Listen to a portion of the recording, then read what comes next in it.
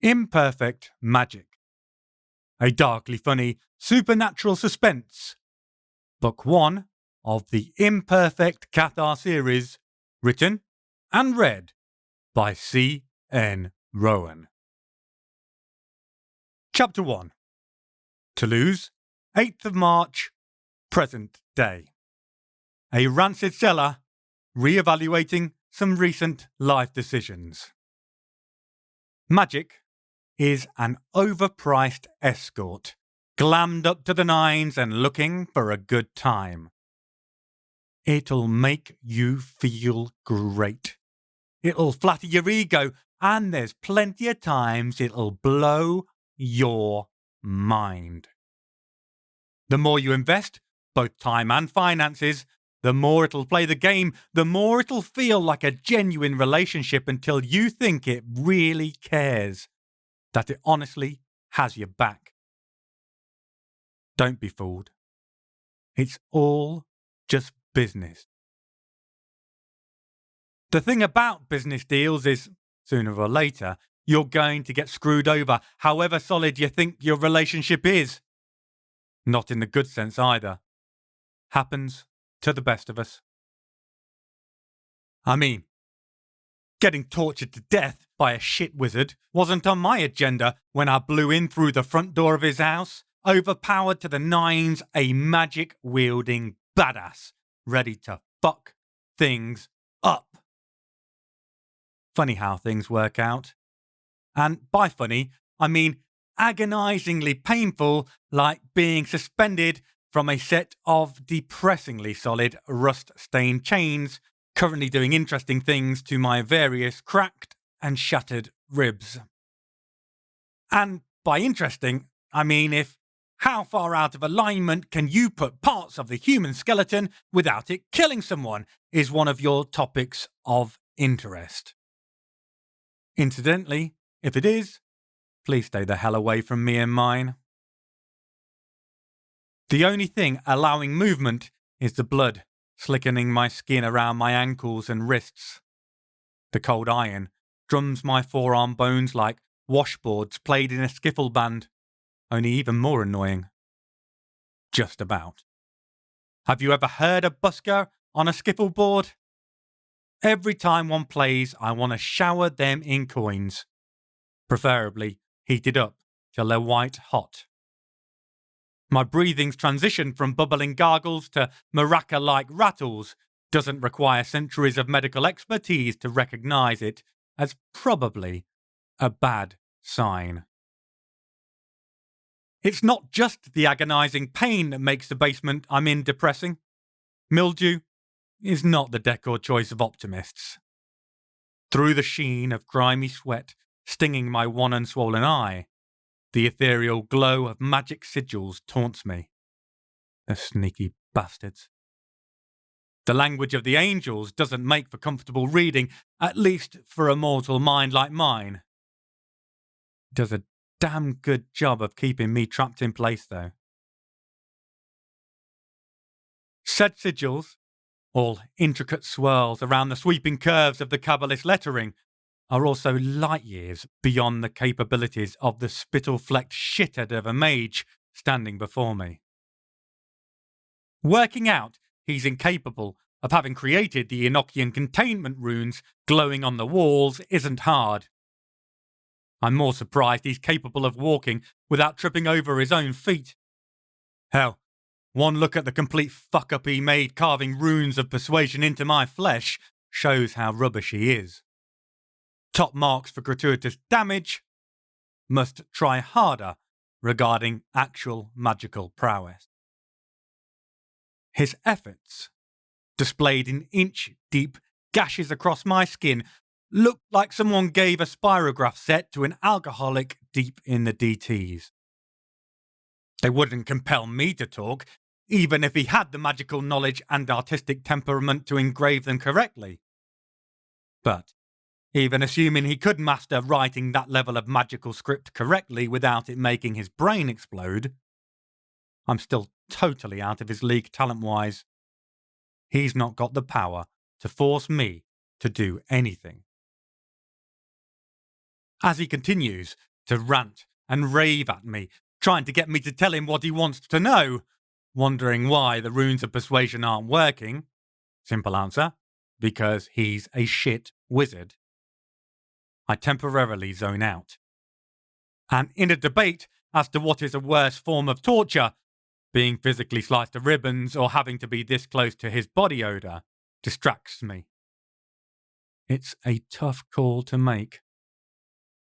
The continued screaming up in my face brings me back to the situation at hand, while the rancid breath accompanying it is a painful reminder of the importance to brush after every meal, as well as being further evidence that cleanliness was an early offering on the altar in his quest for magical power.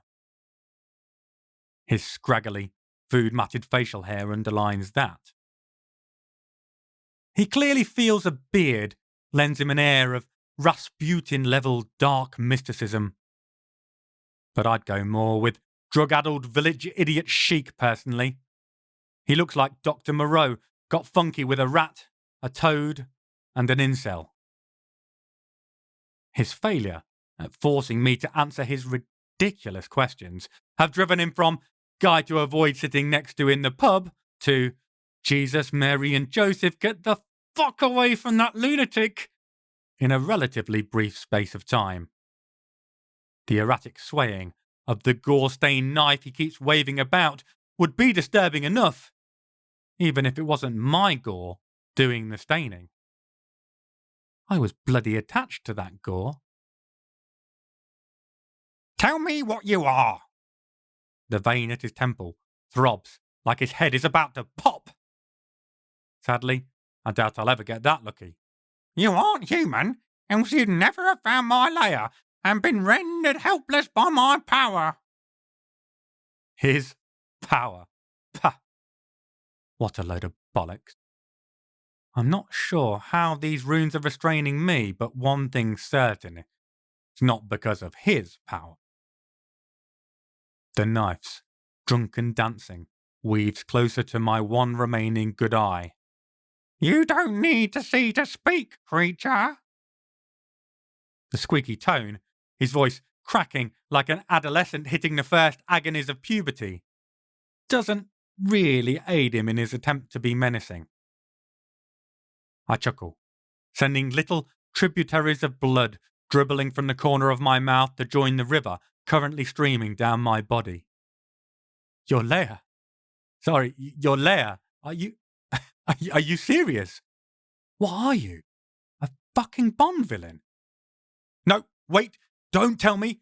You're an alpha lone wolf or coyote, misunderstood by a society that will one day regret it ever dared reject your magnificent superiority. I flick my eyes up and down his spindly form. A filthy magician's robe that looks suspiciously like a hastily altered threadbare dressing gown hangs from his bony shoulders. It doesn't give him quite the aura of evil genius I suspect he was going for. Nah, mech, you don't fit as an alpha wolf. More likely a weasel or... I take a sniff, wincing. Skunk, I'd say. I roar my agony at the low-set cement ceiling as a razor-like knife is buried several inches into my right shoulder. It being pulled out again isn't a barrel of laughs either. I gulp down desperate mouthfuls of air as it resumes its two-step choreography in front of my iris, panting, physically broken. I look past its vanishing point to the insane little shit spawn wielding it. Okay, I'll tell you, I whine, struggling to draw in enough whistling breath to make my words audible. A punctured lung will do that to the best of men. I am definitely not the best of men. He leans forward, without the knife ever leaving its threatening proximity. Greed for forbidden knowledge is carved more clearly on his pock-marked grubby features than his rubbish attempts at runes are on my body. I'm so goddamn damn sexy. I wish I could have switched eyes with your mother to watch myself fuck her brains out last night, Cardona. Pithy put down issued. I slammed my head forward, embedding the blade's tip deep into my brain. Then, accompanied by the sweet, sweet lullaby of his screams of impotent rage, I die. Again. Chapter 2. Toulouse, 8th of March, present day. Somewhere other than the cellar I just died in. A sentence I end up using more often than I really should. I heave in air, filling flattened lungs that have forgotten how to inflate. They had one job to do, damn it, the lazy sods. Mind you, as they've been dead for a while, I suppose I can let them off. My eyes snap open by force of will as I shoot bolt upright. As the lenses start getting their groove on, bringing things back into focus, the round face of a balding fellow looms above me, midway through snapping on disposable surgical gloves. He looks about as shocked and terrified as one would expect upon seeing a several days old corpse suddenly sitting up. I, meanwhile, continue my forward momentum, snapping my forehead to connect between his eyes with a satisfying crunch. The look of fear morphs steadily into glazed confusion before he slides to his knee. I rub at my frown lines as nerve endings in my brand new second-hand body fire up. A quick pat in the appropriate places confirms I'm male again. While female incarnations do happen, they're rare. With my reacquired manhood trying to climb back up into my body because of the freezing mortuary air, I swing my legs off the table, and with only the most minuscule of momentary wobbles, regain my feet. Let's pause here. With me cold, naked, and hardly in the most dignified of postures, and I'll tell you a story. There's not time to tell you everything, but perhaps a little background is a good idea, so I'll tell you a tale that could begin with once upon a time. You know what? As it's mine to tell, I will do. I like fairy tales, even though this one doesn't end like they do in modern times. More like a Brothers Grimm original. But anyway, once upon a time, in the south of France, there was a religious group whose beliefs became the latest craze sweeping the Languedoc. They were called the Good Christians at the time, although nowadays the term Cathar is used. And they had some beliefs that the established church thought were pretty wacky, like vegetarianism, reincarnation, and dualism. 2 gods, 1 good, 1 evil. Guess which one they thought made the world. Then there were the beliefs we had, yes, I was part of it, that the church considered downright dangerous. Beliefs like equality between the sexes, tolerance for other religions, and that perhaps priests should concentrate on living humble, morally spotless lives rather than trying to amass wealth and power. I'm pretty sure the last one was the straw that broke the camel's back. The church showed all its accrued Christian values by launching a crusade against us. They spent 100 years wiping us out, along with everyone who'd ever supported us, creating the Inquisition as they went, which is, I'm pretty sure, not entirely what Jesus Christ would have done in their shoes. Back then, I was a good Christian perfect, a priest. As happens to most of us, I died. Although how I died is a stranger tale than most, involving dark magic during that terrible, bloody crusade. What's even weirder is that it didn't stick. Instead, I woke up in the nearest dead body, and I did so every time I died, for over 800 years. Time changes a man. I might have been a perfect once, but nowadays, well, let's just say I don't think anyone's likely to come to me looking for moral guidance. Better off asking a magic 8-ball. Or smoking one, maybe. As I stand up, my feet seem to stretch, my legs enlarge, and my body becomes defined by centuries of martial arts and street fighting rather than channel surfing and TV dinners. Looking in the mirrored aluminium lining the side wall, I see my original bronze, hawk-like features staring back. Deep, brown, practically pitch-black eyes quirk sardonically. My hair is short, kept cropped by preference. Thankfully, the magic seems to recognise that. My curly locks might look fabulous grown out, but they're too convenient for enemies to grab hold of. I look like I'm in my mid-30s. I'd say that's a more accurate count of the number of lives I've lived, except I burnt through 30-odd bodies in my first couple of centuries. How many times have I died since? I lost count long ago. My dark Mediterranean skin is a natural result of centuries of Spaniards intermingling with North African rulers and Gallic northerners venturing towards the mountains. Occitans of my era were closer, both geographically and spiritually, to our cousins on the other side of the Pyrenees, and I blend easily into the cultural mix of modern-day Toulouse. I'm assumed to be from the Maghreb, or have dual heritage, or else hail from Gitan travelling folk. And in a way, these are all the case. More precisely, my ethnic mix predates such distinction. Looking at myself in the burnished metal, I see the same physical form I've worn time after time, life after life, since I died. Is this really the body I have now? Well, yes and no. The magic definitely reshapes it little by little, but I don't get it all straight away. I look like myself, fully, sure. But underneath it, my physical tone remains that of an unfit, late-20s male who would struggle to walk further than the nearest takeaway. Thankfully, with my hectic, death-defying, or often failing to death-defy lifestyle, that will rapidly adjust. It's an accelerated process, all tied into my reincarnation magic somehow. The only difference I've noticed when I come back compared to my first life is a slight change of height to keep up with evolutionary differences over the years.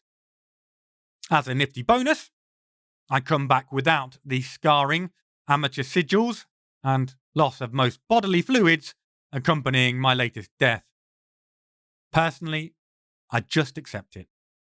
Cleverer minds than mine have tried to unravel the mystery without success. For me, looking like myself makes adjusting to a new body easier to manage. I'll take that as a win. Thanks very much. Maybe the magic is just responding to how I see myself in my head, reshaping my new body to fit my self-image. Call me vain if you want, although maybe not too loudly. Insulting powerful magicians who can make your eyeballs boil in your face is rarely a good survival tactic. Right, I mutter to myself, well aware and long past caring that it is a sign of encroaching madness. Cold-cocked, one innocent bystander should keep me safely anchored. I don't know if it is my overactive imagination, but I feel like I can sense the comfortable weight of sin on my soul keeping me tied to the mortal plane. You might think, after 800 years, I'd be ready to let go and give it a rest, and honestly, there were a few times in my many lives when I felt ready to call it quits. Problem is, when a Cathar perfect stops being perfect, there's no happy afterlife waiting, no giving the wheel of Dharma another spin. The soul turns to dust on death. Gone. Obliterated. I broke my vows, sinned, willingly. When I finally die, once and for all, I'll cease to be. End. Finito. I'm not ready for that. Not yet. So I have to make sure to never get too close to being perfect. I crack and roll my shoulders, wincing as the muscles perform a Mexican wave from left to right and back again. The stretching helps settle me, though. I turn my attention to the unconscious heap next to the table. My first job is to verify he's still breathing. I know I didn't hit him hard enough to do any serious damage, but his romantic entanglement with the floor could have come with additional complications, so I give him a proper once over. He seems to have escaped relatively unscathed, apart from chipped upper incisors and impact bruising to the left temple. If left untended, it'll stain the side of his head in an impressionist seascape's vibrant greens and blues. Pretty, but painful. Like a rose's thorns, or reality TV stars trying to act. Summoning the enamel shards to my hand with a thought, I carefully reconstruct his tooth casing. I heal his tissue damage part way, enough to be believable he fell without causing him too much pain past his initial waking up. Sorry, Pascal, I say, patting his cheek. The poor sod always seems to be on duty when I die. I swear I don't check his work schedule beforehand. Maybe he's a workaholic, or my dying just syncs naturally with his roster, but I have to say, I've started finding his presence comforting. Like waking up to be greeted by a friend. Only one that you headbutt, rather than say hi to. I force muscles, screaming in protest at being press-ganged into action to haul a dead-weight coroner into a more comfortable position. He'll wake up, assume he slipped over, and then continue with his day, blissfully ignorant that he is one corpse down. I can always pull what Aisha, a dear friend, calls my Jedi mind tricks on mortals when needed. But there isn't any need. The body, being forgotten, is an integral part of my reincarnation magic. No effort required on my part. The funeral will be closed casket, the families will ask no questions, and the misplaced body becomes Paul Bonham, wandering the Toulousan streets once more. Pascal won't question the situation any more than to sigh and make himself another coffee or, considering the clock on the wall says we are past midday, a pastis going light on the water. It's strange. Mind magic is normally bad news. This, though, seems like something else entirely, just one more of the endless enigmas around my continued existence. I want to stress again, though, reincarnating, not body stealing, damn it. No matter how much Aisha enjoys pointing at me and screaming every time I turn up in a new one. I make a slight gesture to open my etheric storage space, an invisible storage locker that follows me everywhere, if you will, and take out one of several burner phones I stashed in there. Tapping in Aisha's number from memory, I let it ring 3 times, hang up. Ring back for 4 rings, hang up, then call back again. I sigh at the questioning tinny squawks vibrating out of the speaker. Look, I say, just get over to Perpan Hospital's morgue and pick me up. Yes, again, yes, I know. I'm less than happy about it too, but we can save the berating for later. I smile, with all the friendliness of a mob boss, discussing late repayment options. Priority at the moment, we've got a shit wizard we need to fuck right up. Chapter 3. Toulouse, 8th of March, present day. Cursing myself for forgetting to stash sunglasses alongside my burner phone. To be remedied at a later date. I stumble out of the main doors of Perpan Hospital, wincing into harsh, streaming sunlight, my eyes still struggling to get their act together regarding basic focusing muscle movements. The warmth feels good. I've thrown together illusory clothes so as not to dish out heart attacks to the poor patients and doctors. but they're not doing anything to actually stop the chilblains rising on my skin. A tram glides to a stop opposite, discharging a mixture of hospital employees, glum visitors, and the occasional walking wounded lucky enough not to need an ambulance, but not lucky enough to have a ride to A&E. The bustling hubbub ends, the handoff of passengers in and out of the metallic carapace complete. After a momentary blare of a siren, the hushing slide of doors brings a comparative quiet back to my world. With the smooth disappearance of the tram, I see Aisha across the tracks, waiting against a sporty-looking Alpine A110. She certainly wasn't driving that the last time I saw her. I don't know how much time has passed since then, though. Time flies when you're having fun. Or when being artlessly carved up by insecure and mentally deranged mages. Potato, potato. Aisha regards me with the patient expression of a trained killer who knows the exact worth of every second currently wasted. The slight frown shows the chances of her demonstrating said skills on me for free are increasing equally rapidly. Tight, black curls frame her sharp cheekbones and haughty features. Her eyes are two dark teardrops burned back into the shadow of the aquiline curve of her nose. A Ciala tattoo divides her chin, its tree branch growths like sprouting arrowheads, the interspersed seed dots marking her passage into womanhood. Although she isn't tall, her presence carries the weight of character and experience, making people instinctively move aside to let her pass, excluding the terminally stupid.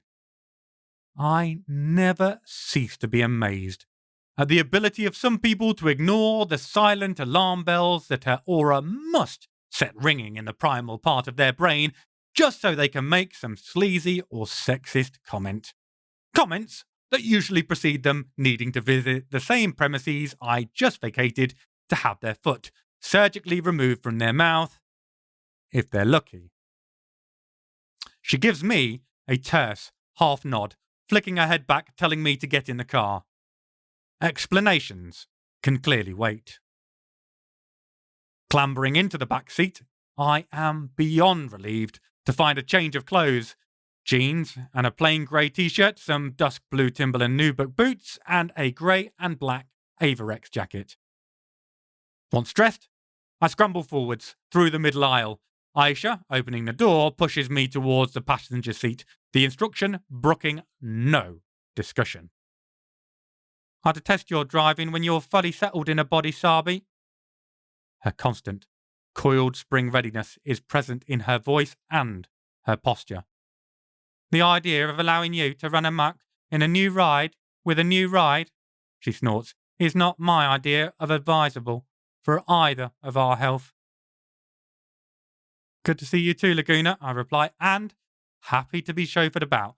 Wouldn't dream of objecting. Honestly, I'm just happy to be in one piece again. The last few days... I stop. How long have I been gone?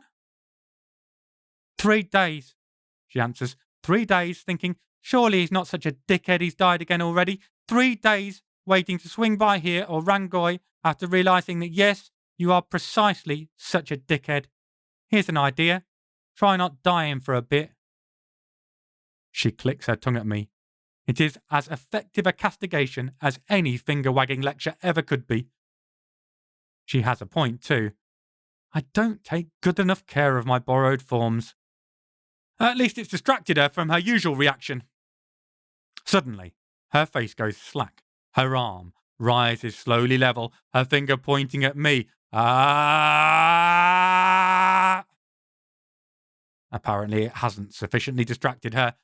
I half slap her hand away, groaning, Yes, thank you, Donald Sutherland. That still feels as fresh as ever, multitudinous bodies later. I shall revoke your Netflix privileges if it continues. I wag my finger at her. The power of shared passwords compels you. She responds with a dismissive wrist wave. Then, her features lock down again, and she returns to her high-strung, uber-vigilant state, sliding out into the flow of cars. "Where to then, Paul?" she asks. Her visual scanning rate is a marvel. The sort of thing government spooks would kill to master. She is constantly aware, analysing all the pedestrians and vehicles in our vicinity, every glint and reflected image.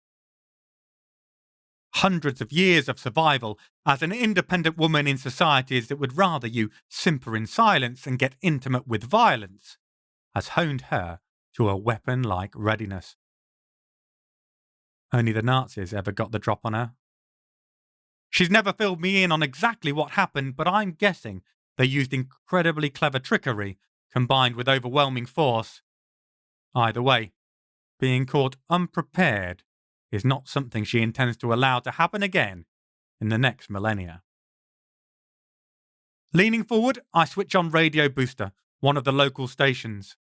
I know some people think radio is outdated, but hey, so am I. I can live with that.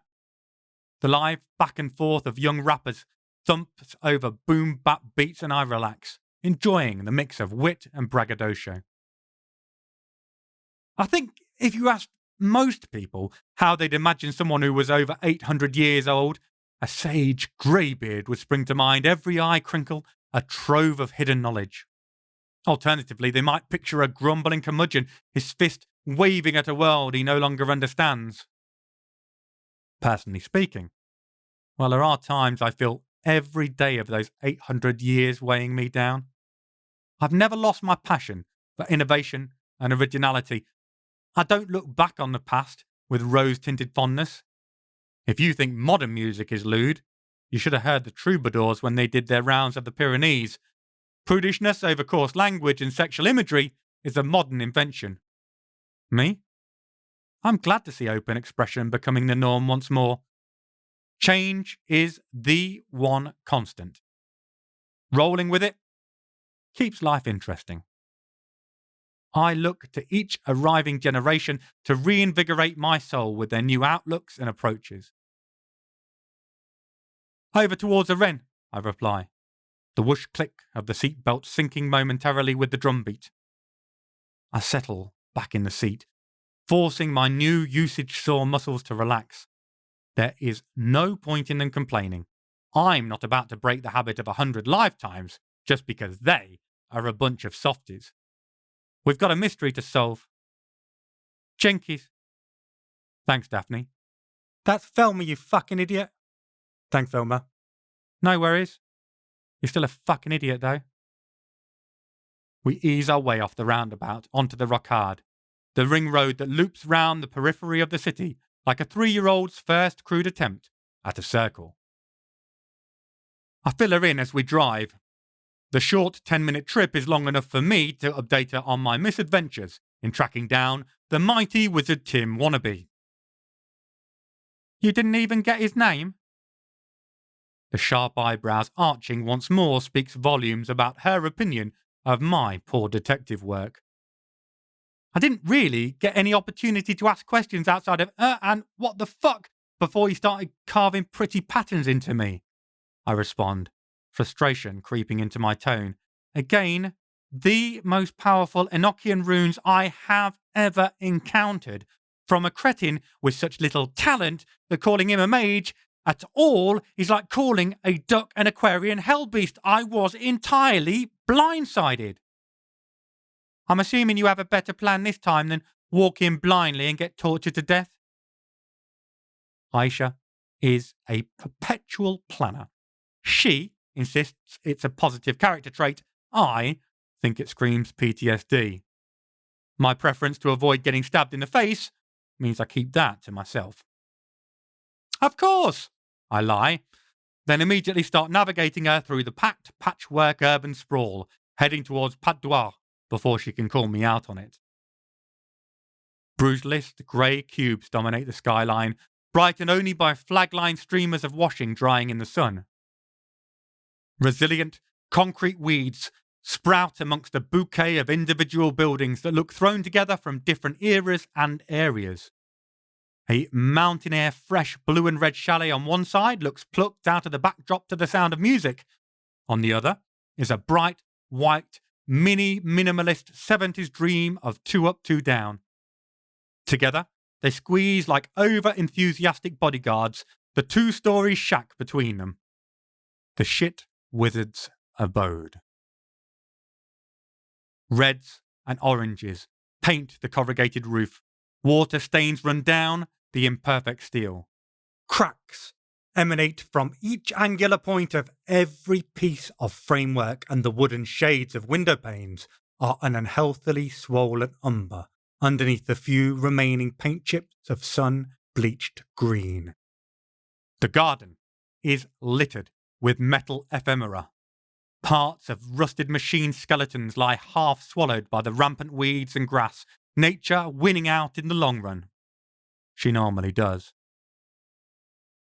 Broken glass shards refract anemic rainbows from the sun's lazy descent behind the hulking neighbouring tower block. I point the house out, and we position ourselves across from it, snagging an on-street parking spot with views of both the building itself and the corners of each intersection. The road lies strung between two larger residential streets. I make enough illusory changes to my face to make me unrecognisable to the schmuck, but Aisha doesn't bother. He didn't know who or what I was. The chances of him being aware of who my friends are remain minimal. I swivel my gaze back and forth. Aisha is much more naturally aware than I am. She's not seen the guy, and his talent isn't strong enough to make him obvious at a distance. I keep myself on high alert. It turns out to be unnecessary. Within a few minutes of taking up position, the door cracks open. Out comes our shit wizard, nose first, like a rodent, scenting for danger before locking up. He ducks his head, which is wrapped in a filthy old tan raincoat, and engages in a brief tug-of-war with the half-unhinged wire gate at the edge of his property. I am not sure he is going to win, in all honesty, but eventually he stumbles out onto the pavement, then dips left and heads towards the corner store. We follow, discreetly, pacing him, casually closing or never giving him cause for alarm. He's skittish, though, his hands trembling violently. It looks like my suicide and the following magically disintegrating corpse trick is causing him more distress than the act of heinously torturing me. He turns onto a narrow footpath between two towers and finally glances backwards. We are already within arm's reach. On its own, our closeness undetected would have been unnerving enough. But it's not until I raise a don't look here barrier at each end of the alleyway that the first inkling of his predicament trickles into his expression. Aisha catches him around the Adam's apple with one hand and pins him against the crumbling concrete of a wall. He squawks like a tonsillitis-ridden parrot. I release my illusion, and his eyes, already saucer-like, grow to the size of dinner plates. When Aisha pulls her hand back to leave him suspended against the wall, the reality of the situation is self-evident in his terrified expression as he gasps and chokes for air. I suppose I should pity him. He's a nothing, a pathetic failure from an uncaring society who discovered another secret, wondrous, magical society underneath, and then promptly failed at that too. He is a reject of rejects, and if I was in a better mood, I might feel some sympathy for his predicament. But spending 3 days being carved up like a turkey after the person serving guzzled half a bottle of sherry has strangely reduced my capacity for sympathy. So, funny thing, I start, walking over to him casually. I don't know your name or what you're doing in my city, but what I do know is that, I tap him on the forehead in time with each word, you are a shit wizard. Say it with me now. He coughs and splutters as a red flush spreads up his cheeks. Aisha eases back on the Darth Vader grip and he sucks at the air like a kid in an ice cream soda parlour with a block straw. I give him a few more taps on the forehead as a reminder. I'm a shit wizard, he says, showing a capacity for learning I wasn't sure he had. You are. But credit where credit's due, you kept me captive, which shouldn't have been possible, so let's have a chat about that. Sure he's not capable? Doesn't look like it, but looks can be deceiving. It's a valid point from Aisha. I've run into people who didn't seem capable of hurting a fly, but actually took great pleasure in plucking limbs off ogres for fun, like petals off a daisy. She loves me not.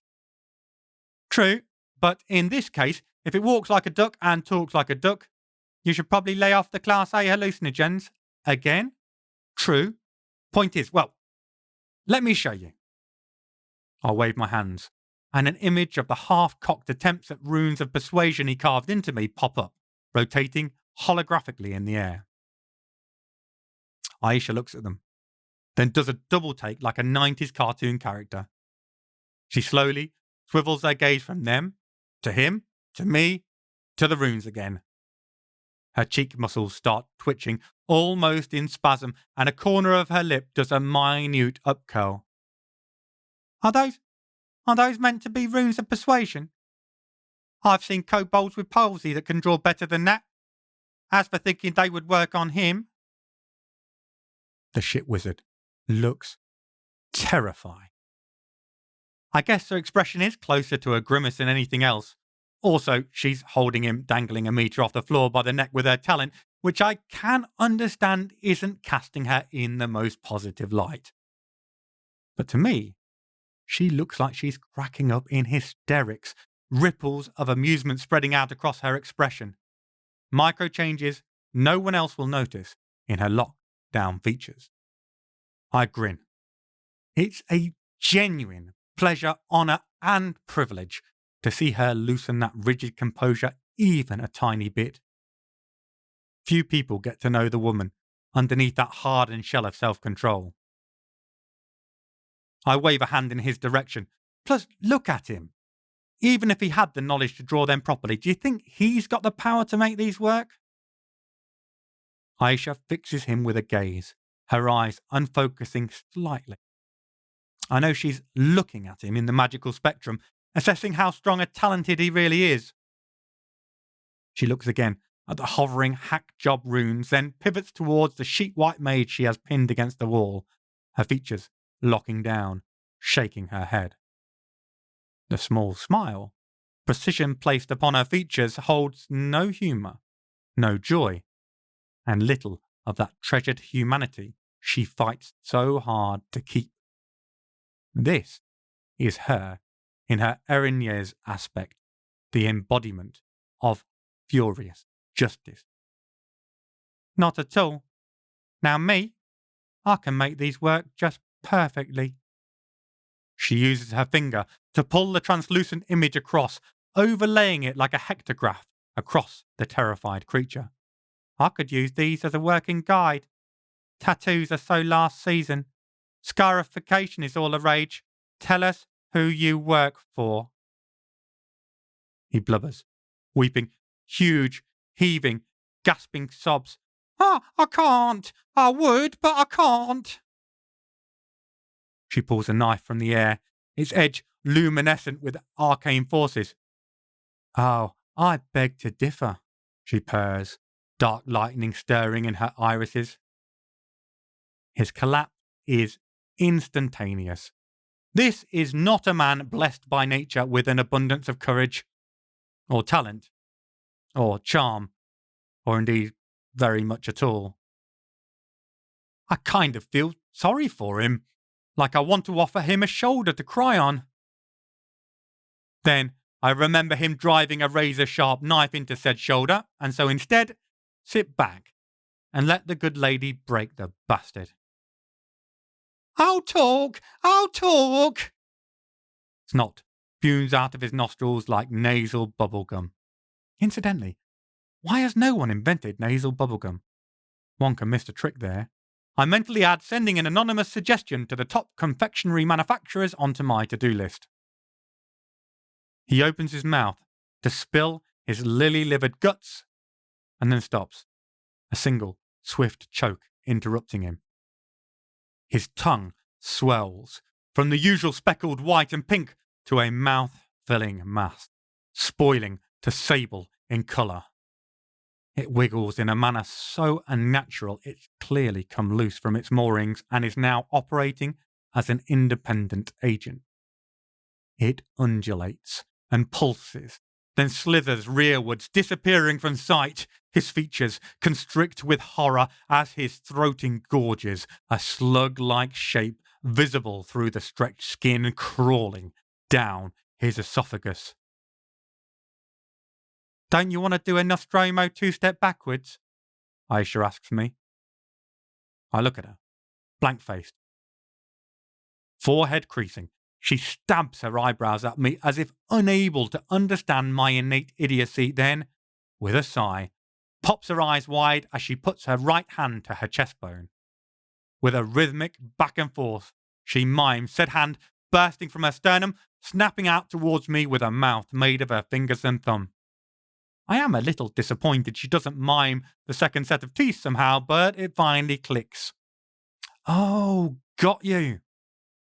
I hastily shuffle backwards, pulling my sword from the ether in case we go full chest burster, and step into an inside stance, my blade point aimed at his upper torso. The shit wizard's eyes roll backwards as he shakes seizure-like, the flickering of his eyelids like one of those 18th century zeotropic handspun animations, the red capillaries straining on the visible white parts of his eyes. As we prepare ourselves for the possibility of doing battle with a hoodoo equivalent of a xenomorph from Alien, his ending becomes less dramatic, if no less disturbing. Around his midsection, the spasmic movement speeds up, becoming a vibration. His stomach roils, rippling about like a lake peppered by hailstones in a sudden storm. The motion becomes increasingly wave-like, spreading up his torso and down his thighs. As we ready ourselves, the centre of the agitated mass blends together, and the stains on the raincoat slide downwards as if sluiced off by a high-powered hose. It isn't simply the stains slewing away. The raincoat itself goes too, and so does the shit wizard himself. Flesh liquefies, and a rapidly expanding hole forms in his guts, the chalk grey concrete visible through it, growing from the size of a euro to a fist. I can make out a faded graffiti tag by Spasm, still left as a piece of history on the wall behind him. The trickle becomes a torrent, and the wannabe Oscar Diggs disintegrates, liquefying before our eyes. Well, that was anticlimactic and yet still mildly vomit-inducing, I say, peering into the puddle of brown, red, and white slush, quickly evaporating into nothingness. An effective hex to have used on an ineffective shit stain? Aisha clicks her tongue as she frog bends her knees to peer at the last traces of the nameless, talentless, lookless wizard. Did you recognise the spell at all? I stretch my shoulders back, letting the tension dissipate, standing down from my readied state. Well, there are various schools of magic that could pull off similar curses, but it looked like the Eastern Yaga school sort of work, although I've seen something not dissimilar work by a pissed-off Kylek in the Wicklow Mountains as well. When so many of us magic users are long-lived, intermingling of magics is a natural byproduct, useful when we want to learn, less so when pinpointing origins. We trudge back to the squat, ramshackle house, a drunken celebrant held upright by the accommodating arms of his long-suffering neighbours. The garden itself is unwarded, and the front door carries protection so fragile and poorly constructed that I went through them the first time I busted into his house without even needing to break them. This time, I slow down and look past the first layer of the workings cast by our Arnold Tote impersonator. I look underneath the flaking emulsion, beneath the poorly shaped sigils, further and deeper in. As I concentrate, I can make out the sensation, then the visual shape of the Enochian runes that bound me, holding me powerless as soon as I entered. I'm reasonably skilled at deciphering and deactivating Enochian markings. I studied under the best, even if crafting them isn't the main part of my skill set. But these are leagues beyond my capacity. That's why they so effectively unmade my talent after my grand entrance, sapping both my magical and physical strength, and leaving me at the mercy of the bargain basement spellslinger I stumbled across. These aren't just beyond the shit wizard, though. They're beyond me, beyond almost every talented I've ever come across. There's only one person I can think of who might have done this level of Kabbalist working, Isaac, and that's because he created Kabbalah. Well, there is one other. Problem is, he's been missing for over 200 years. I'm pretty sure he's dead, however much Isaac's never given up hope. Have you ever had a mentor? Someone who's there to help and guide you, to tolerate those moments of plain stupidity or rash foolishness, to help you become a better person? Could be a friend or a family member or a teacher, doesn't matter. Point is, someone who changes your life, changes you. Someone who stays with you, guiding your steps forward. A constant you can turn to when all else seems like shifting sands. Then, one day, something happened. A loss, a death, a pain that mentor figure can't fully conceal because it is breaking something in them, lessens them. For you, they never cease to be the giant they've always been, but you see behind the illusion to the human hurting under the facade. Perhaps they become quieter, less active, or withdraw, disconnecting little by little from the world around them. That's what Isaac did when he lost his brother Jacob, when his searching turned up nothing. I look over at Aisha. Could you do this? Simple question. Not that I believe she did it, but because I know she'll be brutally honest. Brutality and honesty, two things you can rely on Aisha for. She looks, cocks her head, considering, then shakes it. No. Could undo it, or smash it to pieces, from the outside at least, but make it. She shakes her head again. As I thought, Aisha's a master of force, but this sort of finessed working isn't her forte. I try a different tack. Who could work this? Her eyes narrow, concentration evident. The sister and a Bordeaux combined, perhaps? Still not likely. Can't think of any off the top of my head. Needs to be a top-tier talented and Kabbalist. She's right, as usual. It's not just the terrifying level of power you'd need. I couldn't have come up with these sigils, and I studied under the man who invented the whole discipline. A man I love like a father. A man who's been consumed by the search for his lost brother. A brother who is the only other talented I can think of who could do these workings.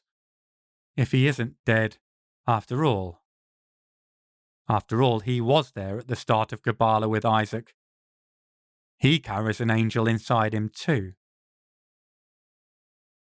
Problem is, if he isn't dead, then where's he been? He can't have been held captive.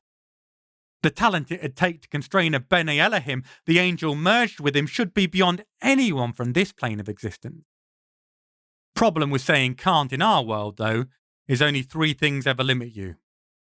A lack of knowledge, a lack of talent, or a lack of imagination. Maybe the last one is my stumbling block. Perfect example. Knowing the deadly silent killer opposite me as I do, radiating power and potential violence, I can't imagine anyone ever getting the best of her, coming up with a way to hold her captive, even though I know they did. After all, I rest. Chapter 4. La Rochelle, 30th of April, 1945. It's nerve-wracking work, infiltrating an Ananerba stronghold. At least it is, when you can't just kill every living creature you meet. I don't want to be here. The good God knows I've worked hard enough to avoid open confrontation with the occult forces on the opposing side. Thwart them? Sure. Wherever I can. But this war has been one long fucking atrocity from start to finish. If that becomes open warfare between the talented on each side as well, it might replace the First World War as the war to end all wars by becoming the war to end the planet. Some things can't be left uninvestigated, though. The Allied forces are pushing back the Germans and their Axis step by step, and all of France is finally liberated. All of France, that is. Apart from this one little corner, a single city out on the western coast, complete with U-boat submarine bunkers, has been left alone, isolated and besieged by British troops. But it doesn't add up. Plane drops are getting through each week, despite Allied dominance of the skies, and there's just no push to recapture La Rochelle, to free the citizens and defeat this last Nazi stronghold. So, someone had to come and have a look, and that someone ended up being me. The reason became immediately evident. The shimmer covering the entire city is visible from miles away. Of course, you'll only see it if you're talented. The effect, though, that works on everyone. A persuasive magic to say, hey, this place isn't worth it. Leave it be. Carry on. Nothing to see here. They can't cast a don't look here big enough to make people forget La Rochelle exists. But this is the next best thing. An impressive working. I'd appreciate it more if I wasn't terrified as to where they are garnering the energy to power it.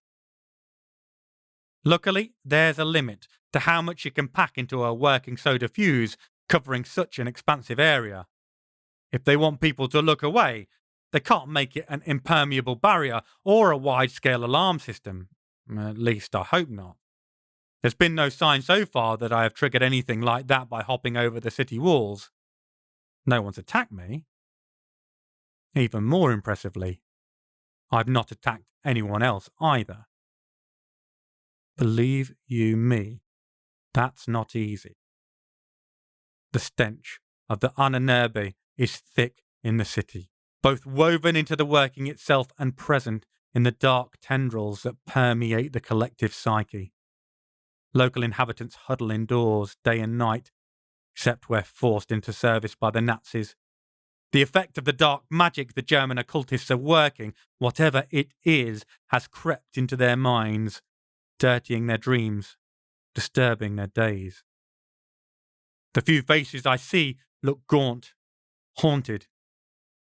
Just living here is a form of torture. Sadly, torture is a specialty of these particular brand of talented fuckers. So, despite my more impetuous nature, I make my way through the town without slaughtering every man I meet wearing that ridiculous grey uniform that hides a heartless killer. Perhaps on the way back I'll indulge. First, I need to find out what the hell is going on here. It has to be something big. Has to be. And the magical signature, that stench of dark power that pervades this place, all seems to emanate from the docks, dragging me towards it. The huge metal door of my destination looks like it's been lifted straight from a submarine, complete with locking wheel in the centre. I can't help wondering what they've got behind there that they feel the need to keep it under such airtight, precisely regulated conditions. It probably means I should favour caution. I've done enough of that for tonight, though. There are limits to everyone's self-control. Is it a waste of talent to explode the door inwards, crumpling the frame and burying it into the concrete wall opposite? Probably. Still, there's anger and grief aplenty inside me from all we've found out about what these Nazi shitheels have been up to these last few years. I'll burn some of that for a while. And then, 2 doors later, I don't need to burn any of my stored up emotions anymore. There's plenty to fuel my rage right here. It's a lab of sorts. That bastard hybrids the Ananurbi love to make.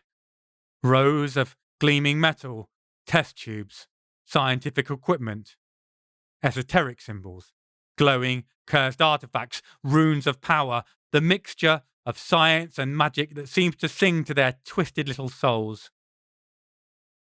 And then there's the experiments. There's a particular horror to finding a dead friend. It's worse to find them dismembered, labelled up in their respective parts, floating in formaldehyde. Even more so when it's more than one. Cannabis, Fahalon, Sweet Simite. People who welcome me into their homes with rites of hospitality that span back almost longer than their extended lives. Sure, they weren't human.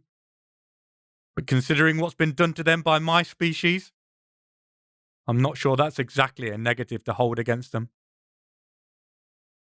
Gentilax and kobolds, gnomes and nens. The good God knows I'm tempted to get a message to summer or winter to let King Oberon and Queen Maeve know what's been done to their denizens in our world of late, even if some of them have been so long absent from the land of the Fae as to hardly count as subjects to either anymore. Except then their ire might get raised, and they might decide to do something about it, which would probably be worse even than the fucking Nazis. It'd be a close call. Some had just dissected torsos or heads, bobbing about in the preserving fluid. Those are the lucky ones. There are others whose suffering isn't over, not by a long shot. Male loups-garous, werewolves, have their skin stripped back to reveal their distinct musculature, their flesh rippling through a forced change back and forth. Rictus, agonised grins exposed by the bottom half of their faces being naught but gleaming bone. A dryad bleeds sap into a funnel, where it's whipped away into a machine. Maybe they're analysing it, seeking to replicate her ability to stimulate crops. Or maybe they just like making her bleed. Then I find the children. 2 centaurs, a boy and a girl. Age hard to tell because of their suffering, but not yet teenagers. Close enough in features to be siblings at least, perhaps even twins. They've been halved, separated off into their 2 parts. The horse limbs kick weakly. Their faces stream with tears, their innocence and childhood stripped away from them just as completely as their lower bodies. I can't tell what's keeping them alive. They're surrounded by technology I don't understand and aglow with magic I don't want to. Tearing through the invasive wiring and the unholy wards, I pull their bodies back together. It does nothing. The minute the stasis is broken, they're gone. I've no regret. There's no way I'd have left them suffering like that a moment longer. Actually, that's a lie. I've lots of regrets. Regrets I didn't find out about this and get here sooner, early enough to save them. That I regret. If I didn't just have to kill 2 kids, didn't just see their suffering slowly fade away in relief along with the light in their eyes. The next thing might have been the worst thing I've ever seen. Stories are emerging of exactly what horrors the Nazis have perpetrated against their fellow humans for the flimsiest of reasons. The truth of that's already been clearly demonstrated by what I've seen.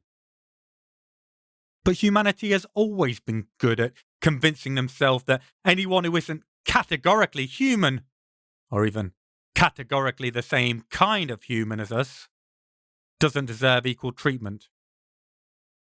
What I'm seeing now, they can't use those sort of excuses.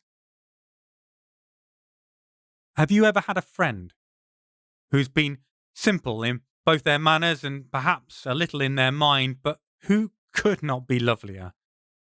That lack of layers, of pretense, that purity of being exactly who they are at all times only makes time spent with them a delight. Gregory Noble is such a friend to me. He lies on the lowest rungs of the talented ladder, little more than a hedge mage who delights in using his little power to help bring bumper crops to his neighbours and perform minor miracles for his village without them ever knowing. He's a nobody in the circles of talent, but his door has always been as open as his heart, his fireside warm, and a meal and bed ever available. There's not much left of that man now. They've sawed the top of his skull off, exposing his brain, and have shoved electrodes deep into the grey matter. His hand is outstretched, flicking constantly, producing a tiny flame each time the electricity fires into that part of his cortex. The muscles around his eyes spasm, flickering in time with the appearance and disappearance. His eyes themselves hold nothing but pain. A pain that's consumed the simple, homely man I call friend. Shutting off the machine stops that pain, but it doesn't bring back Gregory. He's gone. All that's left is to close those eyes for him. He drifts away at last. I've lost so many friends over the centuries. Failed them. Watched them die. Often because of me. Their faces haunt me every single night. Gregory's going to join them. He'll be in good company. The best. All dead because of me. To say I'm angry now is an understatement. I'm a maelstrom, composed of purified rage, and I am ready to tear the roof off this accursed place. The next door crumples before my fury, the metal liquefying and then fleeing from my path, dissolving before my white-hot temper. It's fair to say I'm ready to vent. And here's my chance. In front of me stands a talented. I hardly have to even look because he's clearly the creator of the shielding covering the city. Strands of dark energy pour out, then back in through him, twisting together, forming circuits through which the pollution streams out across the near sky. He's a scrawny character, his face sunken and grizzled, with pepper grey hair that might be from age, or might be from the shit he's seen and done. His SS uniform looks at least a size too big for him. Maybe it's from losing weight. Maybe they're running low on supplies. I don't give a damn. He's not going to need it for much longer. He's saying something, barking syllables at me, first in German and then in French. I speak German fine, but I can't understand what he's saying. Can't really hear it. All I can hear is the sound of my blood pumping in my ears, my heart hammering in time to the throb of my pain. He tries to throw up a shield, but he's powering a major working right now that's draining his energy. I'm not interested in finesse, just in results. I throw a condensed ball of talent straight through his shield and into his chest, then trigger it, shredding him, exploding his viscera outwards to paint the walls, floor, and ceiling. Seeing that red liberally spread across the whole chamber allows me to calm down from the red I was seeing previously. With the goose-stepping fucker dead, the barrier will slowly come down. La Rochelle will probably fall in the next few days. Good. When it does, this place will no longer exist. I'm going to raise it from existence. First, I need to see if I can find anyone else alive in here. To save them if they're prisoners. To wipe them off the face of the earth if they're jailers. Eventually, I find a secured bunker. It's twice as thick in terms of the poured concrete as any of the other rooms, and the heft of the locked door puts all the rest of the steelwork and security to shame. There's a placard, a reference number on the door, and a set of notes on the desk. Sadly, no one to set on fire. It looks like the Nazi scumball I blew up was the last man standing in this base. The rest have all fled on U-boats for the Americas based on the first set of notes I pick up. Our man wanted to finish up the tests he was running before grabbing a submarine due to dock in a couple of days. I cannot tell you how glad I am that he'll never make it to the shores of Argentina. Part of me wants to just tear the door off again. But there's some mighty powerful talented out there, people and creatures, and some of them don't like humans, even when they haven't been captured and experimented on. Whoever and whatever is in here might not take too kindly to me when I come through the door. I need to know what I'm about to find. There's a reason why, in a facility designed for experimenting on talented, this room's built to an even higher specification. It suggests whoever is inside is the living equivalent of a highball bouncing bomb. Knowing who or what I'm walking in on might make the difference as to whether I walk back out again. I leaf through the files, and the name rings a bell. Aisha Kandisha. A name I've encountered in travels through the Middle East. A demon. The boogie woman of Morocco. An evil djinn who brings death and misfortune to all. Except according to their notes, that's not the case at all. According to this, she was a Moroccan noble from Al Jadida. Born in the 9th century, she left her area after she used her femininity to seduce some raiding Portuguese pirates, leading them straight into a trap. The Arab world might have been considerably more enlightened than Europe at that point, but not enough to save her from her reputation being ruined. Faced with scandalized murmurs and evil-eyed gestures thrown up behind her back, Aisha Kandisha headed east. The next set of documents are the bits the Nazis have pieced together about her once she left Morocco. As far as I can see, she ended up in what's now Lebanon and fell in with the Druze, an offspring of Islam still alive today, although considered heretical by many Muslims. Surprising amount of similarities with the beliefs of my fellow good people from my first life. Dualism, equality between men and women, reincarnation. Interesting. The next sheet sets out their primary target, the reason they took her prisoner. Apparently, once accepted into the Druze's inner circle, she ended up the guardian of the Arb al-Hayat, the water of life. So that's how she's still around over 1,000 years later. The notes are pretty dry, but horrific nonetheless, listing all the ways they've tortured her, trying to get information out of her as to the location of the source of eternal life. There are some universal truths that can be held as objective in our world. Water is wet. Fire is hot. Any sentence prefaced with, "I don't mean to be rude, but definitely will be." And everyone breaks under torture. Except she didn't. Nothing they've done to her has made her crack. And they've done a lot. Fuck me, they've done a lot. Apparently, she heals instantly from any injury, something they've put categorically to the test. They sliced her to pieces until she resembled a pile of pulled pork. They superheated her skull until her brain boiled within.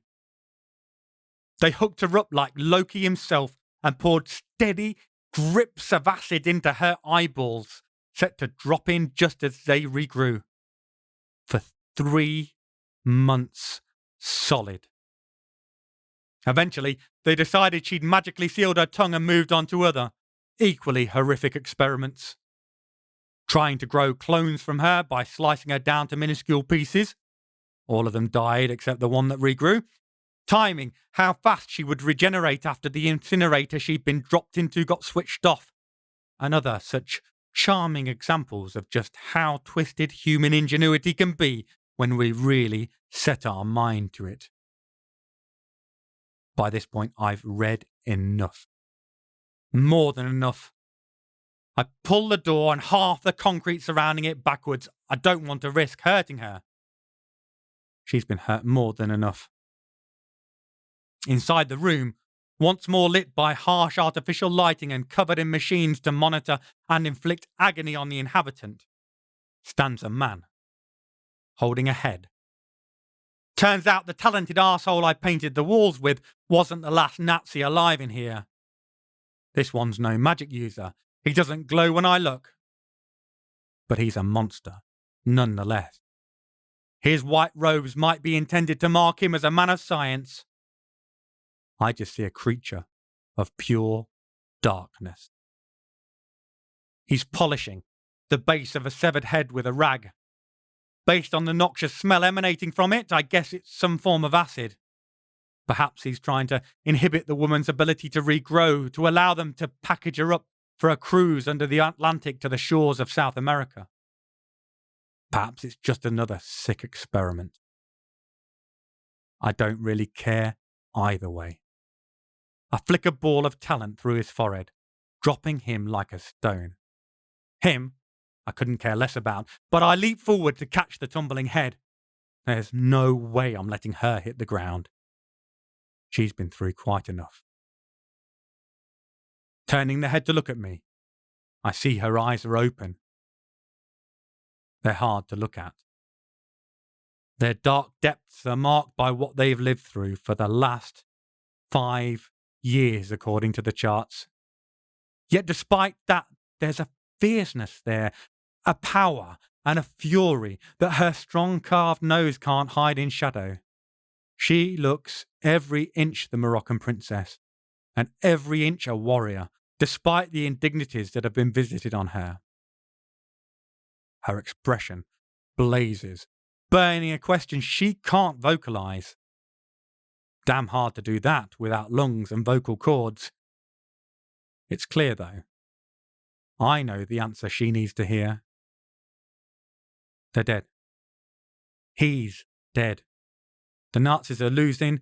The war will be over soon. We're leaving. Her eyes close, deliberately slowly, then reopen. An acknowledgement. A thank you. A single tear rolls down her left cheek. She doesn't need to say more.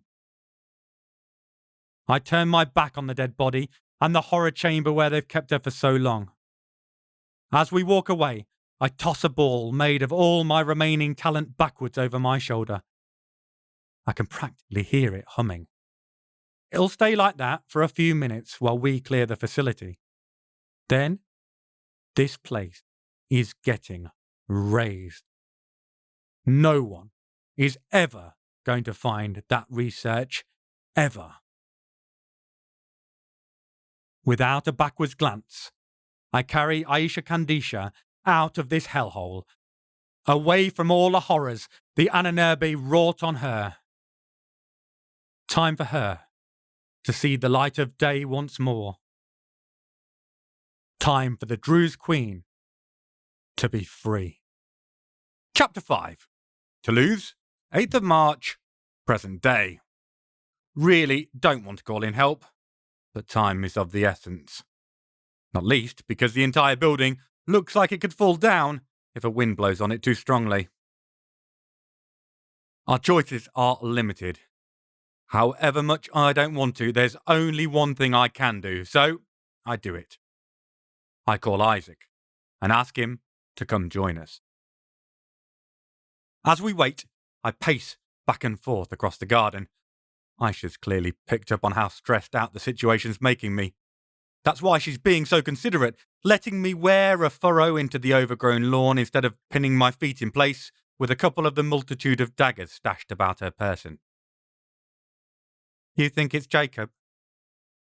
Her voice is calm, monotone for such a momentous question. She's always been better than me at keeping her cool, regardless of the pressure, though. And the good God knows I'm feeling the pressure right now, worrying for Isaac. I stop, swivel, raise a finger. No. Pause. Lower the digit. Yes. Maybe? I sigh and wave a hand, pushing a selection of glass shards and tetanus-covered springs out of the way so I can sit down without needing to go pick up another new body. Look, you know Isaac, right? Mr. Nice Guy, clean as the driven snow, struggles to say naughty words, turns red at the slightest double entendre. Obviously, dickhead. Aisha's known Isaac as long as she's known me. Almost. He's been a pillar of strength for her too. I know how much she loves him, how much she respects him. Jacob was even more so. Like the nicest dude you've ever met. Heart as big as a whale. Clever as fuck, but a bit... I searched for the word. Look at it this way. He made Isaac look worldly wise, okay? Jack always wanted to believe the best of everybody in every single situation. He was the kind of guy who'd get attacked by wolves and then end up persuading them all to turn vegetarian and start running a hospital for poor, injured woodland critters. Hundreds of years ago. Ouch. It's a harsh point, but a fair one. Yeah, you're right, but if he's gone over to the dark side, then something's gone terribly, terribly wrong. Plus, he's still soul-bound to a Bene Elohim. The angels might be aloof fuckers, but I can't see them endorsing the kind of curse that hit the shit wizard. So you don't think it's Jacob? I look at her plaintively. I'm hoping it's not. All I'm really thinking about right now is what Isaac's going to think. Because that's what really matters to me. Down in the depths of my selfish heart, I know there's one person who's never shown me anything but open-handed, honest love. I don't want to see him suffer. Before Jacob disappeared, the two brothers shared everything.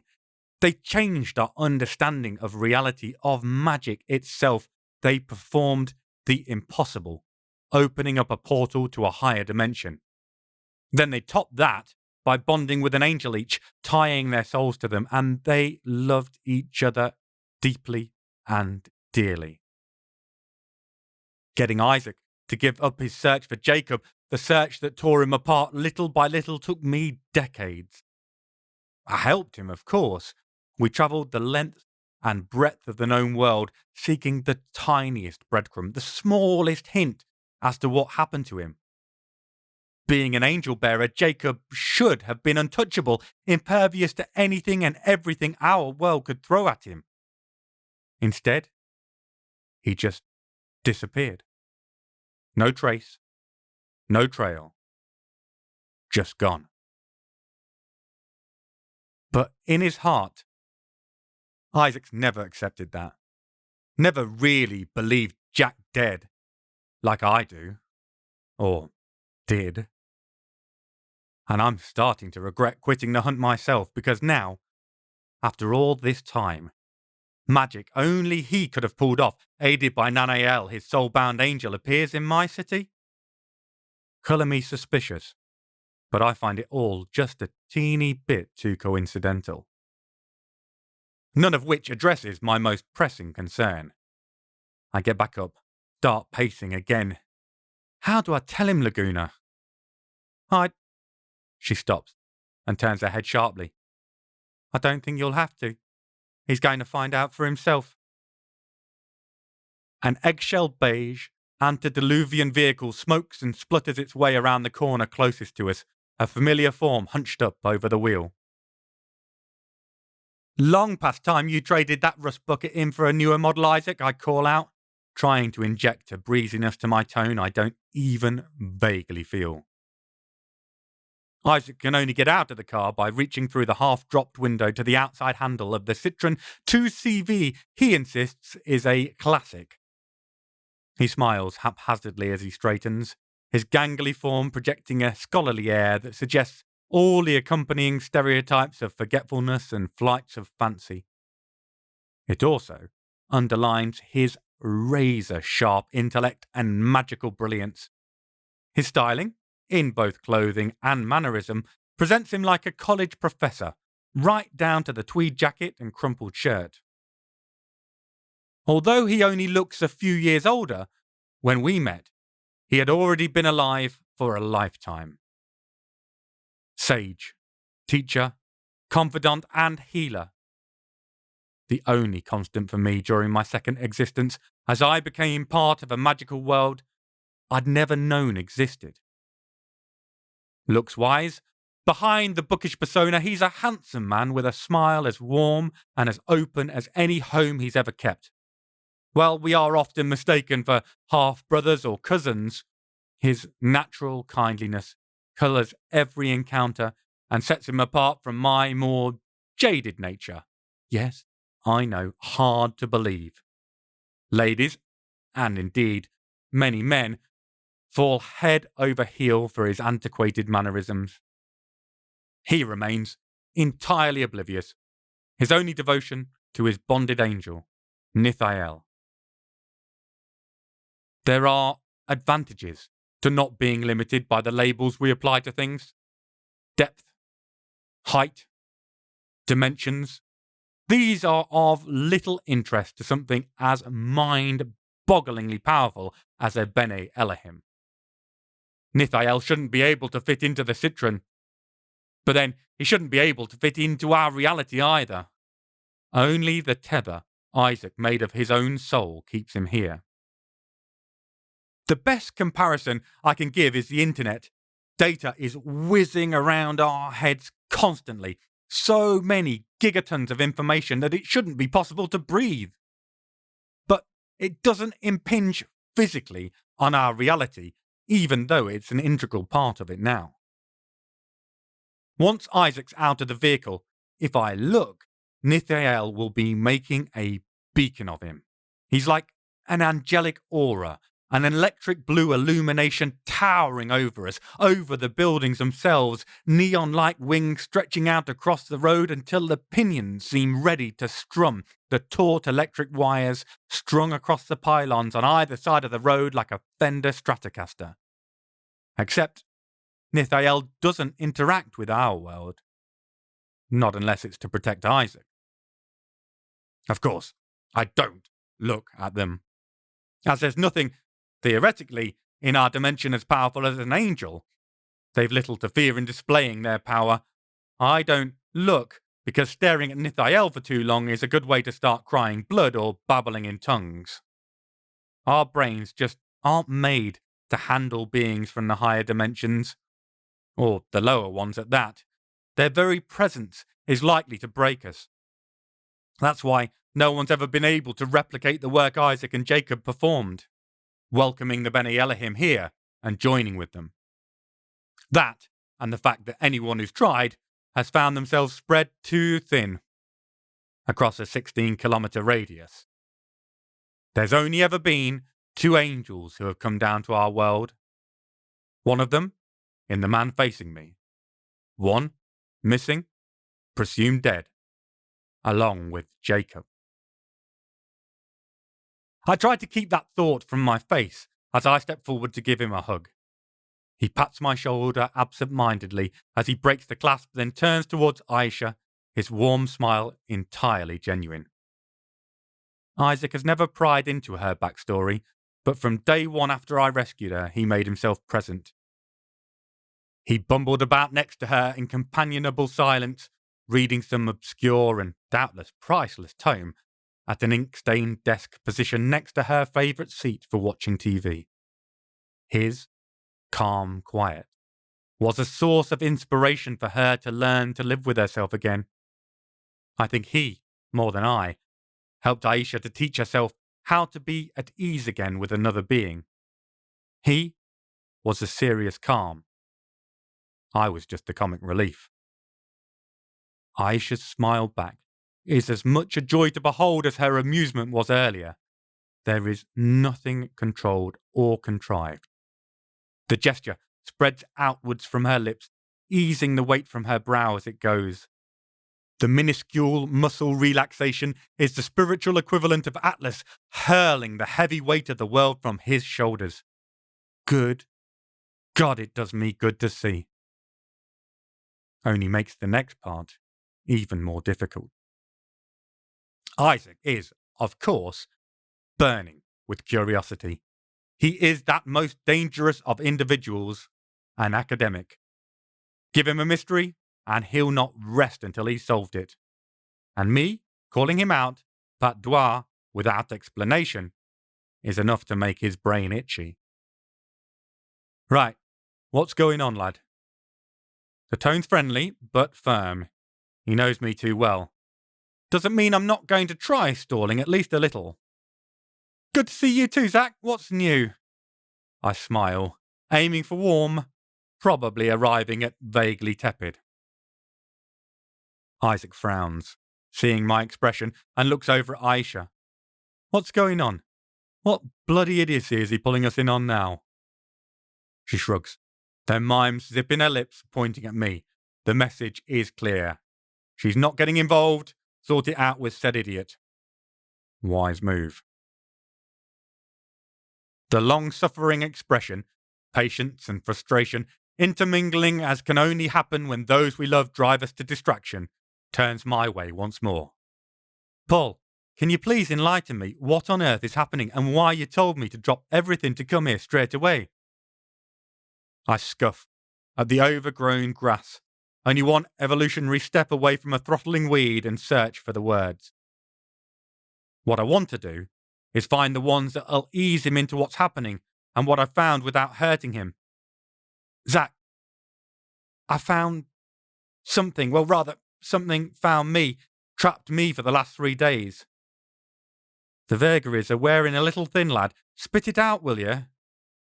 He's still smiling, joking with me. That only makes it worse. I look over at Aisha, who shrugs. The meaning's clear. You're cool. Maybe it's better just to get it said, get it all out in the open. Enochian runes that kick my ass. Isaac's naturally playful expression freezes. You couldn't break them. There's a forcefulness in his phrasing. Way out of my league, both theoretical and talent-wise. He swings towards the lean-to structure and moves forward now with a completely different rhythm. His purposeful gait carries him through the front door, which blows in like a gale before his forceful presence. I follow, watching him anxiously as he halts in front of the basement door, its time-warped frame the main thing keeping it hanging in place. It's been a long time since I've felt such intense focus from Isaac. I'm clenching my fist so hard I can feel my nails piercing the skin. It's so hard, so damnably hard to bring him here, knowing where it might take him back to. Deep down into that pain again, the same one I can always see, just at the edge of his eyes, never fully hidden by that ready smile. Seconds pass. crawling away from us like shrapnel-ridden soldiers across a grave-stained battlefield. I can feel the energy crackling along the peeling wallpaper and half-snapped banister.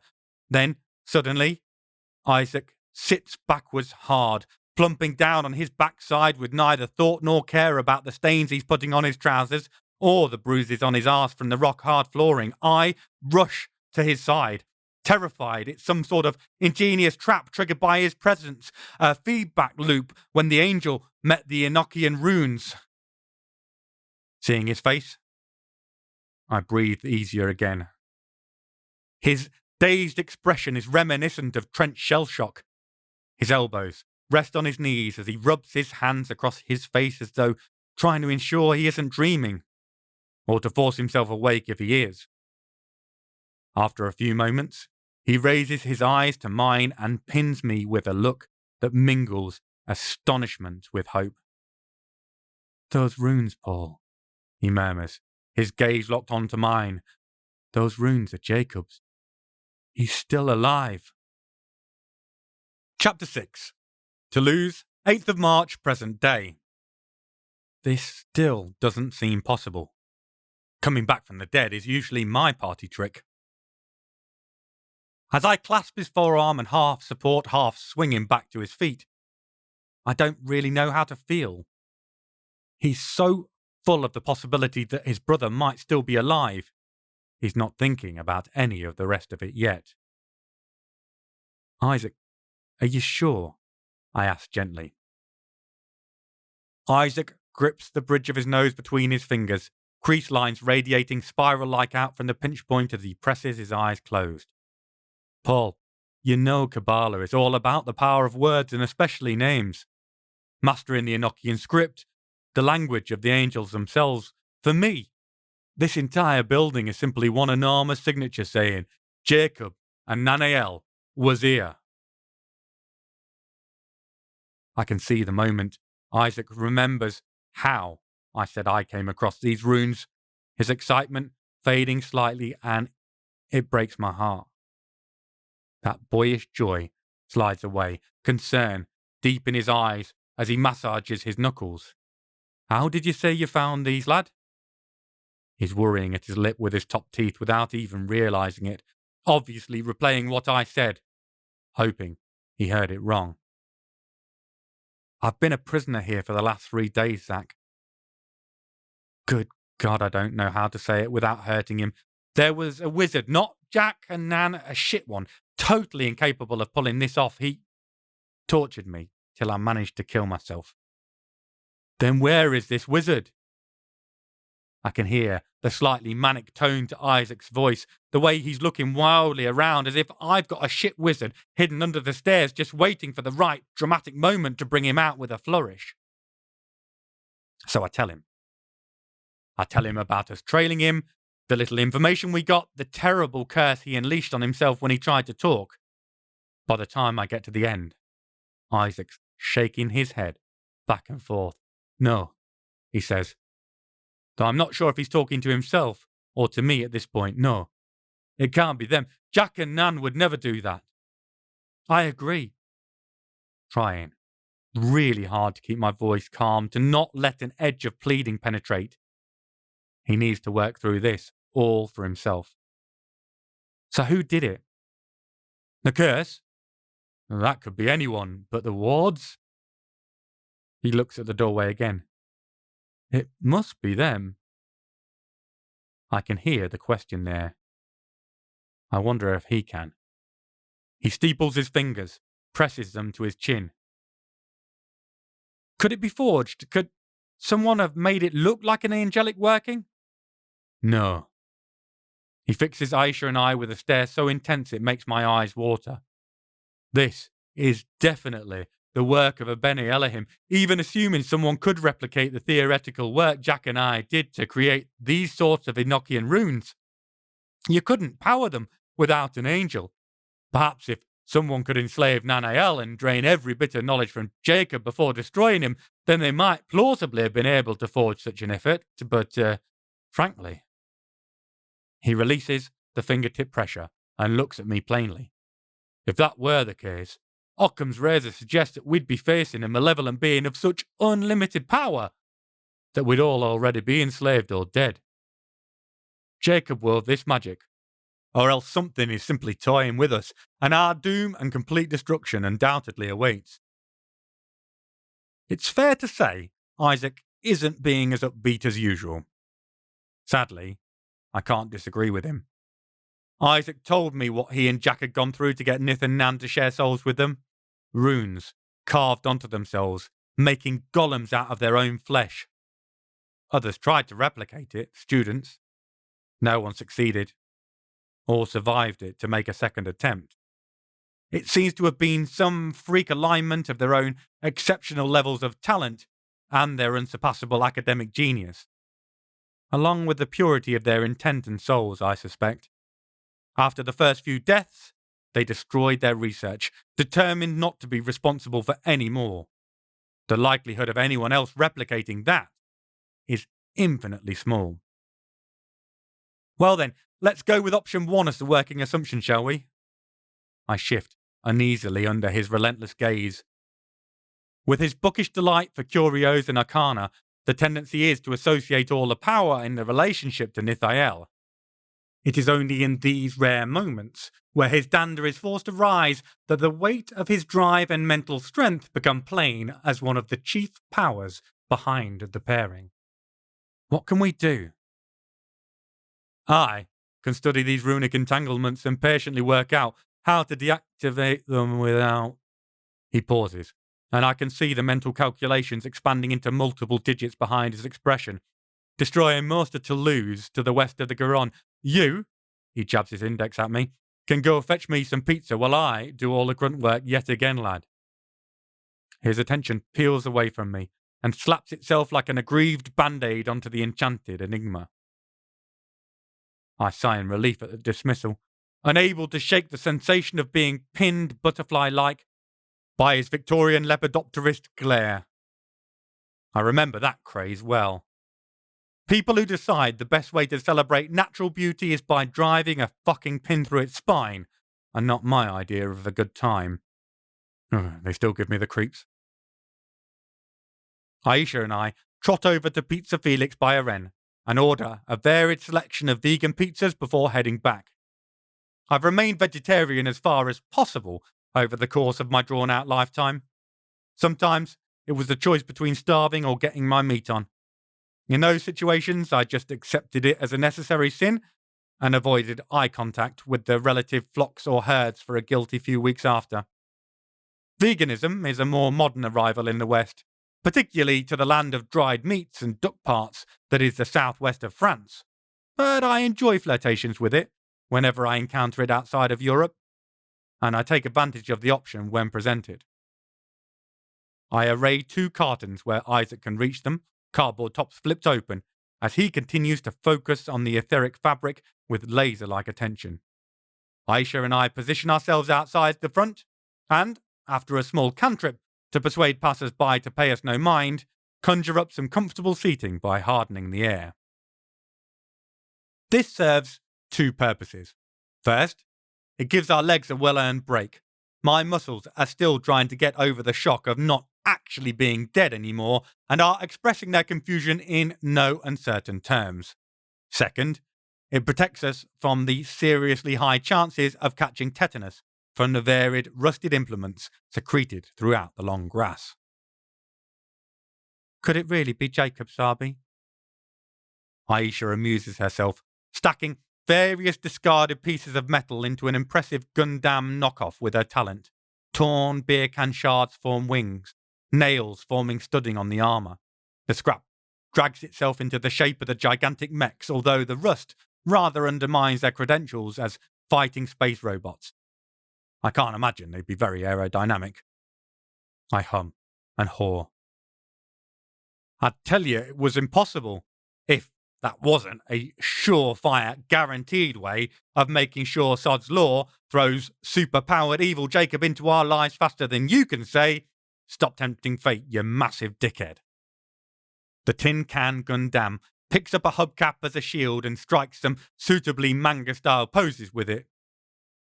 Wasn't Jacob the guy who was so nice he made Isaac look like a blue meanie? I nod. He really was. Always looked on the bright side, always tried to find reasons and justifications for the errors or evils of others. He believed most people were just misguided and needed help, a guiding hand, a second chance. Aisha makes the robot pick up a discarded shard of glass and use it to lay waste to the forest of overgrown grass in a series of blistering ninja-like moves. Doesn't really match with making someone choke on their own tongue, then dissolve into a puddle of goo, does it? Not really. But none of us are the people we were centuries ago. Speak for yourself, dickhead. Living for centuries, you learn change is the only constant. That and the instinctive prejudgment of our fellow humans. It is amazing how many people still wear that as a badge of pride rather than as something to be challenged.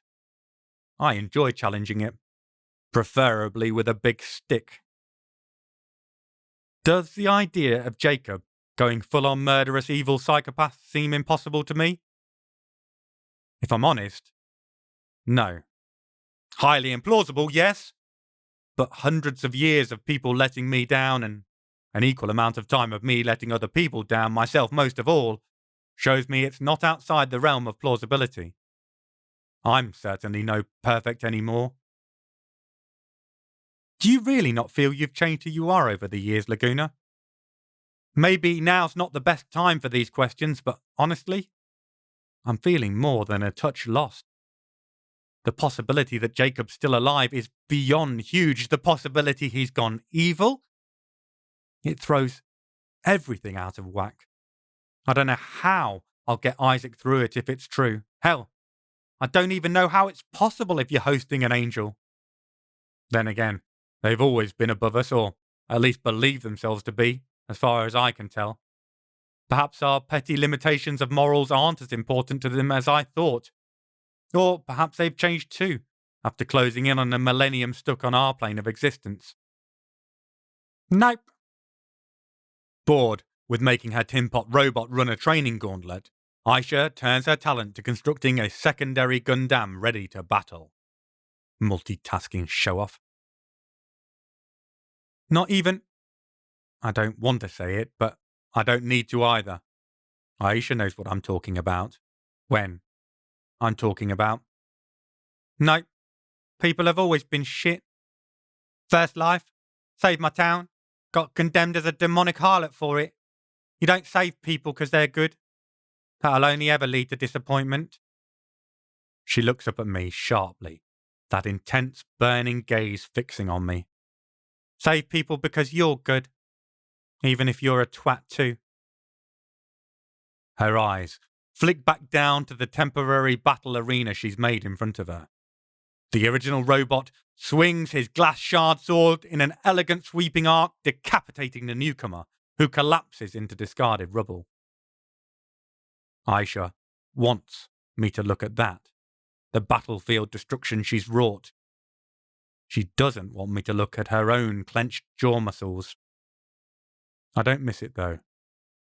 Her own unpleasant history involving a certain group of goose-stepping shitbags is coming to the fore. I tried to distract her. Did you know that was the only time I'm aware of that Isaac and Nithael fell out? During the Second World War? She looks over at me surprised, her robot gladiators forgotten. You never told me? Yeah, Isaac wanted to go on the offensive, especially once word reached us about Austerlitz and the other camps. Nithael refused. Even in a situation like that, he was only prepared to go on the defensive. Isaac's a power, capital P, in his own right. But like I said, theory is where his talent lies. Without Nithael on board, he knew he couldn't go storming in and win the war, not against all the arrayed occult forces on the Axis side, and Nith... Hold on, Aish. Nith wouldn't even kill a bunch of fucking genocidal wankers, even as they swept across Europe. So, if Nithael wouldn't go all out on fucking up the Nazis, she says. I nod again. Then I can't really see Nanael getting on board with melting shit wizards, can you? As I finished speaking, a hum builds like the swell of a colony of bees swarming from a gale-fallen hive. An accompanying pressure prickles across my senses like the promise of rains capable of washing away the world. Then the hum breaks, and a relieved, calm silence pours through after it, the equivalent of fresh breezes heralding cooler nights after a heat wave. Aisha and I exchange glances, then hurry back into the house. Chapter 7. Toulouse, 8th of March, present day. Heading back down into the shit wizard's lair, the pretentious fuck-nugget. The pizza boxes remain where I placed them, tops folded back, content rapidly sliding down the scale from lukewarm to ambient. Wouldn't stop me from eating them, but Isaac doesn't even spare them a glance. His attention is entirely focused on the doorway.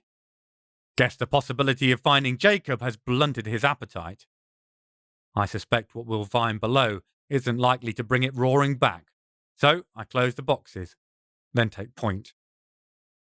The stairway is narrow, those peculiar steps seemingly having been poured specifically to be of the precise depth and breadth that will send you tumbling down into the darkness on the tiniest slip. I conclude that 1. It is a dirty architectural kink concerning cellars, and 2. I go creeping into murky basements far more regularly than anyone should. As we descend, the stale air grows danker, with the olfactory jumble of visceral suffering and the shit wizard's specialized brand of body odor. The rumbling of a plane passing overhead will have been a full-throated roar out on the street, but the clay-packed depths filter out the raw power of the engine. We step into the chamber below. My presence remains literally and liberally painted across the 4 walls. Although my old corpse has dissipated, cracking down into its component atoms, losing far more than 21 grams when my soul departed, the body parts and vital fluids separated from it prior to death still linger. The place looks like a study in monochrome, the nicotine beige doused in reds of varying depth, the darkest garnet of the first few investigational drops the shit wizard took from me submerged in the wide-ranging impressionist brushstrokes that were painted floor to ceiling when he carved me like an apprentice butcher, oohing and ahhing at each new choice cut he revealed. In a corner, the first eye he plucked out of my head with needle-nosed pliers sits dejected, slumped in a leaking pool of vitreous humour. Oh, sad eyeball. Hurled strips of flesh of varying thicknesses, ranging from thinly sliced chorizo to whole pink gammon steak, slid down the walls, leaving burgundy snail trails to the floor. To smell separated parts of yourself that have started to rot is a unique experience, not recommended for the faint of heart or stomach. Aisha stands in the doorway for a second, every muscle tense. Fuck. She looks up, and for a moment I see a flash of pain there in her expression. Then she locks it back down, face smoothing over, and gives me a nod. By the good God, she's impressive. Even trauma, no matter how justified, won't constrain her. She refuses to bow, mastering it instead. Isaac strides into the room, his eyes scanning everywhere, cataloguing, searching. I see disappointment cloud his expression. Perhaps he'd hoped he'd find his brother standing here under a gaudy banner blowing a party streamer. It's funny the tricks hope can play on our minds, making the ridiculous seem possible, even if only for a moment. Sadly, the decorations aren't really geared towards a celebration, being as how they're made of my discarded flesh. I see the moment he clocks that. When it penetrates past that scientific curiosity, his skin pales, greening, and the huffs he takes are smaller, tighter breaths through the mouth, trying to keep his equilibrium. A little shimmer of talent flickers under his nostrils, and his breathing eases slightly. At a guess, Nith has just filtered the air, reducing the smell. As much as the angels might be abstract in their attitude towards humanity as a whole, There's no doubt that Nithael cares for Isaac, hates to see him suffering. I addressed them decisively, my expression fixed. This, I waved my hand, this is not me. Whatever it is not me. This time, the gesture is an expansive head-to-toe movement. This is me. I am here, not there. The rest is just spoiled meat.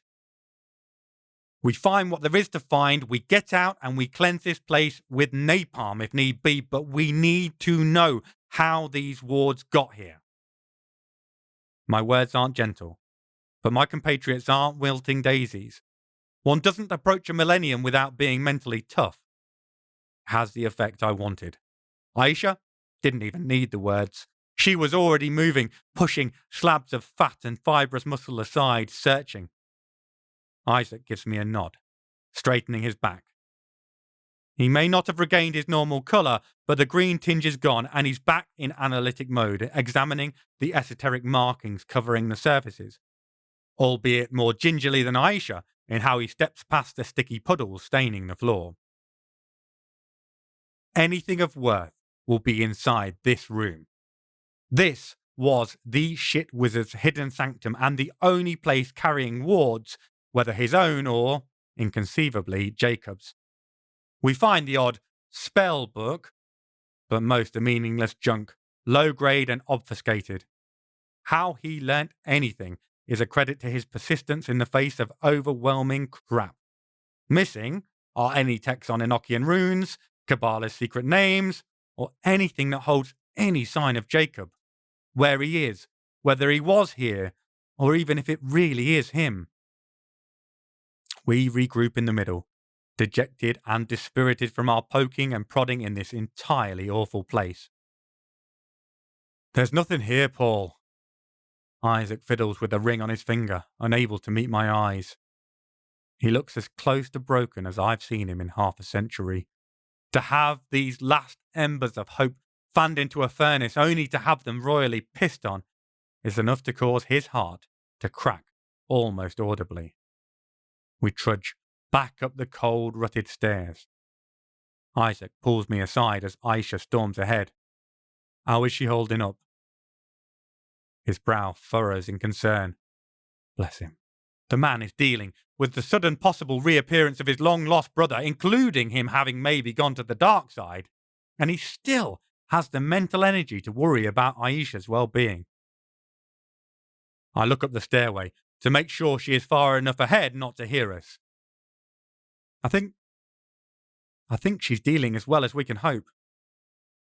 Her irate voice echoes back down off the concrete walls from above us. Less male bonding in icky torture chambers. More getting the fuck out of Dodge, please. We take the hint and get moving again. As we make to leave the stairwell behind us, Aisha pulls to a sudden halt, her head half-cocked, her features radiating concentration. She turns slowly, a semi-spin on her heel, and stalks back towards the rickety staircase. What is it, Aish? Did you hear something? I ask, about to reach through the ether to pull my sword. She waves my hand back down as she looks at me. She replies, mimicking the buzz of a phone, and starts the ascent to the floor above. Fucking great. Why couldn't the shit wizard have taken it with him to the fresh air outside? I glance longingly at the path to sanitation and sigh, and turn back for the stairs. Chapter 8. Toulouse, 8th of March, present day. Wishing the shit wizard didn't dissolve into a disgusting, bubbling flesh pool, just so I can give him a piece of my mind about the importance of cleanliness and hygiene. The technical term for the room we enter next is bathroom, but the idea anyone could imagine they would get clean in it is absurd. Dust has settled on long-ignored dirt that clings tenuously to grime so profound it seems cultivated.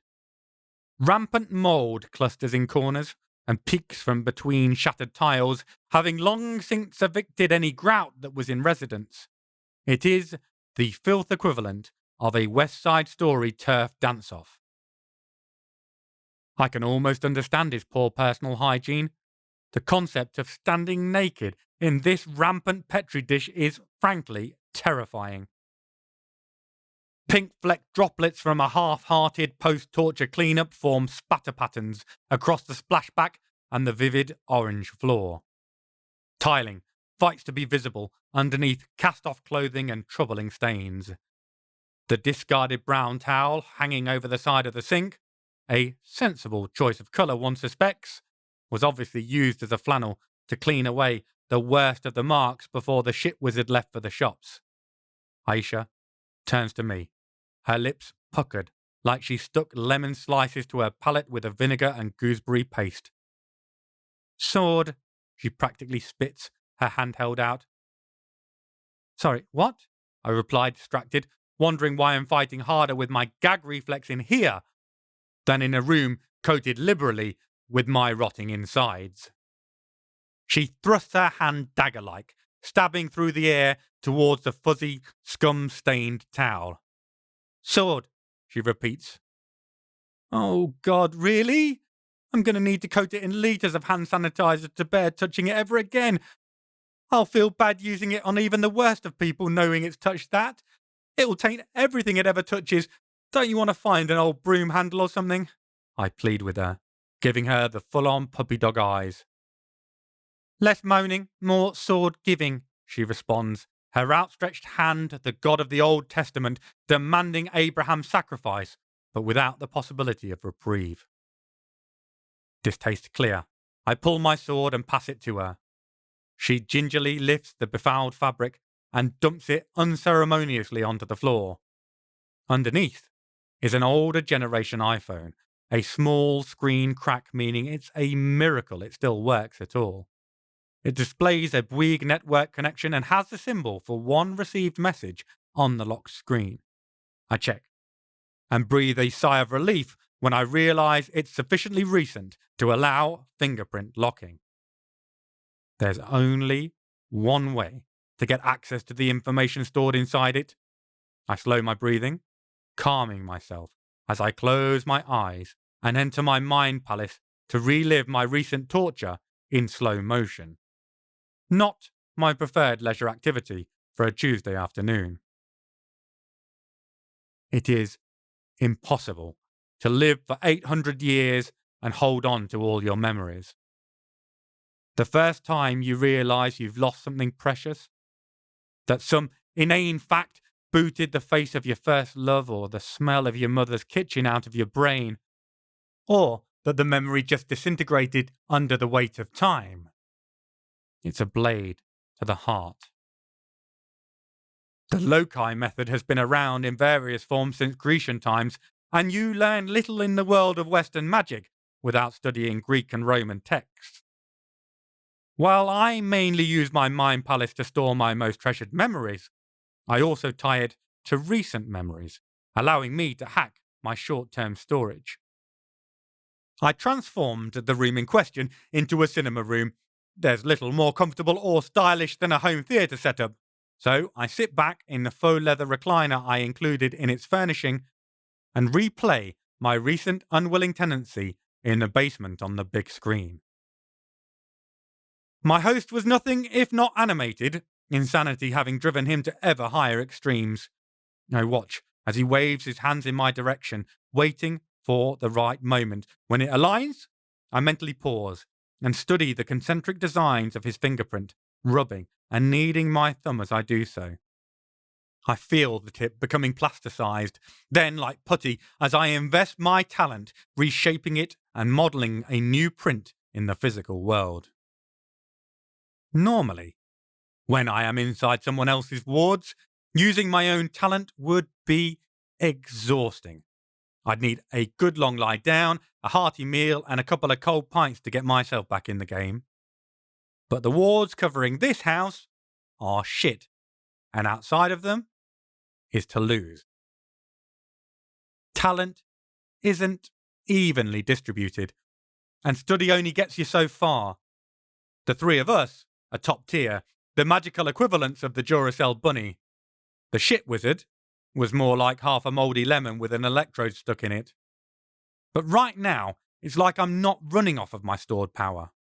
I'm hooked up to the mains. Toulouse is mine.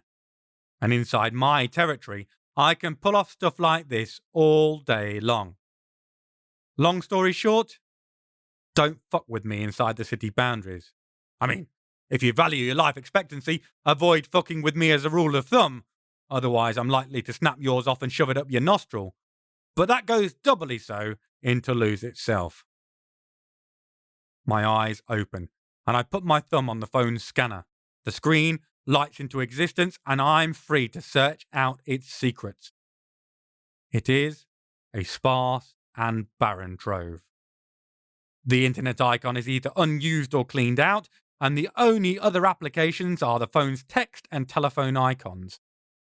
Someone has scrubbed everything else. There is one recent number that was called, and it is the same one that sent the only text which reads, "Have you found the vernacle yet? My patience wears thin." I show it to the others. Isaac rubs at his stubble, which is more inattention than fashion. "The vernacle in Toulouse," he hums doubtfully, unaware of the mounting frustration from Aisha and I.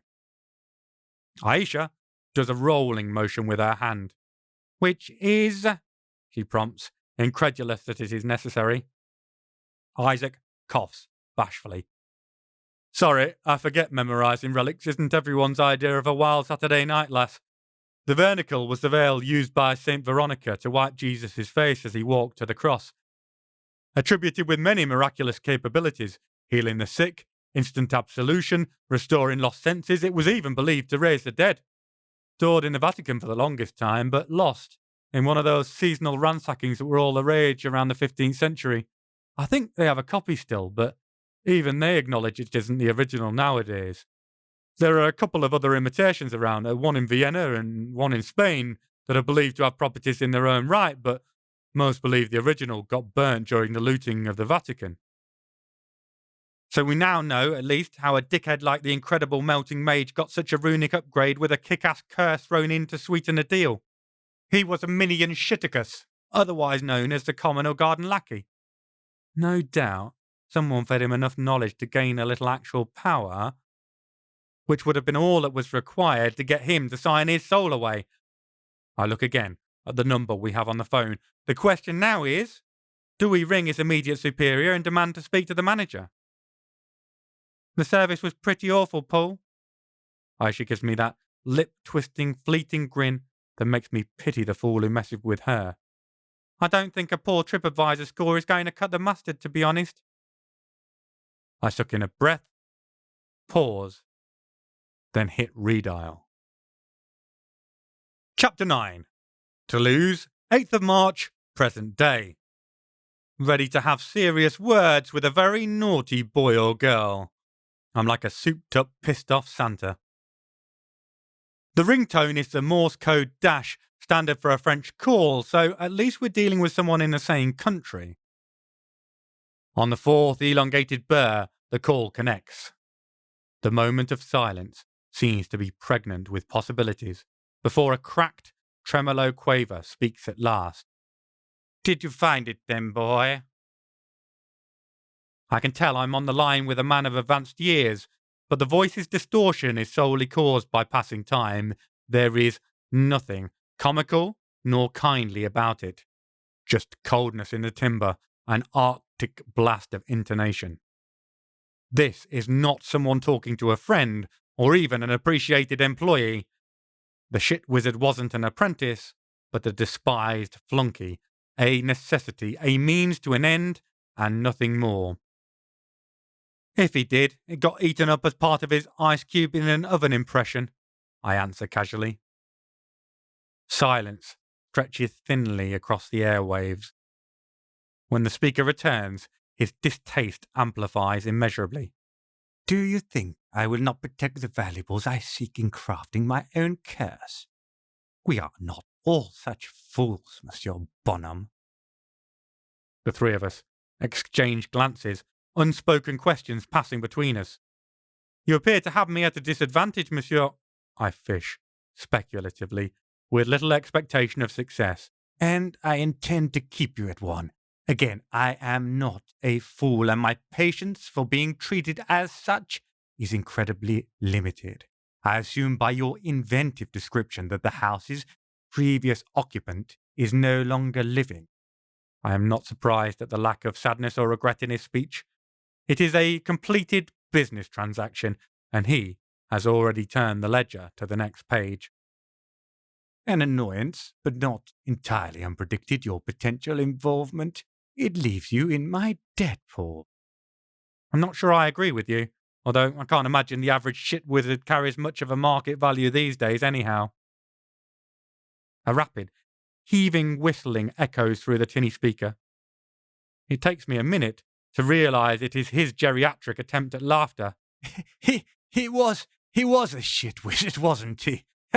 I see that the trademark Bonham humour was not overstated. Your turn of phrase again does you credit. The breathing pattern slows. He inhales a moment, then clears the building gargle at the back of his throat with a wet cough. Regardless of whether you considered the debt to exist, the fact remains that I still have something you want very much, I suspect, or certainly that those whom you value do. Is Nithael's mule with you today, Paul? Shock slaps my solar plexus. The sharp exhalation that escapes my lips outside of my control. Aisha moves to steady Isaac, with a calming hand on the shoulder. He looks ready to collapse again. Whether or not he is, I know he won't be far from you, eh?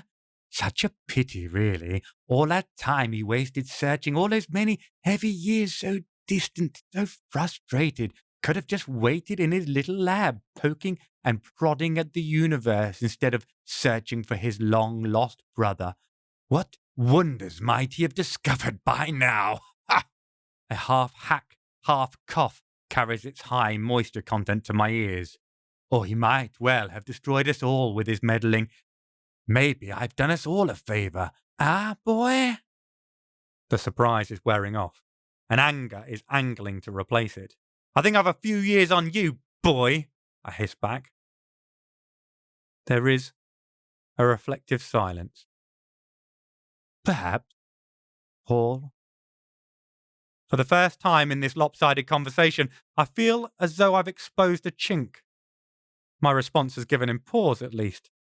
Sadly, it's not telling me the stuff I need to know, which boils down to who is this man and what is he after? Maybe we will have time to have an antiquated dick measuring contest about our longevity before this is through, In the meantime, my requirements don't vary. I would like very much to receive a present of apology for the inconvenience caused by the murder of my associate. His death is on your hands, not mine, asshole. My top lip peels back, anger manifesting in my tone. I never specified who murdered him, did I, Paul? A long, suffering sigh echoes across to me, filled with tried patience and eternal disappointment. To have lived so long, yet to still be servant to our emotional responses, is a saddening sight indeed. Again, I require recompense. A certain lady's face covering would be sufficient. Then, perhaps we can set up a happy ending for your friend, Family reunions are always such touching themes. I bite down on my response, like a battlefield tongue depressor. Good God be damned if I'll give him the satisfaction of rising to his bait. Instead, I measure my response, cutting it to the fit of the conversation. Where would we find such a gift, and how would we deliver it to you if we did? The satisfaction in his voice edges towards gloating as he replies, I'm sure a man of your capabilities will succeed in locating it where the shit wizard failed so miserably, no. As for the delivery, let's organize that once you have it wrapped up in a bow, shall we? You have my number now, or rather, a number I allow you to have. I think you are some way from having my number, Cadorna. The line cuts. The absence of the almost undetectable background static, the only sign of the man's departure. I look at my companions. Aisha has passed beyond her normal state of anger-fueled readiness. Her rage is now so ice-cold, it comes close to absolute zero. Isaac has recovered from his second significant shock in so many hours, and his features are an open book for those who know him. The skin tight with concern and stress, his fear clearly displayed. Not only is his brother apparently being held by the eminently dangerous individual we just spoke to, but we're going to have to tangle with someone capable of restraining and controlling a creature from a dimension well beyond our own in terms of talent and power. Pressure wraps itself around us, huddling us instinctively closer together as it beats at us from the flickering shadows cast by the ceiling's epileptic neon tube. I chuckle, with a need to ease the pressure, shoving the phone and my hands into my jacket pockets, forcing my shoulders to relax, to portray an ease I am a long way from feeling. So, anyone else feel that he was more Palpatine than old Ben? I inquire casually. The oppressive tension lessened a notch. Just enough to allow space to breathe more easily. Aisha half rolls her eyes at my Star Wars reference, but she knows what I did and why, and appreciates my efforts. Isaac nods his thanks, but the worry doesn't move from his expression. I don't doubt that you're correct, lad, but who on earth is this creature? Enslavement has never been a concern for me with Nithael around.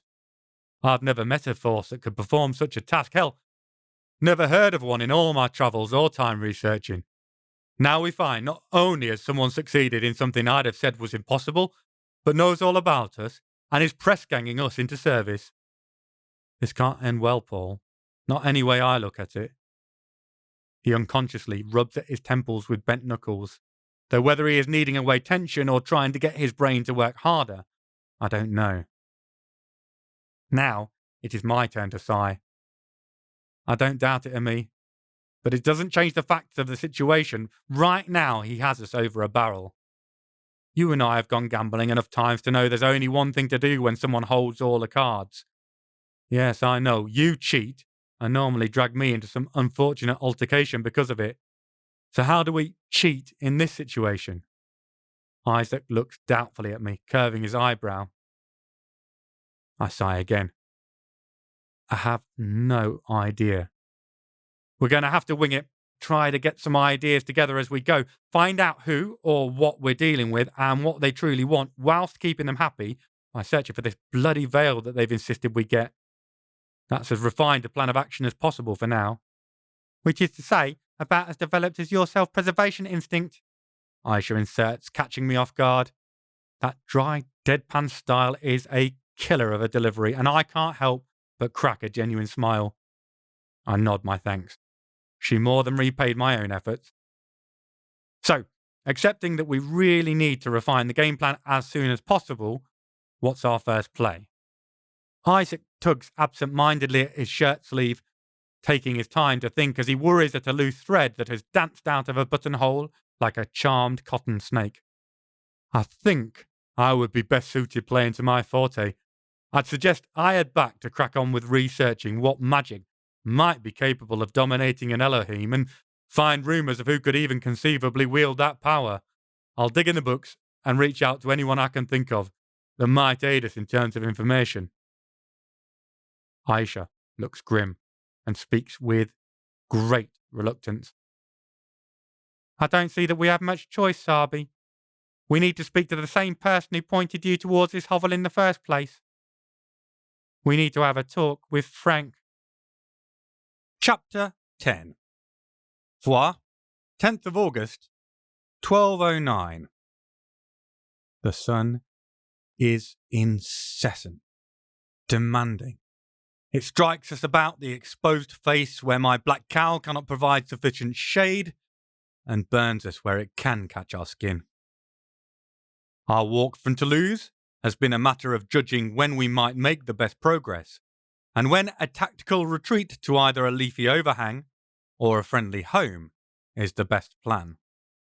My robes marking me out as a perfect of the good people, still gain me respect and hospitality for the moment. But the Northern Lords and the Pope's servants are seeking to change that. Already troops are massing, and the Languedoc prepares itself for invasion. Hope for talk is failing. We've been marked as heretics, and there's no room for that in the new vision of Christianity. We're nearing our destination now. The mountains rise steeper and stronger with each passing day, even as our food bags empty. The river is a blessing, though. Without the Ariège to keep us company, the distance would be impossible on foot in this heat. Drink, Paul, for the good God's sake. There's a gentle chiding to Benedict's tone. I have to stifle a chuckle. Sometimes I think he believes I'll waste away forgetting to eat or sleep if he weren't here to prompt my memory. It's all from the best of sources. A good and caring heart, but I'm no fragile flower, liable to shatter if breathed on too hard. My life before the robes was similar to his. Perhaps a little less hard, with a little more love, but not much of a difference. My abstinence from earthly matters, my attempt to live up to the role of perfect, might mean I won't raise a fist in my defence now, but I brawled aplenty when I was a lost young man. Still, that's his role. Until he takes up his own robes, he's my strong right hand and guardian. For me to sin would mean the loss of my soul disintegrating into nothingness upon my death. A price I paid for my consolamentum, the ceremony that raised me to the position of perfect priest of the good Christians. Of course, it also means as long as I don't sin, I'll finally escape this mortal plane when I die. For Ben, until he does his own ceremony. Sin carries no weight other than a likely longer time reincarnating before escaping from this material prison and joining the good God outside of the bonds of the physical world. Not that he sins much, unless you count his frustrated cajoling of me as a sin. Of course, I hope he'll see his own aims through and join me in wearing the robes once he's ready. If he becomes a perfect, this will be his last life too. Like me, he'll break free from the fetters the evil God dressed us in, chaining us to this physical world. His heart is there, full of love and hope. He just needs to shed the last few restraints of his upbringing, and he'll be ready to wear the black. Drink, Paul, you stubborn bastard. His insistence grows and shatters my reverie. I sigh. He's right, of course. I take the gourd he's offering and drink, then smile my thanks. It's weak and thin, much as I feel myself. Not from lack of eating. No.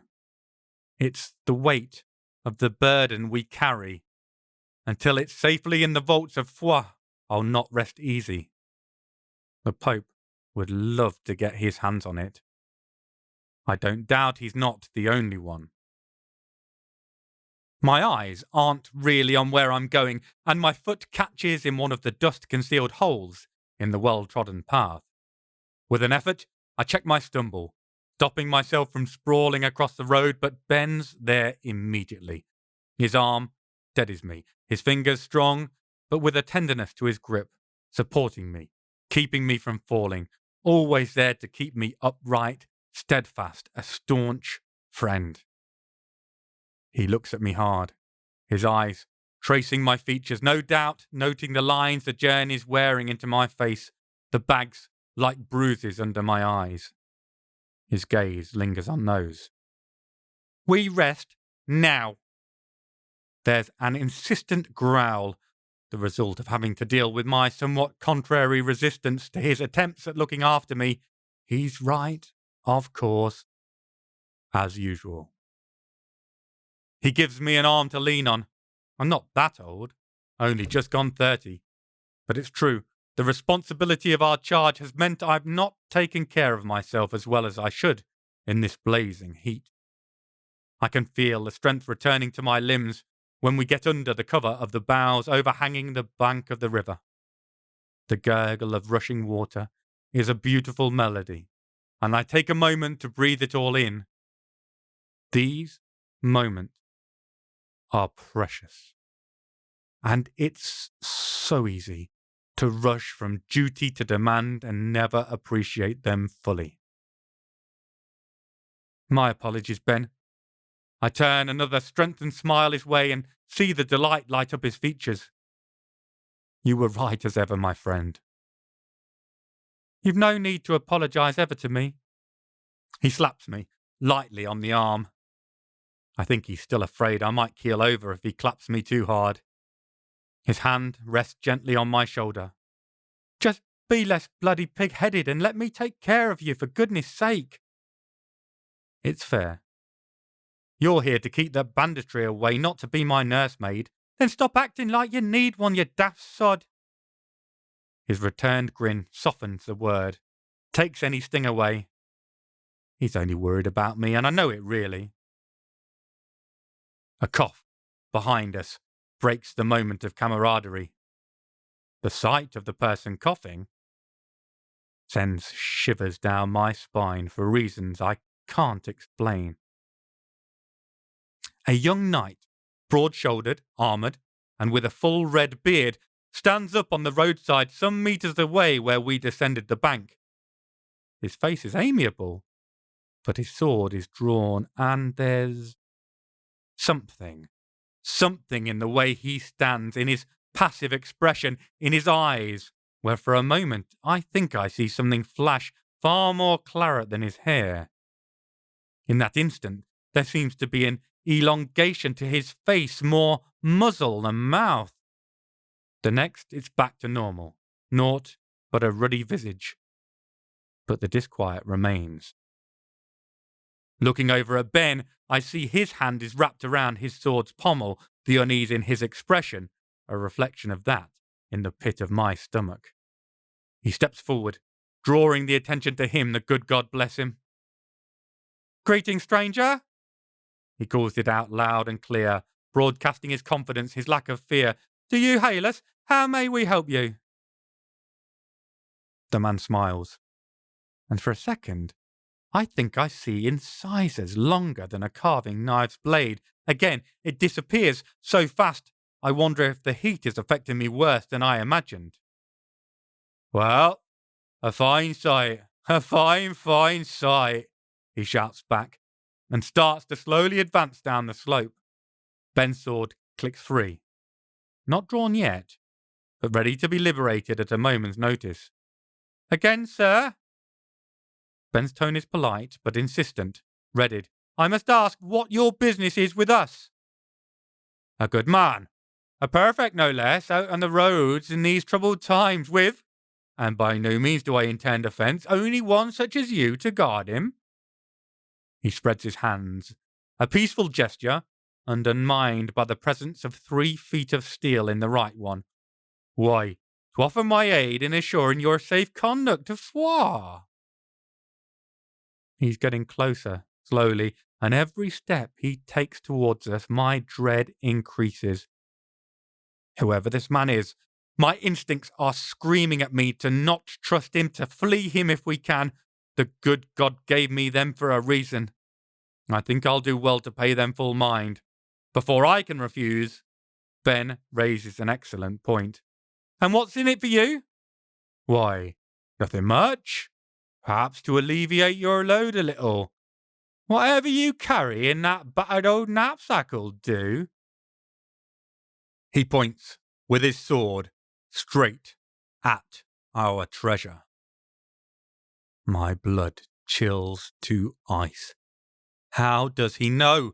The greatest prize of the good people, the treasure given to us long ago by Mary Magdalene herself. How can he be aware? Have we been betrayed? The brigand, for brigand he is by my accounting, sees the question on my face and laughs. You've no need to worry about treachery, good man. The content of that bag shines like the heavenly sun for those of us who can see. There's a weird emphasis on that last word, which makes it clear that we aren't included in that number. Ben's sword is free in a moment, and he takes another step forward. You'll take it from us over my dead body. As you wish, my good man. The brigand steps forward again, and it seems to me as if he expands, growing, his muscles lengthening, his face becoming more animalistic, losing some of its human traits. Terror pours through my system. There is something terribly, devilishly wrong with this man. What goes on here, then? Another unfamiliar voice rises from the road, and I look up, wondering who it is, whether someone is riding to our rescue. Not by all appearances.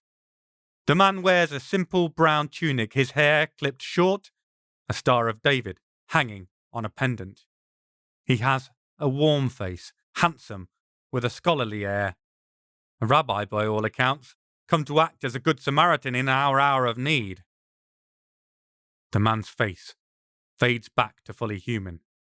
I expect him to laugh at the stranger, another holy man unlikely to offer a villain such as him any obstacle.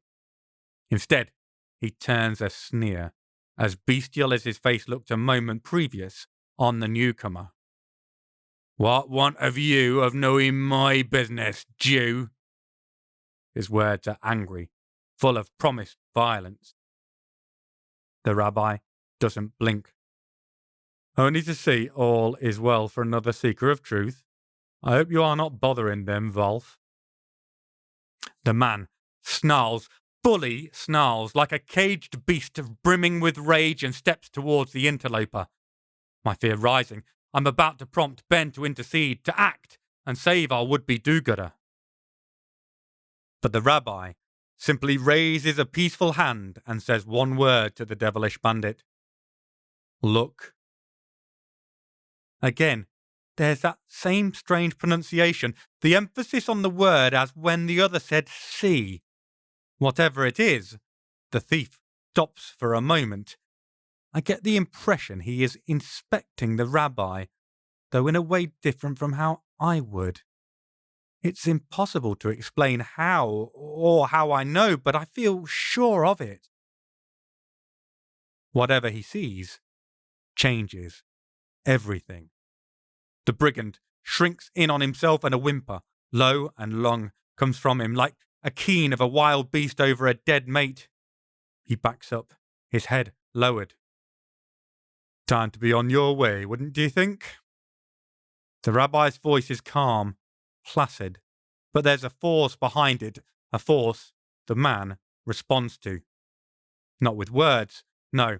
The villain turns, angles himself at the road, and flees, racing to escape the presence of the quiet, scholarly-looking holy man who stands above us. Incredible. I have no idea what I just witnessed, not really, but my instincts tell me it was something quite extraordinary, that more went on than my eyes could see. My thanks, I call out, and step forward to go greet our benefactor, but Ben's arm grips mine, pulling me back. Careful pull, he hisses through clenched teeth. It strikes me he looks more afeared now than he did when an armed man was closing in on us. He's an accursed Israelite. There's dark sorcery at work here. I turn to him and let him see the sadness in my gaze. It is a terrible thing to be so marked, to have such terrible prejudices so deeply ingrained. My friend, so was Jesus of Nazareth who carved us this gift, so was Mary Magdalene who brought it to us. He's a fellow holy man. What happened was a miracle, a religious working, not dark magics. You do him a disservice as well as yourself. And me. I can't fully keep the stern tone from my voice, but he needs to hear it. The words penetrate, and I see him hang his head, although I notice his eyes still smoulder slightly at the rebuke. This isn't the first time we've had this conversation, whether about Jews or Moors, or even our own good women. Sadly, I don't think it'll be the last. Some things take a long time to unlearn. Still, that's my role as his mentor and friend, to help him pass over such ideas, to grow beyond his own background. We'll get there, in the end. I clap him on the shoulder this time to break the built tension.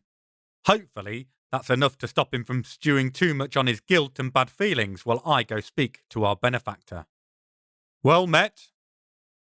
There's truth in that, though the rabbi's tone carries no sense of pride or of us owing a debt. Genuine, warm, welcoming. He offers his hand to help me up the last part of the sloping bank, and I accept it gratefully. His clasp is firm, and it's a matter of seconds to scramble the last part. Not my most dignified of movements, but I'll leave those sorts of pretensions to the Catholic priest. I know my own clumsiness, and the value of an offered helping hand. That was quite something, Rabbi. I pause. Though I've encountered the Jews plenty of times, for there's nowhere else in Christendom they're more accepted and welcomed by my reckoning. Here in the Languedoc, it is the first time I've crossed paths with one of their holy men. Isaac? He smiles easily and pulls out his gourd, then plumps himself down on the top of the bank. The mountains on the other side rise heavenwards, as though we could climb them and escape this plain then in a single bound.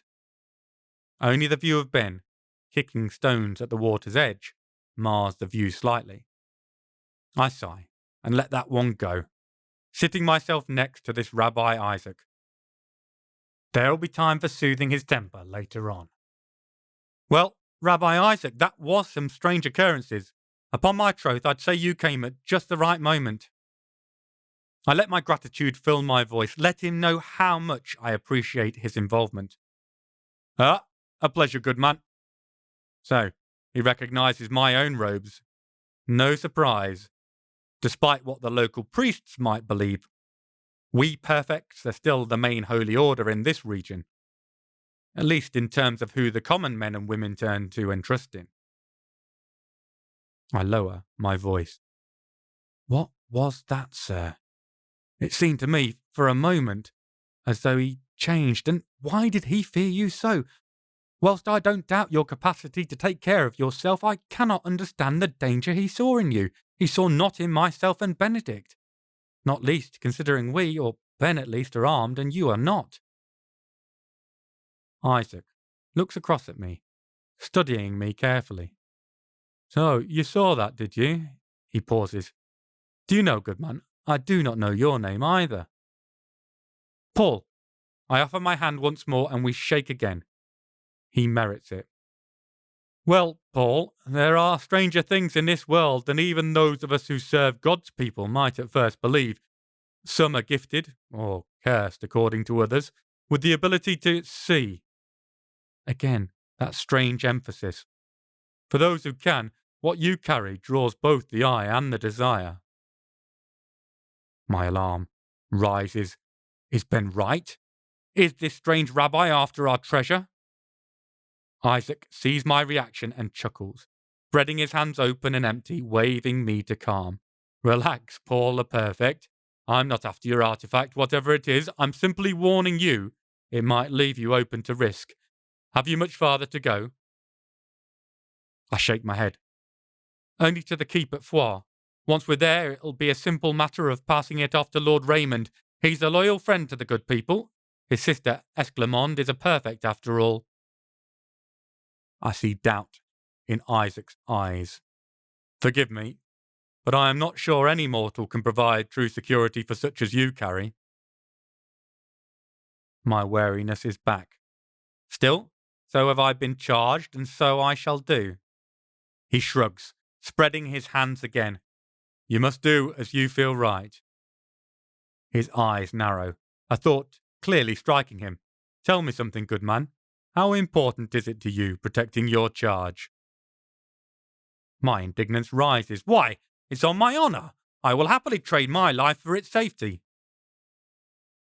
Isaac plucks a grass blade and rubs it between thumb and forefinger, back and forth.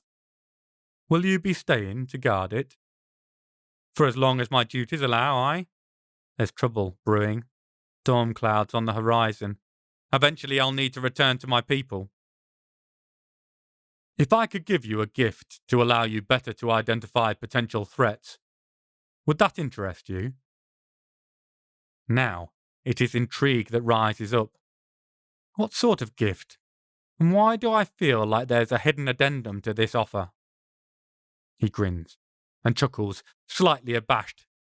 You're a good read of man, my friend. The gift I can give will make it easier to spot those like you just encountered. Stranger people or beings who might be interested in your prize. The other side to the coin is that it'll also make you more visible to them.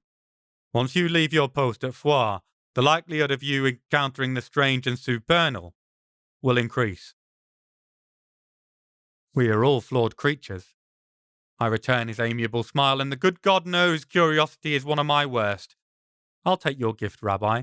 If it will let me stand better in my duties, have at it.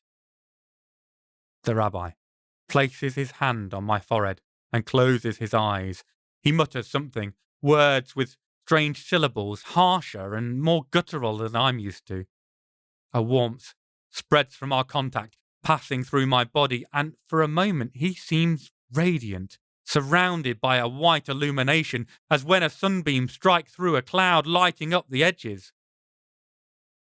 Then it passes. It is done, good man. You will sleep well tonight. All I've done is unlock the natural abilities already present in you. Seeing those like our friend who fled, or like me myself, will become easier over time. He looks pensive, chewing his lip. Perhaps he is not wholly convinced he has done the right thing. If these troubles now facing your people should ease, then I think further guidance may be needed.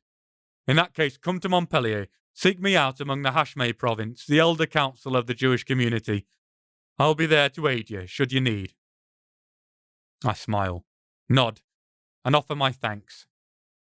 It seems rude to denigrate his offer, to point out I have no expectation of our troubles easing. Not while either the Pope or any of the good people of the Languedoc draw breath.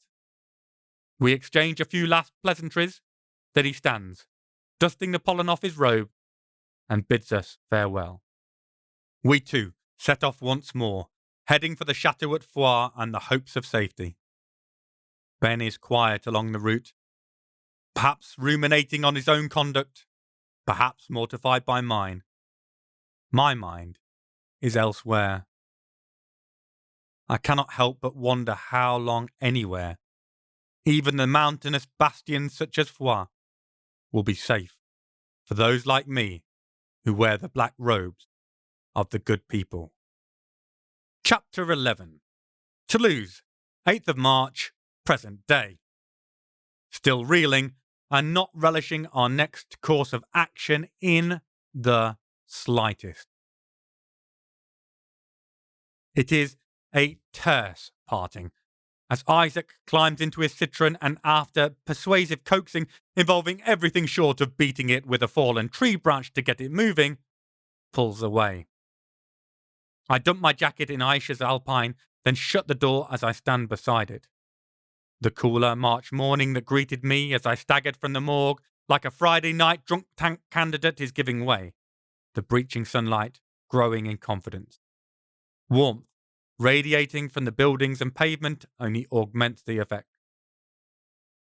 We're a good distance out from the centre of the city, from where we need to get to. There are metro stations little more than a stone's throw away, but I'm not looking to get there quickly.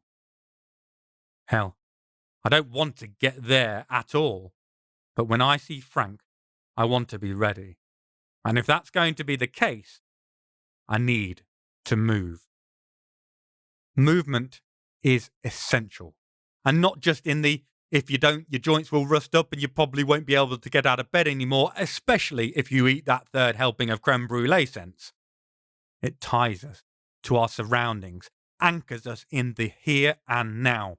We become more part of our world when we are walking through it, experiencing it directly. There's magic in that. We enter the measured twirl of the unconscious dance of the street and its occupant. Our confidence makes partners out of the strangers we encounter. Our sidesteps are do-si-do. We pass over a train track and wend from the smaller roads up into the avenue Etienne Billier, just east of Patois. From there, we cross Saint-Cyprien, the market bustling, the bars serving coffees to some, spirits to others, and head for the Pont Neuf to cross into the city proper, looking for Frank. Beings of power, at least those who don't get themselves killed by pitchfork-wielding locals or greedy rivals, live for considerable spans of time. We solidify our holdings by claiming territory. Cities become the purview of one dominant individual, with other magical entities only allowed in by their gracious permission. Usually. There are exceptions to the rule. Typically, my situation is one of those exceptions. I'll never forget when Frank and I first met. Returning to Toulouse in the 19th century after a long and painful time away, I was in a pitiable state, wounded in spirit and desperate for familiarity and stability. Instead, I felt Frank's magics like an oil slick polluting the dark waters of my home, pulling my sword and firing it with my talent. A blazing green fire dancing its edges, I charged nihilistically towards the source, not even caring normal people might see me, ready to do battle with this invader polluting my home. But the strange creature didn't come looking for a showdown. Instead, he waved a flag of parley as I approached, a bedsheet stained with dark bodily fluids he'd stashed in a crumbling hole in a wall by the riverbank. He wheedled and parleyed, insisting we could coexist. His offer was simple. If I allowed him to stay, he would become my eyes and ears, detecting powers when they entered the city and hearing the unguarded discussions of potential threats, alerting me to risks to my home. All he wanted in exchange was for me to leave him in peace to gather his lovely lads and lasses, as he called them. He wasn't evil, he insisted. Yes, he fed on the misery of humans, but his was a trade. Always a trade. No one would die. In fact, he'd be doing them all a favour, and was he such a monster if he dulled their pain even a little and kept them alive? They'd not get such a kind offer from any of the other options. The gutter, the workhouse, the forced labour of prison, the hangman's noose. Only the truly desperate get drawn to Frank. When they are, if they swear fealty, he takes care of them, sort of. He doesn't make their lives easy, doesn't take away their suffering. Doing that would undo the very reason he wanted them in the first place.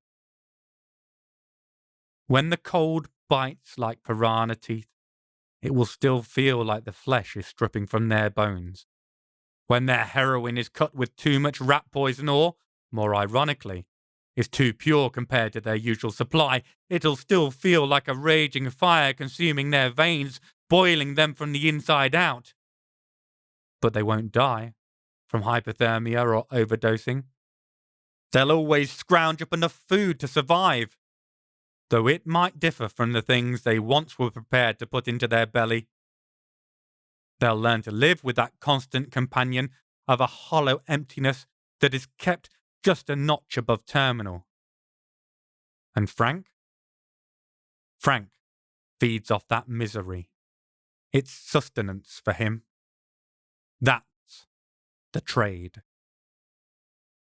He's no friend to his people, but he is clear, categorically clear before they enter his services. They meet him in their dreams, their feet leading them to kneel at the water's edge. He'll tell them the implacable truths of what he offers, and not one thing more. Those who hold on to hope are allowed to go, forgetting him in the mist of morning.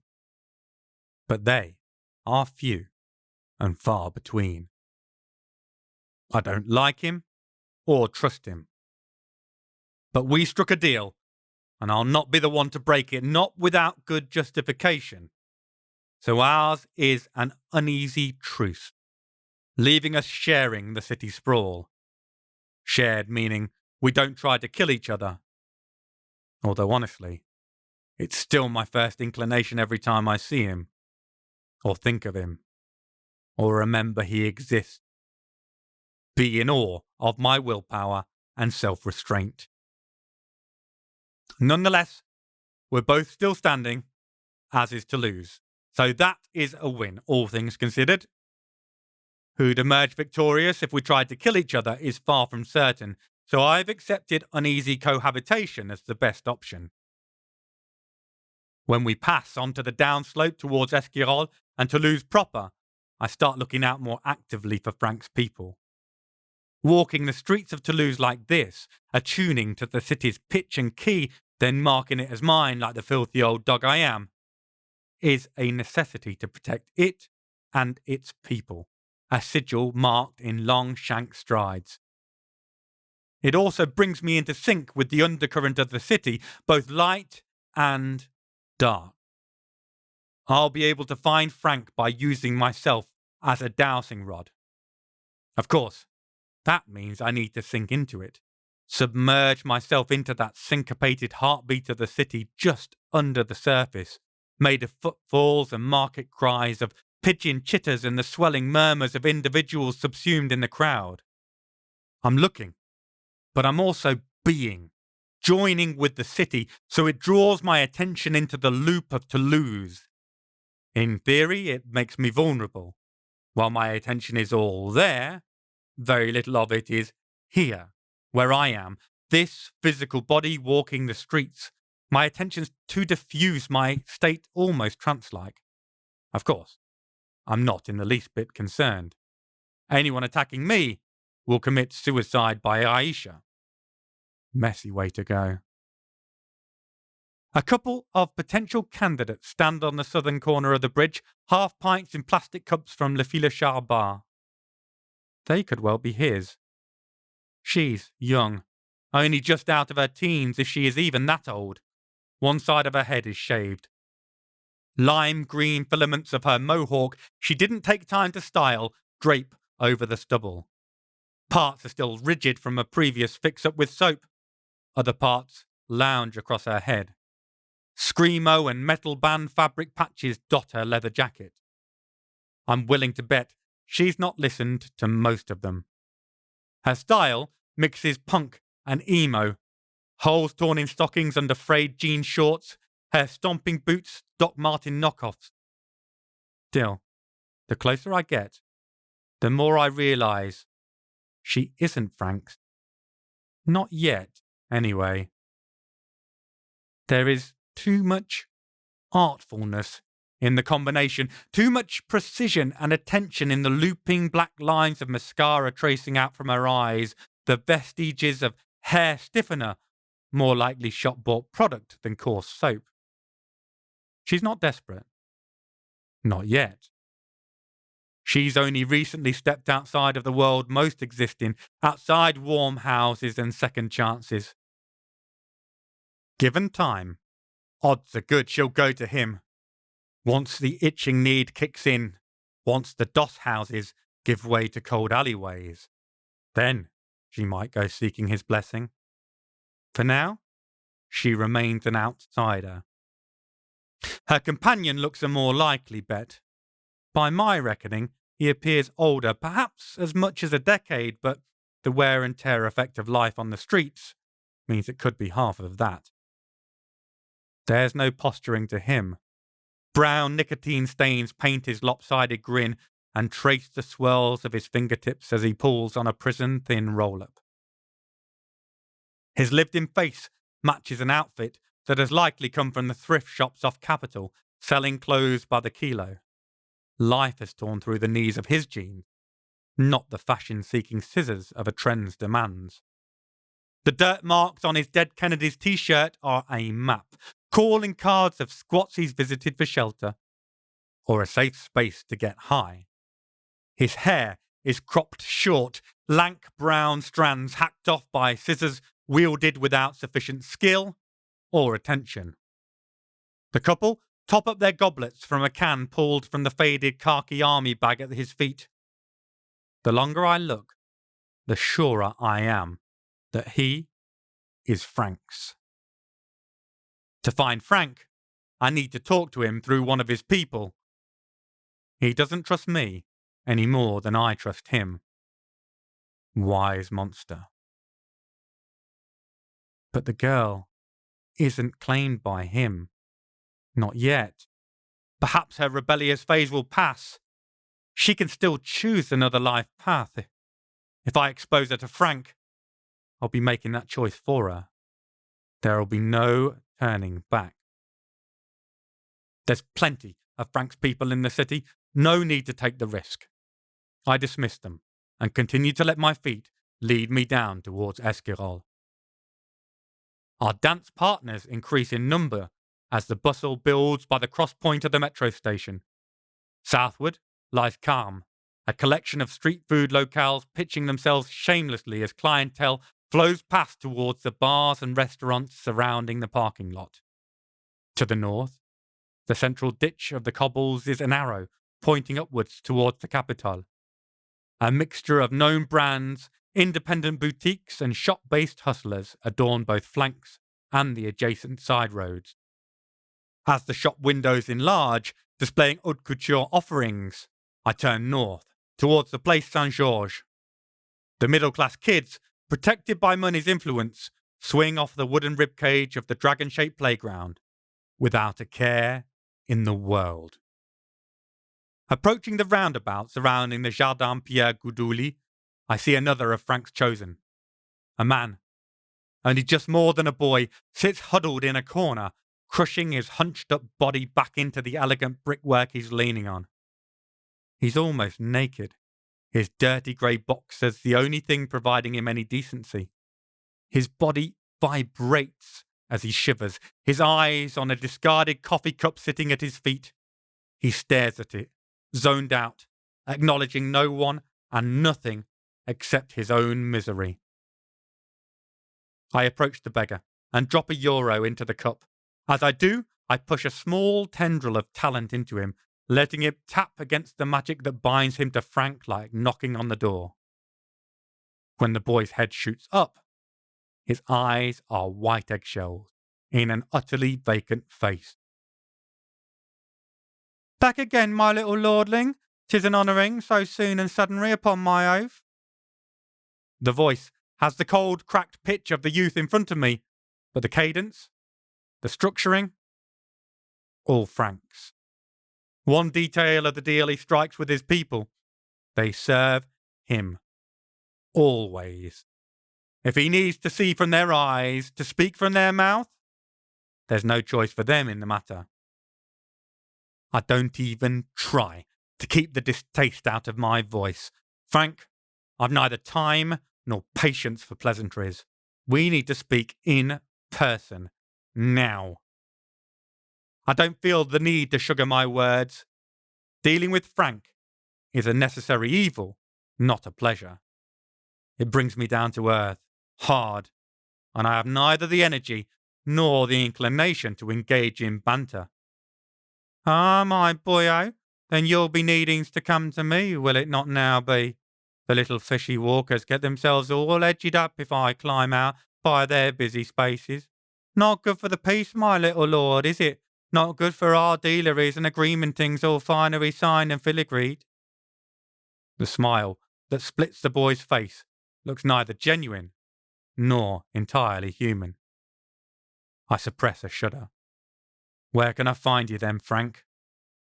"Wend your feet pattering up towards the Twinny Bridge, clone-stepping with your delectable shade sword next to ye.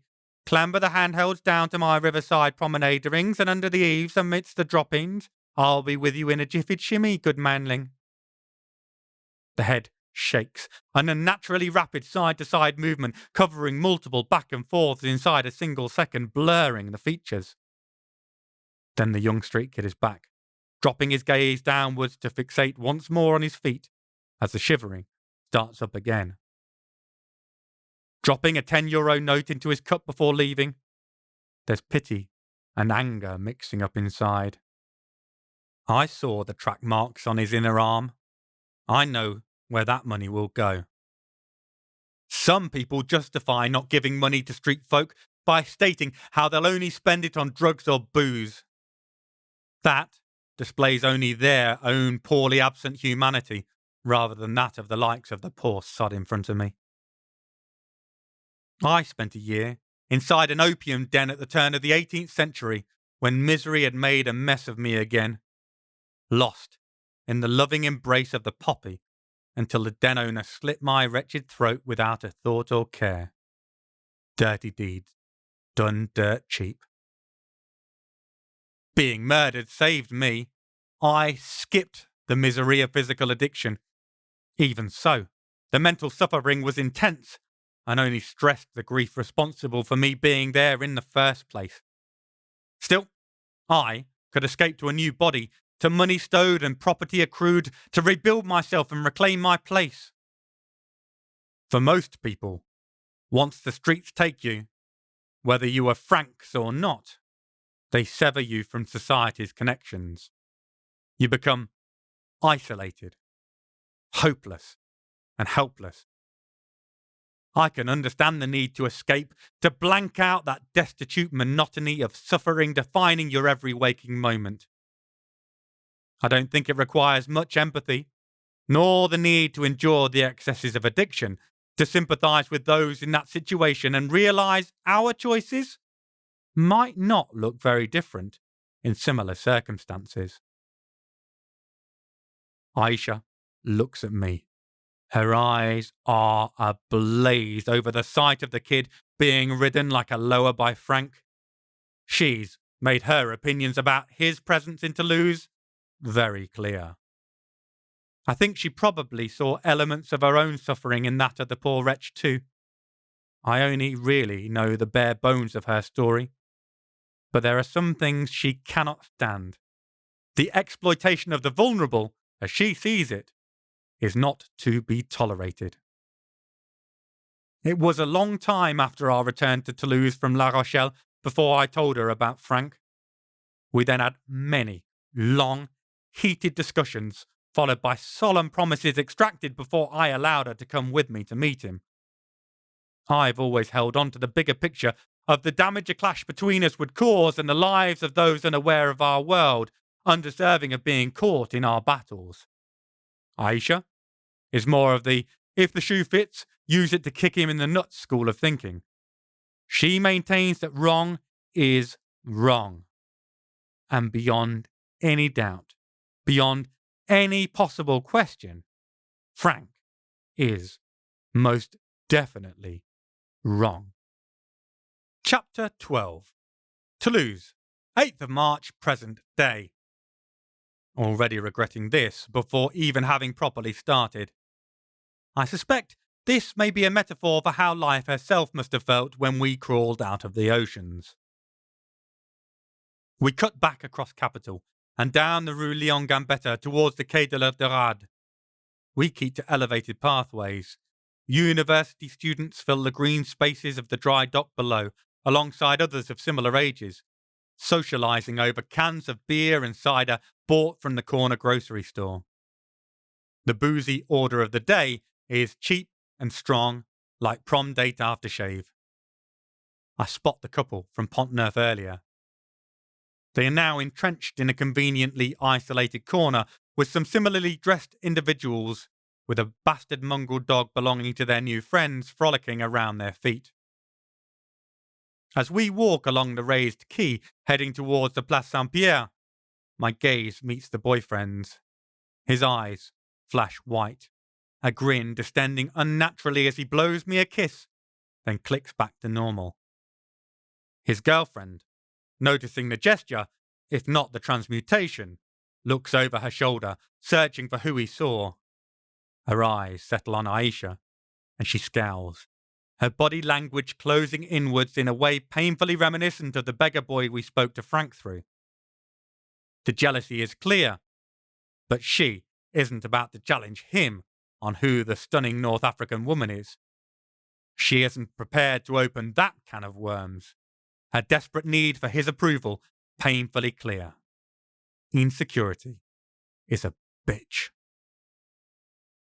I pull my gaze away and turn back to the Garonne. Sadly, I suspect I'll be seeing more of her on the Toulousaine streets in the future. Maybe with eyes that flash freaky white to match her boyfriend's. The couple that gets possessed together, nest together, or something along those lines. Approaching the Pont Jumeau, my stride falters. My walking becomes more stilted, less rhythmic, jerking, scratching steps that make me wrap my arms around myself, hugging my t-shirt to my chest.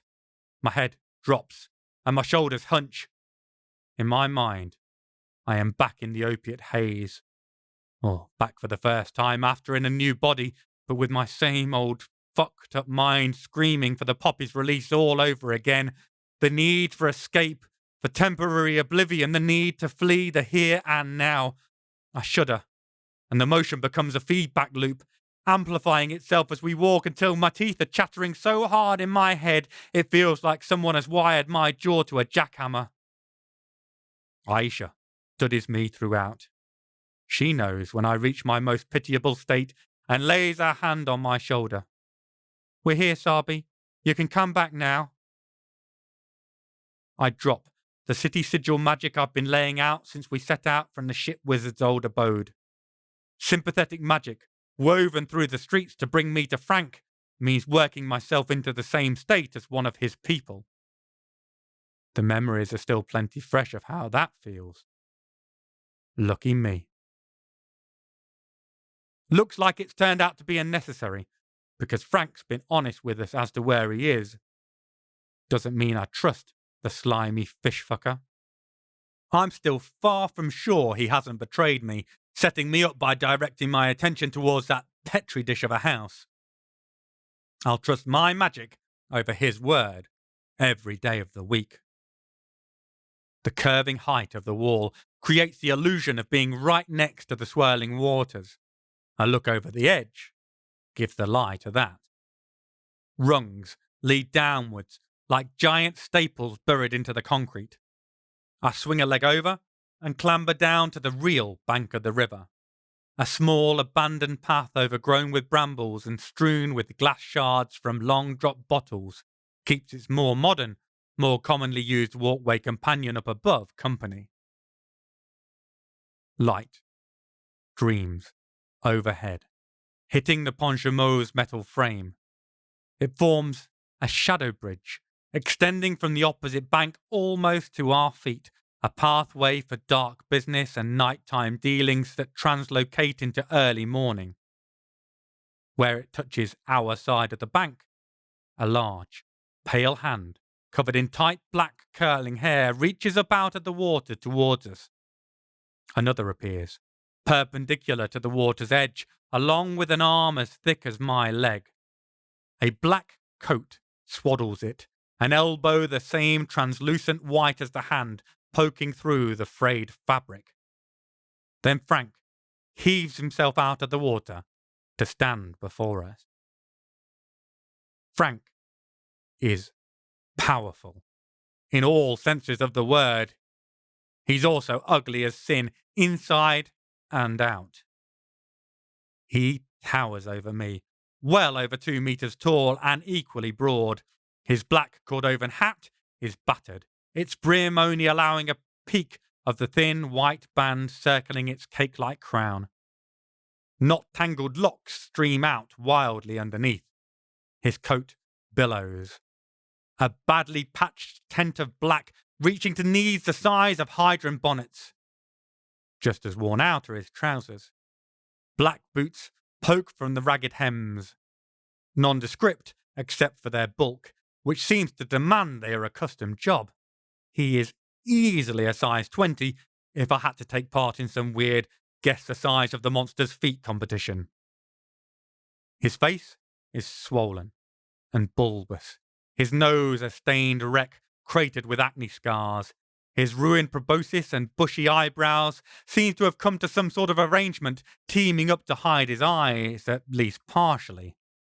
The rest of his skin would reduce the most confident of dermatologists to a quivering wreck, and his grin reveals a dentistry emergency. Broken, rotten teeth line skinny lips so leached of colour they have turned a diseased mint green sheen.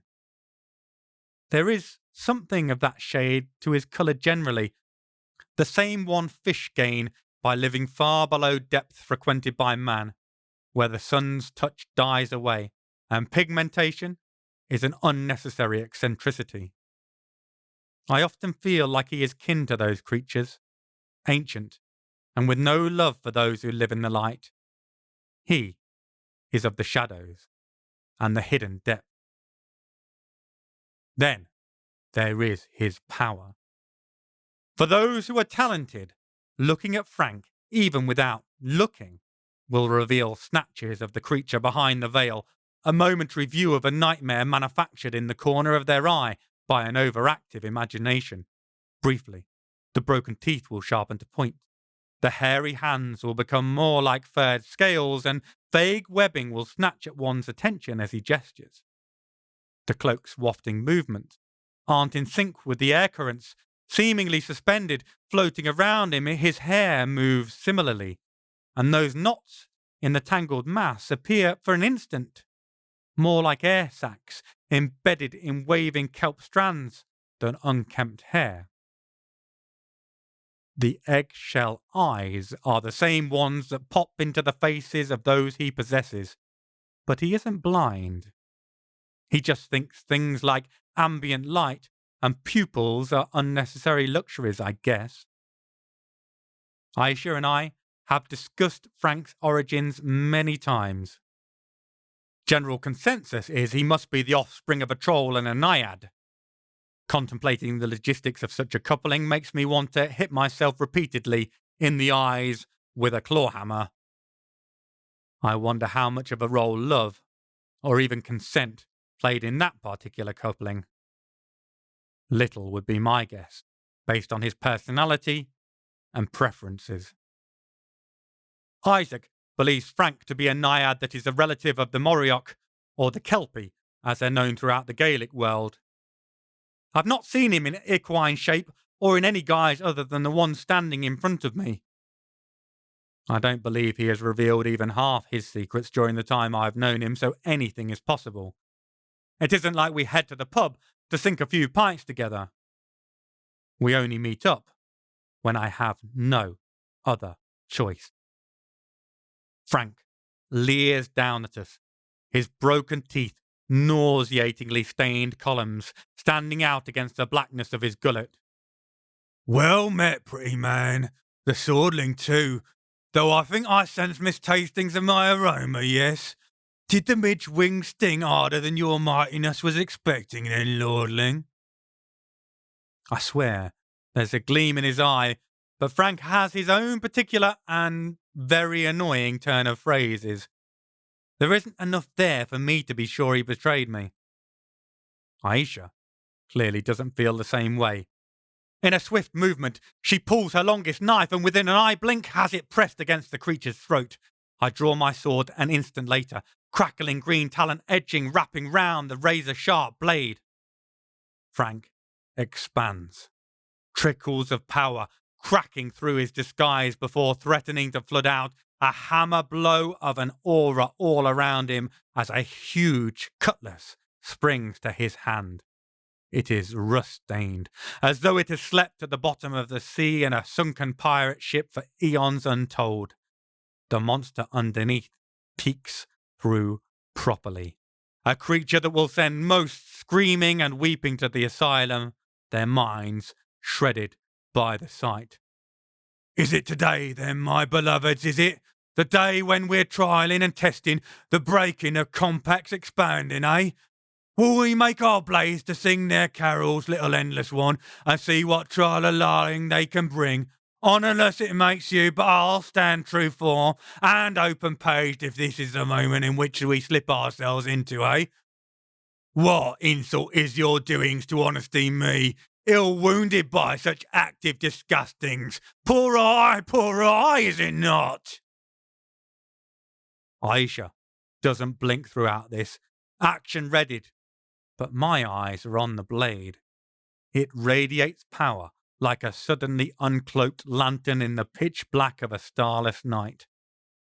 I feel I understand some of Frank's phrasing, for it seems to sing a song of misery and death and a desire to drink deep of both. Aisha will not move, will not hesitate. But I fear what effect that weapon might have even against one such as her. All forces have an equal opposite, and the water of life she drank to gain her immortality so many centuries ago might yet not succeed against a sword soaked in liquid baptized death. Did you set me up, Frank?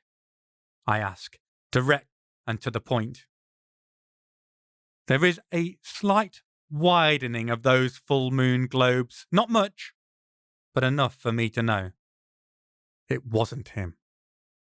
Set you up, manling? No, here's my shimmery metal presence, my waterlogged siren singer. If I comes for you, hop, hop, hopper, or your fine febrile thrown-up matter bricker, so quick to re-be, you'll know that the night is a-calling and ready for the midnight jiggery. Meantime, his blade vanishes, and he shrinks back down to his normal form. I'm this shelled shaping that greets you with a hungriness to be knowing the mismoving that led to such assumptivities. I move forward to rest my hand on Aisha's shoulder till she steps back, the knife vanishing sheathwards. Her hands are empty, but no less ready. I contemplate what to say, how much to give this untrustworthy ally formed of necessity. The mage you pointed me towards had angelic runes, light years beyond his capacity, coating his workspace. He was working for someone else, someone many leagues more powerful, but it was only this poor fool who caught your attention. Frank goes dead still, motionless. I know that much of how he presents himself is part of his method for disarming us. He plays the fool for the court, using his japery to seem less than he is, even when raised to anger. Now, there is no playing. He is an apex predator, and he is unhappy with something, calculating and dissecting the information I shared. Monitored that homely hole for moons and suns with mine own, I did, he growls softly. My knowings that I gives gifts of always are true. Knew he wasn't much, but still my little backhead me was so insisting, yes, that I did keep the watching through shadow and eye blind. No indictory in the two throws, no. Just tinier than tiny little sadness flesh wearer that I served up as easy devourings for your fine lordlings. Don't like to be missing these bobs, brittle bits, motes of import, no. Some chattery and word shoveling will be the next step 2-3 that I'll be whirly-gigging through my boys. So you've no idea who he was working for or why then? I demand, pushing further. I am mostly convinced, but I have zero confidence in Frank to give me a straight answer, and I want to know if there is anything he is keeping from me. Nothingness, he hisses through clenched teeth. No whispering winds into the earlogs of my congregate, nor lighting of the beacons by such weavings of talents rubbing their backs as they caper, hidden from my knowing. The frustration turns to anger, and I don't want to be those of his flock who were on observational duty of the ship wizard in the run-up to our encounter. No hurting them though, Frank, I warn the looming mass, my sword feeling like a mouse, showing its claws as it weaves around an owl's talons. The deal remains in force, the strictures are unchanged. Frank smiles, skin splitting, ear wide and overly full.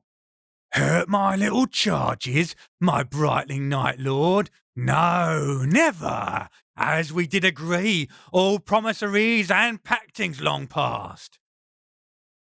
You kick them when they're down and strangle them with the lead you put around their neck. I don't doubt you do the same to their mongrel dogs. Probably eat them too. Aisha's visceral distaste hangs in the air, an unspoken insult, the unwanted guest at the party who can't keep from the centre of attention. Frank's eyes narrow to craggy, encrusted slits, and he leans forward with his entire presence, bearing down on the woman in front, who does not bend or yield. I like dogs, he hisses venomously, his manner mirroring hers, but with the weight of his incomparable size and power packed behind it. Never eat a dog, little dusk-born and walking. Like them more than the sun-drinkers, more than the endless skip and jumper you stroll in comrade arms along with. Then he leans back, the smile becoming somehow transformed, the threat dissipating. A genuine jollity forms in his creased features. You, though, brave as butterflies on the maiden meadow flit, eh? Not fear lacking, no, not the stupid empty-headery of the wanton heroic, huh? Knows your fears, don't ya? Sleeps with their embrace and walk arm in arm, even more closer than your long-living adjacentry. Still, don't be shrinking back from old Frank, even when the happy friendly goes to the drink and the horror comes a-calling. Real plucky. Plucking the strings, ready to start our sing-song duetting, isn't you? You. His smile splits wider still, his jaw seeming to dislocate like a giant serpent ready to swallow his traumatized prey whole. You I likes, little danger blade. I dance the notes we struck and see their tremoring reflecting ripple mirror in the earth's back and forthery. He tears his attention away from the somewhat stunned warrior next to me and, sweeping his hat from his head, offers an elegant deep bow towards me. I will bid my livings, the best to be bettered then. The peekings in cavities inside pretty air mops, with only my wordings, he adds hastily, seeing my expression change. Maybe a little look-see here with my powerings, but no pain, no marks of comings and goings. My word, Cathar wants my word and my power upon it. He straightens himself, placing his hat on his unkempt, tangled mane and tugging it tight to the rear, then taps the front brim in acknowledgement. Turning, he heads in lumbering, half-dragging steps back towards the bridge. A drainage tunnel, taller than a man, but still forcing him to bend almost double, is his destination. An echoing, tuneless whistle of Tom Belis, a song of my childhood, rebounds back as he disappears, fading away as he merges into the darkness. I put away my blade, releasing the talent I powered it with, a relieved lessening of the tension I've been carrying, knot points in my shoulders, slowly unclenching. I turn to Aisha. I think you've made a friend. She is still trying to look as stoic as ever, but in her eyes there's just the tiniest flicker of panic. What was that last part all about? She demands. A good question. He either wants to fight you or fuck you, would be my read. Either way, he reckons it'll make the earth shake. Nice to have options, I guess. The panic sparks, light, bigger. I diffuse it before it blows, slapping her on the shoulder. Don't worry about it. You'll never fight him alone. And I'll gut him before I let him insult your honour in any other way, if you don't do it first. Chapter 13. Toulouse, 8th of March, present day. The frustration is mounting. Mysterious forces threatening me in my own city, Frank, knowing nothing. I really hope Isaac's got some answers for us. We pull off the Route de Levignac onto the branch-sheltered dirt track running the edge of the forest of Bucon that leads up to Isaac's home. Isaac and Nithael prefer to keep their own company in their ancient farmhouse, surrounded by their libraries of priceless manuscripts and magical tomes. Considering how fucking irritating most people are, I can't fault that decision, even though I prefer to remain in the hustle and bustle of the city itself. 19th century palatial stylings define the outside of their home, once all the rage among the landed community of the southwest. When they built it, Isaac and Nithael mixed the Maison Toulousaine-style fine pink bricks with features pinched from nearby chateaux. The bright blue window shutters are gaieties, bringing some relief to the pompous grandeur elsewhere. Actual crenellations run along the rooftop, and its tower seems purpose-built for defending archers. I suspect Isaac uses it for stargazing. With a quick knock to be polite, I open the door, knowing that the only locks he needs will always recognise and welcome us in. I walk into the outdated but welcoming farm-style kitchen, all light woods and individually painted flowered tiles. The space is untidy, a natural bachelor pad, but not dirty. Isaac won't abide by it, not with so many precious documents and last remnants of near-extinct teachings contained within. Through the door at the back, I can see the main library, not to be confused with the secondary library. The research space, which contains more books than most university facilities, or, in fact, any available surface or shelf that can be stocked with grimoires, texts, and treatises. The kitchen table, a light beach marked by the wear of time, is covered in strange, multicoloured stains not caused by cooking, except in the Walter White alchemical scent. Hubert, a short-toed eagle and regular visitor, rustles his feathers on a rafter above the countertop. His curving beak sits under yellow eyes that show a constantly snickering smile. His white underbelly peeks through the pleated brown of his folded wings. Isaac leaves a high, round window ajar when it's not too cold for Hubert to come and go as he wishes. He peers haughtily down at me disapprovingly. As I hold his gaze, I wonder, not for the first time, if the short-toed eagle can see. He seems to take great delight in making diving runs through the space above Isaac and Nithael, even though the angel isn't visible to those without sight. The ballsiness of the eagle wanting to rumble with an angel always makes me want to applaud him each time he tries. Striding into the cosy attached to the kitchen, we find Isaac, sprawled in a high-backed armchair, a book of cryptic crosswords in hand, a pen balanced precariously across his right forefinger, which is gripped round his coffee cup. He starts guiltily before gazing plaintively up at me.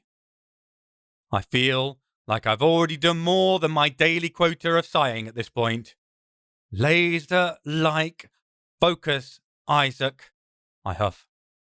Of course, lad, of course. Nothing but just felt like I'd started turning cognitive circles. Couldn't get out of the mental feedback loop. Needed a momentary discharge before firing back at it, fighting fit. He beams up at me. I find it impossible to stay mad at him, however much I occasionally want to clap him round the back of the head. So, how did it go with the aquatic tow rag, my boy? Isaac offers an apologetic grin to go with the obvious subject change. Wincing, I ease myself into a matching chair opposite him as Aisha browses the jumbled and overstacked bookshelf behind us. This body is still adjusting to the high demands that both I and my talent put on it. Well, he wasn't in on it and knew nothing. That's all I've got. Oh, and he seems to have a crush on our erstwhile colleague over there. Aisha quits browsing and fixes me with a look that, while not magical, certainly hits just as hard. My wide-eyed, innocent expression lasts about 10 seconds before both Isaac and I dissolve into cackling fits. She dismisses us like a worn-down parent of unruly, hyperactive spawn and returns to the better quality of conversation found in book spines. As we compose ourselves, I ask Isaac what progress he's made. His humour evaporates, frustration taking its place.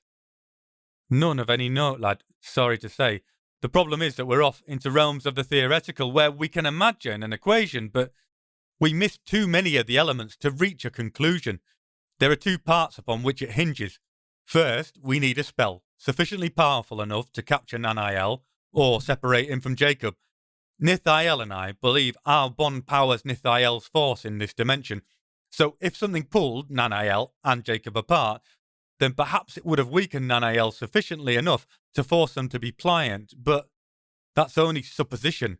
Second, you need a person or persons capable of wielding the spell, or with innate natural abilities that make the task possible.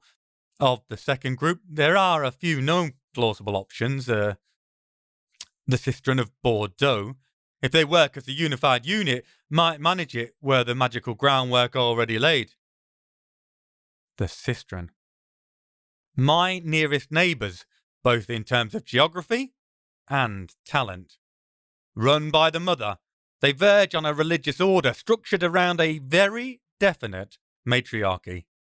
Not a group I want to tangle with, if I can avoid it. But I don't believe they would have the finesse for the spell work needed to accompany the brute force, he continues. Particularly because I think you'll need a powerful Kabbalah wielder to be involved, considering you'll need to rupture an integral part of Jacob and Nanael's coexistence. Could someone be trying to replicate your experiments? I don't want to say it, but my thoughts turn to the possibility of another angel bearer. Just because the two we've met have been righteous, albeit a bit extreme in their hands-off policy, doesn't mean all those of the higher dimensions are the same. The directions up and down the dimensional ladder are just vibrational differences.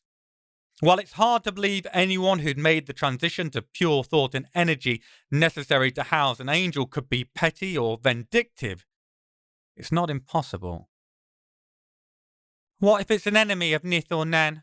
Come down here looking for them. Aisha's clearly following the same train of thought. Isaac tuts. Not that, lass. They assure me the other B'nai Elohim aren't interested in what goes on down here in the slightest, as long as it doesn't affect them. Nor anyone who wishes them harm. As for replicating our work, I didn't hear any explosions loud enough to rival Hiroshima, did you? Believe you me, even when we tried, before we used our own bodies, everything we put the Enochian runes onto went boom bloody quickly. Aisha arches an eyebrow. So, tattooing yourself and making yourself the potential explodey vessel was the next logical step, was it? Don't be ridiculous, lass. Isaac's indignant look crumbles into a sheepish grin. I couldn't tattoo myself. That would have been entirely implausible. I did Jack's ink and he did mine. Aisha snorts. Big difference. I decide it's worth qualifying his answer, not least because it will turn his currently pinkish blush into a far more satisfyingly deep shade. What he isn't mentioning is the people who tried to imitate them. 3 of his students did Human Torch impressions when they tried to combine scarification with the names of the Malachim. 2, lad, only 2. Sorry, only 2 powerful Kabbalists self-immolated. My bad. Then there was the fella who thought he'd try to hold Yahweh himself. Isaac's glum expression deepens. Blew up his entire house. Several neighbouring houses too. Left a crater 6 meters deep and 10 across after tattooing the first letter of God's secret name. Bloody arrogant fool. And then there was the guy who dabbled with the dark side and wrote the name of a Shadim on his forehead. Ended up eating his own arm up to the elbow before embedding the resultant bone shards into his own brain. Yes, look, I think she gets the idea, lad. We got very lucky. I shake my head. It wasn't just luck, although that played a major part. The 2 of you are just another weight class of talent compared to everyone else. Considering you and Jacob invented Kabbalah, it's not that surprising. Isaac nods, then looks over at Aisha. Maybe I deserve the title of Isaac the Blind. A lot of people paid for trying to replicate our studies. Anyway, the Hashmir province, and we were the leading Jewish authority at the time, made it officially haram to try any such experiment ever again. We destroyed our research, and the punishments for attempting to replicate it have always been bloody severe. Musing over the magical tradition and what I've learned about it under his tutelage, my thoughts turn to the legendary golem of Prague. That was the last time we heard sight or sound of Jacob. Him aiding the Rabbi Leo with his creation designed to protect the Jewish ghettos of Prague. Thinking about that, about how the Kabbalist magic was used to power their creation, causes an idea to crystallize. something that's been scratching away at the back of my mind. The golem was powered by the magic word written on its forehead, making it both its strength and its weakness. The Kabbalah inscription of truth, which gives it life, becomes death if you erase one letter. Doing so would stop the living automaton in its tracks. What if someone did that on Jacob? Isaac, I asked slowly, trying to map out the possibilities. Could they somehow have erased the inscription on Jacob? Or altered the lettering, tattooed a prison over it? Impossible. The tattoos are only the primary guidance to mark the path for the Elohim to join us. Once they remained, we became entangled. Those letters now are meaningless, as is the name contained within them. Our duality is now another being altogether. To efface or write over them will have no effect. Strange to hear it that way. I always think of them as two separate entities, with Nith being a hitchhiker Isaac picked up along life's highway. That makes them sound more like one new being, integrally combined. It makes me uncomfortable, for reasons I can't explain. Okay, so what have we got? We know we're dealing with a person or people of power, including an Enochian expert, who have potentially managed to split Nanael and Jacob. I come back to my original question. Could they have bonded with an angel of their own? Isaac gives it due consideration, but looks doubtful. Nithael has always insisted that should any other Elohim descend to our plane, they will know instantly. However, if someone has obscured themselves from their sight and we have another force at large arrayed against us, then we're dealing with potentially world-breaking events. Silence reigns, a bleak, heavy, foreboding moment as Isaac and I look at each other, the weight of that weighing down on us heavily. So, he, she, or they are Thanos and we're the Avengers, got it? Aisha says with a bored tone from behind us. The good God bless her, it breaks the tension perfectly. Does that make you Black Widow? I ask her, my grin mirrored on Isaac's face. She answers me in the same tone, not bothering to turn around. Do I look fucking useless, dickhead? The answer you're looking for, if you don't fancy a ventriloquist gargle around your testicles when I've lodged them in the back of your throat, is no, Aisha, you certainly don't. I mouth, ooh, at Isaac, and she gives me a double middle finger salute over her shoulders. I consider our options, my chin resting on spread hands. What about the Saint's hanky, Isaac? The whole situation makes zero sense. Trying to understand where the artifact the phone Dick wants might be seems our only way into the mystery. The vernacle, as you well know, lad, as I said, it disappeared from the Vatican during one of the intermittent evictions of the Pope by the populace, lost in the sack of Rome in 1527. I've reached out to my contacts in the modern Catholic Church, and they believe Spanish soldiers took it across the Alps, heading home, presumably, to dedicate the relic to one of their own cathedrals. They certainly made the crossing into France, and I've traced reports of their passing through Marseille, where they rested on their way towards the Languedoc to cross the Pyrenees. He exhales heavily, his eyebrows twitching. Then I lost the trail. Our unknown enemy is not entirely foolish to look for it here, though. There's something else we need to discuss, Paul. I can see his nervousness. In any other man, I'd call it fear, but Isaac isn't scared. He is justifiably worried. Prickles form on my skin, those little goosebumps when your body starts responding to hormones almost before you know they're there. Whatever he's about to say, it's making my fight or flight system fire up. This can't be good. It's believed the vernacle can raise the dead. If this caster is so inclined, can you imagine the hell he could wreak with an army of undead and the power of an angel? With Nanael's wings shielding them, I wouldn't rely over much on a nuclear strike defeating them. I wasn't exaggerating when I said this could be world-ending. I nod grimly. We can't possibly hand over anything that might contain that kind of power. Simultaneously, we can't just ignore it. He may have others searching for it as we speak. I doubt the shit wizard was his only pawn in play. Agreed. He knows plenty about us, down to details he shouldn't have unless he truly has control of Nan. So he'll be expecting our double cross at the first opportunity and planning against it. I notice he refers to Nanael each time and never to his lost brother.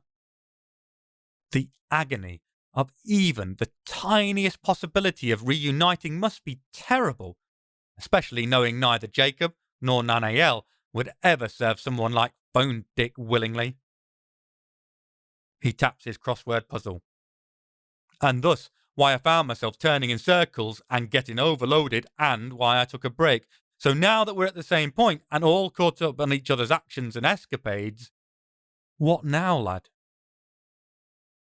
Posing my head back on my hands, I gaze at the peeling line of wallpaper poking out from behind the shelves. Some time passes in this meditative position before we both flinch at a cough from Aisha. Maybe the Rivulet knows something about where the veil went? Could it have come through Toulouse? I shake my head. I was here from the end of the 16th century, most of the 17th off and on, and part of the 18th. He wasn't here before the 19th century, else he'd have shown up on my radar long before. Right, but maybe he saw this group of knights or heard something about them prior to moving here. Where was he before Toulouse? I look at Isaac, who shoots the same blank regard back. I have no idea, I stammer. The disbelieving glare that meets me is as well merited as it is painful. You're telling me you've been preparing for the possibility of an all-out war with an insanely powerful being since the 1800s, and you never thought to research where he came from? My second response is as debonair as my first. No? Isaac rides in heroically to pour petrol on my burning building. How on earth would we have managed that? Ask him. Yes! Aisha slaps her forehead. Geez, how did either of you even wipe your fucking asses before I turned up? We sit there, our gazes downturned, mumbling half excuses and apologies. I can fully understand why her fellow countrymen saw her as an angry djinn. Her wrathful scorn is hard to bear. So, neither of you two muppets ever thought to just ask him? Isn't part of your agreement that he has to share information that allows you to protect Toulouse? Ask him where he was before. At the same time, ask if he was in the area when those knights were passing through, and if he knows where they went, or even better, what fucking happened to them. If he knows, he's got to tell you terms of the agreement. I look over at Isaac, who's scratching the back of his neck, which has gone a delightful shade of pink. I'd love to tease him for it, if I didn't suspect my own face was a similar colour right now. That makes sense? I can't help the question in my tone. Aisha can, though. Of course it does. I said it, dickhead. At this moment, I can't really argue with that. Isaac shrugs, then he nods, looking distinctly chastened. You're quite right, lass. We're both dunderheads, and you're far smarter than both of us. Obviously, duh. I can hear the eye roll, but there's a warmth to her voice too. Even Aisha appreciates praise from Isaac. Right, you two go deal with that. I'll carry on researching, see what I can dig up. I nod my head at the crossword book and pencil. Researching? He frowns back and waves an expansive hand at the pile of books and papers surrounding him. Research, lad, research. I give him a fleeting grin, but I'm less than pleased even though we have a direction to move forwards in, and it's not because Aisha's outthought us. Well, not just that anyway. Nope. It's that niggling, building frustration because now we have to head back to Toulouse and track down Frank all over again. It's like forgetting your house keys and having to go pick them up off your flatmate. Only where the flatmate is a giant, emotion-eating river monster who you'd rather poke yourself in the eye repeatedly than talk to, ever. Fun times ahead. Chapter 14. Toulouse, 8th of March, present day. More inclined to pull out my own incisors with needle-nosed pliers than decipher Frank's bullshit twice in one day. We parked the Alpine and cut southward down the Avenue Honoré Sarres towards Place Arnold Bernard. The square is bustling, a last bastion against gentrification as it pushes the poor and paperless further out into the banlieues. A group of 4 Algerians, balanced on that tipping point of late middle age before the scales pull downwards, drink Turkish coffee on the terrace of a small cafe-cum-kebab shop and argue about the weekend's football game. The area still throngs with a lively community of immigrants and independent businesses, veined with stalwarts who love the vibrant quarter and refuse to ever leave. It extends only a couple of winding blocks in any direction, and quickly cedes southward to the gentle encroachment of bourgeois wine bars and haute cuisine burgers. The place still stands as a living monument to inner city inclusion. It isn't the safest part of Toulouse for many, but for the sort I'm seeking, they'll feel more protected resting here than almost anywhere else. All the unwanted and unloved are still welcome here. Balancing on the edge of the low wall surrounding the underground car park entrance dominating the open space is a man with trembling digits struggling with a cigarette paper. His bedraggled facial hair is more the colour of coffee crema than its original white, stained by nicotine and a lifetime in doorways. Each tucked line of skin forming the origami of his face is indented by a moment of suffering, carving him like a withered pumpkin. Grime accrued from a life beyond hard has muted his clothes, once nondescript frippery, the riotous clash of colours obscured by dirt and stains. I draw in a little talent, ready to contact Frank, but he beats me to the draw. The old man's eyes snap up, their radiant albumen, the first time they've likely brightened in a long time. Frank's unearthly grimace bullies aside the weighty folds of the man's wrinkles. A swifting of your moments, if it does you please, my little lordling. I'd be wanting to partakery in the wagging of chins to summarise our understandings under the skies that darken over her. And of course all tideries and trillings to you, Lady of the Blade. He taps his bow at Aisha, who deliberately turns her head aside and spits. Doesn't seem to bother the bastard, but she's making herself clear. The old man is lower than me, so I crouch, positioning myself at the same height as the skin Frank's currently wearing. Great minds think alike, Frank. I was just looking for you.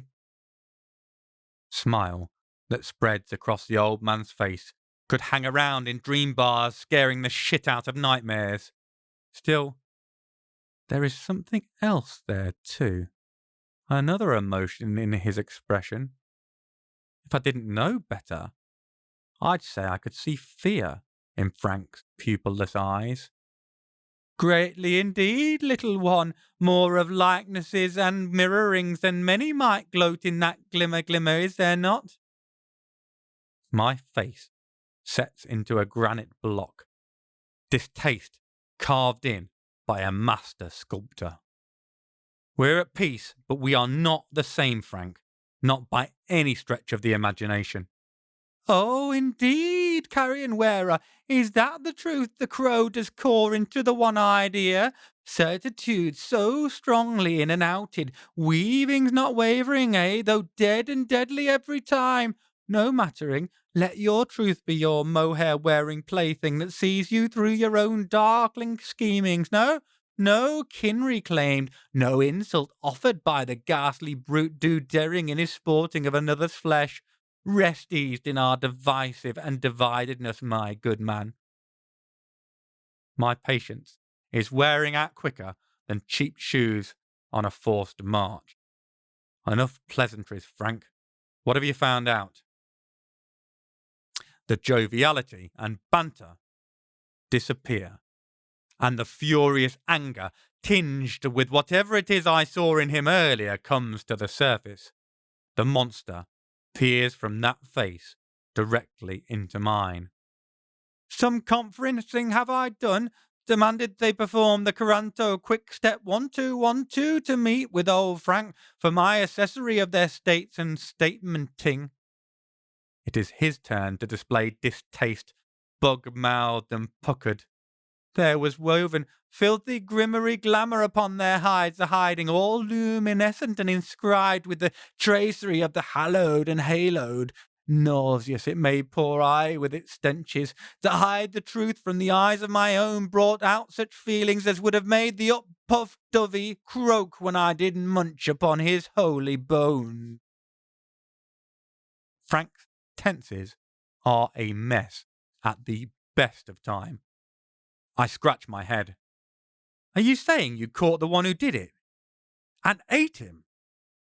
Frank guffaws, a reverberating belly laugh that echoes round the square, bringing looks, although our natural glamours keep our uncanny natures concealed. He paws at the face he wears lovingly while he speaks, his gaze almost ecstatic. It turns my stomach. Oh, my little lordling, so honouring in your confidence in I, to think that after such confrontery you find me in my reposings all la-di-da and thankee kindly. No, find his radiancy I could not, only his sickening traces upon my pretty boys and girls I'd sent to looking and a seeing. Killed them he did, and making them with magicry and murderings he left them, just outside your precious boundarings, all protections promised, sliced and severed without my knowing. My stomach feels hollow, gripped with dread. Frank connects himself to his people. It shouldn't have been possible to hurt them without him realizing. He carries on. Notes was left, all scritched and scratchings onto their poor hidery, skin-cut letterings. 'Twas a payment for my observings of his little wizardling, and for my words given back to you. I don't need more details.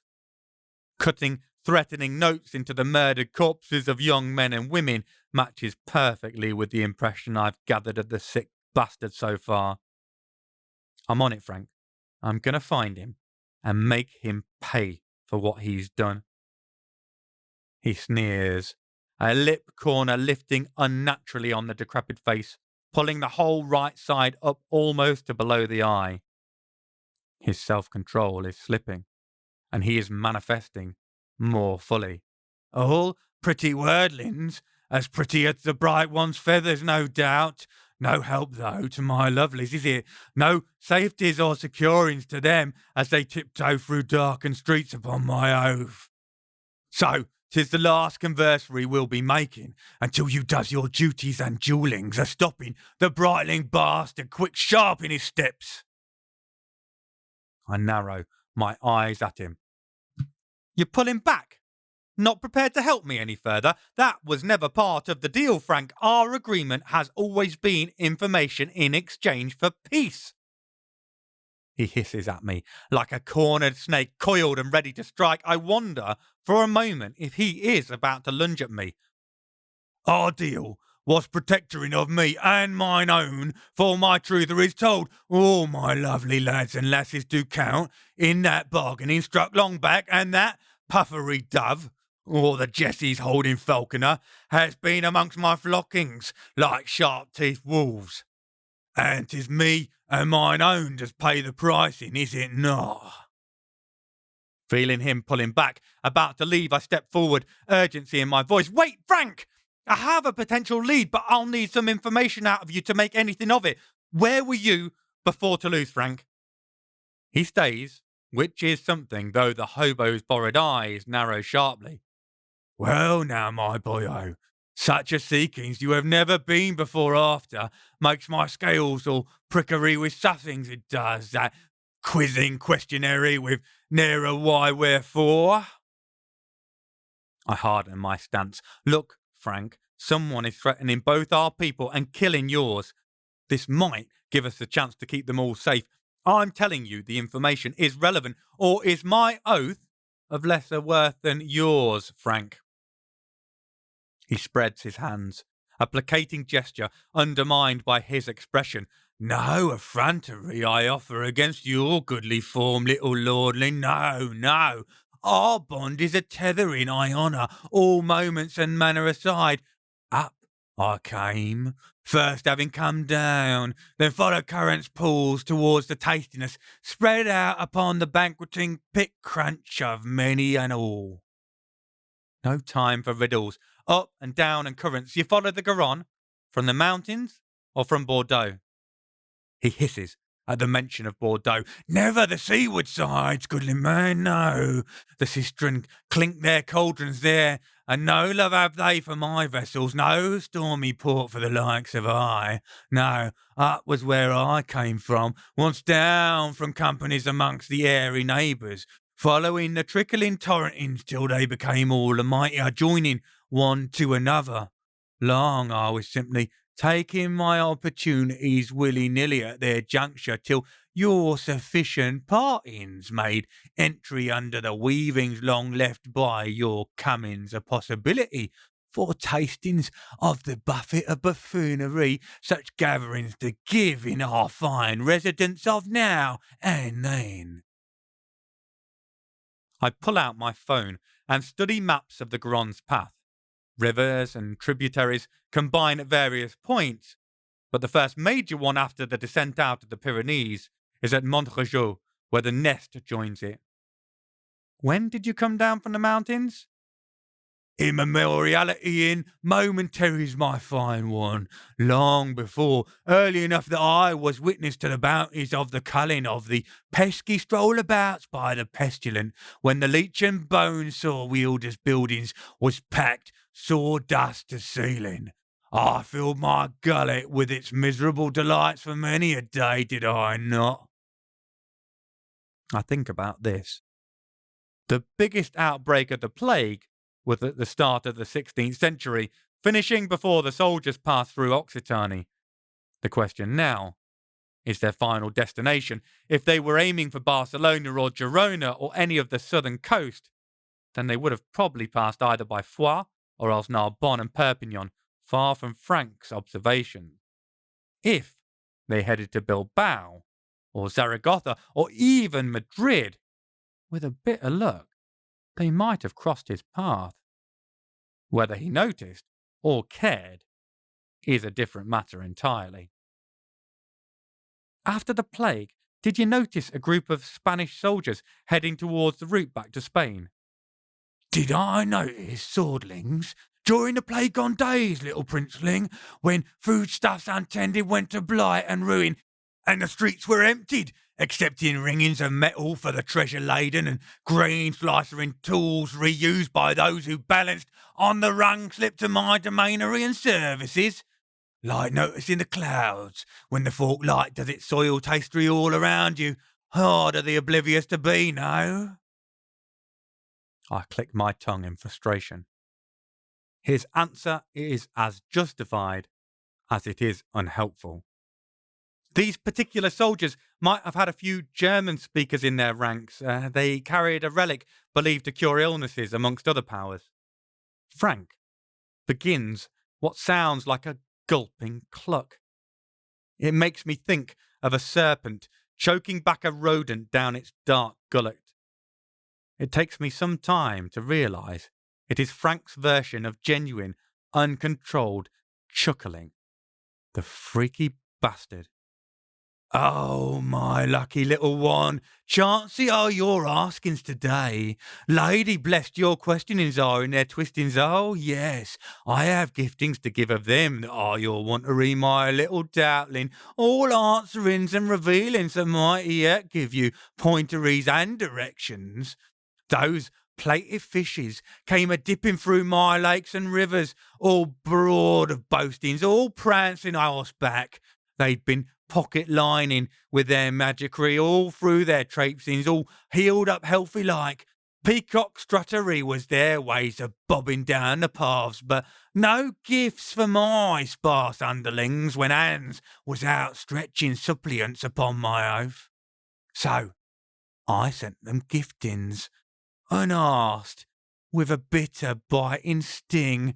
Sweetmeats of musings did my little ones drip drop into their lugholes, hidden treasures of Castilian origins long lost, awaiting the clamouring claimings of such noble lordlings as themselves below the barrow walls under hill. I pass his words through the frank filter I've developed over a couple of 100 years.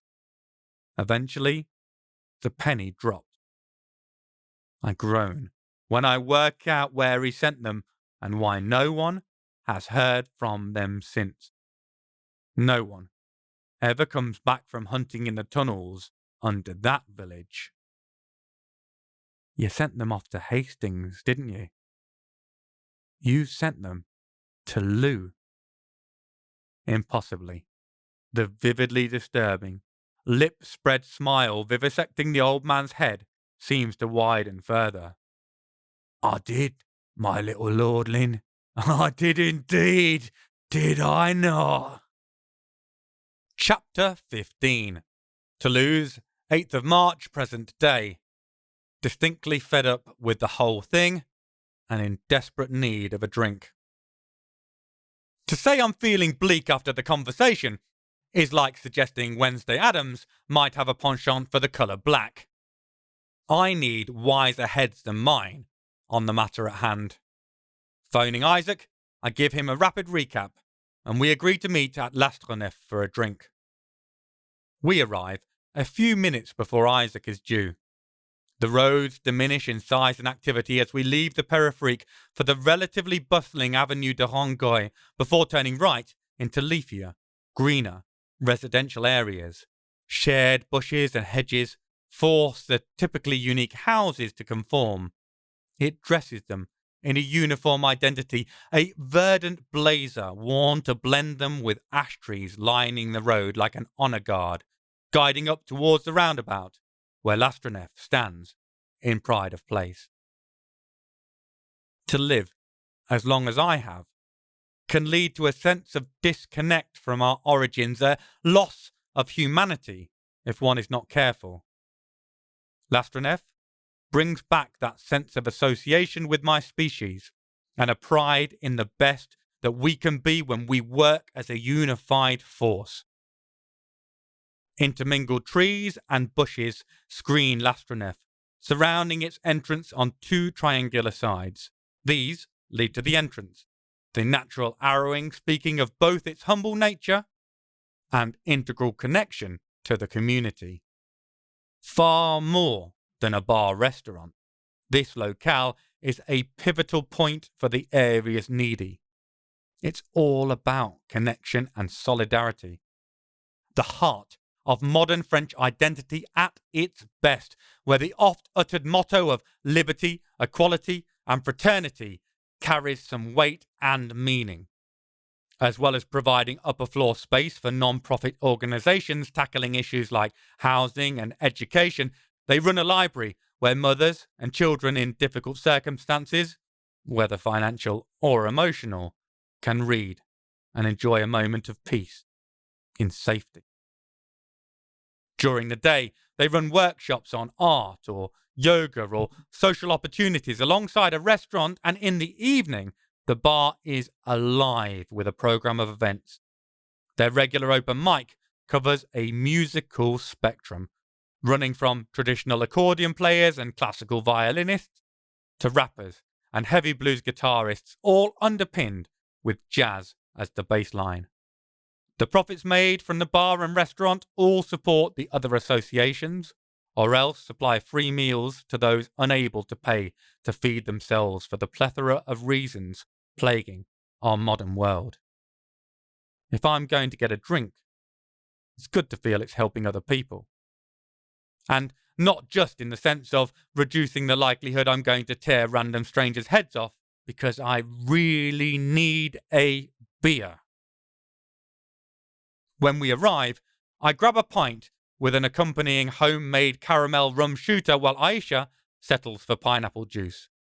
We sit outside to enjoy the milder weather's benevolence, even as darkening skies give way to night's ascendancy. This is the calm before the storm for us. There's a long trip ahead in the morning, a drive that might lead to us finding the knights or, at the very least, their trail. There's only one thing standing in our way, not counting phone dick. Unfortunately, that one thing is Lou Carcoyle. Isaac plonks himself into the nearest seat with his own pint. He taps the bottom of his glass against a metallic tabletop, rolling it round to hear the ring it creates. It's an unusually nervous gesture from a man I associate with always keeping cool no matter the crisis. Mind you, the stakes are so much more personal this time. He cuts straight to the chase. How solid a lead do you think this is from Frank? Could he be playing with us or trying to lead us astray? Aisha shakes her head, a small but certain movement. I despise that creature more than most.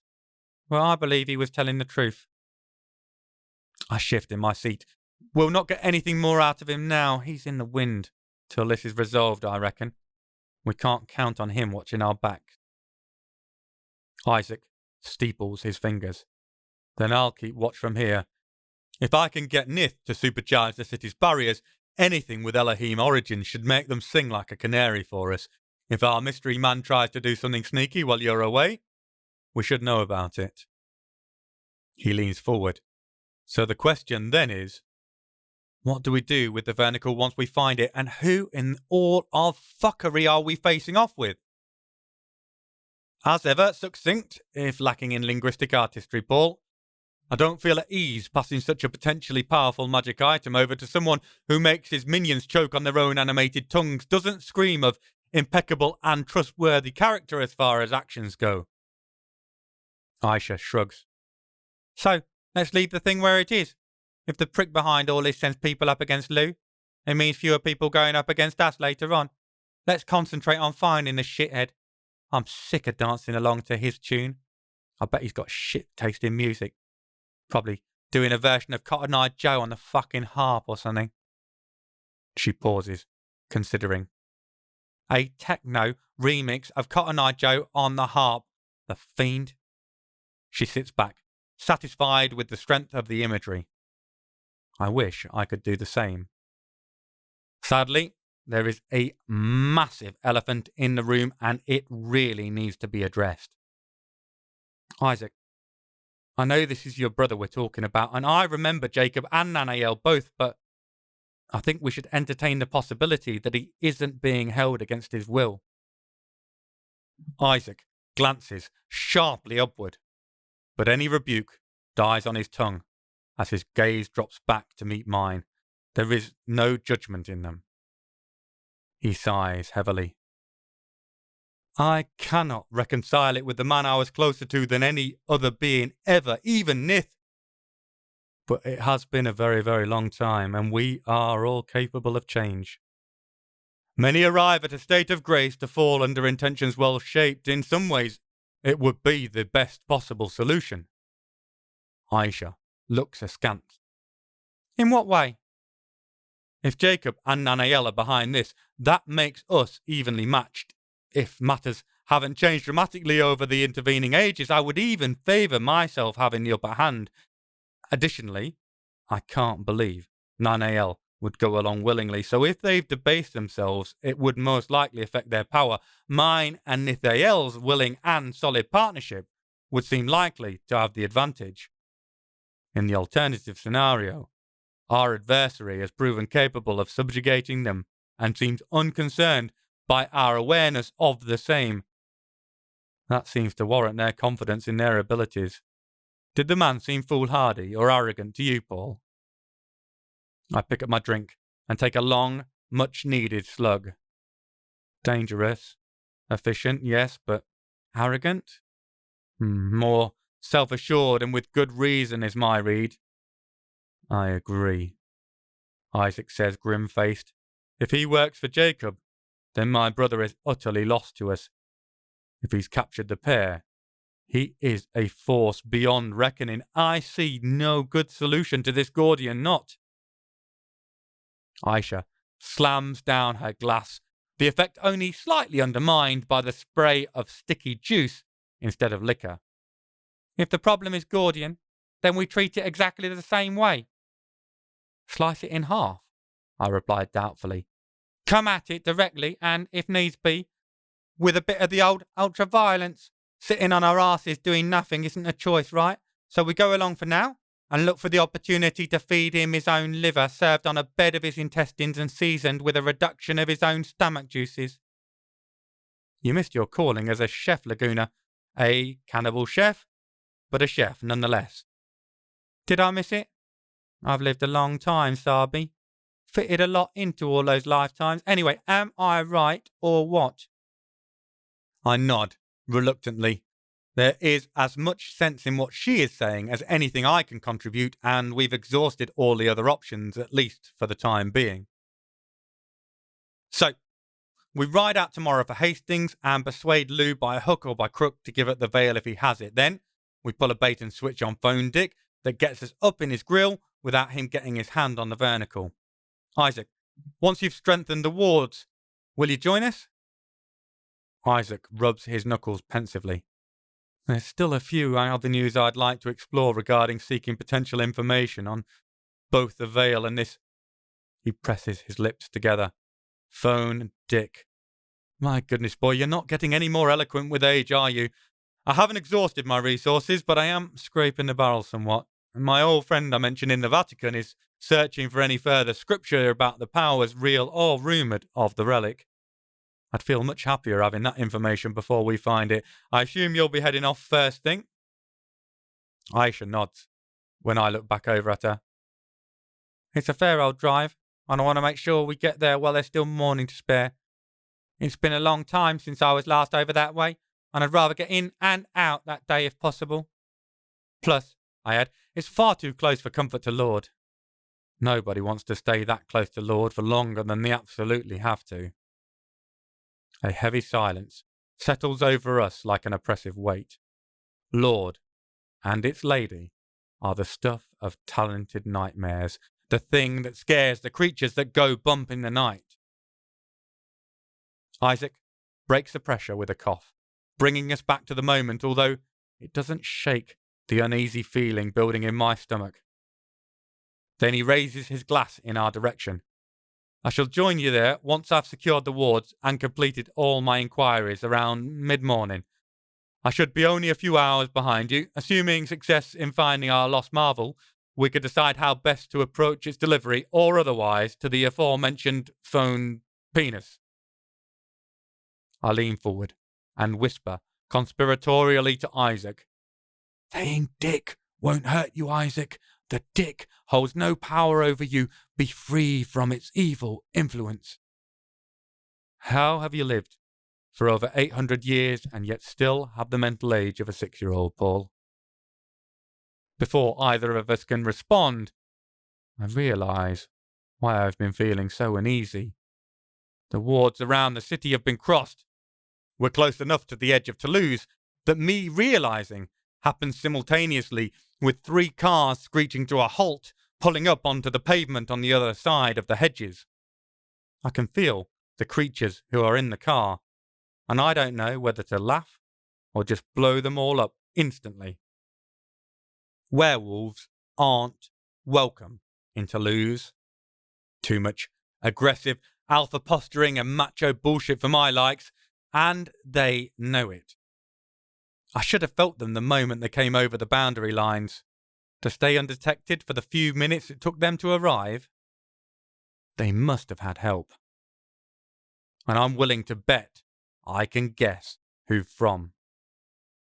14 lycanthropes spill out of the 3 vehicles, about the maximum size a pack can be without them being so utterly annoying that they start killing each other. A man Mountain steps forward, clearly their leader. He has the air of a steroid-abusing gymhead who has swapped his dick for man boobs. I'd lay money he thinks the long, black, bushy sideburns give him a Wolverine air, but combined with his excessive body hair, they just make him look like an Elvis impersonating Sasquatch. The rest of his crew all share a similar body morphology.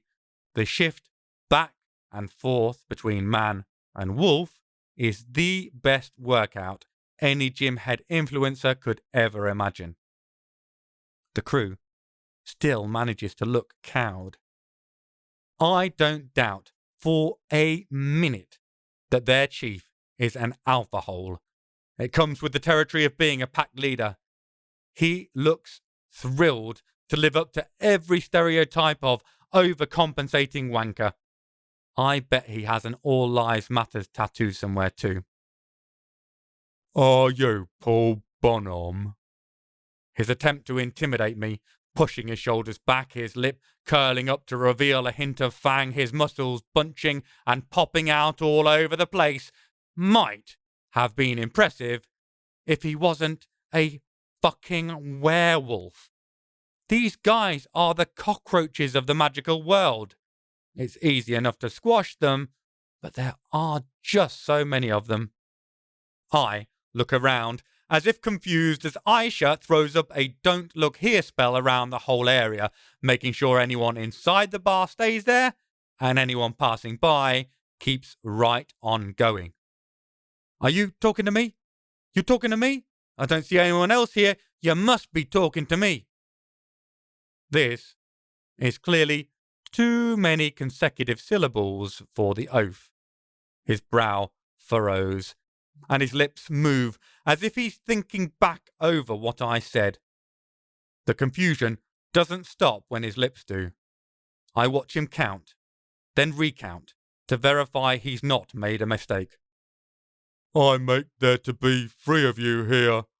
I don't think she's Paul Bonhomme, though.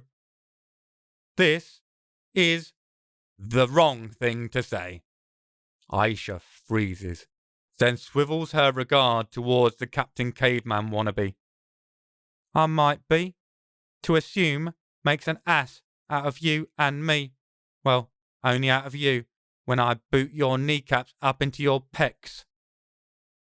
The mutt leers at her, showing that his self-preservation instinct lost the battle with his need to be a dominant, chauvinist ball bag a long time ago. I'd like to see you try, little lady. The crack, followed swiftly by a second crack, makes every member of the pack wince and step back. It is a wise decision. Violence is a language even this arsehole understands. Words and actual language, not so much. Aisha turns towards the rest of the wolves. Right, so who's next?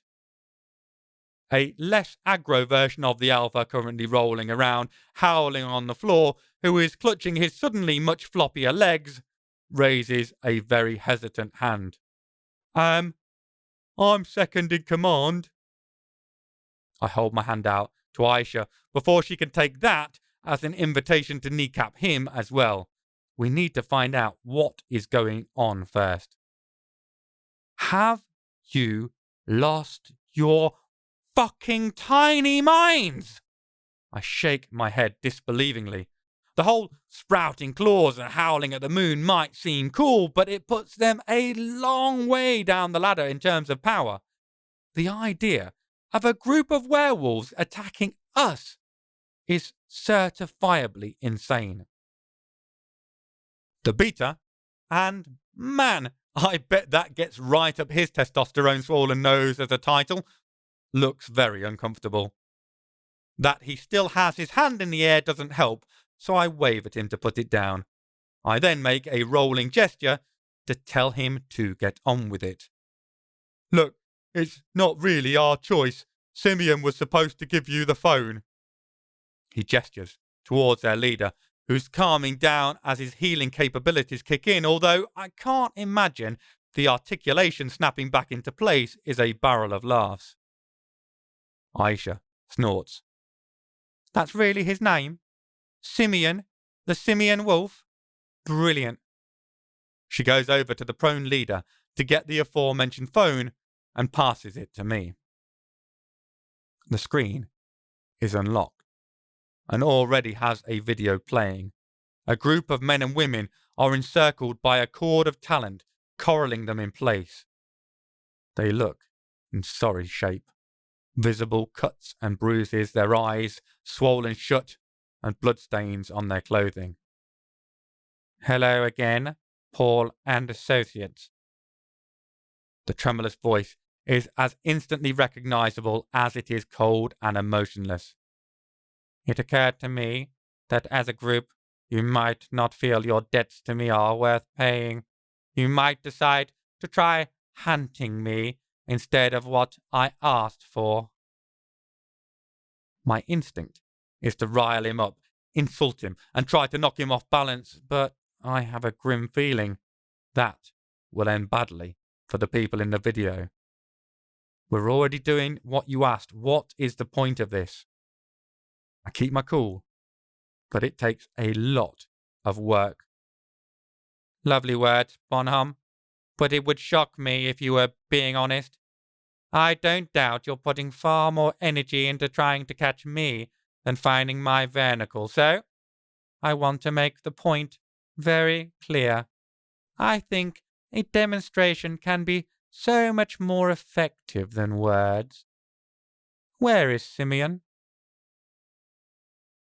I swivel the phone to point at the alpha on the floor. He's feeling a bit overwhelmed by it all. A disappointed tutting carries through the phone speaker. That is as unsurprising as it is unacceptable. So, here's what's going to happen. A gunshot rings out, and a young man flops forward like a rag doll, slumping against the invisible wall made by woven talent. There is a momentary silence, and then what just happened clicks with the group on the screen, and the screaming starts. It only lasts for a moment before the volume cuts off, undoubtedly because of a mute option included in the magic surrounding them, but it is clear from their shell-shocked expressions and agape mouth that they are still wailing, terrified. That was Simeon's partner. Not the first time he's had to pay for his lover's arrogance, though at least it will be the last. The howl from our feet is unearthly, and the level of pain contained within is many, many times worse than it was when Aisha physically broke his knees. So, here are the rules. You will fight my press gang wolves, and you will do so without using your talent. If you use any magic at all, and, Nithael, that includes you, just to be clear, then I will shoot one of these fine people each time you do. And should I run out of their partners, I will move on to their children. The video clicks off, and the phone is just a dead, black brick in my hand. I put it in my pocket for the time being and look at the number 2. He seems almost embarrassed.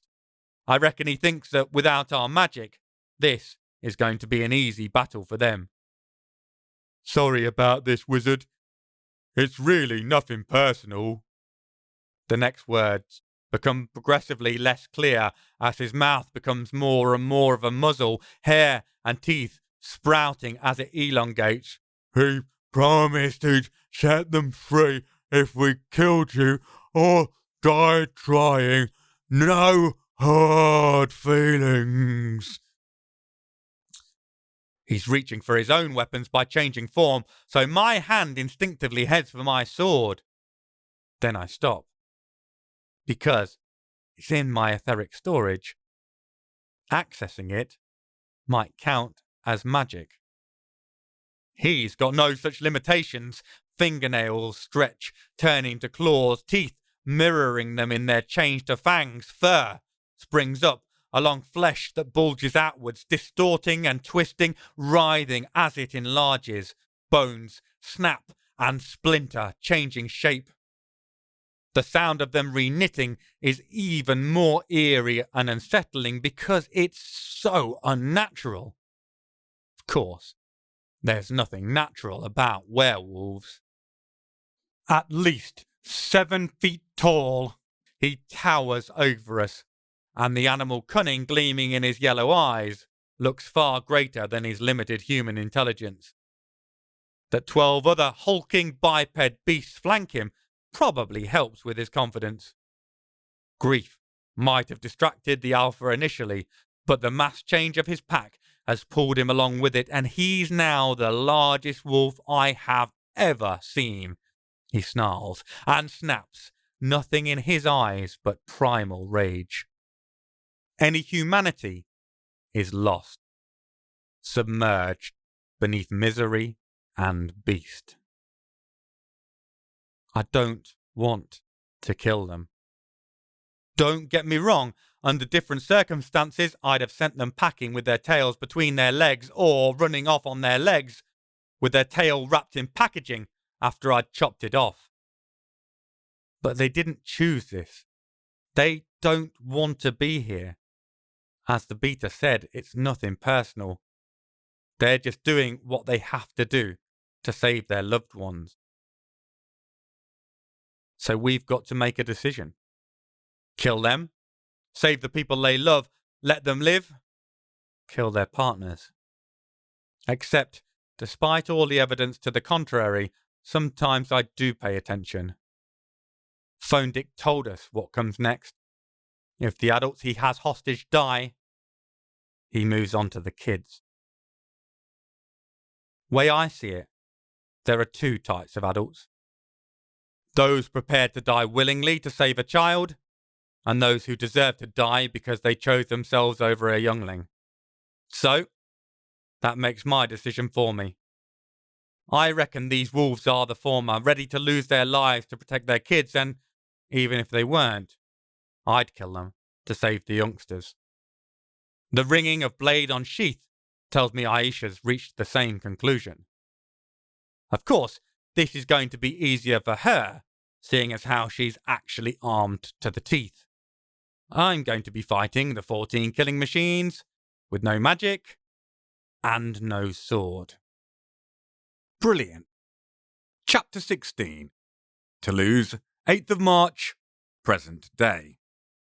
If you collect all their shed hair and make it into wool, then knit it into a jacket, would a werewolf wear wolf?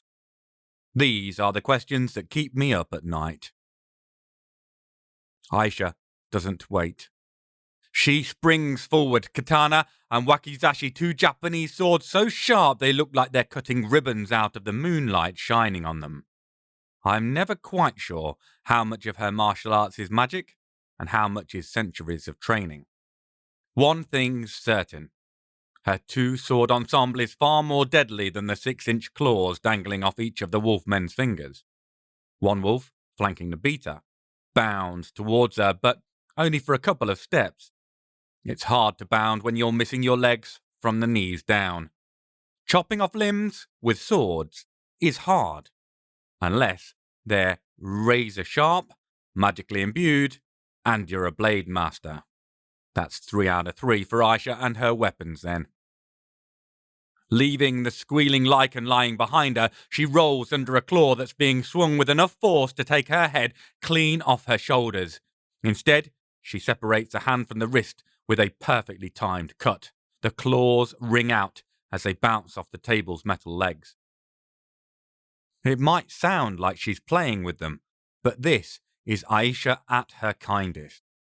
Werewolves have impressive regenerative skills, and by amputating limbs, she's taking them out of the battle without having to kill them. Plus, she's using normal steel, so reattaching their limbs is possible.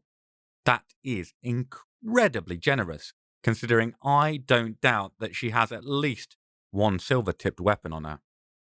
Dropping, she twirls and lops off another 2 pairs of feet at the ankles. Just as I think the battle will be over before it even starts, a hulking black shape barrels into her, tearing out her left bicep with its slavering jaws. They roll together, but I lose sight of them at this point as one of the other wolfmen steps forward to engage me. I take up a defensive stance.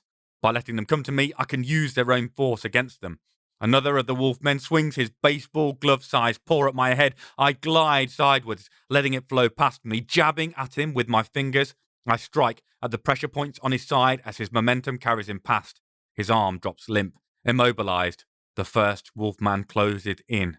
Launching myself through his legs, I hit each ankle as I slide through. He crashes down like a ton of bricks into one of his comrades who's just tried to seize my foot in his jaw.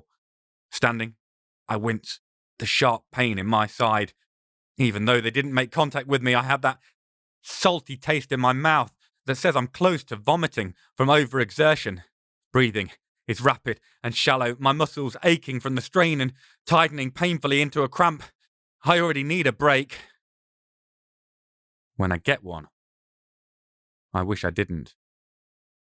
The tinny, broadcasted noise of a shot rings out and everybody freezes. I pull the phone that I took off Simple Simeon out of my pocket and look down. Another of the crowded bodies has dropped to the floor as the others push themselves backwards away from their dead friend.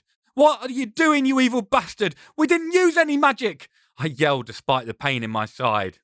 The voice sounds bored, entirely disinterested. "You may not have, but one of you did. I warned you specifically, Nithael." I look over my shoulder to see what's happened. One of the pack must have sidled around the action and launched himself at Isaac. He's now held, suspended in midair by angelic hands, whimpering at the burning brightness of the otherworldly light. White-faced, Isaac shakes his head, though whether in denial or disbelief, I can't say. "He had me banged to rights, lad. Nithael won't let me die. I'm so sorry." Another of the pack raises his head and howls, and suddenly the air fills with a chorus, venting their grief and misery. I feel desperately sorry for them all. Not something I had ever expected to feel for a bunch of werewolves, but this is a no-win situation for them. That they are here at all means they value the lives of their loved ones more than their own. They came to an unwinnable battle. Wolves versus mages is always going to be like bringing a knife to a gunfight, and even without our magic, anyone versus Aisha is shitty odds. This whole scenario is unjust, and there is only one way out of it. Clearly, Aisha has come to the same conclusion. The wolf in midair suddenly sprouting a blade tip from his right eye, the knife having entered through the back of his head. Within moments, 13 of them are dead. Knives secreted around her person having flown through the air, burying themselves into critical points, eyes, ears, hearts, for instant kills. Most of the wolves didn't even have time to react. Only Simeon is quick enough. He launches forward, huge shaggy head twisting at the right moment for the blade to whip past his ear and drive itself into his shoulder instead. It doesn't even slow him. He's gone feral, lost to a pain well beyond the physical. Aisha sheathed her swords to throw, knives now gone. So she reaches across her body, going for the shorter stabbing impact of the wakizashi before she can draw it. Simeon's closed the last of the distance and buries his muzzle into her chest, tearing all the flesh surrounding her left ribs off, getting underneath them, cracking them as he goes. I want to leap forward to help, but it's unnecessary. Of course. Aisha draws the short blade with her left hand despite all the damage done on that side and slides it under his snout, inside her own chest. I can't see clearly what happens, but there's a sad squeal, like a kicked puppy. Then Simeon collapses, huffs of steam coming from his nostrils. By the time he hits the ground, Aisha's already almost fully healed, the last white gleam of bone visible for a moment before the flesh covers it once more. Ana Asef, she murmurs in his ear as she slits his throat. I'm sorry. Aren't we all? Shoving her face into the phone as I hold it, she snarls, They're all dead! Release the prisoners! Show some slight honour! Fucking bastard dares to give us a slow clap to accompany his rasping, dry-throated chuckle. Well done. I knew you had it in you to be callous in your killing, and it only cost you 2 innocent lives. Fucking heartless wanker. 2? It's a start. Sure, 2 completely innocent people, but I make it 16. These 14 wolves might have been arseholes, but their deaths are no fault of their own. As far as I'm concerned, all the fault lies on the shoulders of the shit stain on the other end of the phone. I can feel my lip curling, my own snarl forming. Good God, I want to get my hands on that fucker. Let him taste my blade. But Aisha doesn't blink. I can be endlessly callous in my killing, and inventive, and for you, I'll include exceptionally sadistic for free as well. Come meet me. I'd love to show you. His humour evaporates. I doubt he likes anyone else stealing his thunder. I don't think I shall, Miss Candisha, if it's all the same to you. Now then, I am a man of my word, despite what you may think. However, there's one more thing I require you to do first. Well, not you. I think it will be far more amusing if the Hebrew does it. I look at Isaac, whose face is still white with shock. He'll be struggling with the guilt of the trade-off Nithiel made, his life for the hostages, for a while to come. Living beyond a normal human lifespan sometimes feels designed solely to provide ever more nightmare fuel. I wonder if any talented sleep well, or if we all wake up screaming in cold sweats more often than we get our recommended 8 hours. No wonder we're cranky as a rule. I suspect Phone Dick's problem is more than just a terrible night's sleep, though. I am also certain that none of us are going to like what he wants next. It's a simple requirement. You broke the rules, Isaac, and that poor man, his voice drips with sarcasm, paid the price for your selfishness. You cost him his life by inaction. Your God is ever quick with justified retribution, isn't he? An eye for an eye and all that. So it's simple. If you want me to let all these people and their children go, kill Paul. What? I didn't think it was possible, but Isaac turns an even whiter shade of pale, like Procol Harum, eat your heart out pale. This is totally not in his wheelhouse. Aisha wouldn't have hesitated. She gets it. This body is just a shell. Crack it open, and I'll fly off and find another one. But Isaac, I might not be a blood relation, but I'm the closest thing to a son he's ever had, and the only thing resembling family since Isaac's disappearance. Phone Dick's derision broadcasts itself loud and clear. Come along, Isaac. This time you get to play the role of the father Abraham, a sacrifice made to save their lives. Aisha, would you be so kind as to lend a blade?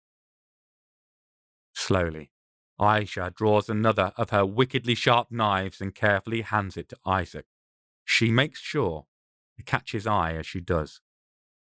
It's okay, Sabi. Paul's coming straight back. We're going to do much worse to that piece of shit when we get our hands on him. For now, concentrate on what needs to be done. Bravo, Miss Candisha. A rousing speech.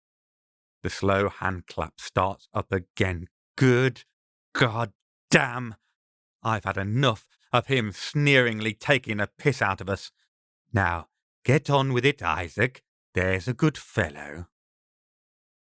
The blade quivers, its sides glinting as they catch reflections from the bare light bulbs swaying from the awning above us. Shakily, he advances towards me. I desperately don't want this to traumatize him. Wrapping his hand with mine, I help him get the trembling under control. Zach, listen to me. I speak quietly, but firmly as I raise the tip up to my breast. It isn't easy stabbing someone in the heart, almost as if ribs are there to protect it just from that. But, luckily, I've been stabbed so many times. The phantom pain of a blade sliding in is a reliable guide. Good to find the silver lining to being brutally killed over and over. It's like the mess we found in the shit wizard's basement. It isn't me. It's just flesh and bones. He just wants to fuck with you to see you hurting. I'll be right back. Get it done. Get them free, if we can. Anything after that? It's on him, not us, not you. Got it? Isaac bites his lip and nods. His hand steadies and I release it. Can't have that shitbag saying I killed myself, that I guided the knife in. Isaac has to do this on his own. I nod, not letting eye contact with him drop. Do it, man. For a moment, I think he'll refuse, but then he pushes sharply forward. The pain washes over me, an electric overload in all my nerve endings as this body's motor seizes up. Then I am gone. I snap my eyes open. I'm lying in an upright position, which is unnerving. It isn't something I am used to. People don't leave dead bodies propped upright unless some psychopath ruler has called for the taxidermist because they need a new hat rack. Terror strikes me. I'm trapped again, bound like I was in that fucking basement. I can't move, can't raise my hand, can't seem to do anything but blink. And Pascal is here. The mortuary assistant is right in front of me. The same face I saw when I came back to life after escaping the shit wizard's clutches. Only this time he doesn't faint away in terror at the corpse he's working on coming back to life. Instead, a confused expression crosses his face, like trying to solve a particularly tricky crossword puzzle over Sunday breakfast. Then horror spreads across it. My horror. I watch the features melt into mine and I realize why I've been strapped to a table vertically. I'm facing the mirrored wall. Pascal isn't standing in front of me. The body I've woken up in is Pascal. Looking down, I see straps holding my arms and legs in place. They're necessary, otherwise the cadaver would have collapsed to the floor before I took it over. No doubt ruining the surprise. No prizes for guessing who set it up. With some careful wiggling, rubbing my wrist raw against the leather restraint, I free one hand from the straps. Then it's a simple matter to undo the others and stumble off the table. I'm trembling, shaking, but I don't think it's from the cold this time. A pocket on my new loose-fitting canvas trousers vibrates, and I fumble out a phone showing an incoming video call. I take a moment, biting back my shaken fury to regain my self-control, then accept the call. The same video scene pops up again. The terrified, traumatized prisoners are all still scooting away from the two dead bodies stuck inside the magic circle with them. We did what you asked, you bastard. Let them go. My voice is steady by will alone. I deserve an Oscar for not tearing strips off him for this complete lack of humanity. I will, Paul. Don't worry. Your other friends are watching on the other phone, but I've muted their call. I wanted a moment. Speak to you first. Then I'll let them go. It's hard to keep my hand steady, but I manage it through force of will. I don't know if I believe him, if he'll really follow through and release them, or if he has some other sick, twisted game in mind first. What do you want to talk to me about privately? I just wanted you to know that this is how it will go if you try to resist my orders. It's not like you have many friends, but any you have, any you've ever had, I'll track them down. I'll make them suffer so much that even you, with a million painful deaths under your belt, could not imagine. I'll send them all to their end as slowly and horribly as anyone could dream of.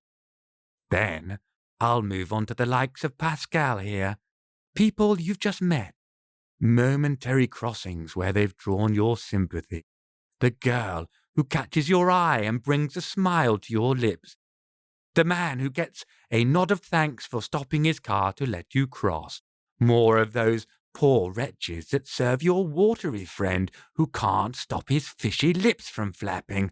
I will kill them all. There isn't a threat to what he says.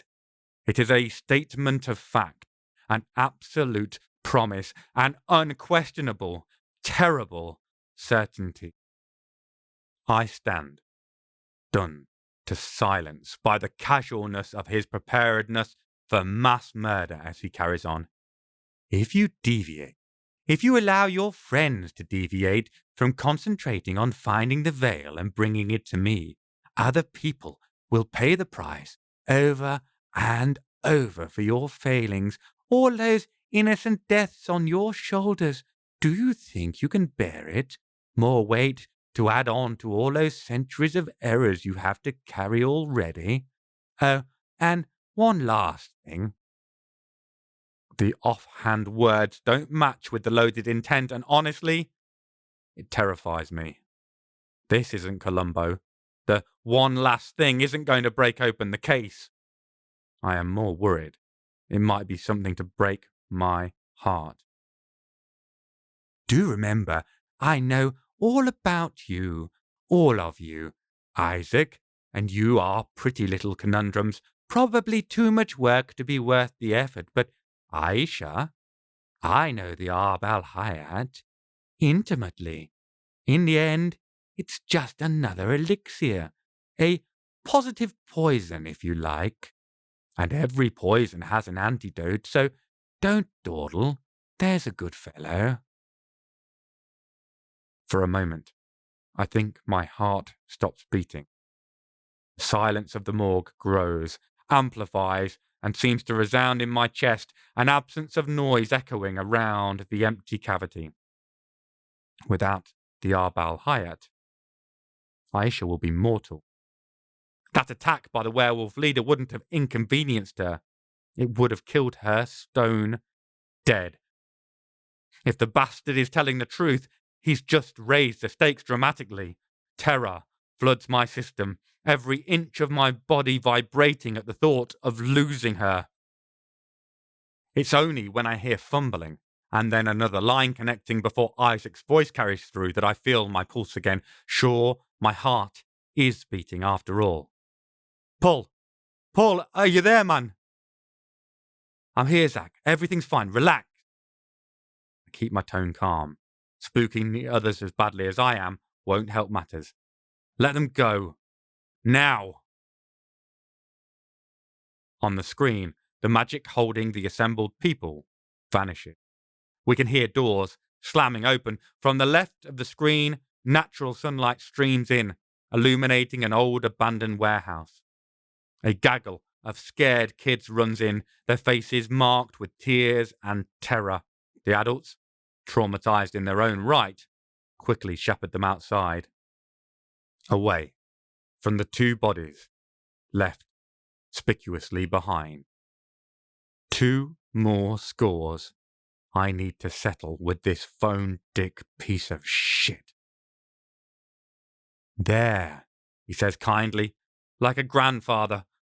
fussing over a child's grazed knee. All done and dust. The tone goes flat, cold again. I let them go because I can find them again any time. I don't need them. Their death or life serves me no purpose for now. If you stay motivated. Listen, I start, but he cuts me off. No, you listen, good man. I will not be dictated to nor distracted, and you will do as I say. If I believe for a moment you are deviating from my instructions, that you are searching for me instead of the prize I've demanded, you will pay. The price will be innocent lives, and I will find more and more innovative ways to make you kill them. Each death will rest upon your shoulders, so make your choice. All of you. Are you hard-hearted enough to hunt me down? Or are you going to do as you're told, like the good man you are? Don't doubt for 1 minute that I'll be watching. The screen blanks, and somehow I can sense it is final. I don't know if he's fried it from a distance or flipped a switch. The phone's a dead brick now. I hurl it against the far wall, the tinkling sound of it smashing into composite pieces and shards of plastic, the tiniest of balms on my wounded soul. I pull out another burner from my etheric storage and dial Aisha. She picks up instantly. Where are you, Sabi? Straight to the point. Good. She's ready to get moving again, get on the hunt. Now I just have to steer her in the right direction for her own sake. I'm in Purpan again, home from home. Want me to come get you? I think about it for a moment. Honestly, get Isaac home safely. He'll need a stiff drink and an empathetic ear.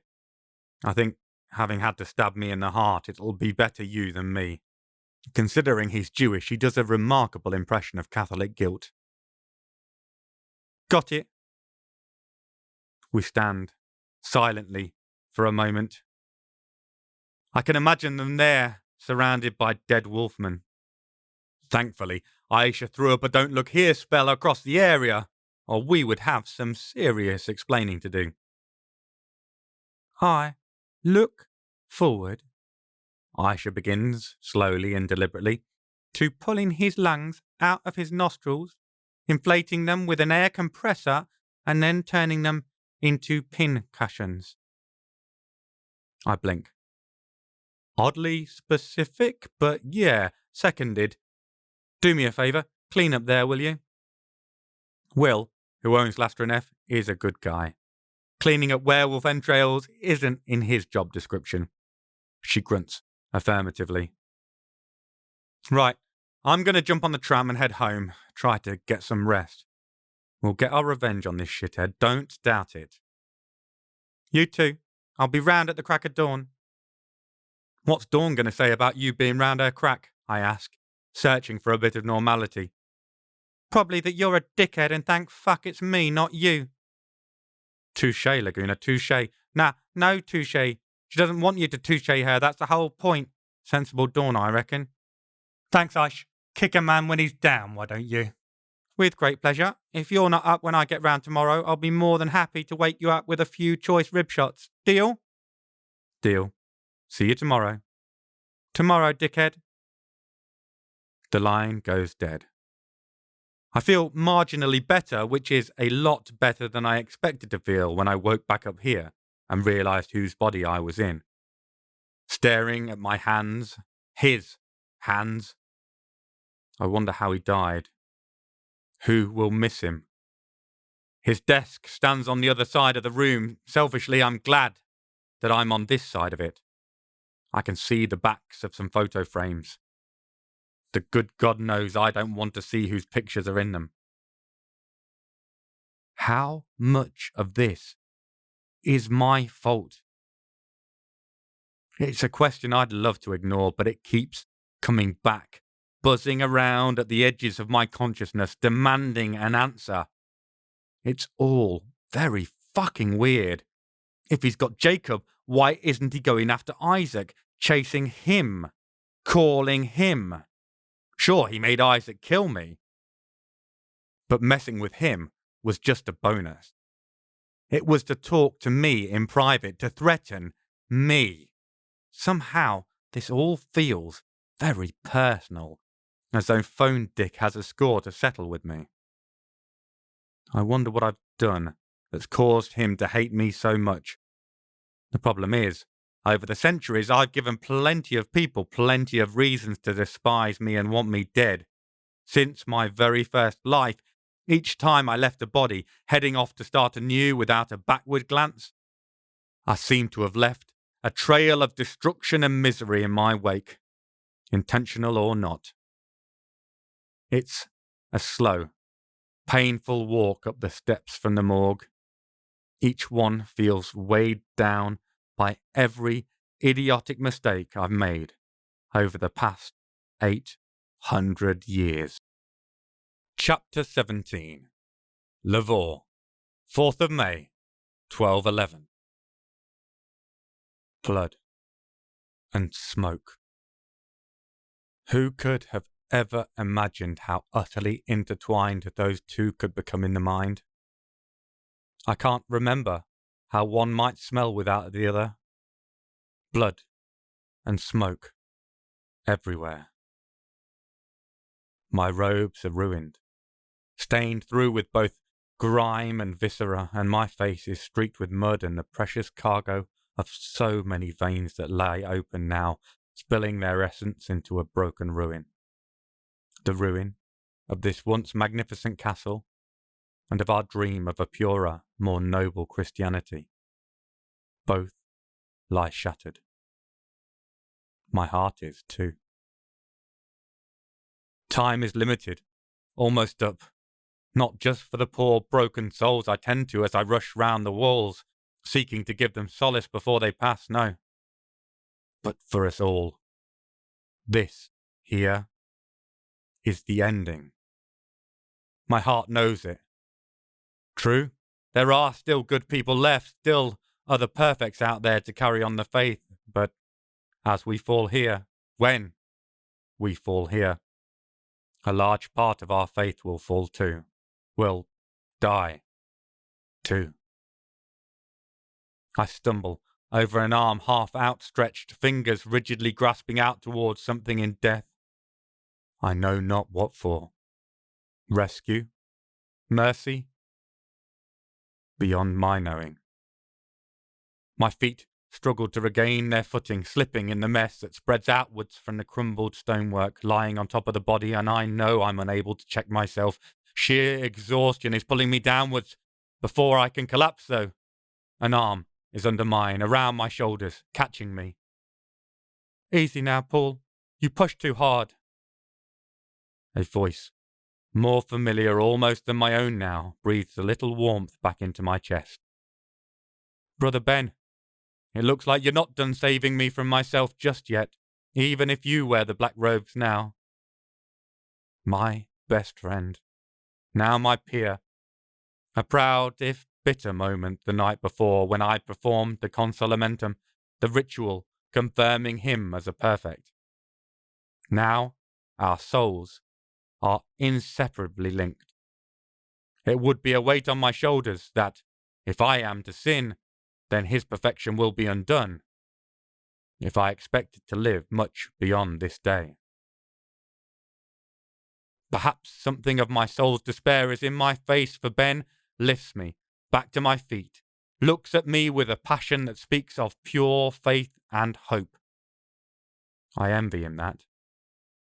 My faith is not damaged, but I find myself entirely without hope. My brother, and I know he means it in more of a sense than just a religious one, don't despair. Nisitas has returned to us. Perhaps we stand a chance still. Papa Nisitas. Yes. There is a stranger arriving. A good man, all the way from Constantinople, who helped set the very tenets of our form of Christianity many years ago. That done, he disappeared, without warning or explanation. Now, decades later, he's returned at our moment of despair, here in our stronghold, filled with 400 good people. Many have seen it as a sign, an omen that we can yet prevail against the brutal Frankish forces and their terrible crusade brought down upon us for heresy. Franks that will see us burn, all of us perfects. Despite that, my fellow black robes hold out hope because of this miraculous return. And yet, I find myself unnerved by him. Despite the warnings of that peculiar Israelite rabbi when we passed the Foix, I have not since encountered man, woman, or creature with that same strange glow Isaac held.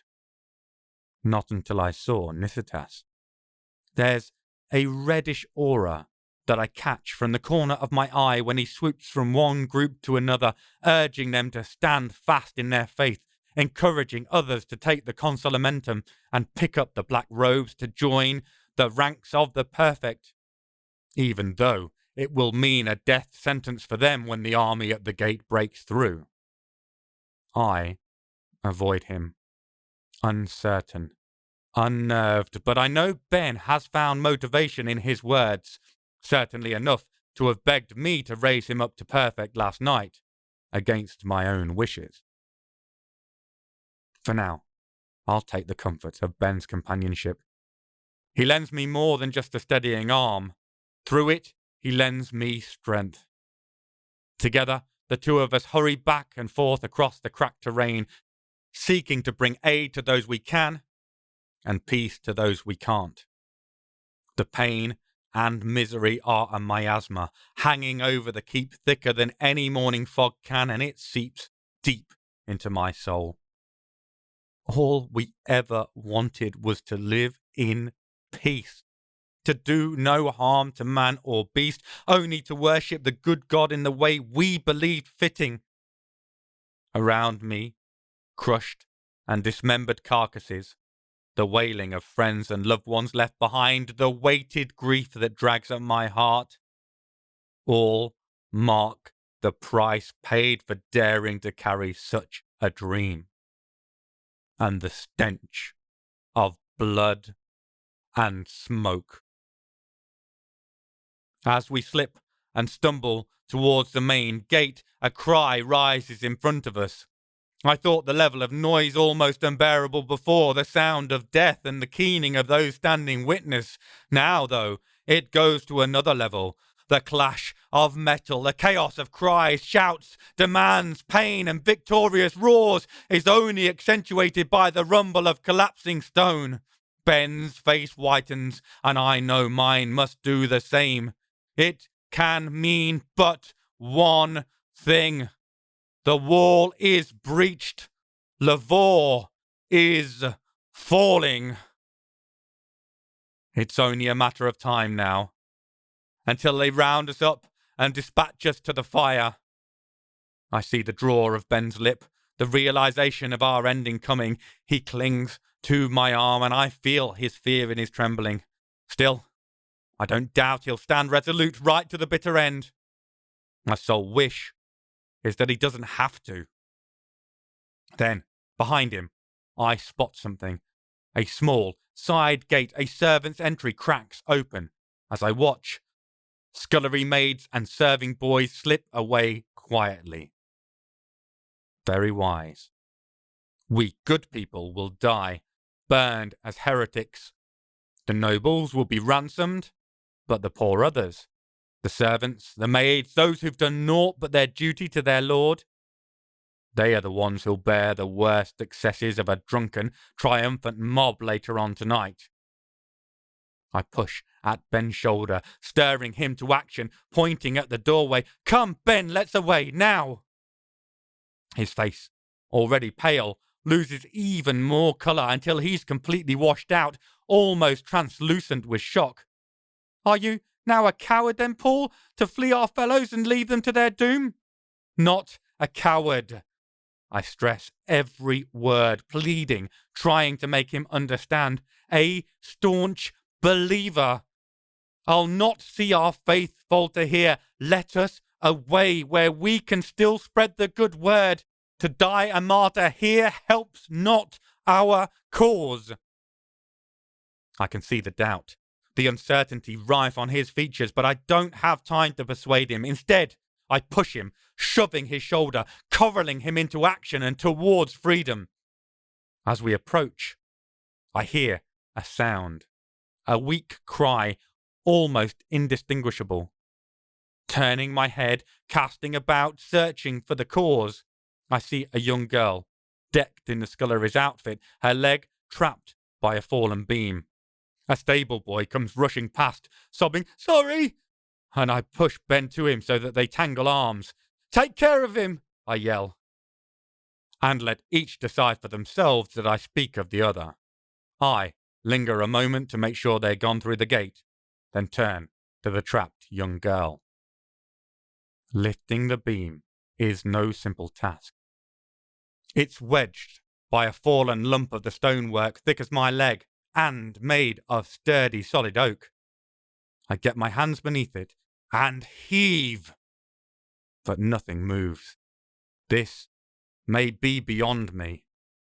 That my last righteous act might be frittered away, meaningless, is almost more than I can bear.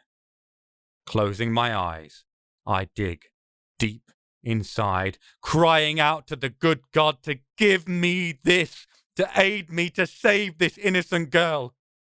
There, in my heart, in my guts, I feel something stirring, a force or energy that swirls and lifts. It floods out to my limbs, my legs and arms, and slowly, ever so slowly, the beam lifts upwards. "Out!" I grunt through gritted teeth. "Go!" The girl realizes her legs freed, the trap released, and she scrambles up, gone through the gate. Not a moment too soon. As I release the beam, soldiers pour in through that side just as the main forces flood around the corner of the main hall. Now, it is I who am in the trap, caught. I close my eyes to offer a last prayer to the good God to guide my soul homewards, but something hits me behind my right ear like a thunderbolt, and the next moment I know nothing. When I open my eyes again, I'm not alone, though the good God knows I wish I was.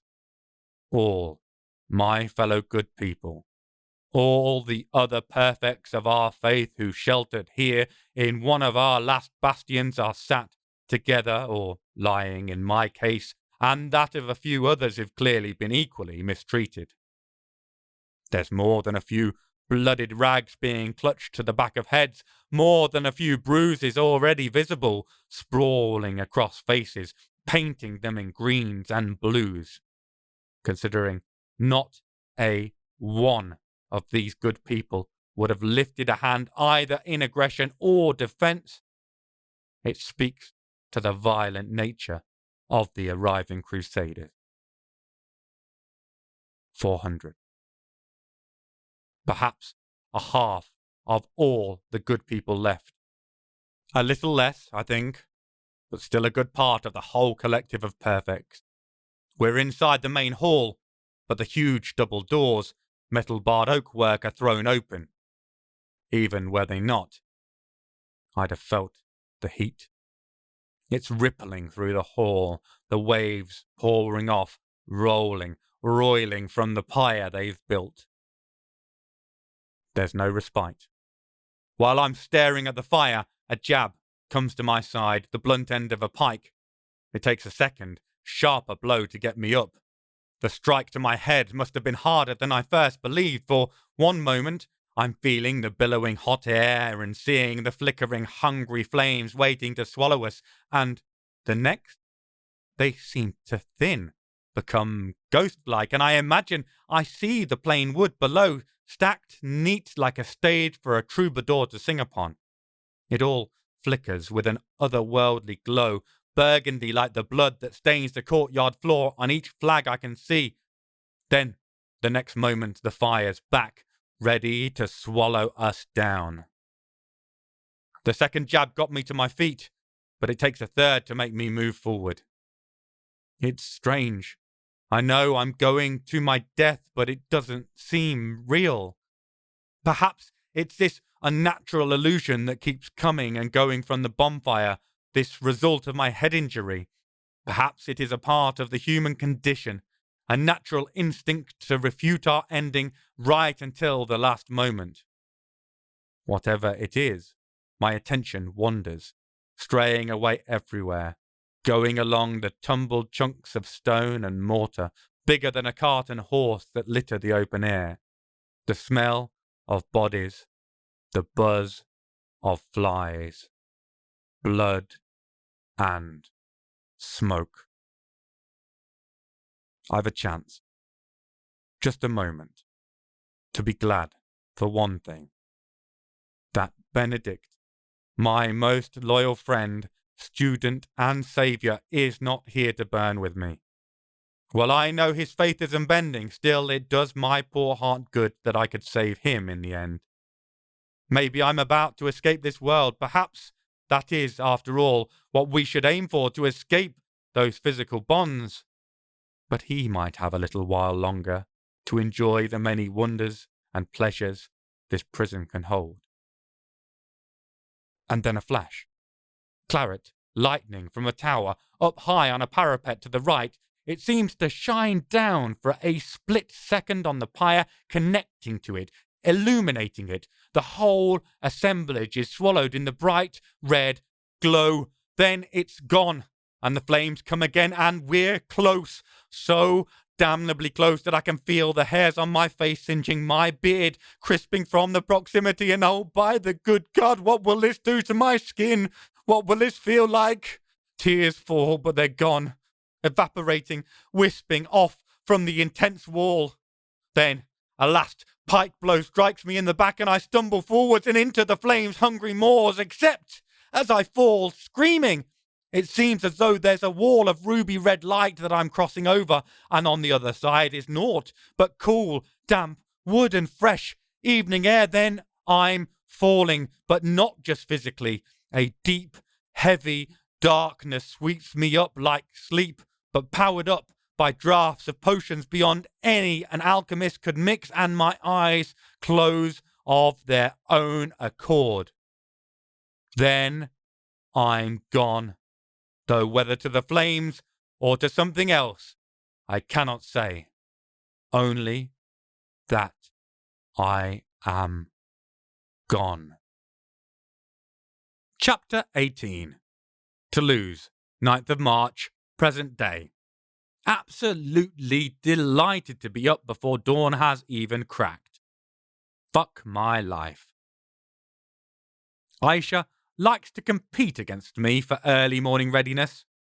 The moment the sky lightens and colours appear pastel-like in the half-dawn, my doorbell rings with a determined aggressiveness. But she isn't the only one who can get competitive.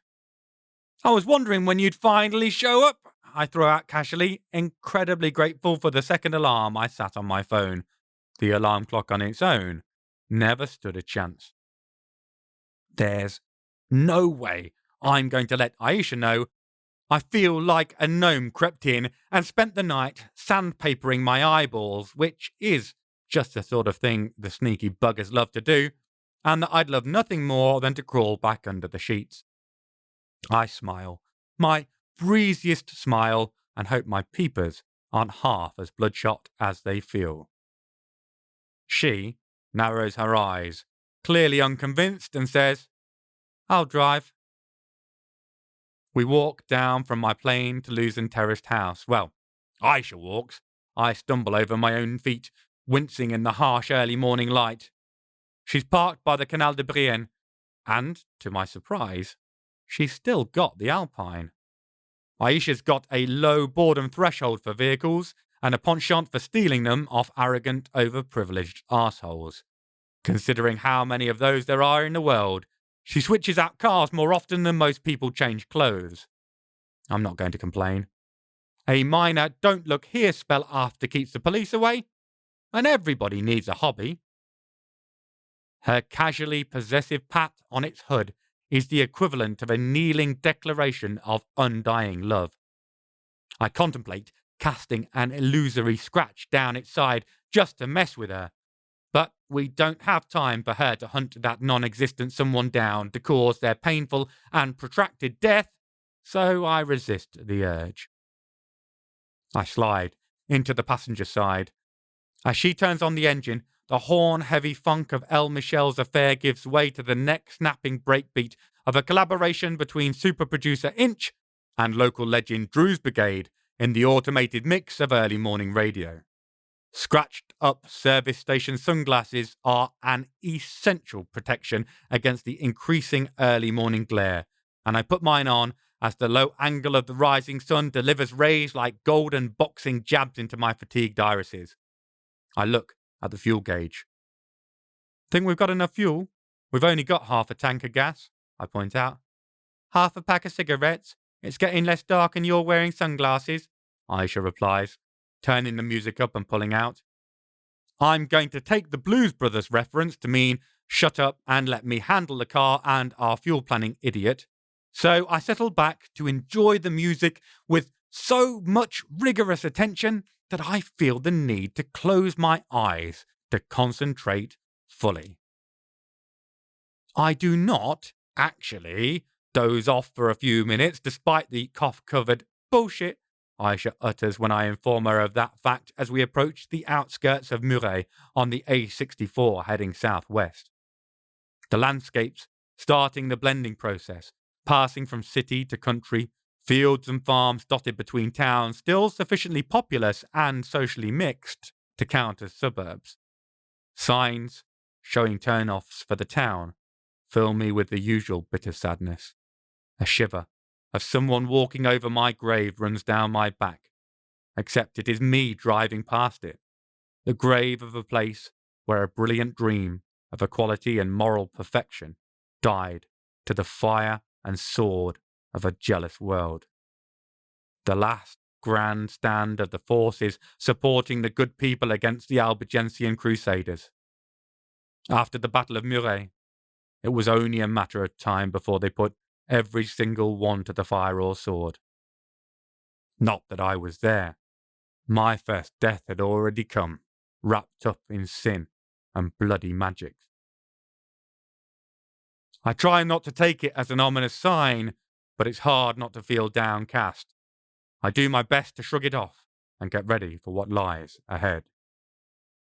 As we pass the turn-off for Saint-Élix-le-Château and the village Gaulois, a fascinating living Bronze Age museum site made even more interesting when you know that at least one guide is from the actual time period. The radio signal becomes increasingly choppy, the static making it not listenable. Aisha inserts the CD. A mix of Toulousan rap, mainly CMF records, but with some old members of the Kilotone Collective for good measure. It cheers me up immensely. What can I say? I'm a sucker for a banging beat and clever wordplay. The first unreal impressions of mountains appear, ghost-like and gauzed by the sky's greys. They are otherworldly giants, pushing through into our reality, majestic and ethereal.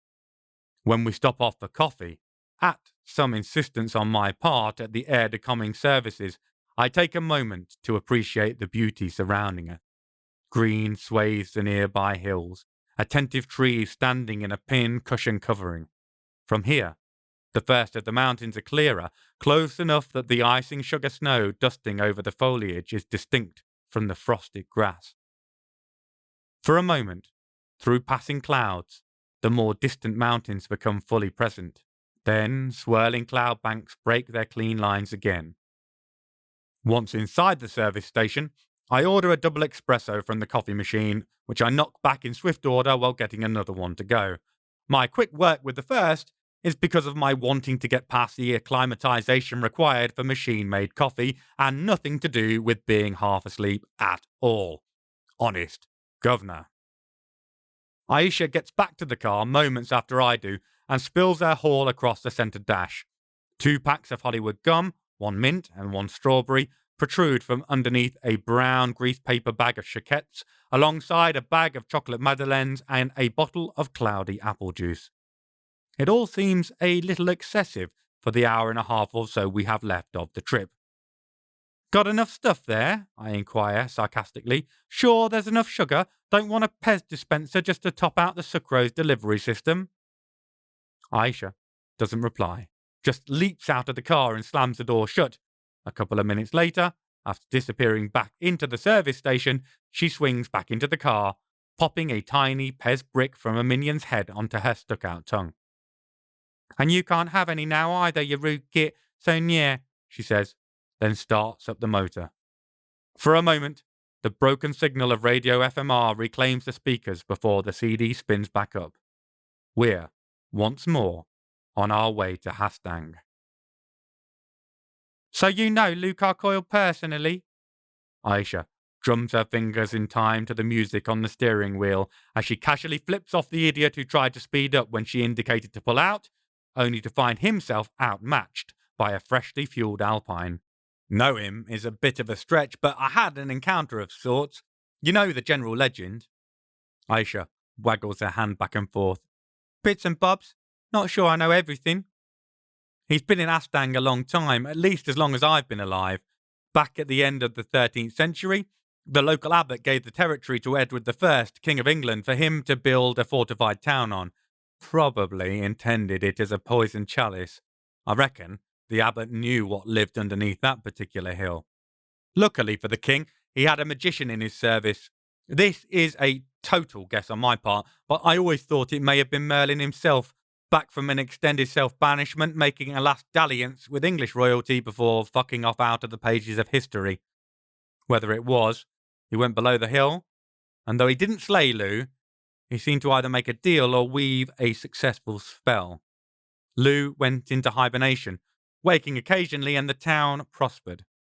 Only the foolish wandered under the ground through the few openings that existed, and if they were locals, they even occasionally came back out. Strangers, particularly invading Spaniards, funnily enough, went missing. They were greedy treasure hunters, so no one particularly missed them or went looking for them.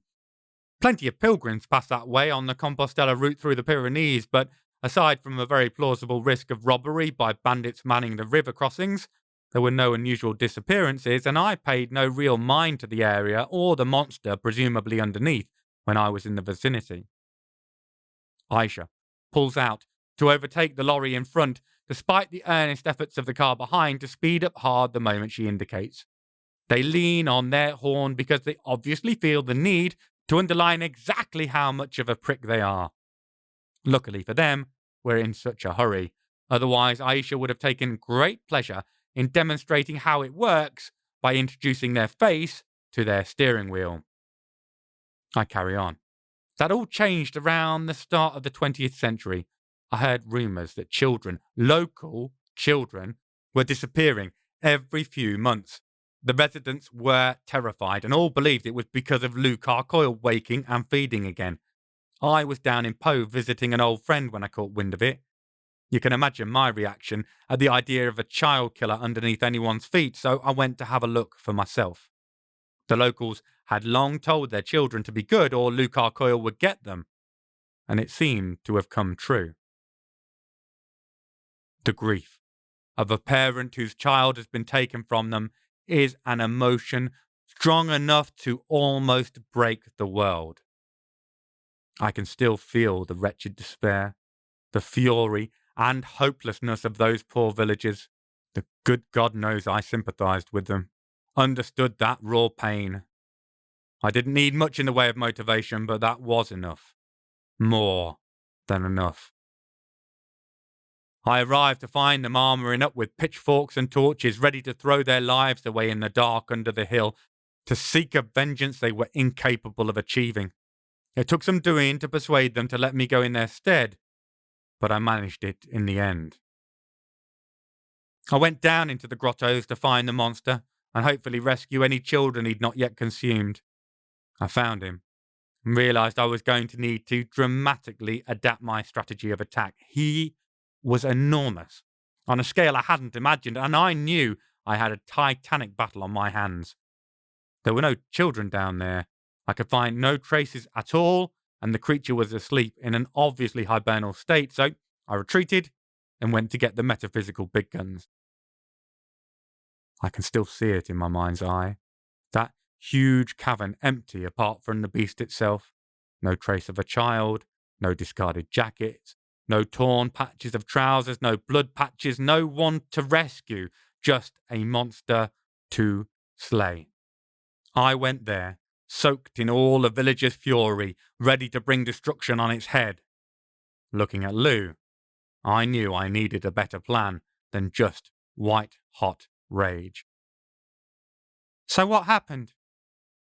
Aisha's question makes me start in my seat, the belt pressing tight against my chest as I come back to the here and now. I carry on. That same night, another child went missing. I ducked back into the tunnels as soon as I got word, and the beast hadn't stirred, hadn't moved an inch. This was either magic of a type I'd never encountered, like a sleepwalking form of feeding, or there was another explanation. The latter turned out to be true. I found a man, a well-respected burgher of the town, fat and jolly, a friendly shoulder to all and sundry. He circulated stories that had apparently come from other folk, of how they'd seen a glimpse of the creature, retreating with the latest victim, keeping all the riled-up attention on this terrible curse, claiming the children at random intervals. When I broke into his house, I found a locked cellar door reeking of the psychic imprint of misery and suffering. And the boy. That cellar. Good God, but that cellar. I don't have to see that in my head.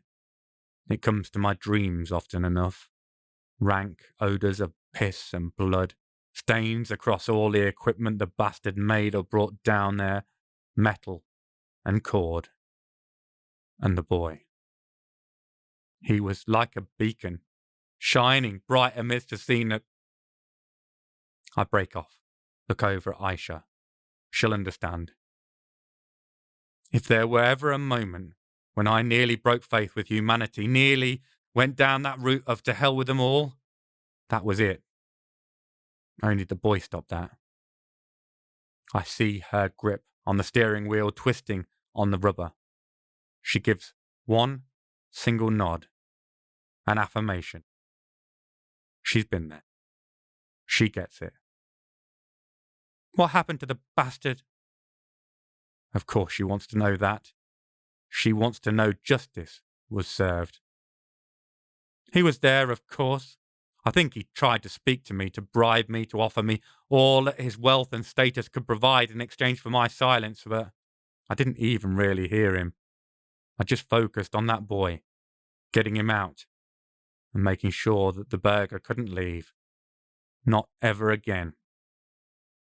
I took the boy back to his family and told them the truth, what had happened, who had done it. We gathered the parents of the missing children and I gave them the one thing I could, a small gift.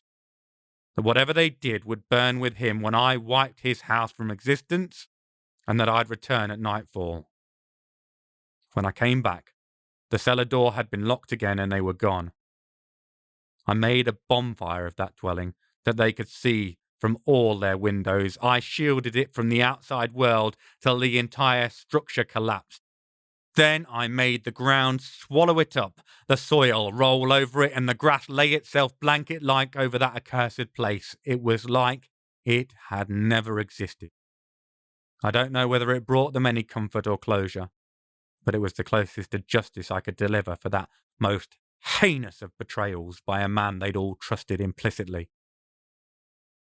I see, from the set of Aisha's jaw, that she wants to go back there, dig the bastard up and burn him all over again. She dips her head in acknowledgement and says, I forget sometimes that you're not someone to piss off. Thanks, I think, I reply. We sit, for a moment, quietly. I don't know what she's thinking about.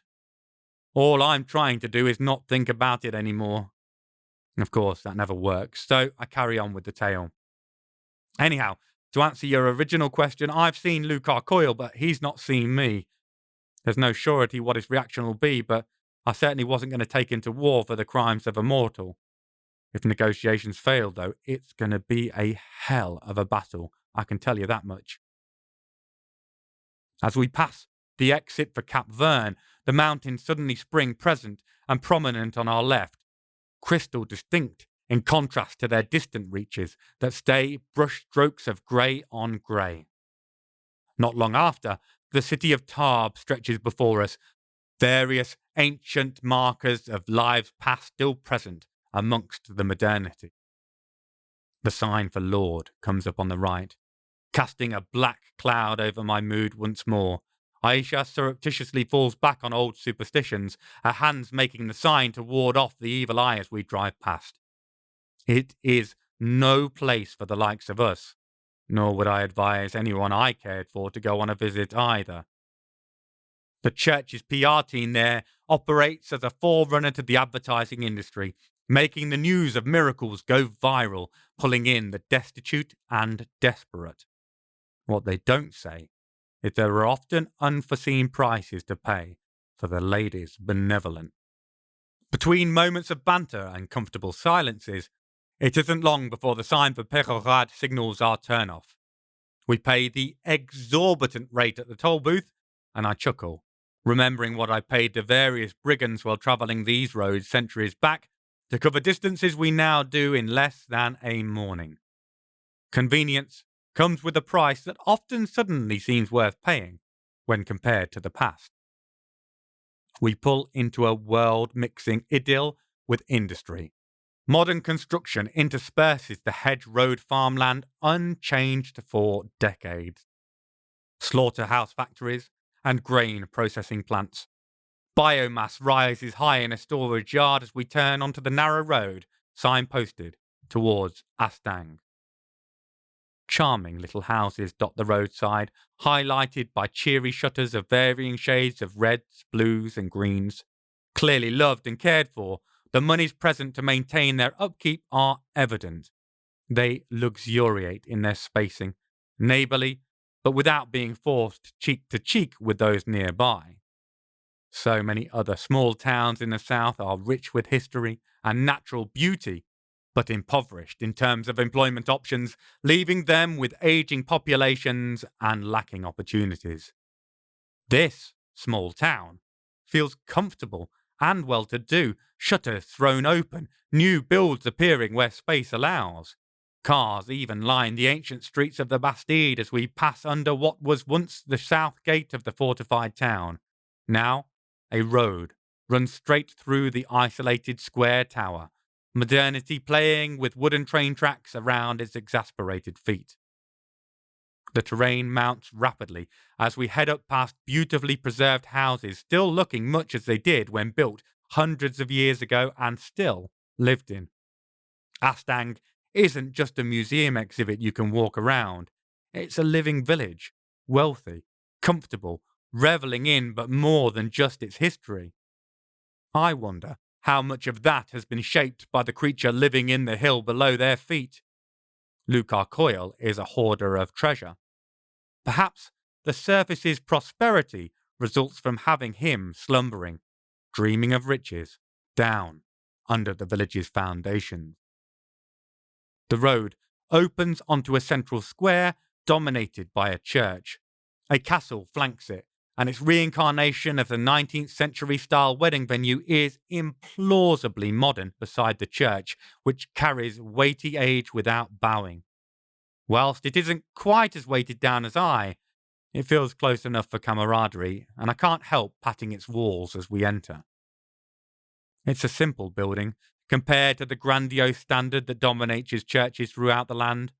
A small plaque tells me it's nearly as old as me, although little remains of that first construction. Stained glass is beautiful without being gaudy, and there's more wood along the stone than gold trim. A single, flickering candle burns at the feet of a gracefully carved Virgin Mary by the entrance, but a second female figurine draws my eyes. It could be another Virgin Mary, so important within Catholicism, but I prefer to believe it to be that Lady of the Night, Mary Magdalene, who us Cathars believe to have walked the hills of Occitania in the company of Lazarus. If we had a patron saint, it would be her. I slip her a bawdy wink. I feel sure the former courtesan would have appreciated the gesture. Figures of local saints and symbols of noble families are present in crests and statuettes. The crucifixion, to my distaste, is depicted across multiple stained glass windows. Still, I know all too well what happens if you suggest perhaps there might be a better way of doing things, such as focusing on the simple message of hope and love, rather than being obsessed with Christ's dark and painful ending. Or choosing to live simply and correctly and looking after your fellow man instead of amassing wealth and status. I experienced the bonfires firsthand. We dip off to the right, into a vestibule and descend the chilly stone stairway into the church's basement. When humanity encounters undeniable powers but hasn't the talent to understand it, it tries to either assimilate it, explain it, or contain it. The entrance leading into the darkness of the hill's barrow existed long before they covered it with sanctified ground, hoping holiness would restrain any inexplicable nightmares below. To our considerable relief, we find our way into the cellar without bumping into the priest. I pull aside a wine rack stacked with sacraments to reveal what looks like a solid earth wall to most. For us, it glows with the energy of the locks and chains I covered it in when I was last here. I pull them aside, opening the dark mouth of a tunnel. Musty odours of natural decay and clay-rich loam reach out to welcome us as we stride into the entrance of Lou's home. Chapter 19. Astang, 9th of March, present day. Understanding perfectly well why Mole prefers messing about on a river with Ratty rather than pissing about in underground tunnels.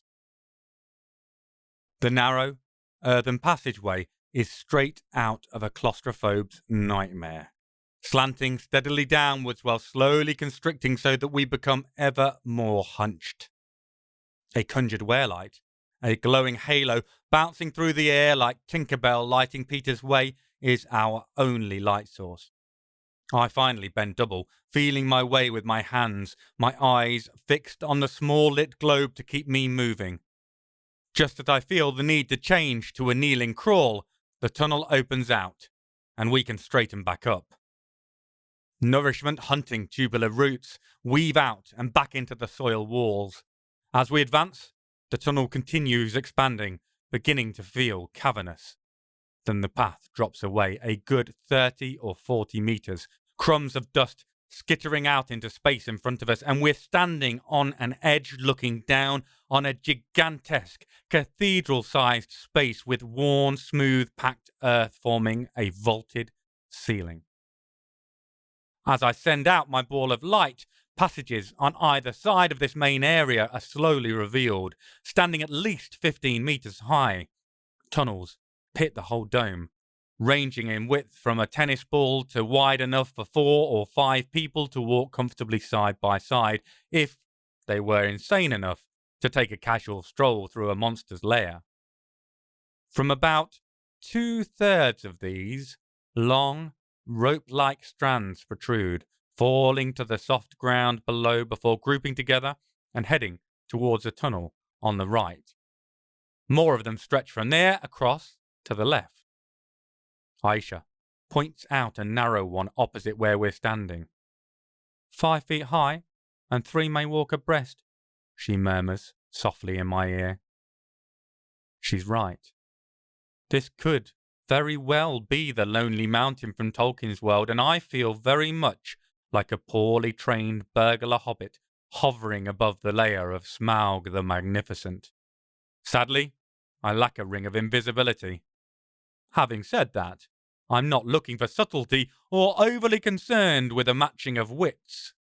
As Aisha speaks, a nearby hanging strand from a meter-wide tunnel just above us twitches and lifts off the wall, leaving a silvery pattern behind. It shines in an unattractive manner in the reflective light, mucus dripping down its hair-lined surface. I look at Aisha and grin. Time for some action, I reckon. You know Reggie Noble, Sabi? True. Redman's much cooler than I am. Still, let's do a mic check. I whip my hand out and seize the flailing strand, heaving downwards with all my might. The fact that it has already semi-detached itself helps me massively, and catches me completely by surprise. It slips through my fingers and plunges rapidly towards the floor far below, as the end of the appendage, for an appendage it is, falls past me. I grab it again and holler into the central hollow, which is ringed by translucent sucker pads, not unlike those you use to fasten sunshades to a car window, though those don't tend to be dripping with viscous slime. Oi, Lou! A word in your show like, if you please. I let it drop and throw up a defensive shield across the mouth of our tunnel, just in time, as all the tentacles retract, unsticking themselves and launch themselves at us like the 100 crack fist of Kenshiro, a flurrying blur of blows bouncing off the protective orb I cast. The tentacles all screech, sounding like 1,000 demented bats expressing their rage as the grey tendril ends, curled up like fists around the central hole, their sucker pads squashed together, hammer again and again against my protection. After a while, the realization seems to seep in that they'll never reach us. They regroup in a centralized mass before sliding upwards and outwards to cover the chamber walls and ceilings, sticking in place, but looming and present as the ground rumbles. The vibrations threaten to knock us off balance, and I have to replant my stance to keep my feet.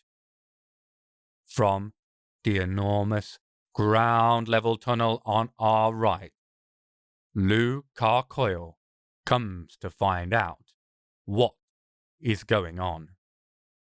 Swiveling furiously, 5-meter ice stalks emerge first from the darkness, the elliptical orbs fixing on us.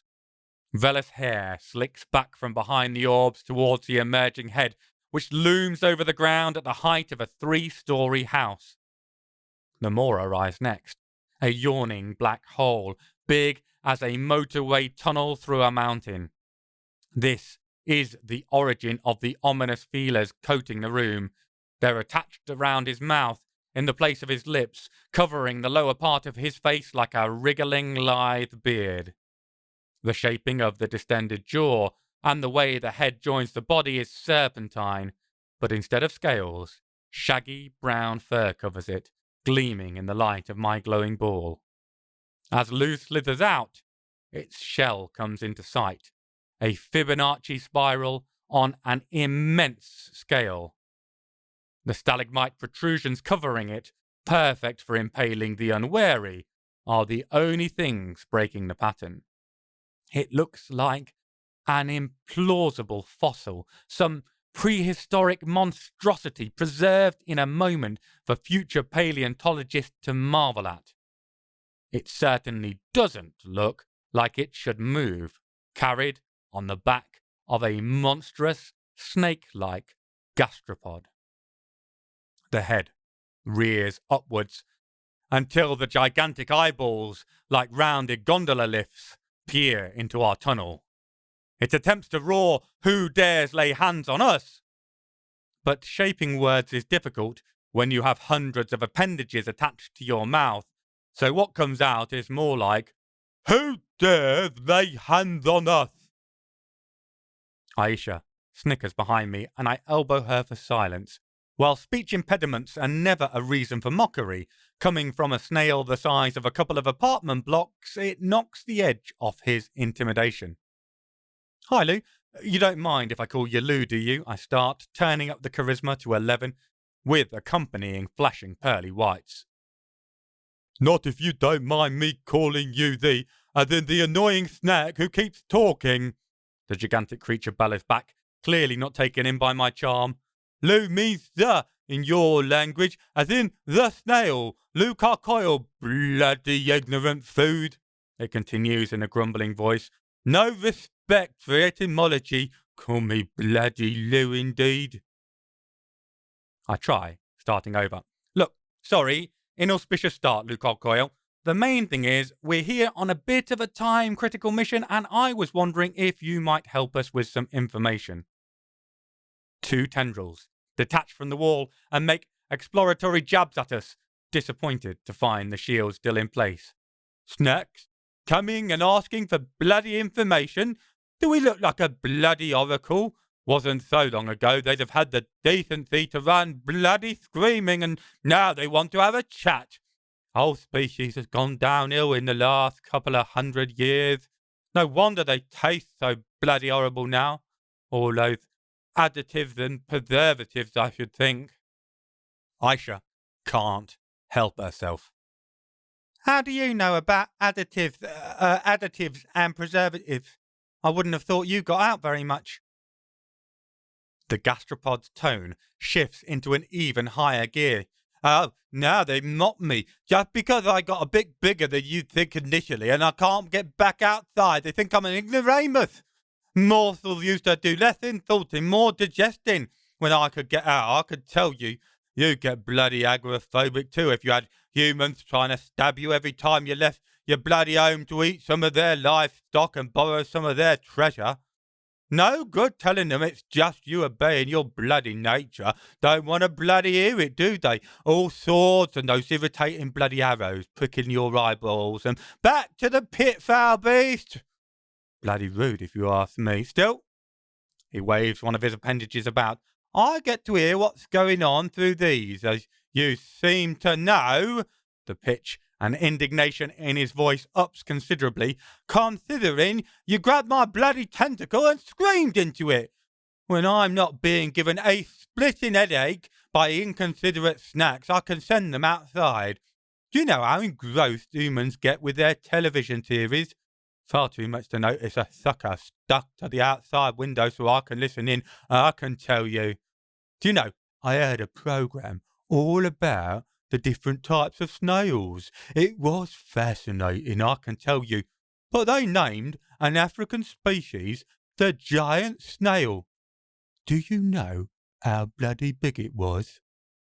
The eye stalks seemed to lean forward conspiratorially, sharing an unbelievable truth with us. Bloody 20 centimetres. Call that big? It's bloody tiny. Sir David Attenborough, all respect to him, would have a bloody heart attack if he saw me. Make his bloody career, I would, I reckon. There is a dreamy quality to his voice, which lets me know the reverie he is slipping into is one that he happily indulges. The conversation threatening to edge into the realms of the surreal, I feel the need to pull it back on track. Are you hunting the inhabitants of the town above? One eyeball swivels up and regards me with what even I, who has limited experience of mollusk expressions, can recognize as incredulous contempt. Feeding on the inhabitants? Do you know how many bloody people there are in Astangs? About 5 bloody 100. Know how many of them I could eat before people started getting upset? Not bloody many, that's for sure. Good way to have them heading down here with pitchforks and some of them fancy new machine guns. The whole of the visible part of the creature ripples in what I realise after a moment is a shudder. No thanks, Mr. Food. I don't need much to eat, long as I have my treasure to nourish me. An odd boar once in a while is a nice treat, plus the ancient deal still stands. Anyone foolish enough to walk into my lair is instantly considered food. Like you two, he says brightly, and an additional 3 tentacles lash out at the shimmering energy wall separating us from him. I'm intrigued to know who he made that ancient deal with and whether it was Merlin, but a sudden shout from behind me distracts me. Looking over my shoulder, I see Aisha has caught a tendril that crept up the passageway behind us. She pins it to the wall with a dagger lodged deep into the rock, straight through the centre of the pad. Ow! The enormous invertebrate howls. That bloody hurts, you know. really incredibly rude. Since when did food get so uppity? Bloody walk in here shouting in my ears and then goes and pins one to the bloody wall. Just plain unpleasant in my view, that is. My patience for a tactful approach is diminishing at a rate approximately equivalent to my mounting headache. Look, Lucar Coyle or Mr. Snail or whatever you would like to be called, we came here for a specific item, a magic veil called the vernicle. You'd have got it from a group of Spanish soldiers who came treasure hunting here in the 16th century. The snail nods his head eagerly in recognition. Oh yes, I remember them very well. They were proper food, they were. Sure, they had swords and all that, but came all the way in on their own. None of this weaving magic or trying to talk to me, just the usual. Them trying to kill me eating them all instead. Oh, happy days. It hummed contentedly. And did they happen to be carrying a magic veil with them? I am battling to contain my frustration in my voice. Oh, yes, the creature says, much cheered up. That was wonderful. Having that much magic close by has kept me full up for centuries. Absolutely warms my heart, it does, quite literally. I look around, wondering if he has a treasure trove piled up somewhere. Then my eyes latch onto his enormous shell, a massive potential storehouse that he can always carry with him, and the safest place he could keep anything. Fuck! That most likely is the location of our sought-after relic, a location that is also, undoubtedly, incredibly slimy, foul-smelling, and coated in secretions. On the inside, it is my turn to shudder at the thought of the potential deep dive, but I do my damnedest to turn it into a shrug. Is there any chance you'd give it to us? I inquire, hopefully. The happy mood surrounding the gigantic being dissipates instantly, and his regard is far darker. Give you my treasure? He asked incredulously. Do I look bloody stupid? That's my bloody pride and joy, that is. No, of course I won't give it to you. Rules are rules. I'm afraid I'm going to have to eat you both up now if you'd be so good as to get rid of that bloody shield, please. Chapter 20. Lavore, 3rd of May, 1211. It is a strange feeling to come back from a death so certain that you thought all over forever. For a moment, I wonder if this is a new life beyond the walls of this world as grey blurs start to streak with colour. Then, as my sight returns, as the grey assumes the form of stonework familiar to me, that of the great hall, and the colours into pennants and people, I know I live still. Although, maybe, not for long. It's hard to assess too much, for I cannot move, not my body, nor my head. Even my eyes will not shift from gazing straight ahead. In front, I see my fellow perfects, good men and women, both kneeling. Though I can only see 7 or 8 familiar faces half obscured by cowls, I must assume there are more. From the angle of how I look at them, I'm in a similar position.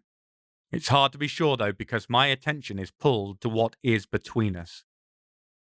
We're at least 2 rows deep, and the slight curve, plus being opposite my fellows, makes me suspect we must be in a circular arrangement. Between us stands an altar, plain and simple, naught more than a wooden table with a white cloth laid across it. But what makes it beyond all doubt an altar, what makes it holy, and what makes my heart sink deep down into the depth of my stomach, is what sits upon it. The Holy Grail. An object delivered to our order just after the death of Christ by Mary Magdalene herself, if the tales are true, our most precious possession. Indeed, perhaps the most valuable in all of Christendom, and one I myself delivered to the safety of Foix.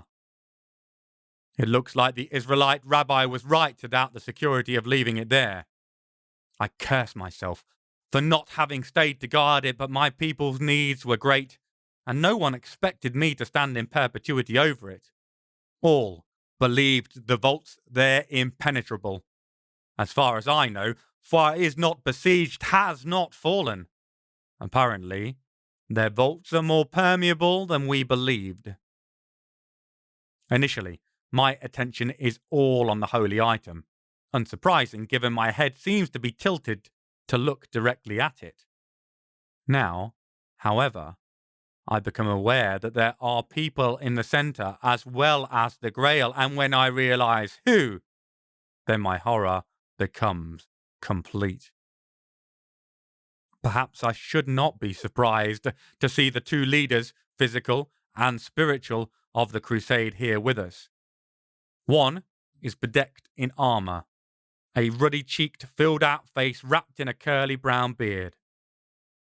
If it broke into a welcoming smile, you could believe the man to be an innkeeper, a welcome sight for respite on a wearying road. His expression, though, is dour, cold, and his eyes give the lie to that first impression. They're cold grey, almost dead. The eyes of a killer, and one who does so without hesitation or doubt. If I don't miss my guess, it's none other than Simon de Montfort, the newly raised up hero of the Albigensian Crusades, a man who's covered himself in such military glory in this conquest that he's gained more land now here in the Languedoc than the King of the Franks himself holds to the north. The other man I've seen before, once, long ago. He's no calmer now than he was then, when he railed from the pulpit against us, condemning us as heretics and sinners all. Now, as then, his eyes gleam with that same fanaticism that saw him put an entire city, 17,000 souls, to the sword to find a handful of good people. Kill them all. God will know his own, were his words then, when he earned the title he now carries. The Butcher of Béziers, Archbishop Arnaud Almeric. His tonsured scalp glistens with sweat that sticks the scraggly mess of remaining red hair down to the sides of his head. His button nose might seem almost cherubic, were it not for the wide-eyed madness of his wild eyes sitting just above. Each time he strays into my vision, I can see his lips working furiously, his expression and the flecks of spittle flying from them, making it clear he's ranting in undoubtedly Puritan fury. My hearing has not yet returned, the world utterly silent around me, but I don't need to hear to know he's spewing forth his poisonous form of faith on all and sundry. But it's the third man that I can't quite believe is here, at least not free, walking in liberty, in companionship with the mortal enemies of our order. A bolded pate shining in the candlelight is my first clue, but it's the black robes he wears that brings to mind who he could be, as unbelievable as it seems. When he turns, when I see the eagle-like nose and the tightly drawn, smooth skin that could mark him as a man of 50 or equally of 70, ageless but undoubtedly senior, it's clear who he is. Papa Nicetas, the mysterious good man of Constantinople, the man who helped us establish the tenets of our faith and return to us in our hour of need, now standing shoulder to shoulder with those sworn to destroy us.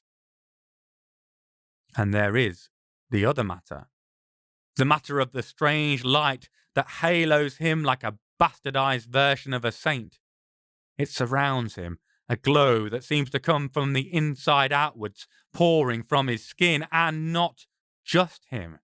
It connects, stretching out languorous burgundy tendrils to each of the good people, encircling them.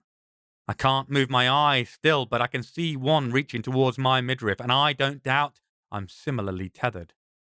Perhaps it's why I can't move, why all my fellow perfects are kneeling, their eyes open but vacant. I have no doubt they are all bespelled. We are all bespelled, but some of the effect is lessened on me somehow, allowing me to be aware, perhaps because of the rabbi's gift. Right now, I'm far from sure it's a blessing. Nisitas is not the only glow in the place. The Grail is luminant, puissant with a glaring light that makes me want to close my eyes, an impossibility, but one I'd resist even if it were not. I need to see what's going on, what's coming next. There's a popping noise, such as when a cork is pulled from a bottleneck and my hearing comes pouring back. It's a deafening rush for a moment, the sensation of being swarmed by all the background noise I cannot see, the murmurs and clashes from outside as people rush to and fro, the sound of stone being heaved from one spot to another. No doubt, to allow corpses to be carried for burning afore the rats set to with aplomb on the feast laid out for them. It takes me a second before I can focus on the conversation.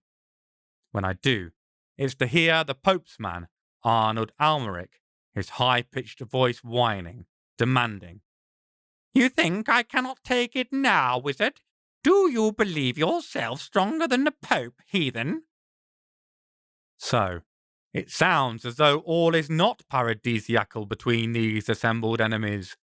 Nisitas looks entirely unbothered by the banded insult, but I see de Montfort's hand stray to his scabbard. So he's Nisitas's man more than the Pope's. It would be interesting, and something to exploit, were I able to move, or in a position to exploit anything at all. Nisitas's eyes flick to the soldier, and he gives a subtle shake.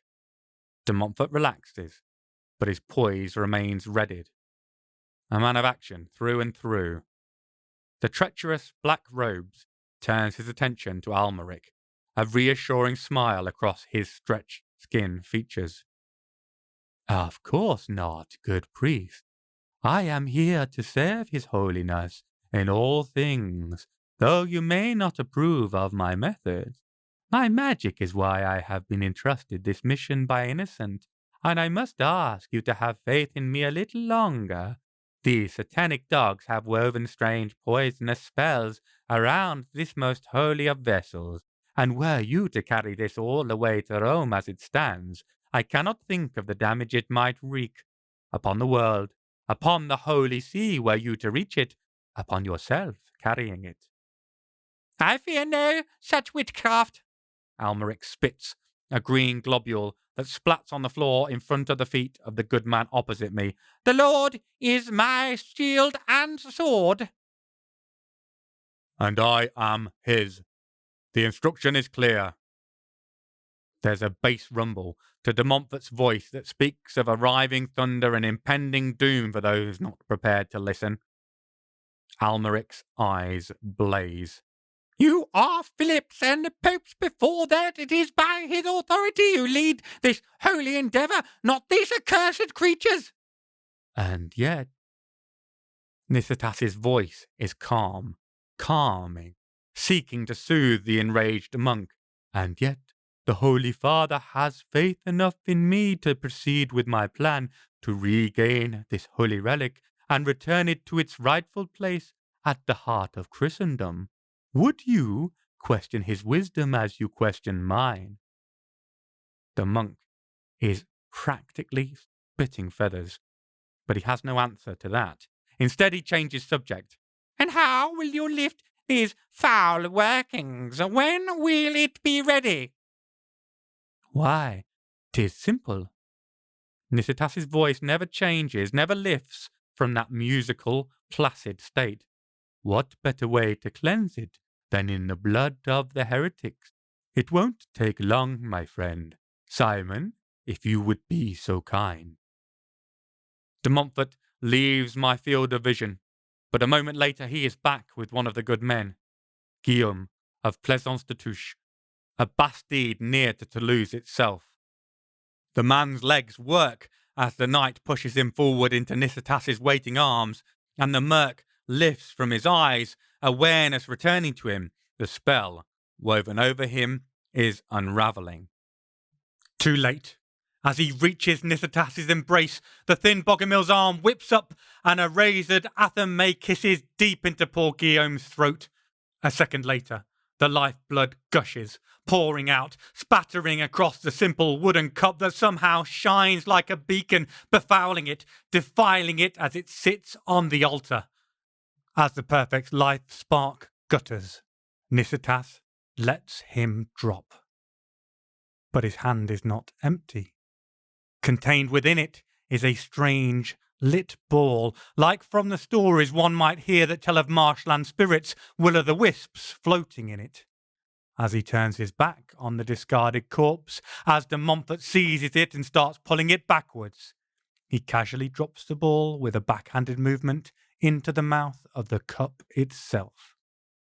It seems to me the Grail's light dims, darkens. Whether it's the blood or the strange ball of energy he deposited, I do not know. I'm already gripped by nausea, though still unable to move to retch or expel my sickened grief from my gut. And it's only just the start. A moment later, de Montfort returns with the lane of Castelnaudry and hurls her staggering into the mad wizard's arms. The blade comes up and bites once more, and the same thing occurs, and on, and on. Good person after good person is sacrificed, blood spilled across the holy relic. But it's the energy that's worse. If I have not missed my guess, it's that which is most precious to each lost person, and I can't escape the horrified feeling that Nithatas holds their very soul in his grasp.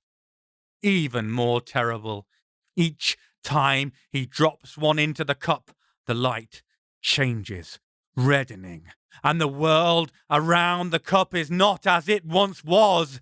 It seems as though reality itself is thinning. There's a pressure, a sucking weight surrounding it, as if the air is a membrane stretching, and there is something on the other side.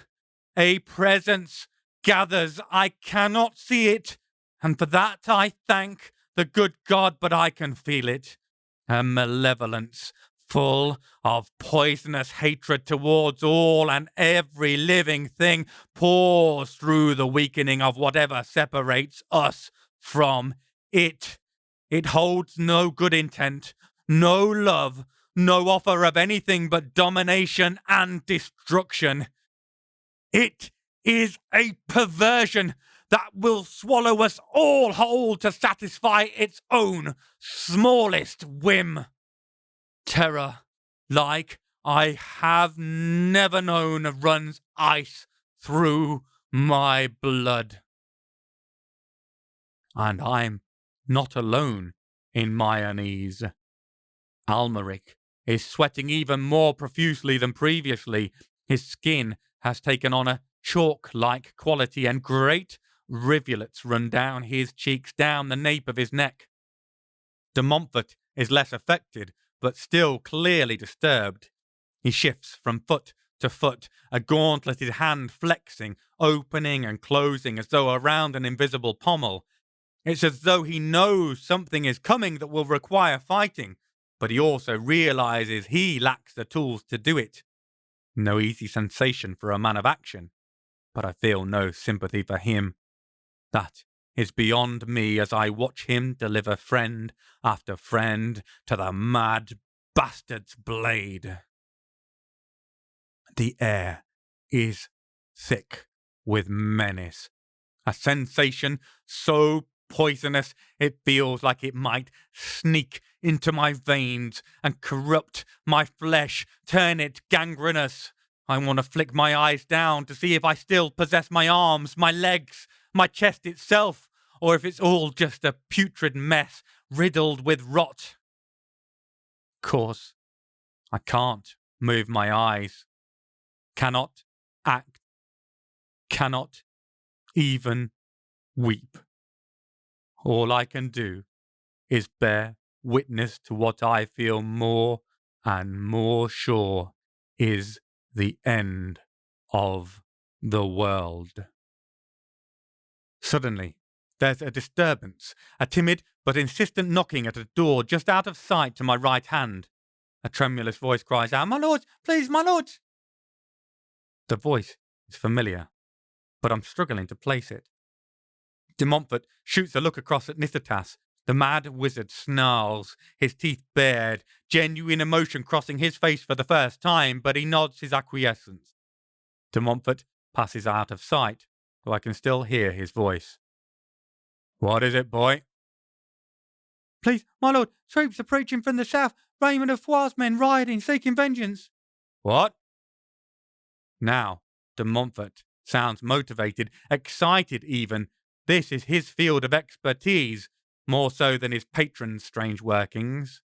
Almeric, too, is drawn by the clamour and comes across. Even Nithitas' attention gets pulled that way, and he steps over toward the entrance. And, for the first time, it is a good thing I'm restrained by whatever foul working Nithitas has put upon me, because if not, I'd have jumped from my skin and screamed loud enough to wake the devil himself, for an arm wraps around mine and pulls at me. "Come, man, let's be gone!" The familiarity brings me so many emotions. Joy, love, despair. My best friend, the man I love beyond all others, my brother in the black, Benedict. Now, I know, from where I recognize the boy who knocked at the door, it's the stable boy who fled through the side door with Ben. This is all some scheme he's laid. Perhaps originally he planned to try some sort of rescue for all the good people, but even he can see that lies beyond his capacities.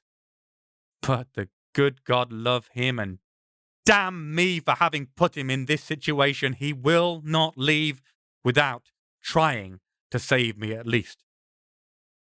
Of course, his efforts are in vain. The arm he's furiously tugging on is weighted dead meat.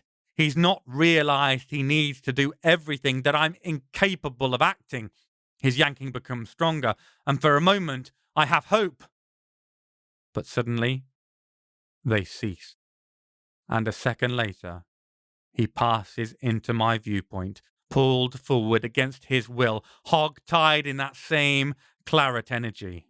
Nithitas advances upon him, magic crackling along his sable hud, fury in his eyes. My one relief is that Benedict doesn't wear the black robe, only simple peasant garments, doubtless aiming to pass in disguise through the streets. Nithitas, hopefully, doesn't recognize him as a perfect. He clearly recognizes an enemy, though.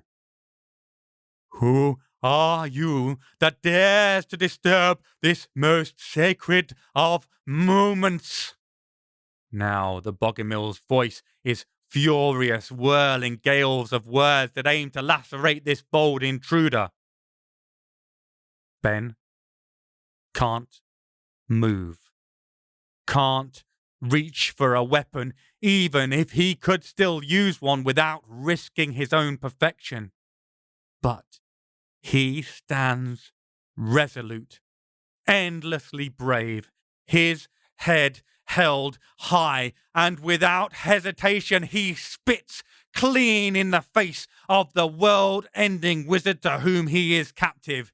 He may not be able to lift a hand against the man, both due to the magic and the risk to his perfected soul, but he can still show his righteous disdain. "A pox on you, you treacherous whoreson!" His voice never wavers, never cracks. His courage is so strong, so true. I want to applaud, to weep, to pay tribute to his bravery. But, of course, I cannot. Nithitas wipes the phlegm from his face delicately with the sleeve of his robes and looks at my dearest friend with contempt. "It matters not," he says, his voice once more calm and under control, looking directly at him. "I know who you are." For a moment, my heart sinks, terrified he's recognized Ben as a good man, that he'll steal his soul too for his perverted Eucharist. Instead, the faintest smile flickers across Nisitas's face. "You're a dead man." And his athame whips out, razor sharp and true in aim for his throat. There's a moment, a noise halfway between a gurgle and a cry, and my student, my best and truest friend, my would-be rescuer, the man I love as a brother, my strong right hand and shield, falls. The only mercy is that Nisitas turns from him, doesn't take his soul, not recognizing his perfection. It's ashes in my mouth, though, seeing him lying there. He thrashes a moment, then stills, and I could weep. Then comes a shock, like a bucket of ice water thrown liberally to the face, because I do weep. I feel the tear rolling down my face, and for a moment I think that my grief is so strong it alone has broken the spell.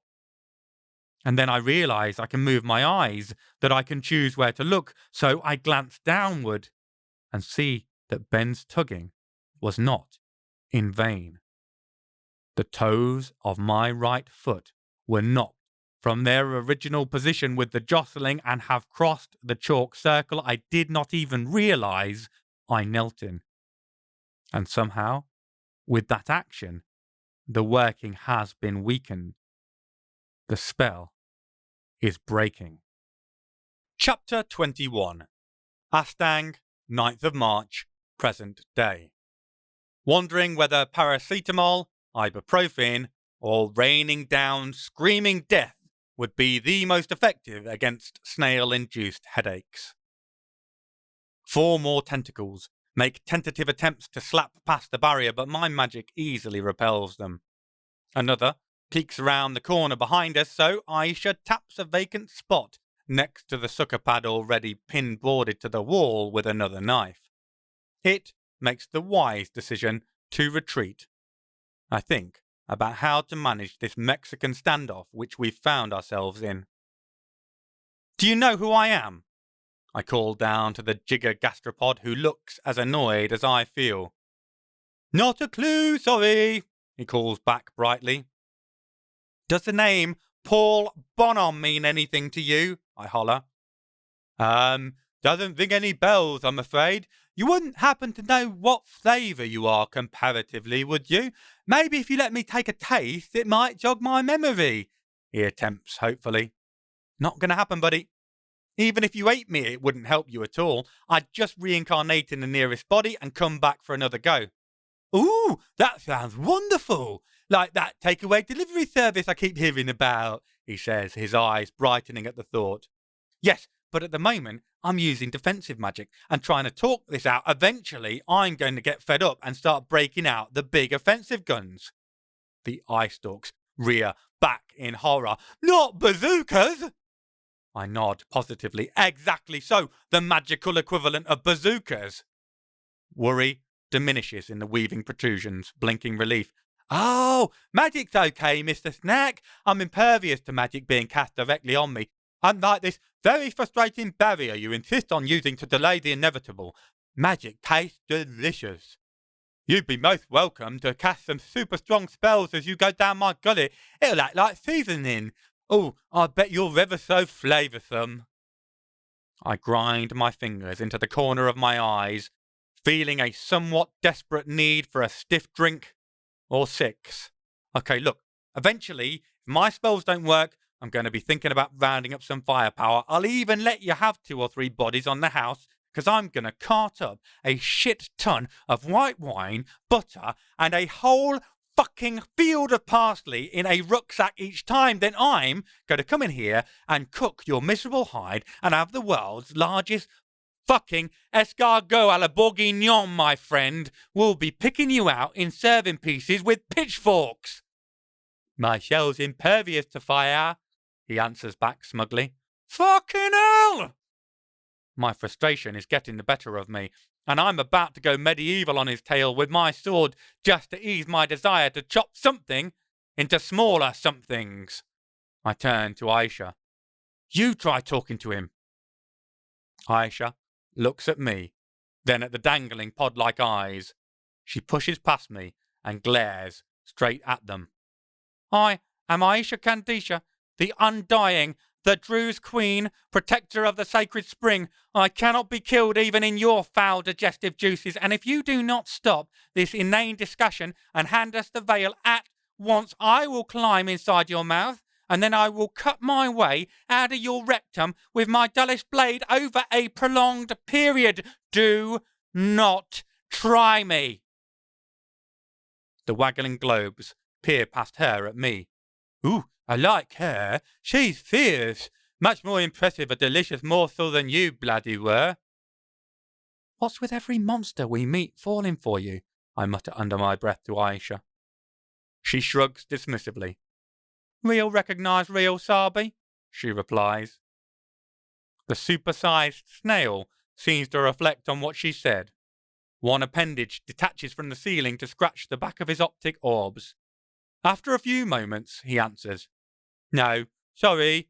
Really like the whole pitch, very scary. Problem is that I need the magic I have to stay alive, so I have to either take a chance of managing to digest you before you kill me, or I die anyway. Good try, though. Much bloody better than the other food was. Top marks. Aisha waves me forward. Well, I tried. What now? It is my turn to reflect. You need the magic to stay alive. He nods his waggly stalks eagerly. Oh, yes, it keeps me so young and beautiful. I can't go out and hunt, and few people these days are foolish enough to come wandering into my cave system, present company excluded, of course. Plus, even the animals have gotten wise to stay outside, stay alive as a motto to live by. Luckily, I can draw sustenance from other magics just as well as eating the likes of you. How long could you go without the nourishment it provides? I ask.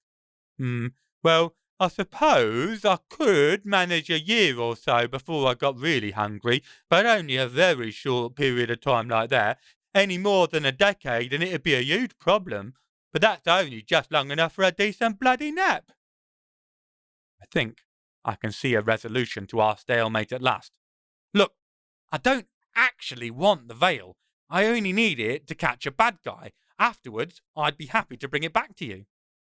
The massive mollusk seems to consider the option, then narrows his eye slits at me. Wait a minute. Once you leave, what's to bring you back? And even if you would come back, what happens if this bad guy destroys my veil? Well, in terms of coming back, I'll make you a vow on my talent freely given to come back with the veil. If it gets destroyed, I'll find you a magical item or items of equivalent power or greater and bring them to you in exchange as swiftly as possible and certainly within a year. Honestly, I'm really impressed by how long you've kept this hidden. In fact, I would like to turn this into a long-term deal. If it keeps you fed and simultaneously avoids you having to eat people, then bringing you objects of power that need to be kept away from the sticky fingers of evil bastards seems like a win-win to me.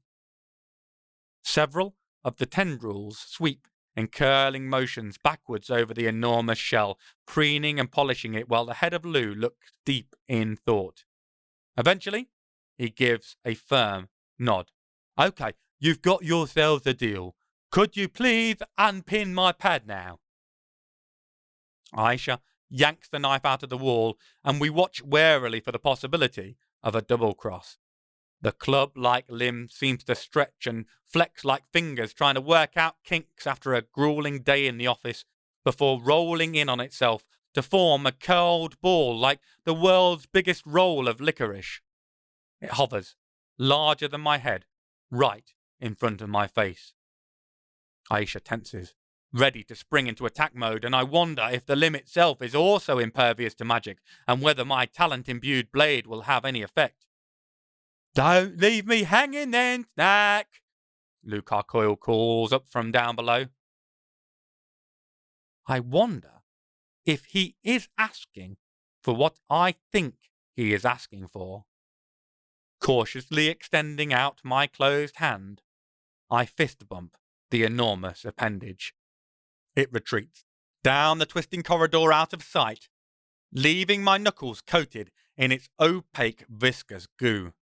As I try to shake the clinging gunk off my hand, Aisha leans forward and whispers, "You've been slimed." A tentacle ceases actively polishing the shell and slips inside to root around. After an "aha" from our new friend, the tentacle retracts, carrying a grey, slightly damp cloth that it proffers up to us. There's a sheen to it from the thick gloop that it's coated in liberally and dripping off it from the snail dragon's grip. I drop the shield and pick up the item, which is utterly nondescript, apart from the radiating power making it blaze like Goku going Super Saiyan in the sight. It's far too powerful to put into etheric storage, a surefire route to an explosive combination that will make these tunnels very toasty for all of us. So I carefully fold it to face cloth size and put it in my jacket pocket before surreptitiously wiping my hands on my jeans. I would have worried about the dry cleaning cost for said jacket if I seriously believed there was a chance of getting through the next few days with this body intact, let alone my current outfit. "Luke, you have my word, I'll return with the veil or an equivalent item or items of value," I shout down to the cephalopod. The words echo off the walls of the palatial space it carved out for itself beneath this tiny town. "Or die trying! Don't forget that third possibility," he calls back cheerfully as he slowly turns himself around. "Always liked when they say that in films. Sounds so dramatic," he mutters to himself as he slips back away into the darkened tunnel behind him, leaving a luminescent slicked trail wider than a train track on the tamped down soil. I look over at Aisha, who is watching the gelatinous slime yo-yoing up and down off her knife as she wiggles it with utter revulsion. I can't quite work out if that was incredibly easy or unbelievably difficult, I say. "Little from A, little from B, I reckon. Here, present for you." She hands me the slime-coated knife before starting the slow upward trudge to the surface, so very far above. That, at least, I can put in my etheric storage, so I stow it, intending to clean and return it at the first opportunity. Taking a last look back, Orpheus-like, I rub at my poor aching temples, then head back along the upper slope as well. Chapter 22. Hashtag 9th of March, present day. Knackered. Splitting headache, in need of a beer, but feeling like we're finally making progress. Waiting for Murphy to come and piss on our parade. As we crest the entrance, the sun is well into its steady western descent, and I am famished. I estimated to be 3 or 4 in the afternoon, and I failed to bring provisions. Even a conversation with a slime-encrusted, hairy giant snail wasn't enough to sufficiently diminish my hunger. Plus, holding up the shield was a drain. As we clear the cavern entrance, my phone alerts me to a text from Isaac. He left around midday and arrived in Astang a few hours after, only to find it held exactly 0 open eateries or watering holes, so is now across the river at a small cafe in Perorade. When we arrive, Isaac is sitting at a table. 2 small carafes on a red and white tablecloth, so synonymous with the French bistro experience. One jug is clearly tap water, the other the house red. He enjoyed a diluted afternoon snifter while waiting for us, and now motions for us to sit with his empty glass. He pours a little of the water into a stubby wine glass and winks at me. "Water into wine, Paul, my boy," he says, and tops it up to nearly full with the red in the other jug. "More like wine into watered down, less tasty and less alcoholic wine," I reply.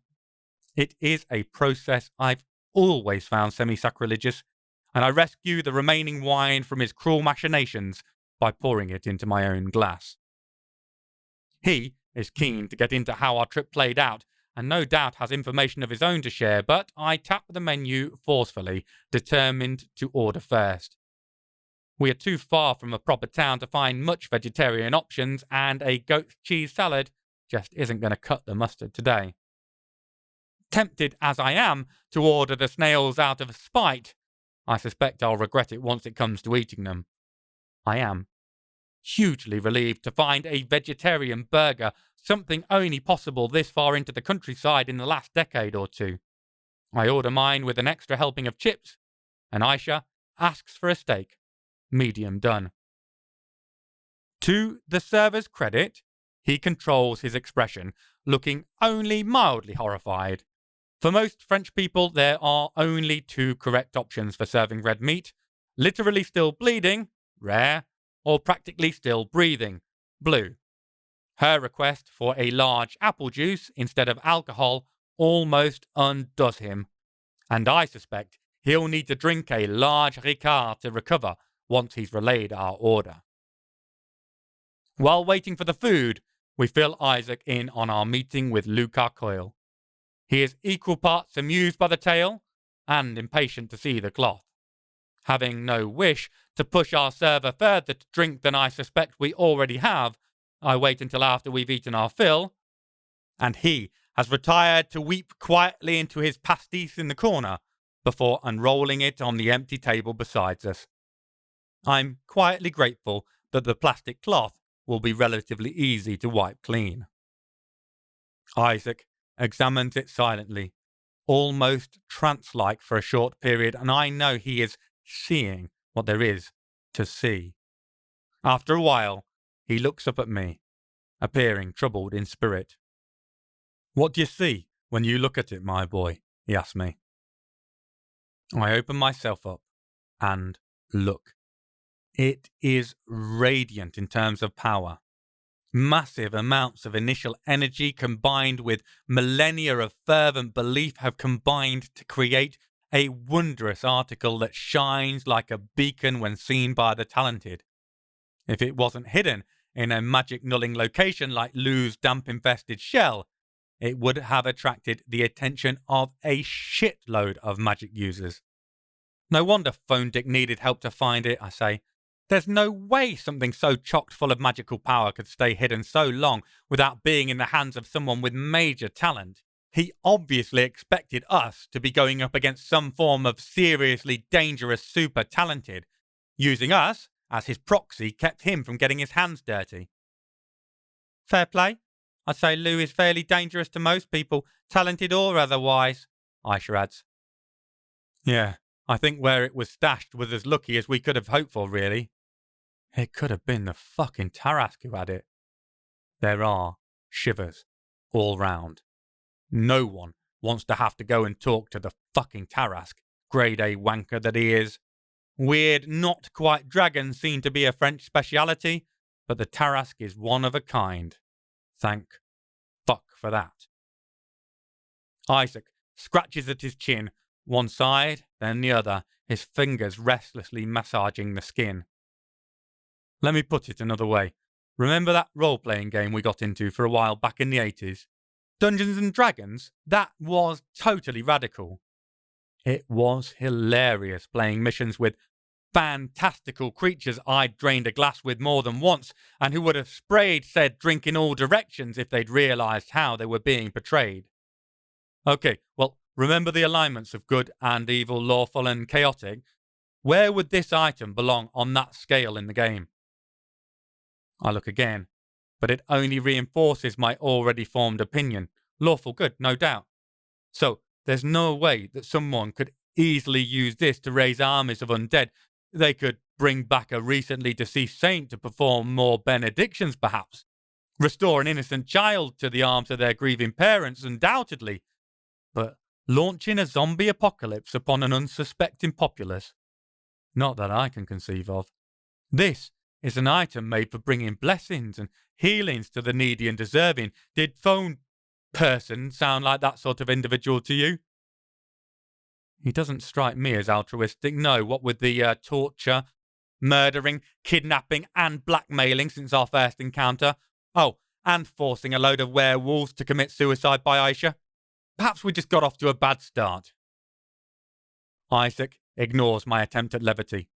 So, if he isn't going to use it for those sort of things, what is he going to use it for? Does he believe himself powerful enough to wrest it from its natural purpose and bend it to his? If he's forced Nanael to do his bidding, it might not just be a thing of believing himself to be that powerful, I say solemnly. Seeing Isaac wince, I bite my lip. Damn it. I hate making him feel like this, but we can't avoid it. Just as I'm about to try again, he sighs, slumping slightly. You're right, my lad.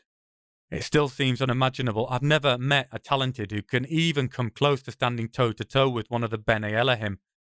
I suppose if he's that blasted strong, perhaps he feels he really is strong enough to force it to perform evil acts. He frowns again. Or perhaps he wishes to destroy it and has some other twisted aim of gaining something from removing such a, dare I say it, holy item from existence. You can dare to say it. It doesn't make it true. Goodness doesn't come from a higher being. It comes from us alone. If anyone should know that, it's you. Nithael is good, but he isn't holy. He's just not from thee here as we know it. Isaac smiles beatifically at me. You put your spin on it, lad. I'll put on mine. Just because we didn't get our understanding of it right in the various scriptures doesn't mean there isn't an element of the divine that connects us all. Aisha harumphs. Theological discussions? Boo. Actual planning to prevent piss-poor performance and stop us from wearing our internal organs as earrings? Yay. I glance at her. Okay, so we think he might aim to destroy or somehow deface the vernacle for some ulterior motive, so taking it directly to him is a no-no. However, we've had no joy tracking down any information about him. I assume that's still the case, Isaac? No idea what's driving him or any theoretical associates? He shakes his head. I sigh. Well, I can't see how we're going to gather anything without getting a better starting point, so we need to get a meeting with him.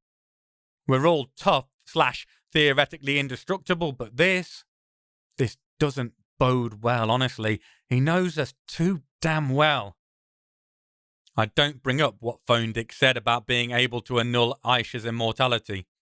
Honestly, I'm not sure I believe him, but he knows enough to make it a credible threat. Last night I told Aisha, of course.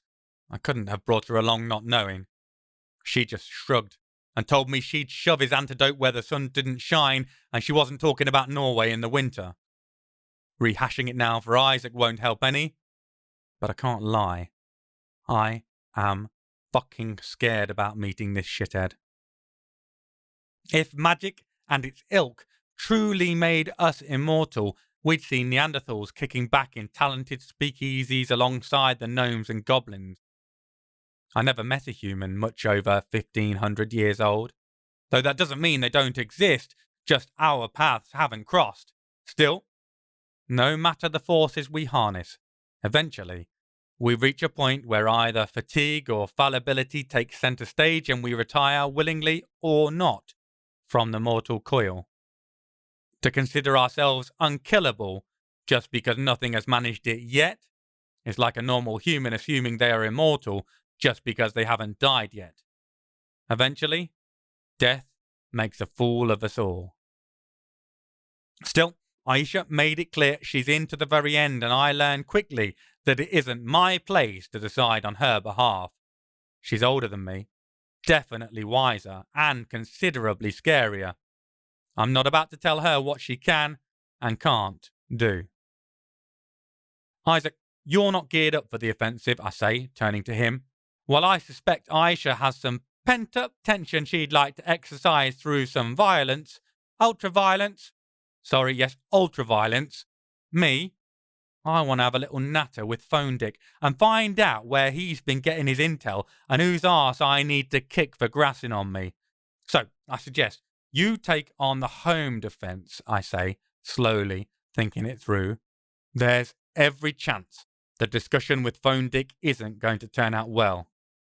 If we don't make it back, getting the Vernacle well away from his grubby little clutches is the priority. Hopefully, between the home turf advantage and Nithael, Isaac can keep both himself and the artifact safe. Get the veil back to yours and behind the heaviest protective wards you and your +1 can whip up. Also, that'll give you time to study it and work out what the hell he might want it for. Aisha and I will go for a more direct approach, mix in some misdirection, and see if we can't grift him into a meeting and ideally out of possession of your brother or Nithael, or both. So, basically, wing it and make it up as we go, Aisha clarifies. Well, yes, if you want to strip it down to its bare bones, then fine. All the taste is in the meat, though, so you're the one missing out.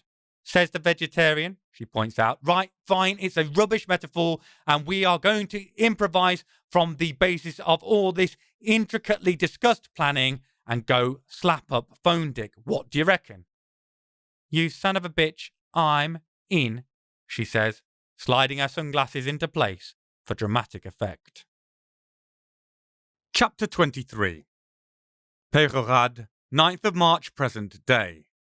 Feeling less likely to gut the next person who glances in my direction after a sizable meal.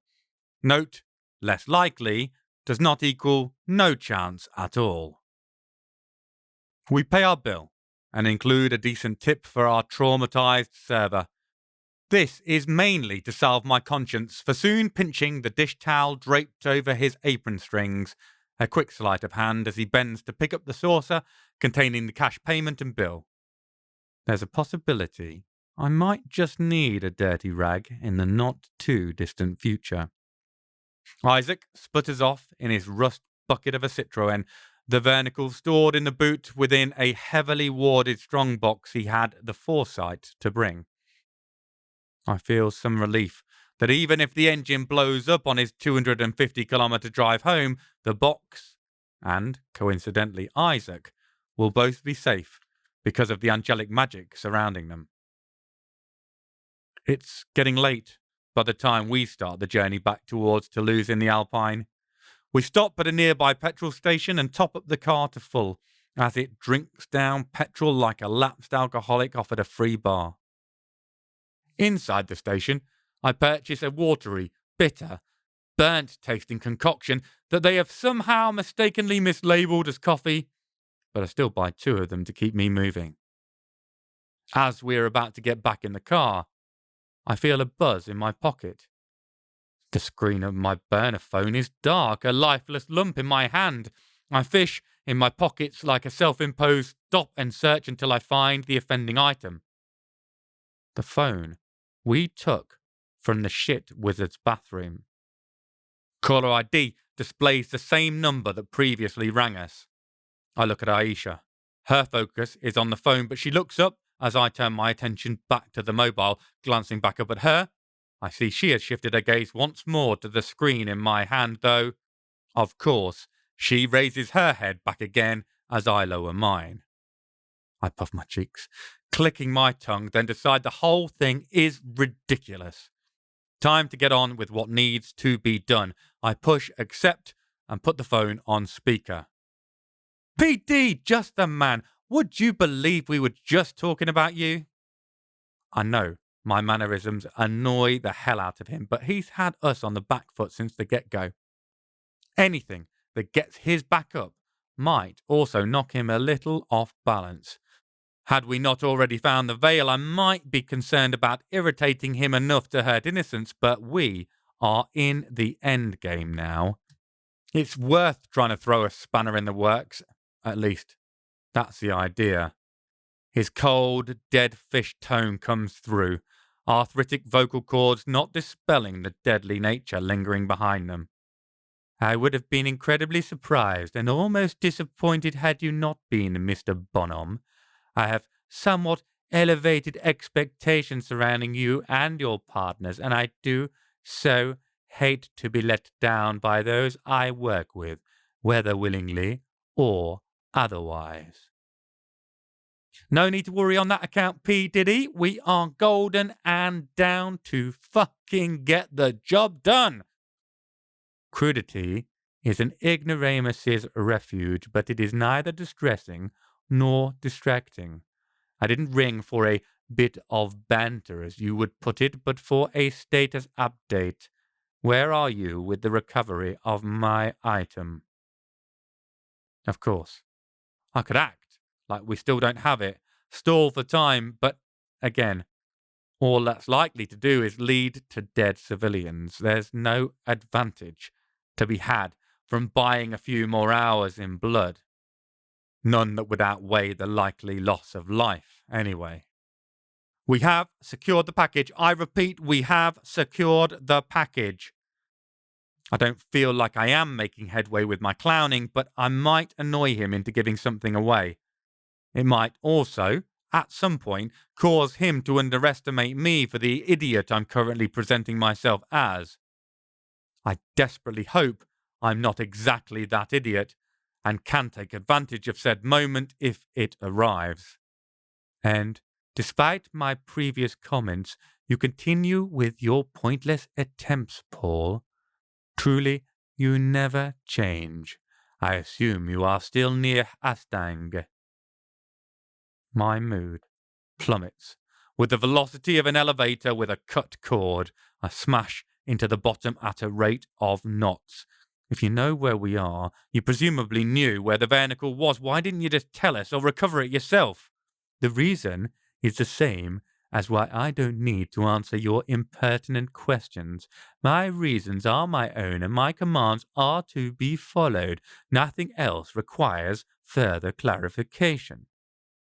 How do we know you actually have Jacob, or even that he's still alive? I do not believe you to be ignorant or asinine, any of you. Surely you have discussed possibilities as to how I might have control over Nanael's power. I am not inclined to reveal my whys and wherefores like some overblown theatrical villain. You will bring me the vernacle. In exchange, I will provide some of the information you try so desperately and unsuccessfully to worm out of me during our conversations. Aisha's expression reflects my own dour internal emotional landscape, but I don't think either of us sees any alternative. We have to continue playing along, at least for now. Where do you want to meet then, so we can make this trade-off? To the south of Astang is the castle of Grimond. Not much further south in the same direction, you'll find a road to the left called Carrier du Caperon, with a signpost for the Pont de Grimont. The bridge isn't as old as either of us, but it's still a remnant of a forgotten time. It seems an appropriate rendezvous point. It should only take you about 15 minutes. Do remember to bring the vernacle along. I would much rather play nice than resort to metaphorical fisticuffs, The line goes dead, and I turn to my companion, my frustration levels beyond boiling point. Who the bejesus is this fuckwit? How does he know so much? And how is he managing to keep us so spectacularly in the dark? Either way, he's been staying a step ahead of us the whole time. Doesn't seem to be changing that himself anytime soon. So how do we change it? Now's the time to break out that fantastically intricate and detailed plan you've been working on, Paul. I pull out the server's dishcloth I stole and wave it unconvincingly in her direction. Tell him this is the Veil of Veronica? We're fucking doomed. She shakes her head in disbelief, but the fire in her eyes only burns brighter. Aisha Kandisha always does like taking on impossible odds. Chapter 24. Tehorad, 9th of March, present day. Meal's positive effects are completely wiped out. I'm pissed off and ready to bring the pain. Ideally, to someone else other than myself for once.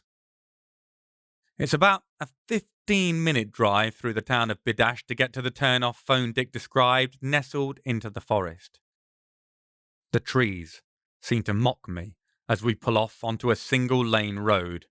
Their branches are barren from the winter months, yet cloaked in the green of strangling ivy, a semblance of borrowed life.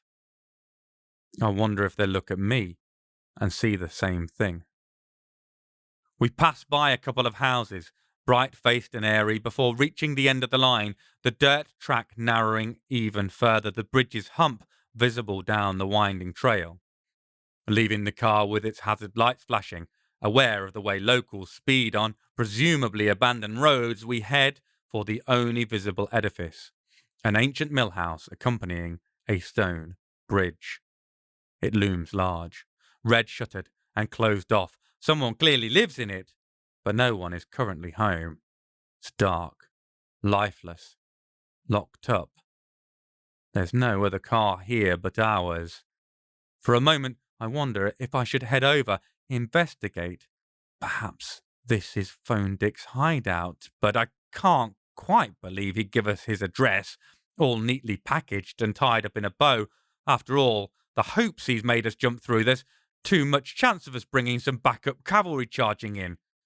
Not that we have anyone else. There's just us. But he's been far too damn cautious until now to risk that. Unless it's a double bluff. My eyes narrow on the house. I shake my head. Nah, that would be ridiculous. Midges swarm over the water's surface, the mid-afternoon warmth enough to call them to their dance. Enough to bring the bastard mosquitoes out too. The couple of months of sweet winter relief from their endless bites ended a few weeks ago, and they're happy to sup on us like our blood's the ambrosia of the gods. Maybe it is for them. They certainly seem to enjoy biting me enough, the little shits. The bridge is simple. Local solid stones hewed from the landscape and stacked centuries back, still holding solid. A mud-slicked path climbs steeply through the trees on the other side, disappearing into the foliage. Waiting is a bind. I want to spring into action, to do a Scooby-Doo and unmask the villain, bringing everything to a satisfying conclusion so we can all head off for some celebratory cookies. Problem is, I'm nowhere nearer to an answer, and we're holding none of the cards. There's no option, except to hope that by meeting Phone Dick in person, we can somehow gain the upper hand between our combined brain power and my dishcloth imitation vernacle. In the meantime, there's nothing to do but bide our time. My eyes flicker back to the cottage. There's no way it's his.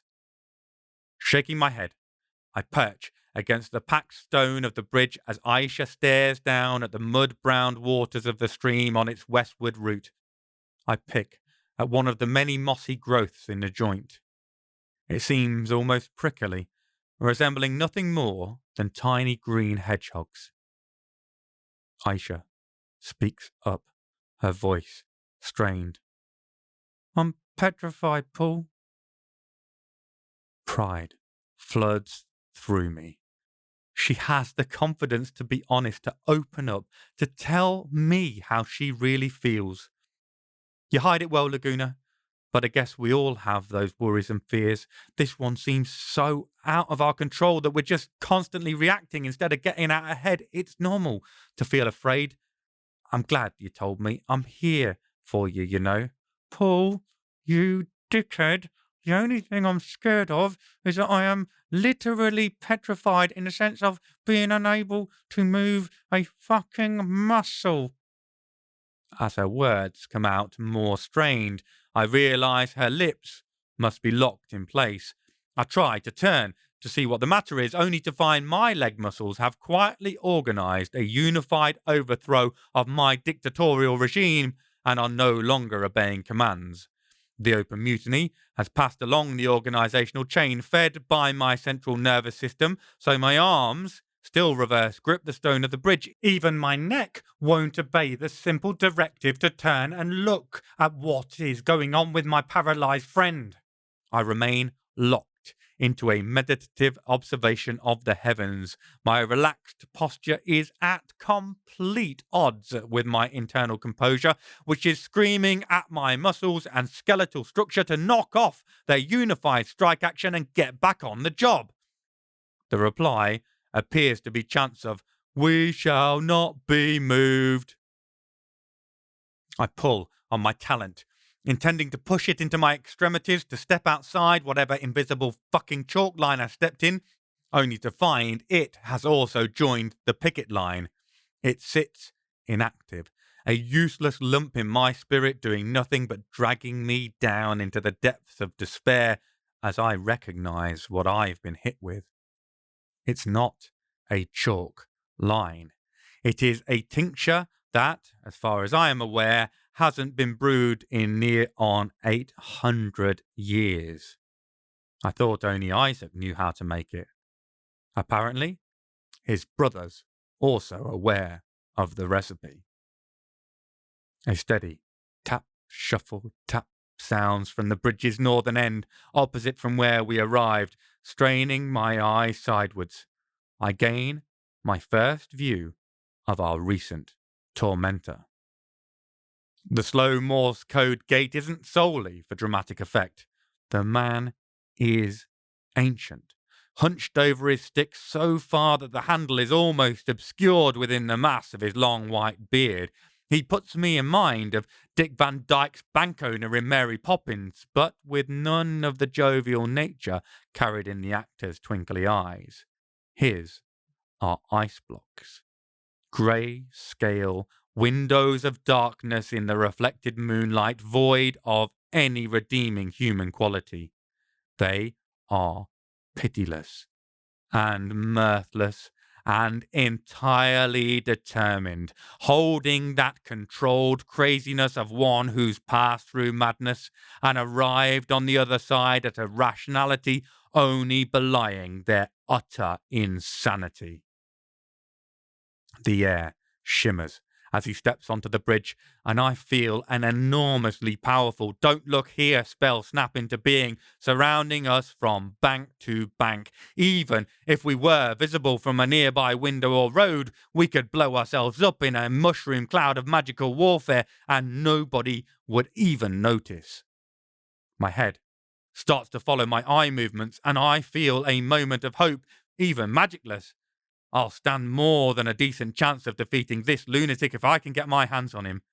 Any potential guilty feelings about breaking the bones of a frail geriatric is easily assuaged by the focused psychosis so clear in his steely gaze. I pull on my talent, but disappointingly, it remains comatose. Because of my glacially slow neck twisting, I am now looking both at him and Aisha as he gradually crests the bridge. Sadly, he also clocks my movement, and he gives a low whistle that unintentionally quavers across a couple of octaves. "Already overcoming the poison, are we, Paul? Very impressive. No doubt your companion is equally capable. A second dose might be advisable."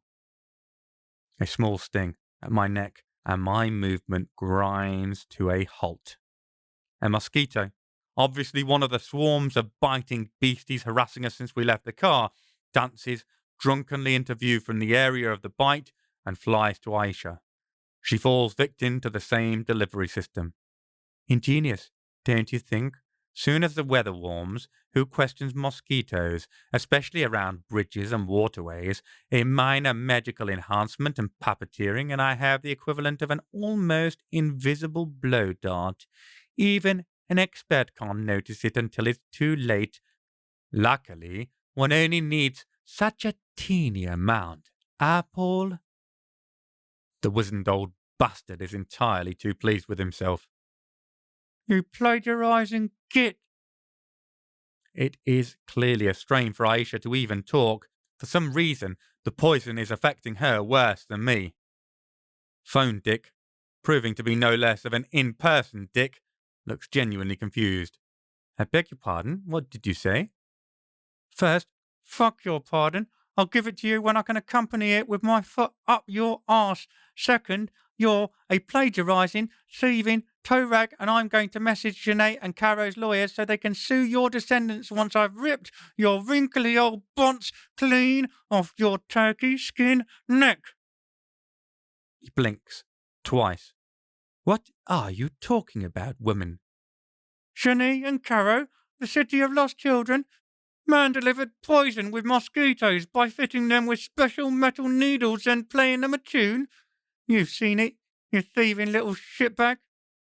Here we are, rendered completely incapable of movement at the mercy of this amoral genius who's played us for fools from the get-go, yet he's the one turning bright red, blood vessels tracing their way across his papyrus-like skin. I don't know what you're talking about.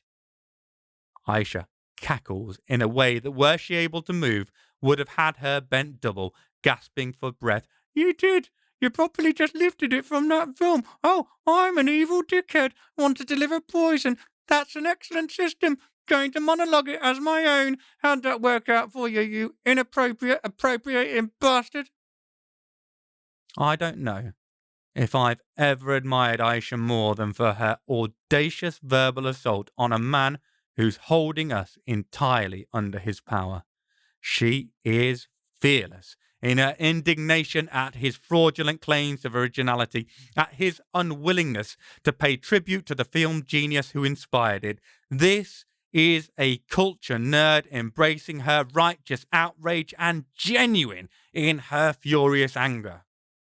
Sadly, although left initially flat-footed, Phone Dick quickly regains his self-control, breathing out a calming breath and composing himself, although incensed regard remains in his reptilian eyes. Indeed, perhaps I may have drawn some inspiration from the aforementioned source, but then nothing is original. Steal everything, huh, my dear? He draws level and pats her cheek with a dark, spotted, palsied hand, and all humour leaves her far faster than it arrived. The temperature drops by several degrees, and the emotionless killer she is comes to the forefront most definitively, even with her being entirely paralyzed. She growls, I am going to choke you on your wrinkled, cured sausage excuses for fingers, then I'm going to Heimlich you and do it all over again until your black little squeeze box of a ticker gives out, you son of a bitch. Each word is spat as a promise. Oh, Miss Candicia, you are a delightful prospect, so filled with vim and vigour. Your accompaniment of Paul has been most serviceably utile. Were I to expect our paths ever crossing again, I would be honestly terrified. But I don't intend to exist much longer, and you won't be going anywhere, for the near future at least. Lines trace themselves like silver spider webs along the floor surrounding her, forming runes of holding. They create a half-meter square box surrounding her feet. As it completes, he pats her cheek once more, a kindly smile on his face that goes nowhere near his eyes. Then he pushes his heavyweight talent into a word. Burn. I watch, impotent, as the air inside the magical enclosure explodes into flames. Aisha howls, a guttural, hoarse, cracking cry coming and going as her vocal cords snap and reform over and over. Her skin blackens, splitting and flaking away. Parts of her drop off, carbonized charcoal as replacements grow underneath, pink passing rapidly through grey and brown to blacken anew. The air thickens with cinder clouds as she cyclically pulverizes into dust within a matter of seconds. She's at the center of her own personal firestorm, reforming only to burn all over again. Each blink covers her boiling eyeballs with new skin that crisps and plummets, twirling like a wingnut in the breeze. Aisha's been through her own personal hell, long ago for most humans, but little more than the blink of an at's eye for the likes of us, and now the bastard's taken her back there, boxed in with nothing but the endless pain, the trauma, and the flames. I rescued her from that nightmare the Nazis wove for her once. This time I'm impotent, unable to do anything but cry with horror, tears streaming down my immobile cheeks as the strongest person I've ever met breaks on an unending pyre. It's unbearable. Her hoarse, choking screams, the rippling heat waves hovering over every inch of her, the burnt barbecue smell that wafts up my nostrils. I can't stand it. All I want is to make it stop. I'll do anything to make it stop. Of course, the bastard who's done this to her doesn't seem bothered in the slightest. Without a sound, without even acknowledging her, he turns his back, and she's dismissed from his mind irrelevant. The decrepit madman plods in my direction, dragging his weaker foot by a force of will, suggesting it's not a new infirmity. Now it's my turn to be on the receiving end of his paradoxical regard. "I'll be seeing you soon, Paul," he says softly. He pulls something from the back of his trousers, then draws it across my throat in a swift, precise slash. I don't need to move my eyes to know that the initial, painless moment signals exactly how honed the blade is. Arterial spray blossoms in the air like an artist's sketch of the tree of life, and then my nerves explode in the equivalent of white noise. As he moves out of my vision, there is a moment where, though I can't place it, I feel I recognize something about him, something from long ago. Chapter 25. Lavore, 3rd of May, 1211. I've not more than a moment to come to a new equilibrium between the hope that Ben has given me by breaking the circle and his loss, carving huge gashes into my soul. Because further disruption arrives unexpectedly. Outside, but close enough as to be clearly heard, comes the thunder of an explosion, such as when sappers get drunk and demonstrate their pyrotechnic skills in the barracks instead of under the walls they seek to bring down. Chaotic noise peaks, hubbub building in shrieks and shouts, and it's clear that panic reigns supreme outside the walls. De Montfort, his hand ready to seize another good man to my right, pauses and looks at Nisitas for instruction once more. The Bogomil curses, words in a language I don't speak but don't need to for me to gather his infuriated meaning, and spits. "Come, I'll find out what goes on myself. We'll put an end to this uprising and then return to what needs to be done." The three men hurry from the room, through the door where the stable boy called for their attention, and I'm left, if not alone, then the only man or woman aware in the great hall. Movement has not come back, not fully. My head is moving slowly, but it's too little, and if I wait for it all to come back, I don't doubt it'll be too late. There's no way Foy rides to our aid. Raymond is no fool, and he knows the lost cause when he sees it. This is some additional distraction Benedict prepared to give us cover to escape. My time is limited. Of that I have no doubt. I concentrate on my toes outside the circle. These I can feel, can move. They wiggle on command. I attempt to dig them into the cold stone flagstones. It's no simple task, but inch by inch I drag my foot to the side, pulling my knees, my legs in that direction. As they move, it changes my balance. Slowly, far too damnably slowly, my stance widens, destabilizes. Finally, it is more than my body can maintain, and the spell can't counterbalance the change in position. I tumble, twisting to the right, following my foot's path, and my torso clears the circle. My hands come down instinctively, catching me, but they're enfeebled and do little to check my fall. My face plants onto the cool stone sharply, but I welcome the pain. I can feel. It means I'm alive. There's still a chance to stop this evil madness. Tears stream down my face as I pull myself forward. Strength has come back to my arms, enough at least that combined with my willpower I can cover ground. Dragging myself towards my downed friend, I am blessing him for giving me this chance and berating myself for his death, even though I know it's not my fault, determined to honour his sacrifice. I reach his body. It's still warm, but I can't stop, can't hold him, embrace him, mourn him as I wish to. Instead, it's arms forward, up and over as I pull myself across him, past him, towards the Grail. I'm close now. Maybe a metre or two. My legs are regaining some feeling, though they're still trembling, putty-like. I press my hands to my right knee, forcing myself up to standing. Then I reach a hand forward to grab the Grail, to dash the energy from it, to destroy it, if I must, to stop whatever Papa Nisitas is trying to make happen here. My arm comes up, but I can't move forward. For a moment, I think the magic has struck again, that I'm paralysed, and in a way it has. But it's not the same one, no. This is a different magic.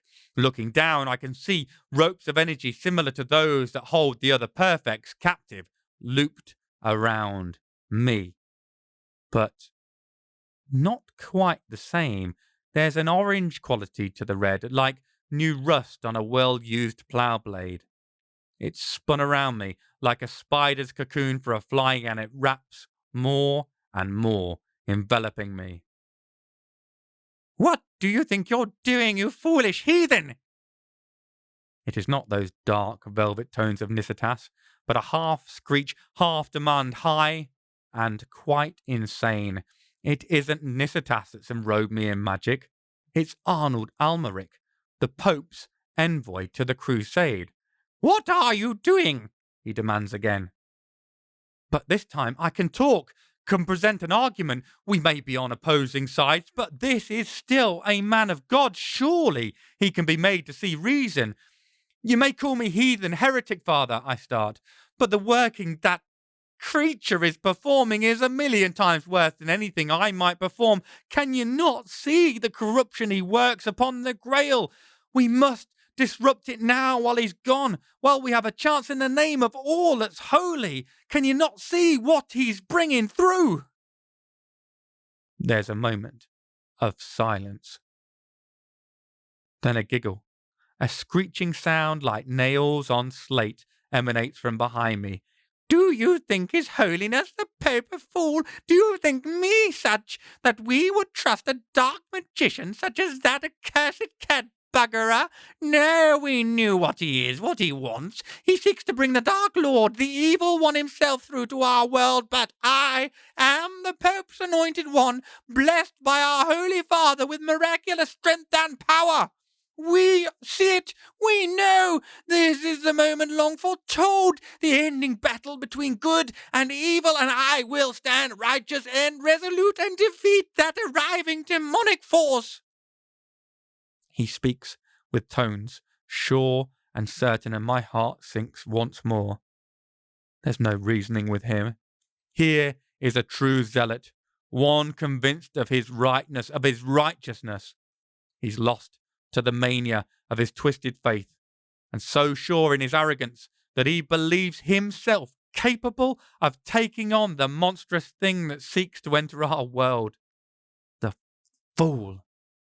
What will arrive when this working is complete is beyond his power to defeat. Of that much I feel sure. There is no reasoning with his form of madness, though. When the echo of approaching footsteps carries from the open doorway on the right, Almeric steps forward, releasing his magic and pressing a blade to my throat instead. It seems Nisitas is not aware of the monk's power, and that Almeric is in no hurry for him to find out. Perhaps I can turn that to my advantage somehow.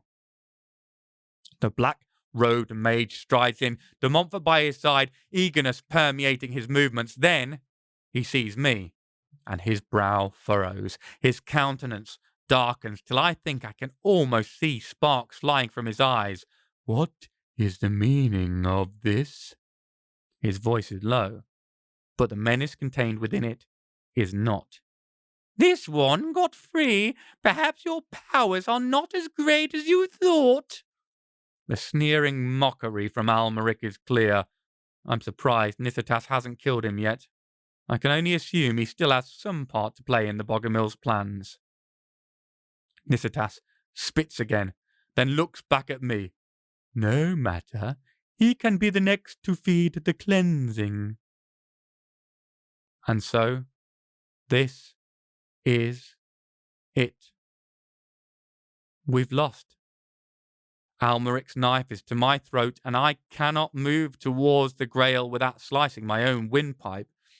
Nithatas draws his athame, ready to add my soul to this perversion he works, all to bring about this terrible freeing, this almost certain ending.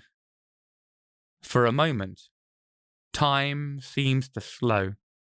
I think back to the girl trapped under that wooden beam, of the strange force I found swirling around in my belly that flooded my limbs and gave me strength beyond my own meagre measure. I dig down deep inside myself, searching for it. There. I can sense it. My thoughts go to the cords of magic Almeric has tied me in, to those Nithatas has attached to all the surrounding perfects. My arm is still outstretched. There remains one last possible chance. I close my eyes, reach deep inside myself and pull that force up, channel it through my arm. I know what it is now. Magic. When I used it to save that girl, I did it without knowing, without thinking. This time it's deliberate, and I know what it means. I'm damning my soul. When I die, which I will, and soon, I'll be nothing. My essence turned to dust. My thoughts stray to poor Benedict. I'm glad he's already dead. His soul should be freed from this world, my damnation not undoing his own salvation.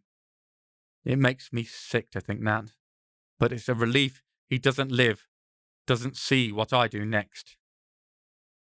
Gathering the force up, I hurl it outwards at the Grail. My eyes snapping open, I see ropes of magic extending towards it, wrapping around the cup, but not red like the others I've seen.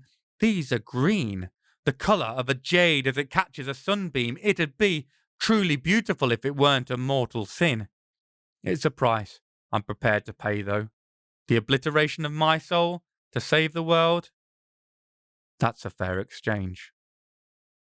Nithatas yells unintelligibly, but he reacts too damnably fast. His own hand comes up, and his sticky red magic also wraps the Grail. He pulls, and I do too. A tug of war with the fate of the world in the middle. For a minute, there's a stalemate, each of us straining against the other. Then everything happens all together suddenly. Nithatas shrieks, "Kill him!" and I can feel the power he puts into it. Almeric doesn't even make a choice. The knife sweeps across my throat in an instant. But as it does, I give my whole soul to the magic. I give it permission to devour me, to swallow me whole if it will just lend me this last strength. And I pull all the harder as my life drips away to pool on the floor below me. At first, I think it's in vain. Nothing happens. Nothing changes. The standoff remains and I'm dying.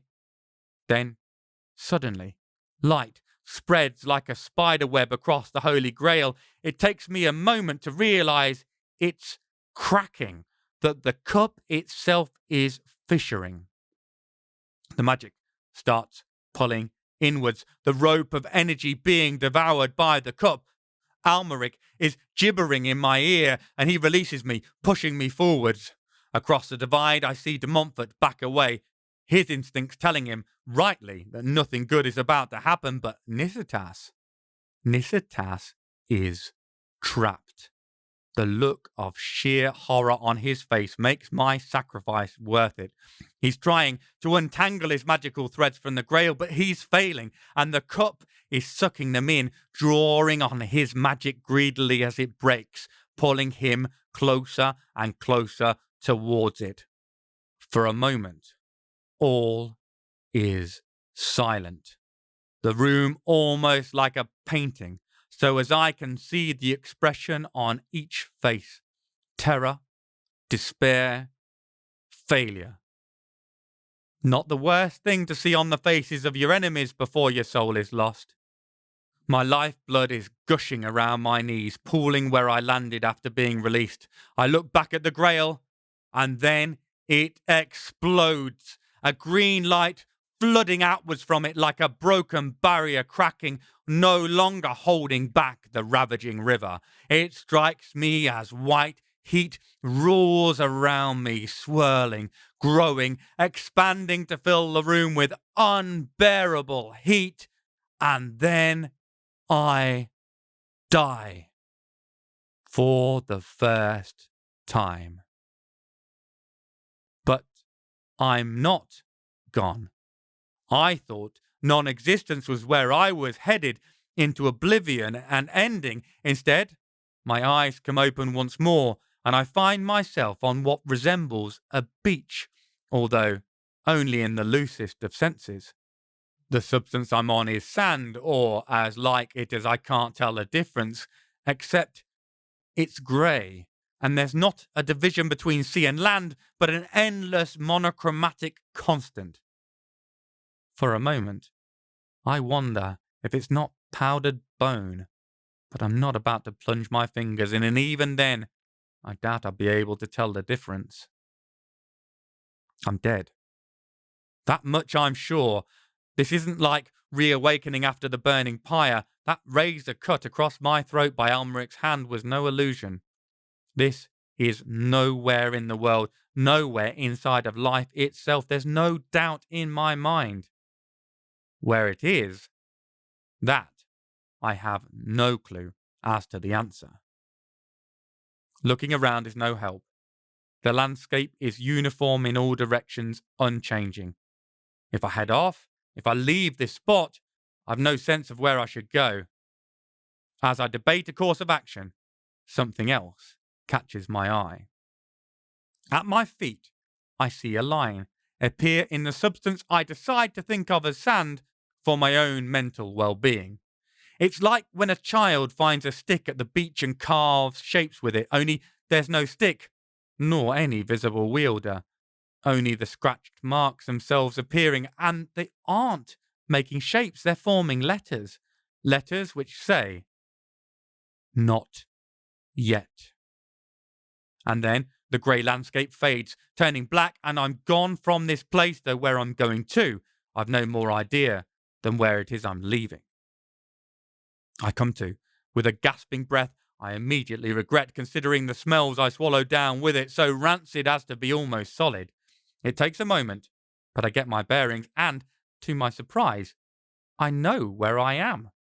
I'm in a soiled, shit-stinking alley behind a local tavern that stands just outside Lavor's castle walls. Glancing down, I see my clothes are the humble threads of a local peasant, and as I roll over, I glimpse a face in a puddle of a substance I'd rather not identify. A face that's not my own. I recognize him, though. A local happy drunkard, oblivious to the lingering military threat, thanks to the comfortable alcoholic haze he spent his days drifting around in. I've no idea if he's a victim of murderous banditry or a vengeful faction of the Crusaders, but it's the face of a dead man looking up at me, and his death was deliberate. They made the slash across his throat with a more blunted, but no less deadly blade than the one that was used to kill me. As I study the ragged wound, it closes up, sealing as though never having existed. Even more astonishingly, the man's features melt away, replaced by my own. It's incredible, unbelievable, and yet, after all I've so recently witnessed, I feel too numb to search for any sense of understanding, too stunned to appreciate the wonder of living once again. I stagger to my feet, seeking both my balance and my composure. As my brain slowly sheds some of its befuddlement, I turn towards the castle, thinking to seek what has befallen my fellow good men and women, and whether any of them survived that terrible confrontation. I don't go many steps, however, before I catch sight of the wanton destruction. The castle is ablaze, and more than one nearby building is damaged, sporting a section of the stonework that once formed the main hall's walls flung ballista-like outwards from the explosion. Through the sapped wall section, I can see the hall itself is no longer existent. It's been razed to the ground, the metre-thick walls shredded as though they were parchment, carried outwards like said scraps fed to the wind. Guards rush aimlessly around, clearly lacking any sense of direction, but aiming to look busy. The military quickly instills a fear of being spotted as an idler during a time of crisis. I draw closer, part of a curious but wary crowd of locals, well aware that they might suffer by quickly becoming targets for the disordered and panicked soldiers. Creeping closer, I overhear some conversation from the nearby guards, aiming to hold back any overly nosy villagers. "Body parts scattered like blasted cards, not a one that were recognisable, I heard," says one. "It seems impossible that anyone could have escaped, though I heard 'twas due to them being at the door when the whole thing exploded. No idea how such an infernal happening befell 'em. Still, if you were to lay a bet upon one man to survive, De Montfort would have been my first pick, no question. No doubt, though that manic priest would have been a whole lot further down the list. They say there was hundreds of 'em in the hall, and just those two made it out alive. Unbelievable. I've heard he's less cocksure from whatsoever's he's went through. Broken his ankle, and you'd think it is him who died rather than all the other poor buggers inside, all shaky and weepy, gabbling about devils and damnation he was. Think he might have lost some of his taste for war, if I'm any judge. Never mind. There's plenty more who'll be happy to take up his place and push forward the cause. Plenty more killing and plundering for us, all with a tidy signed heavenly place tied up and promised at its bloody end." The two men chuckle as they lean on their halberds, their eyes weighing up the jostling locals. I guess they're looking for targets either to rob or take out some anger on. Making myself such a target would be foolish indeed. I slip back into the shadows before they can catch sight of me and identify me as one of those thought dead in the recent explosion. So, all the good people are dead, destroyed in the magical fire. That Nisitas is also dead is at least a small mercy. His existence posed a present danger to all humanity by my oath. But hearing that Arnold and Simon have survived, it's enough to make my blood boil inside my skin. Rage roars through my system, pounding in my ears. I'm no longer perfect. That ended when I embraced the magic and damned my soul. So be it. As I see it, I have two targets to achieve with this strange second life I've been given. The first is to have my vengeance upon the butcher of Beziers and that northern bastard de Montfort. I'll see them both dead and buried. The second is to gain control over these mysterious abilities, this bizarre magic inside of me. I suspect I'll require it if I'm to achieve my first aim. I've few allies left alive, and fewer still who would understand what I've done, what I'm now capable of doing. My thoughts go to that Israelite rabbi who gave me his blessing, a blessing that seemed to have unlocked this strange power for the first time, and I can't help but wonder how much of what happened he saw lying ahead for me. There's no other option, no one else who can help me or provide me with any guidance. My mind made up, I set off to see what I can get my hands on if I can beg or steal some supplies. I'll need them for the long and tiresome journey ahead of me towards the Mediterranean and Montpellier's bustling, goods-laden port. Chapter 26. Bidash, 9th of March, present day. Dead again. Told you there was no chance this body would survive the next few days. I come to, heaving in a gasping lungful of air. The rest of my body doesn't move. I'm locked into position, my head clamped in place, the rest of me similarly restrained. I'm upright, at least, which is a small mercy because it lets me see where I am. That mercy feels exceptionally tiny when I take stock of my situation. I am in a workshop, not the filth-stained dirt pit of the ship wizard, nor a homely, ramshackle mess like Isaac's place. This is as cold and as surgically clean as Phondick's soul. The pristine, glistening white tiles covering the walls and floor reflect harsh halogen lighting strips. They bring no warmth to the proceedings, only illuminating the horror show into which I've crash-landed. Medical beds hang vertically on each wall, cradling freshly dead corpses strapped in by restraints and head clamps identical to the ones on me. I can see that each is covered in Enochian runes sufficient to trap any talent as effectively as the leather straps restrain the physical vessels. I don't even need to test my talent to know I'm similarly held. There are at least 15 bodies arrayed around the chamber. The only break in this pattern is a large metal door, like those used on industrial freezers. Intricate glyphs and patterns mark the floor, making my head ache. They are technically Kabbalist, but in the same way as calligraphy is technically a scratchy line, this is a level of mastery I have only ever seen worked by Isaac, and only on occasions rare enough to count on one hand. In the middle of the room sits a metal folding chair next to what I suspect is the pièce de résistance of the certifiable interior designer who assembled this chamber. An intricately designed pedestal, I hope, is made of laser-printed plastic. I don't believe it, though. Steam-bent bones have been woven together to form a support column like a bleached 3D representation of a DNA strand. On top of it sits a human skull. I open my sight to look at it, and the intensity of the talent coming off it feels like I've just driven spikes straight through my pupils and into the part of my brain dealing with pain stimuli. So I do the only sensible thing. I pass out. When I come to, it is with the worst headache I've had since I made a drunken bet with Isaac about whether alcohol poisoning was possible with my metabolism. Spoiler, it was. Although using my sight again in this room will most likely give me a brain aneurysm, dying won't get me anywhere anytime soon, given the army of corpses conveniently prepared and magically pre-wrapped around me. Plus, looking might only risk something like blowing a load of blood vessels and having a major stroke, neither of which will leave me fighting fit for the next showdown with Phondick and any +1s he might bring to the party.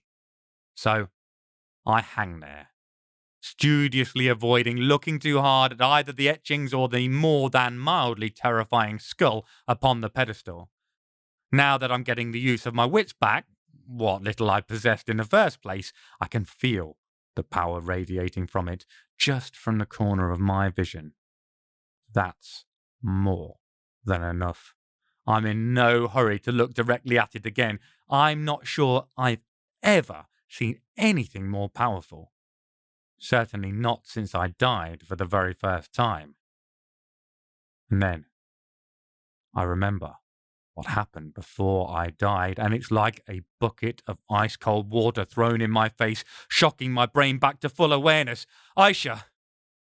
The memory of seeing her burning comes back so strongly that I'd rather look at the skull again than close my eyes. There's too much chance I might watch her cremate unendingly.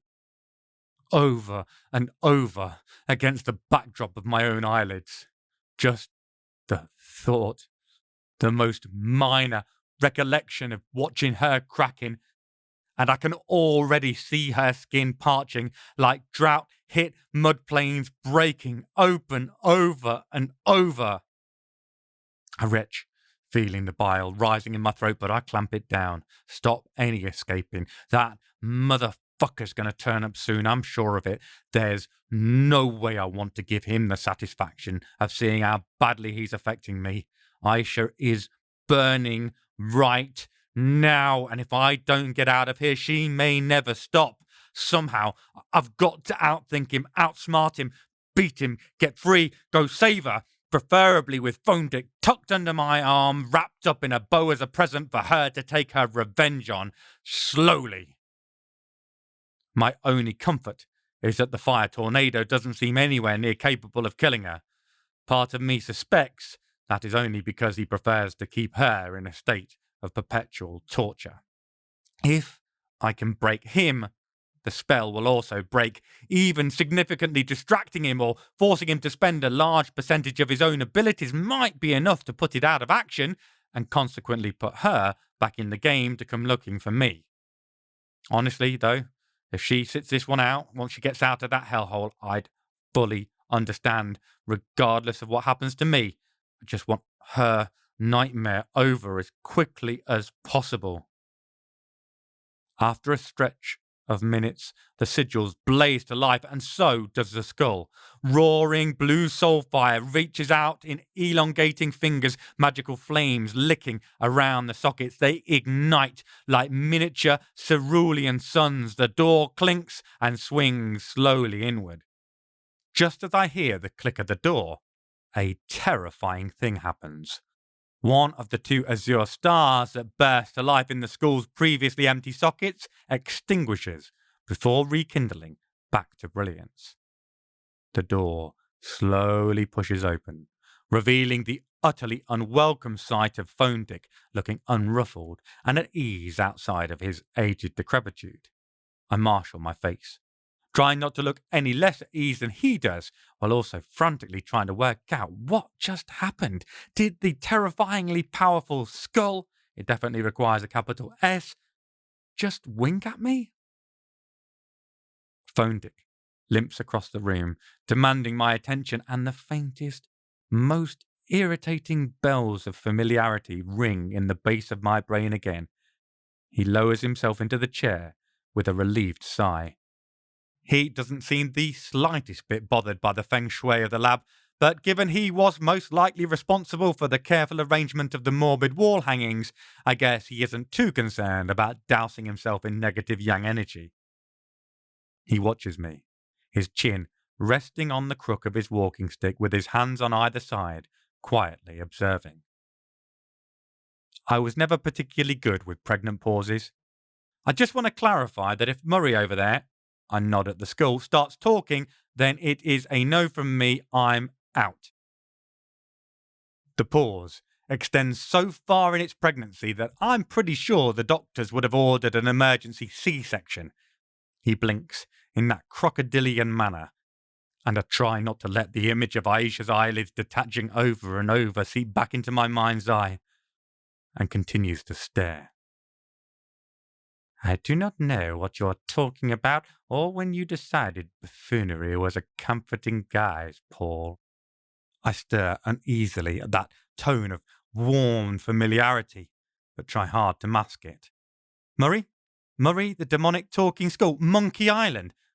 I don't know whether to be aghast at your lack of knowledge of point-and-click adventure games, or envious you'll get to play all of them for the first time. If I wasn't going to carve your face off with a rib I snap out of your chest with my fucking teeth when I get down from here, of course. He sighs wearily. Yes, indeed.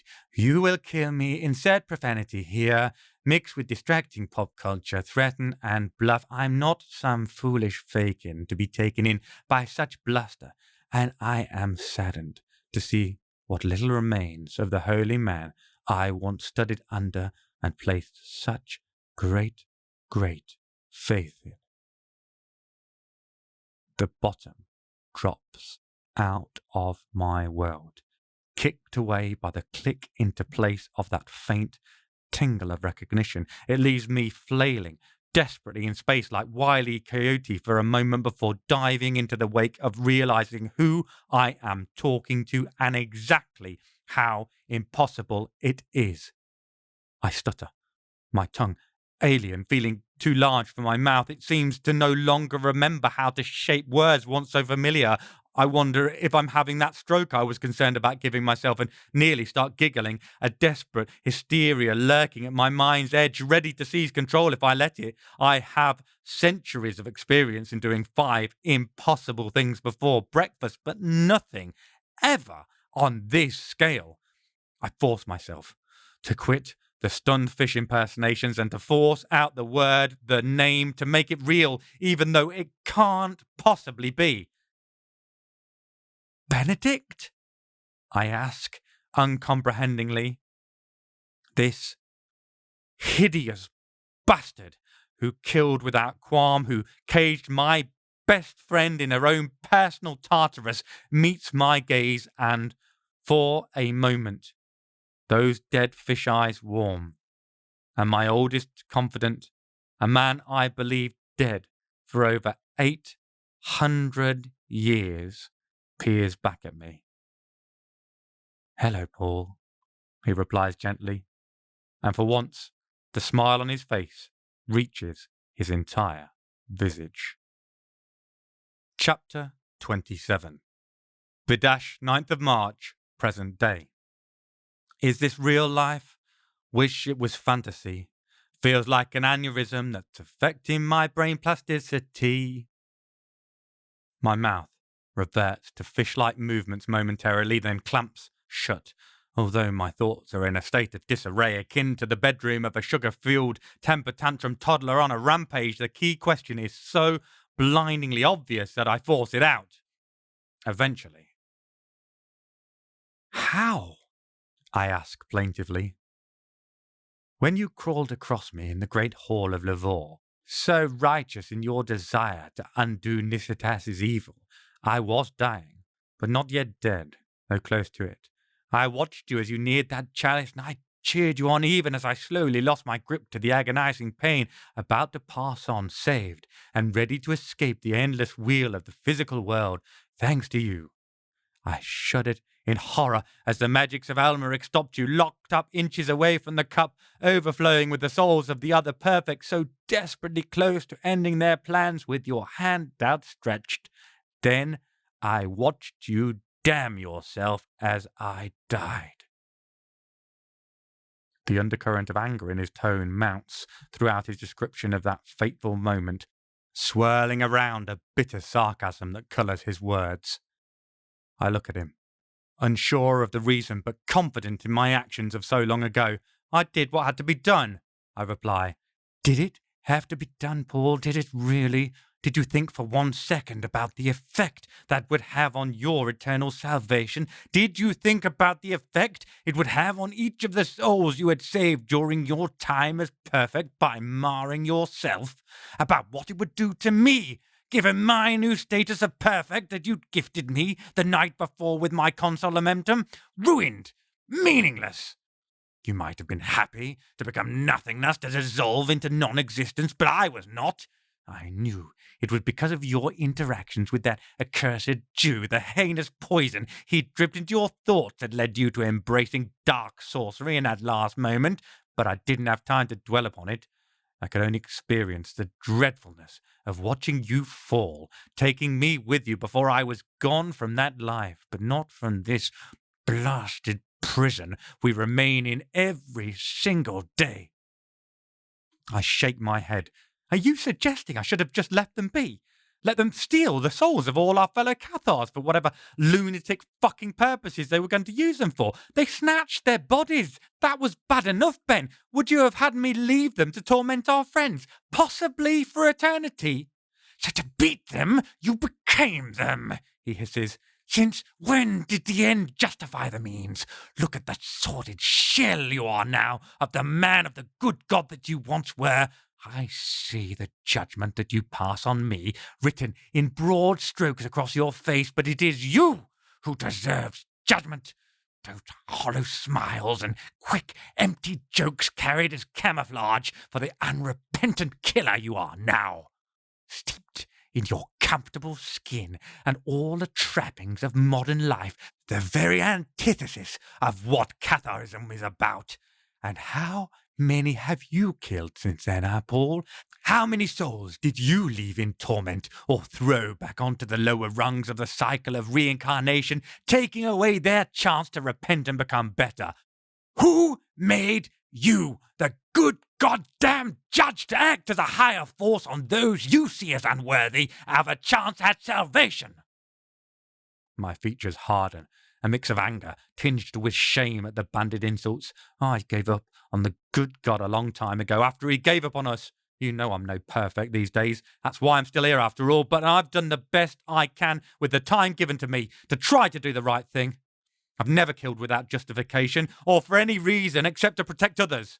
I'm not claiming that I always got every call correct, but I've kept true to the moral code I developed over all this time. I like to believe that Paul the Perfect would have understood how I've arrived where I am, both materially and spiritually. What happened to the man I called brother and held as my shield to commit the acts that I've encountered, killing on a whim, torturing, kidnapping, who knows what else? What would Benedict the Saved have said? Ben sneers at me, the crinkling of his leathery, wizened face submerging that momentary vision of my old friend. Says, the man who lies down with monsters, partnering with the likes of that abomination lurking in the Quran, not to mention your heathen mentor and your Arab lover. The forge shaping my anger explodes in engulfing heat. I don't even know where to start on that latter part. I'll take the blame regarding Frank. There's some justice there, one between me and my conscience that I'll have to live with. But how have you remained so lost in your fucking idiotic prejudices as to judge others for their origins or faith? Isaac is literally the best human being I've ever met, but you're still hung up over him being a Jew, and you level accusations of unjustified superiority at me. As for Aisha, well, it's true that I love and admire that woman more than you might understand. She is amazing. In a world that bends on a whim for praise, she stands unbreaking by her truths. She doesn't crack or cave before pressures like normal people, immortal or otherwise, but always acts as she believes to be correct, always embraces the consequences without making excuses or pleading ignorance. You know who she reminded me of when I met her? You! Or rather, who I always thought you were. I spent fucking decades, mourning your death. When I met her, I finally regained the strong right arm those bastards severed when I thought they killed you. I gained a sister to replace the brother I mourned across lifetimes. It fixed a part of my heart broken since the moment I watched them butcher you. That's why I love her, Ben. That's how I love her. And I don't understand how you don't get it. Instead, you slander it because you cannot believe in genuine friendship, the filial definition of love between a man and a woman. It's a sign of your failure as a human being, mate, not ours. The vicious, bitter old man in front of me pauses and seems to droop, leaning more heavily onto his cane. I was always your friend. There's been many days and nights I've cursed your name, times I hated you so much that I hunted you down, made sure you died, just to assuage that anger for a moment, even knowing it was only temporary, and you'd pop back up like the tarnished bad penny you've become.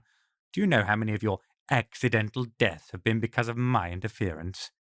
His hand trembles on the top of his stick, and his eyes flick up to mine, tracing the shape of my face before they drop back down, and still, I've missed you, Paul. More than I can possibly say. Under different circumstances, that might have tugged at my heartstrings, not least thinking of all the nights I've lived with the guilt of Ben's death. But Aisha is burning, and I can feel that same fire in my chest. For all your monologuing, I don't exactly feel like I'm in the welcome embrace of an old friend right now. I flick my eyes upwards to the head clamp, then down to my restraints. Ben pushes on the head of his stick, straightening up, his expression blanking, closing down. I hardly thought you'd be open to listening to reason, even if it's all for your own good, he replies, a maniacal gleam in the freezer depths of his glare. It chills my building anger, his complete control, the same as it chills my soul.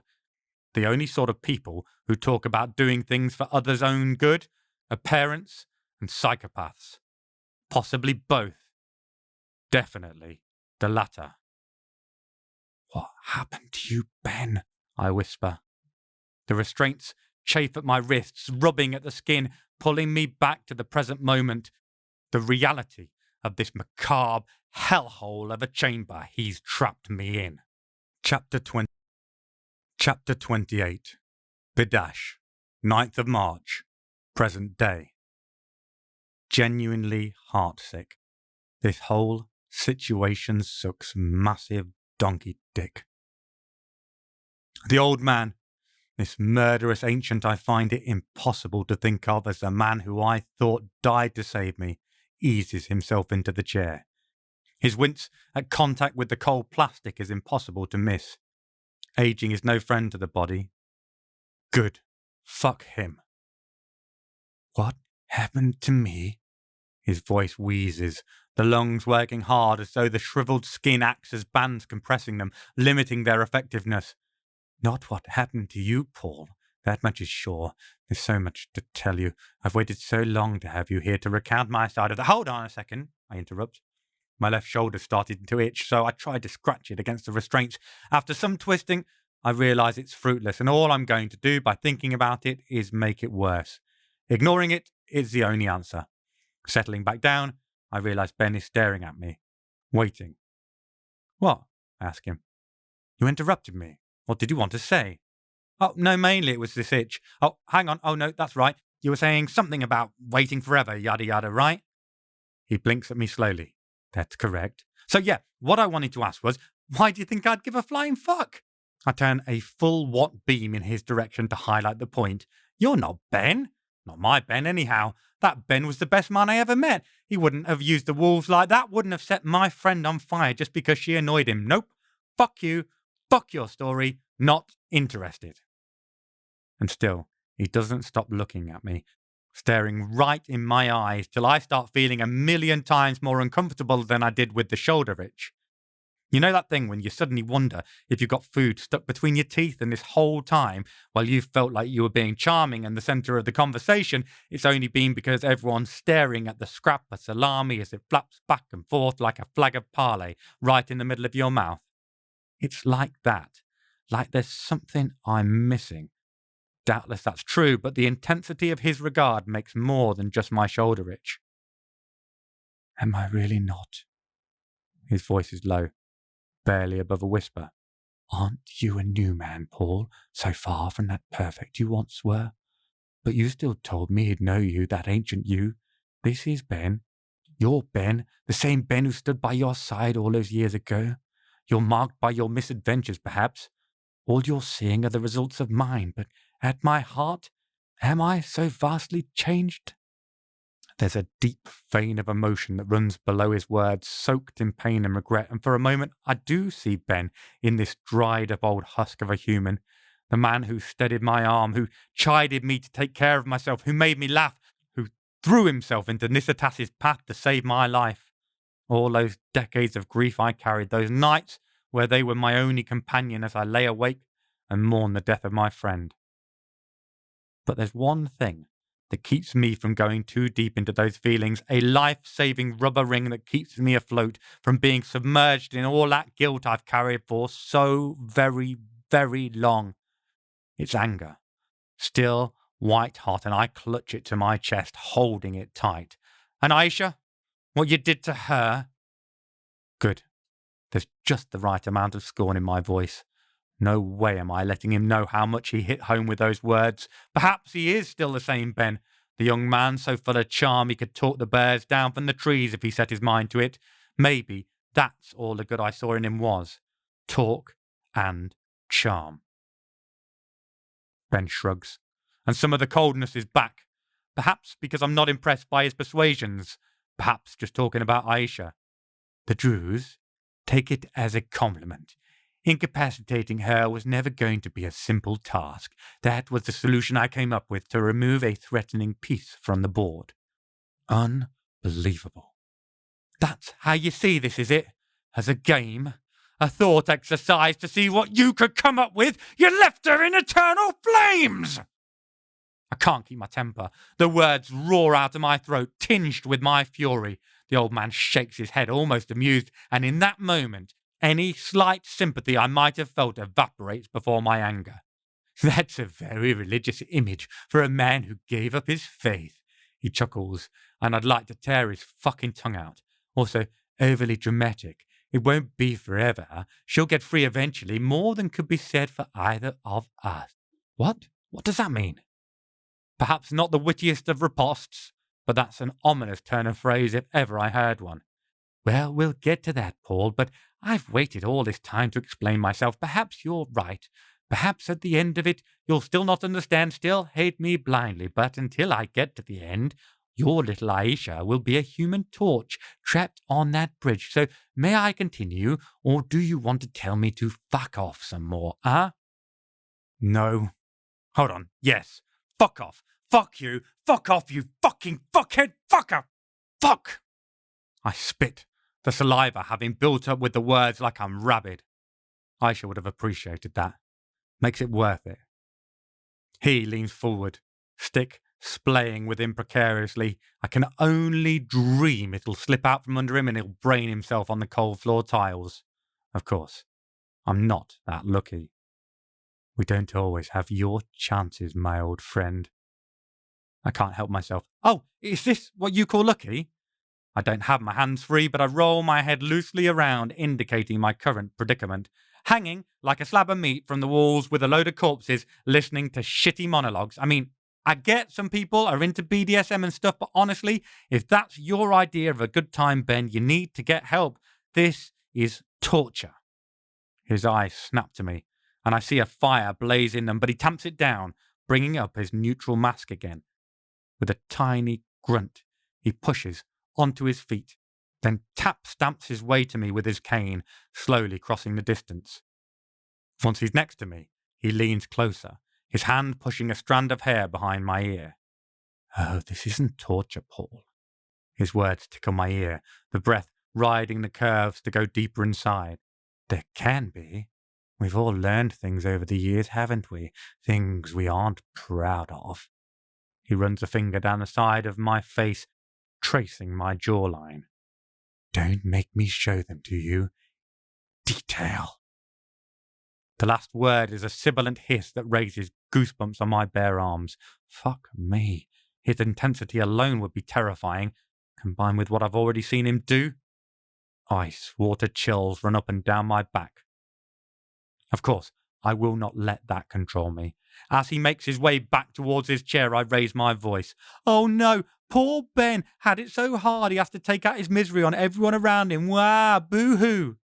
He whirls, turning on his heels, the action of a far younger man, the fury in his expression giving strength to his limbs that age robbed them of. You ignorant fool! What do you know of my suffering? Did you think you were the only one who paid for what happened at Lavore? There was hardly any payment made by you, just, oops, I'm dead, pick myself back up in a brand new body and carry on. There was no such luxury for me, just heavy payments to be made for your blasted arrogance.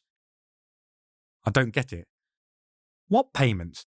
Oh, didn't you realize? The essence in the Grail splashed across me when it broke. I was still alive. I came back too, but not in a dead body, fully grown, all ready for me to pick back up on some stupid adventure as you seem to do, without a care in the world. No, when I came back, I couldn't move, couldn't see, couldn't even breathe. I came back fully aware, but into a fetus, swimming around in the womb of some wretched woman.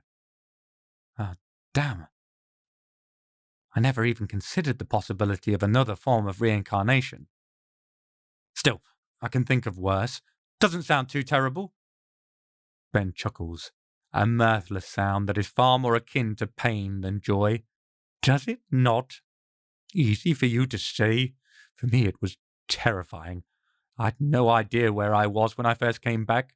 Do you know, I forced my unformed mouth open and twisted in such a way as to choke myself to death with the umbilical cord, dying, wriggling and writhing in a seamless void. I thought myself in hell, only more so when I came back a second time to a near, damn it, identical situation. Fuck. I'd not thought of that. And Ben's not finished. To be utterly helpless each time, immobilized, trapped with nothing but your thoughts and terrors for months on end, only to be born bawling into a world even harsher and harder than that whore-carried prison, unable to walk, to talk, a tiny little Lilliputian in the land of giants, servant to the whim of those who believe themselves your parent. I couldn't even eat. Suckled time and again till the very sight of a breast fully closed was enough to make me wretch. I died helpless that first time, and each time I died after, I had that same sensation, that same suffering, replayed over and over again. To be emasculated, utterly reliant on others when all I wanted was to be free, independent. As many would be happy at a chance of childhood again. The argument sounds weak, even to my own ears, considering there's a huge difference between being cared for, with all bills paid, to being an adult stuck in a baby's body. But I have to say something. There's no way I'm going to go along with anything he has to say. No way I'm going to feel sympathy for him. Not after what he's done. But good God damn it, there's a part of me, the empathetic part, that wants to. He spits and settles himself back into his chair with a groan. Do you really believe that? You know what life was like then. Not the pampered lives children live these days. No, it was suffering, struggling, hunger and misery over and over. Do you know how many times I died before I even made it to adulthood in a life after that first death? He leans further forward. 5. 5 times. Over 3 decades of infirmity, utter reliance on people who expected fealty and love I was incapable of giving before I could even be my own man again, and all the time knowing what was waiting for me next time I died. He raises his head, and for a moment there's something other than roomy waters around his eyes.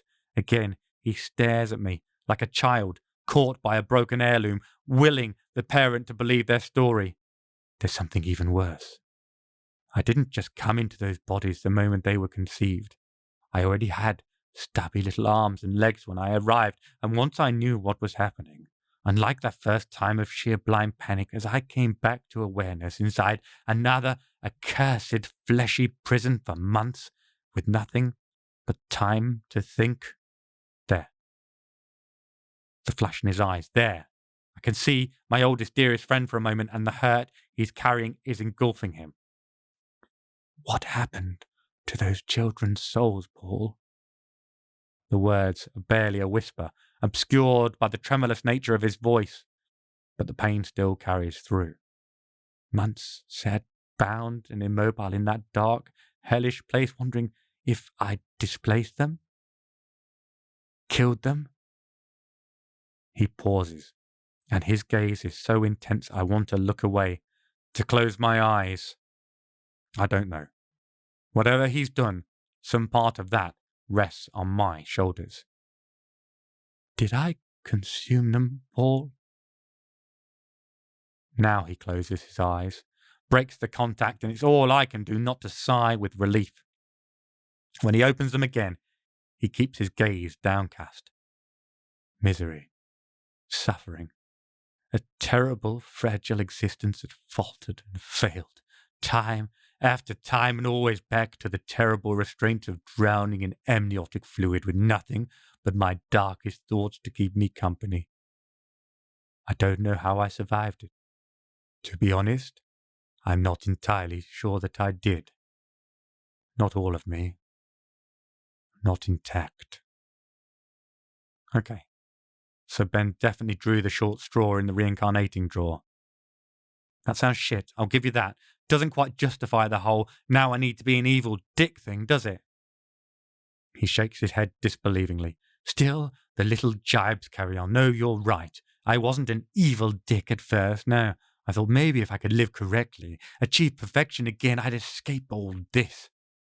He waves his hand in the air, as if to encompass everything. The misery of existence. I even tracked down the last of the good people, Guillaume Belibast in Spain, got him to perform the consolamentum for me once more. Now his attention snaps back to me, and his upper lip draws back, pulling his face into a sneer. Didn't work. Couldn't make it stick, could he? No. Not once. I'd already been made perfect before. Not when that perfection, that chance for me to escape the physical realm, this sordid, shabby reality once and for all got stolen away from me by a man I loved more than my own life. Is this love, Ben? I can feel the pain I've carried in my heart all these years, the times I've mourned him. I'm mourning him afresh, seeing the man he's become. I loved you more than my own life. There's an insistence to his words, an intensity to his gaze, daring me to disagree. But that was one life. This endless, miserable, torturous parade of life after life I can't escape. Oh, that changed my love, transformed it into hate. And that's my fault. Don't get me wrong. I can see why he thinks it. The good God knows I've held myself responsible often enough, but nothing justifies what he's done. I'm not letting him get away with thinking it does. He's on his feet again, without even needing the help of his cane that he waves at me. You kept me here. Your actions doomed me. He breathes heavily, his chest heaving visibly, shaking with emotion. His face reddens, and for a moment I think he's going to have an apoplexy and drop dead right there on the spot. But he closes his eyes, gets the rhythm of his breaths back under control, and when he opens them again, they're calm once more, his icy mask snapped back into place. So you see, Paul, his voice is rigid, the frozen corpse again. It's all your fault. Everything has happened. Everyone who's died.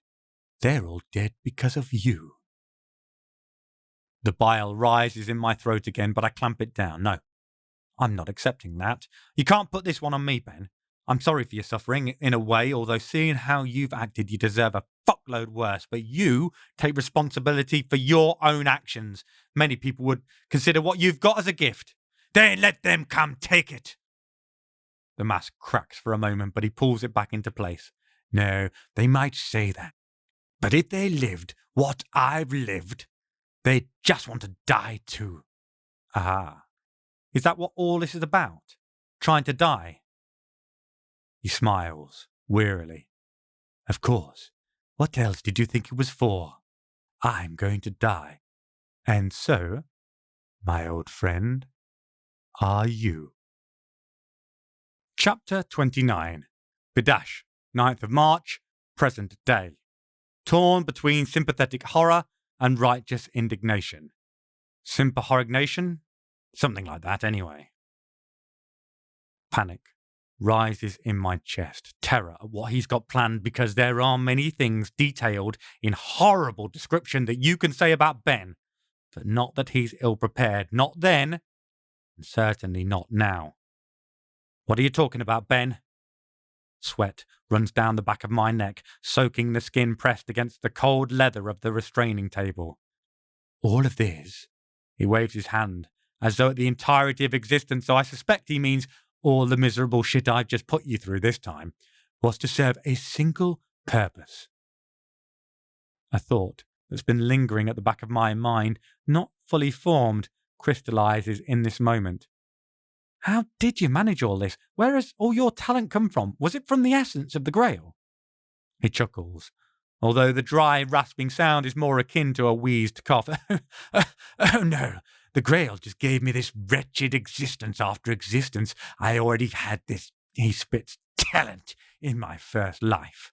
From my childhood I saw strange things, auras, faces below faces, evidence of demonic influence in my brain. It was that pushed me to seek the good people, to look to become a perfect, in the hope I might cure me of what I saw then as a curse. It was only after my new life started that I learned what magic really is. It's like a glass of water thrown in my face. So the whole situation, even when we met Isaac the first time, the werewolf. I take a sharp breath. Nisitas, you could see he had magic. Ben's lip curls, distaste clear, though whether at the name, the memory, or me, I can't tell. Yes, the bastard seemed perfect to me, no pun intended. He held a magnetic pull, an attraction so strange, so unique. A man, strong, dynamic, swirling with confidence and power, but who didn't give in to the magic's dark urges. Or so I thought, before we found out the truth about him, before he slit my throat. The lip relaxes, and he shakes his head, tutting. Do you know, I really saw myself learning at his knee, becoming a better man. There's no one who impressed me more, present company excluded, and no one who let me down worse, with the same caveat applied. Considering the antipathy, the distaste I feel towards the man, I'm surprised by how much that jibe stings. Perhaps because it's the same thing my inner voice has whispered in my mind for centuries, in the quiet of the lonely dark. I did what had to be done. Even I can hear the plaintive touch to my tone. Would you have let that bastard win? Bring through whatever monstrosity he was summoning? Ben looks up again. Looks me straight in the eye, and it is Ben who's there, the man I spent years with, day in, day out. For you, Paul? Absolutely. For you, I'd have let the world burn. Wow. For a moment, I'm speechless, my mouth hanging open. All those touches he used to give me, the long, lingering looks, good God, I was naive. And he never said anything about how he felt. I have to keep thinking about Aisha, about how she's suffering right now. Somehow, I've got to get this over with, break free, get away and save her. I only hope that somehow, somewhere in all of this, I'll find a weak point I can use, something to either bring back my lost friend or else break free and defeat this evil bastard he's become. I find my voice again. And is that what you're planning to do now then? Burn the world, a petulant gesture because life is so unfair? Keep the tone mocking, disrespectful, Paul. Don't let him see how he's affected you. He taps at the floor with his stick, shifting in his seat as he does so. I'm not sure if he's trying to get comfortable, but apparently it's not possible because with a grimace, he leans hard on it and regains his feet. No, I'm not looking to stamp my feet and throw my toys out of the pram. I'm looking to escape. That's all I've ever wanted, for all of this to end, to get away from this unending, miserable cycle. If the world happens to burn while I do it, well, he shrugs, careless, casual. I honestly don't care. There's no love lost for it on my part.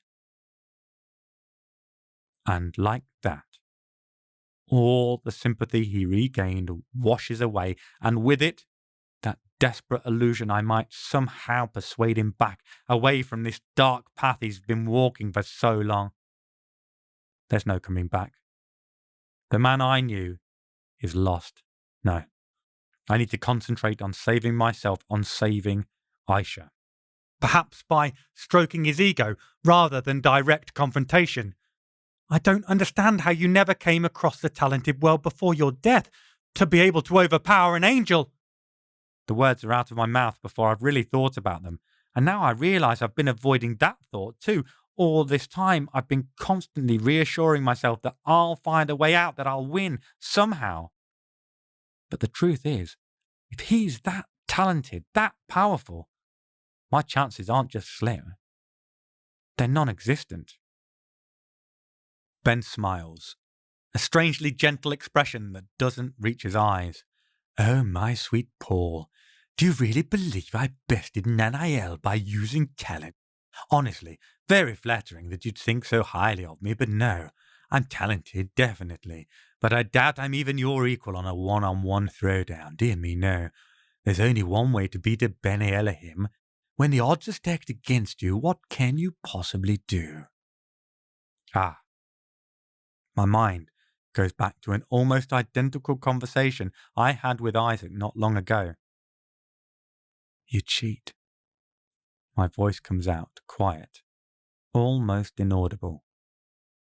He hears me, though, still wearing that strange, patently false, kindly smile. Exactly. Just as I've done with you, just as I'll do to get the death I deserve, the death I've earned with these endless miserable lives.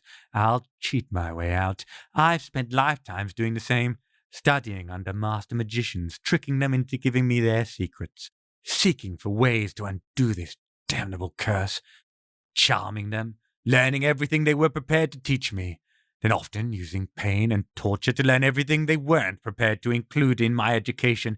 Each time I died, through sickness, or a knife in the back, or a curse striking me down in the dark, I had to go through the misery of pregnancy, birth, and childhood all over again. Do you know, that's how I found out about you. He hobbles closer and lays a hand on my shoulder, his fingers gently stroking my skin. I was a skinny, half-starved boy, foraging in the back alleys for something, anything, to keep me alive, to keep my so-called father from beating me to death as he threatened to any time I came back empty-handed. And I saw you, Paul. Saw you, strolling past the alley mouth, an arm thrown round the shoulders of that wretched Jew we met going to Foire, all careless smiles and fine clothes, well-fed, prosperous, untouched by the misery I suffered day after day, year after year, life after life. I realized then, of course, you must have been touched by the magic of the Grail, much as I had been, and I realized, too, how much my love for you had soured, tainted, how much I hated you, and that bastard rabbi, too. The stroking stops, and his fingers dig into my flesh hard enough to bruise. I kept my eye on you then, as I learnt the knowledge necessary to allow me to use my power effectively. Each life did slowly get easier. He laughs, once, a dry bark that's utterly humorless. Once I could use my talent to control the stupid sows who gave birth to me, and the idiotic husbands obsessed with their ratting, it made my childhoods much more manageable. If I felt sickened by what he's told me so far, now the nausea threatens to overwhelm me, using mind magic on the talentless, forcing them to do his bidding. That's a filthy working, the grubbiest usage of power almost imaginable. Ben doesn't seem to notice my discomfort, or perhaps he does. Perhaps he's enjoying it. Of course, I made sure our paths wouldn't cross. Not always an easy task in the small circles the talented world comprises. Do you know, one of the first teachers I had after seeing you was actually a monk. They had a monastery near Castle Notary that was a place of refuge for talented, both human and otherwise. The poor fool became besotted with me, declared his undying love. My only interest was what I could get from him knowledge-wise. He went from passing his time on the road, using his minor talent to heal the sick and help the poor, to spending all his days searching for esoteric tomes to bring to me in exchange for a coquettish flutter of my eyes and perhaps a chaste kiss. Except one day he came back and told me he'd arranged mentorship for us under a talented Jew in Toulouse. I knew who that was. While he prepared for our departure, I went and told my tale in floods of tears of monstrous creatures and devil worshippers bedecked in holy garbs to the local Inquisition. All of them put to the flame. 100 talented, just to make sure no word of me got back to your ever-inquisitive ears. More souls to add to your account, ah? I can't even feel the fingers pressing into my skin anymore. All I feel is numb. I wonder how many died that day, just to let Ben get away without even the risk of me hearing about him. Was he ever really the man I thought he was? Or had this always been the dark truth of his soul? Whether I was blind, or it was broken later, the end result, and that endless, bitter tally of deaths remains the same. Ben bends closer, so that the smell of his breath, aged garlic and cloves, tickles my nostrils as he murmurs in my ear. Haven't you wondered how I managed all this? All of this dirty Kabbalah magic here, the same magic I gifted to that pathetic shit wizard to allow him to hold you captive? Haven't you asked yourself where your dear friends Jacob and Nanael could be? He hobbles over to the pillar next to his chair.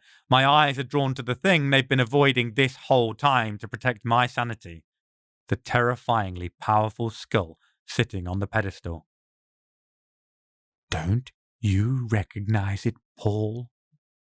His voice is calm, but insistent and deadly cold. This skull that you cheapened earlier with your mockery, can you layer it with flesh? Fill out its features to picture the face it once wore? My blood runs as cold as his tone. It can't be. He couldn't. Tell me it's not Jacob! I blurt out the words, unable to hold them back, my horror clear. Ben looks genuinely confused. What? Then it appears he passes my meaning because his expression clears. Oh! He starts to chuckle.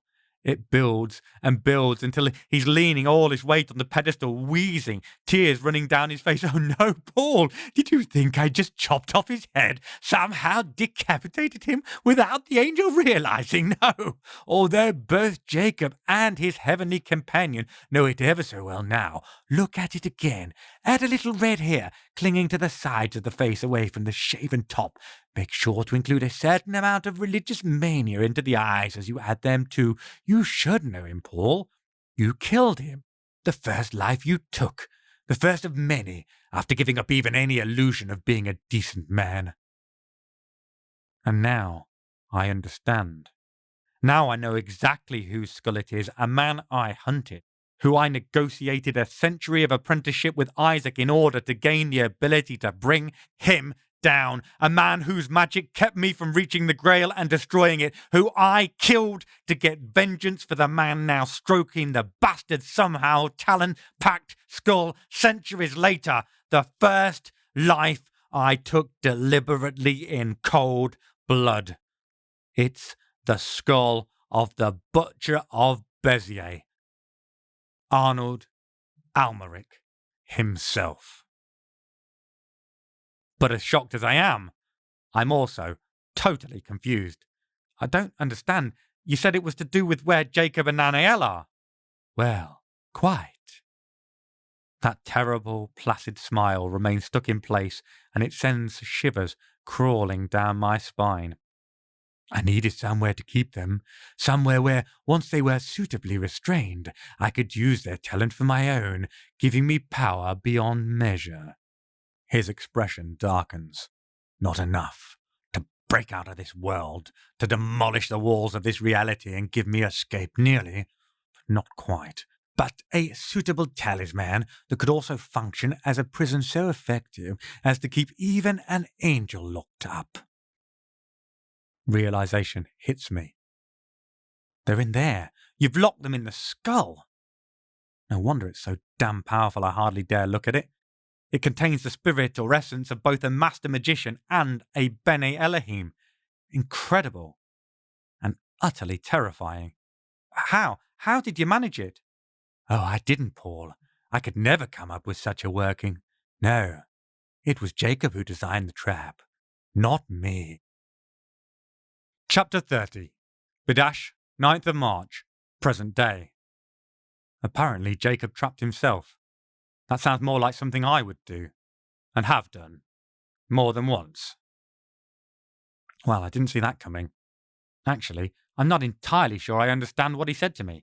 Sorry, did you say Jacob designed the trap? The old bastard nods, still chuckling slightly, the wheeziness lingering in his breathing. That's right. What? How? Why would he? Why do you think? Because I tricked him, of course. And it all started when I got my hands on this. He rubs the top of the skull lovingly.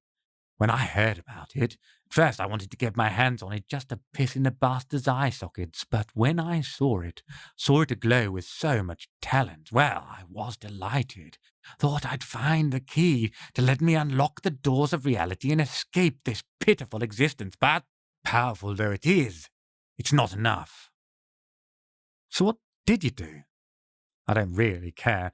A thought's coming to my mind, and I need to give it space to come together fully, let it become complete. In the meantime, I just want to keep him talking. Stalling, basically. Well, I knew about Jacob, obviously. I was keeping careful tabs on you and your heathen mentor. More than one of the men I studied under talked in hushed tones about their pet angels. They all thought of them as possessions rather than separate souls tangled in with their bearers, but then they were mostly short-sighted fools who sought power through force. Amazing how many magicians are vainglorious idiots, pursuing short-term plans, never able to see much beyond the end of their noses. He sighs and walks away from the skull, painfully bending and taking his seat again. So, you tricked Jacob in the same manner? I can taste the idea. Almost it's on the tip of my tongue. Oh, no. Ben clucks his tongue. Jacob was never vainglorious, never short-sighted, never a fool, except perhaps regarding the world and certainly to love. Isn't it funny how someone so incredibly smart, a genius about so many things, can also be so naive about others? That certainly matches my memories of Jacob. Kind, gentle, brilliant, and far too good for this world. Somehow, despite all he saw, he always maintained this innocent hope, this belief in humanity that most of us have blunted by too much contact over too much time with too many people. Now, I get it. The thought that's been bothering me. The skull winked at me. The skull winked at me when Ben first came in, and if Jacob's in the skull, that means it was Jacob who winked at me. Plus, Ben said all the Enochian runes, all of this angel-level magic isn't his doing, that he had to use the duo trapped in the skull, somehow wielding it to force them to do his bidding. But if he can wink at me, perhaps he's not so totally under Ben's control as he thinks. I'm less than half listening to what he's saying now. Ben's rambling on, dishing out backhanded compliments about how wonderfully good Jacob is on the one hand and what a major weakness that is on the other, or some such general blather. Considering how taciturn he was the whole time he ran us ragged looking for the vernacle, he's got plenty to say for himself now. Guess he's been storing it all up for 800 years. My eyes are fixed on the skull. I'm not looking at it. I don't need to explode my front cortex and turn myself into a vegetable, but I am trying to study it, to understand if the flaming eyes mean it can see me. Whether the holes in the sides means Jacob can hear the entire conversation, can hear me. I've got to do something. This is all taking too long, and all this time Aisha is suffering.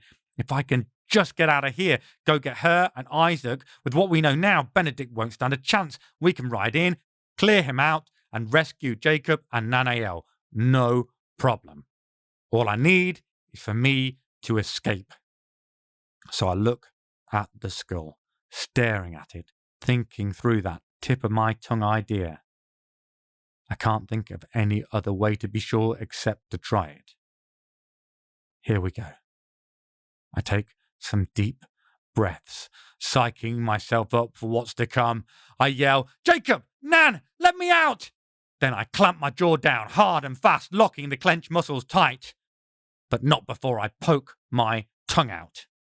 I've angled my head back, so that as soon as I feel it sever, I can open my mouth back up, catch the severed appendage, and swallow hard. My mouth fills with blood, and my cry startled Ben, pulling him back from his reverie, so he turns in my direction. Blood pours down the back of my throat, filling my larynx, a larynx blocked by the severed remnant of my tongue.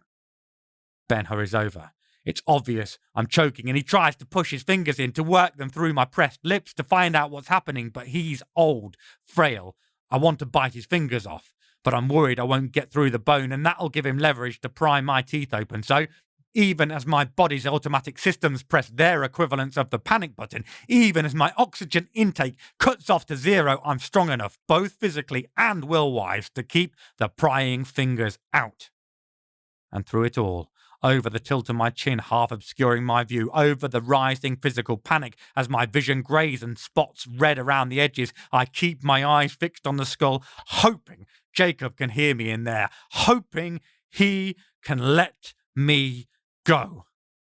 And with that thought, darkness takes me and my breathing stops completely and I'm gone.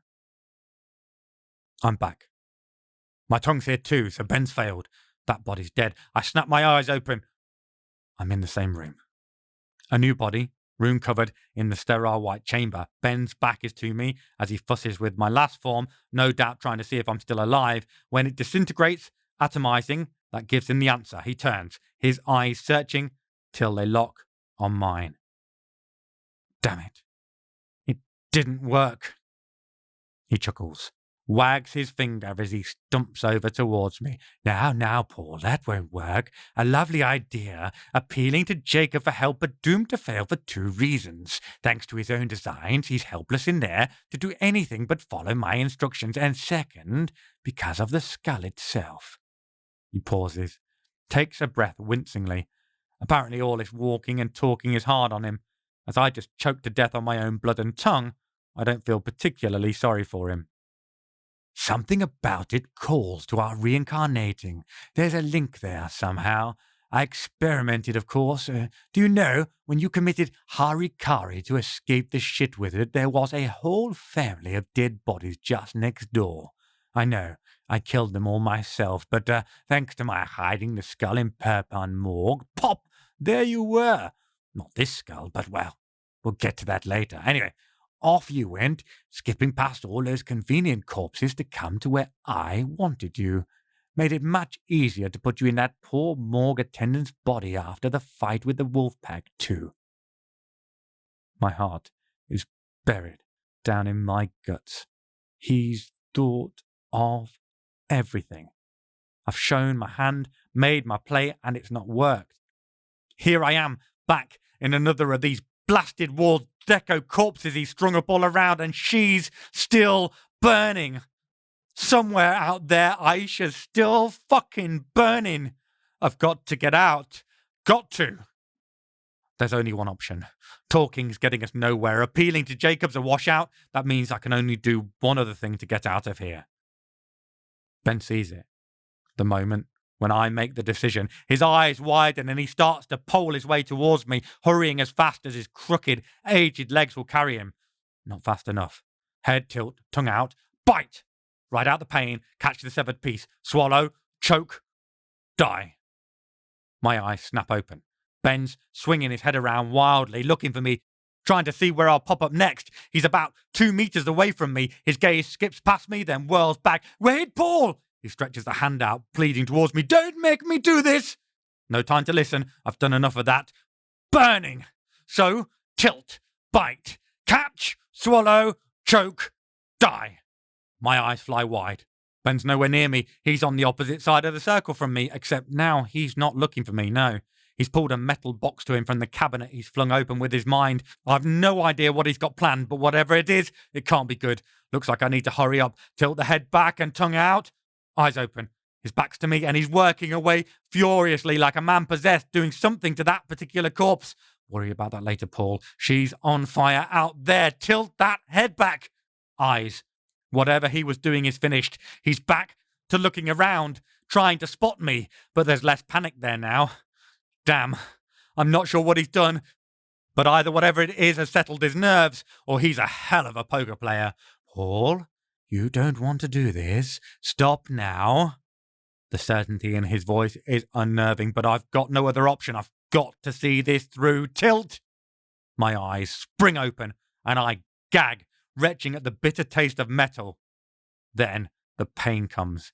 It's so close to the agony I've been inflicting on myself each time I've bitten my tongue off, it takes me a minute to recognize it as not self-inflicted. There's a metal cage around my head, like I've been inserted face first into a bear trap. A wedge fills my mouth, and attached to it is an iron spike driven through my tongue, nailing it to my palate. I was afraid of something like this. Ben pauses, stops. No, let's be honest. I was afraid you'd bother me incessantly with inane interruptions and stupid braggadocio. I intended this to silence you if it became unbearable. Luckily, it works just as well for ending this petulant attempt to escape. A neg's bridle, so perfectly employed a few centuries back to silence those incessant women incapable of guarding their tongue in place and keeping their peace. It works just as well for keeping your tongue in place, doesn't it? The good God damn it. Everything. The bastard seems to have thought of everything. Now, where was I before you so rudely interrupted me? He scratches his chin, relaxed. He knows he's got me, just like he knows exactly what he was talking about. All of this is just posturing, rubbing in that he's caught me again, the fucking arsehole. Ah, yes, we were talking about Jacob and the skull. I realized that the skull on its own wasn't powerful enough to break through reality itself and let me escape, so I needed to augment it somehow. There were experiments, attempts to combine various magical creatures with it or place their spirits inside. None of it worked. The skull's magic just burnt them away. So I knew I needed to think bigger, more talented, and what's more talented than an angel, huh? Man, I wish my hands were free so I could slap that shit-eating grin off his face. Ben looks entirely too pleased with himself. Of course, I couldn't go waltzing up like this to a Bene Elohim. Nanael would have smelt my sins, necessary though they were, a mile away. Luckily, I had an answer to that. Do you know that, Joden? Oh, sorry. He waves a hand in my direction. I forgot you can't answer that. Still, I'm sure a man as well-travelled as you does. They have a technique for placing the soul in an egg and storing it away from the body. Well, I did something much the same, putting most of my soul, and all of my sins, outside myself, leaving them far away so Nanael couldn't feel them, not without tearing my mind to pieces, and they do so hate to hurt us pitiful little human ants, don't they? He walks over and forces a finger inside my mouth, testing the restraint. He pushes it down gently, but it's still enough to make the pain explode, radiating up my jaw till my eyes ache with the agony. He tightens the screw, then brings his hand out, drying his finger by wiping it delicately on my cheek. So I went to meet this great magician, this angel bearer, and what did I find? A simpering Nancy, nothing more. Oh yes, a charming man with the looks to match his wit and manners, but effete and clearly attracted to me. And that was when I hatched my plan, when I worked out how I was going to capture an angel. He leans on me, keeping his hand on my shoulder, but not like before, not gripping to hurt me, more to keep his balance, to help him stay upright, or as if he is drawing energy or comfort from the contact. It makes me want to spit. A hard task when every dribble of drool just slips uncomfortably down my throat, my swallowing reflex interfered with by the metal bit, blocking my mouth. So I seduced him, studied under him, and studied from under him as well. His lip twists, an almost grimace, but trembles too. He was kind and patient, and I took all I could from him regarding Kabbalah. All the time, I pushed him to be better, do greater things, told him that if he bore an angel, he carried the responsibility of all the Israelites on his shoulders, that he had to find ways to help them, to protect them from a world so keen to blame them for everything and to punish them with ghettos and pogroms. Nanael wouldn't get involved directly, always the problem he came back to. So I tried to set his incredible mind to solving that problem, finding a way to bypass that natural angelic resistance, to find a solution that would suit them both. Then, when time's ravages started to be obvious, When I knew my body's aging would betray me, I died, but oh. His eyes enlarge, a smile creasing his endless wrinkles, multiplying them so there's not an inch of skin on his face that's not crinkled. Oh, how I died. He lets go of my shoulder to rub my arm, an almost affectionate gesture, then steps away. I can see the excitement of the story has taken him now. I wish it would take him, ideally, straight to hell. He told me the stories of what had happened to those who had tried to copy him and his brother's ritual that bound them to the angels, so I staged my suicide as an accident. I carved sufficient Enochian runes into my body to summon, but not to hold, a higher being. Not enough to risk it working, of course, just enough to summon a touch of the higher dimensions into a simple mortal frame. I believe my head exploded. What a mess it must have made. Brains and skull shards embedded in the walls. Of course, I left a note. In it I confessed my eternal love and my desire to be equal to him and to live as well for eternity. I wanted the guilt of my passing to be the first worm I placed inside the apple orchard of his heart. The agony in my tongue multiplies because I'm shaking. That shivering reaction as shock sets in. But it's not just the physical pain. It hurts my soul to hear what he did. I knew Jacob, spent so many years with the gentle, kindly soul who looked for the good in everyone. To hear how his trust was turned to love, and his love turned to this utter betrayal, sickens me to the very core of my being. And of course, Ben's not even got to the worst part. Fast forward a few decades after I regained an adult body, and some careful inquiries told me that Jacob had withdrawn from the world. As I'd hoped, he'd turned to selfless acts, no doubt seeking to make amends for the guilt he'd ascribed to himself for my last death. When I heard about the project he'd done with Rabbi Liao, building the golem to protect the Jews, I was almost beside myself with glee. It couldn't be more what I'd wanted. His reaction, everything I'd dreamed of.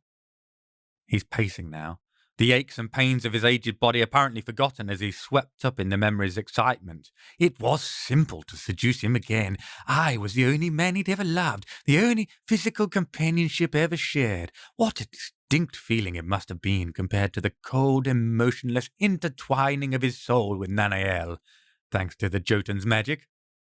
Neither Jacob nor Nanael could recognize my essence, and it caused me no difficulty to worm my way into his heart once more. Except this time, I presented a different character, a fellow Jew, tormented by guilt over my unnatural preferences. After enough years to be certain of the impact, my suicide this time was not in the least magical. A knife to the wrists in the metal soaking tub was less dramatic than the dripping ichor off the walls I'd left before.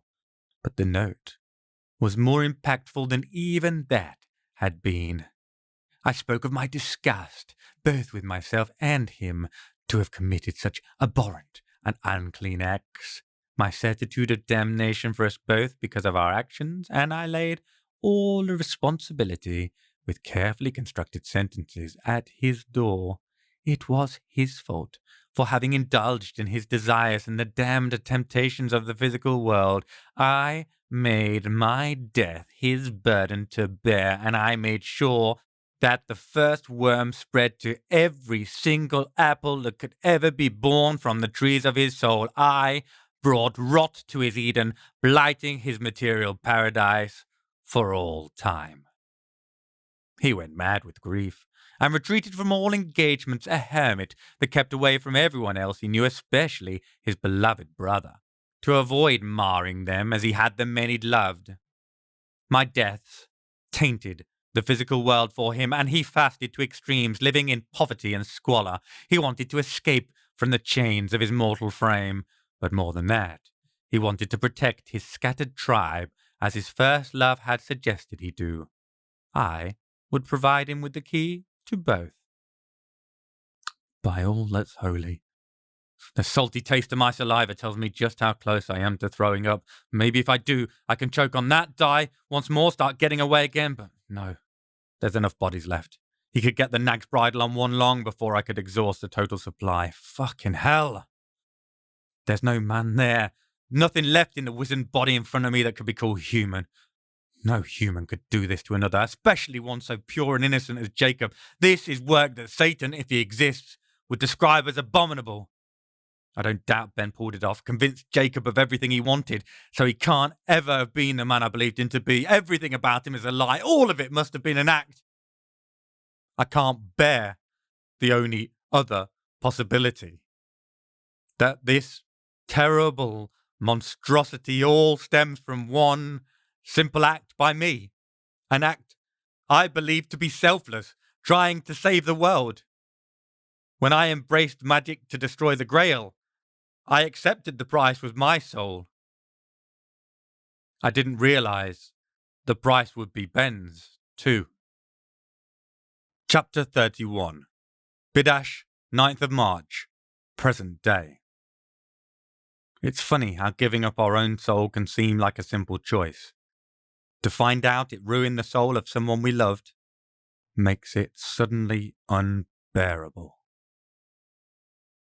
The thing that might once have been my best friend looks at me with pride engraved into every wrinkle of his face. He's so delighted by his own cunning. It turns my stomach. So I returned once more. He's not done. I don't want to hear any more, but it's not going to stop him from telling me. Not as a lover this time, but as a wandering pilgrim with minor magical knowledge who had sought his wisdom for many years. I showed him the skull of Arnold, claiming familial stewardship, and all those careful nudges and subliminal suggestions I'd given him previously in my last 2 lives crystallized into a eureka moment he thought he'd arrived at entirely independently. In his excitement, he set to work at once to incorporate it into his plans. I was happy to bequeath it to him, claiming to be enamored by his plan to help the poor defenseless jury, and happy to gain knowledge under his tutelage as he worked toward that aim. And so, for the 3rd and final time, I became his disciple, having gifted him the key to a conundrum that had consumed him for over more than a century. His faith in me was entire and unquestioning. His initial plan was simple: put Nanael into the empty cranium. The angel would become a diffused presence, a guiding energy protecting the Jewish diaspora. Nanael was willing, but they found themselves too tightly intertwined on a spiritual level for such a separation. Instead, they contrived a new method that corresponded perfectly with what I wanted. The glee on his face fills me with primal rage. I can't control it. I'm gurgling, raging, thrashing against the restraints. Each time I move just drives the spike harder into the bottom of my mouth, but it's nothing, just pain. I know pain. Pain's an actual friend, one who's been with me through all of these different lifetimes. This bastard in front of me, he can't have ever been my friend. No one I could love could do this. Perhaps somewhere deep inside there's a scrap, a shred of that ancient Ben buried away. I'll see if I find it when I tear him into tiny fucking pieces, which is what I'm going to do just as soon as I can get free. The spike bites hard.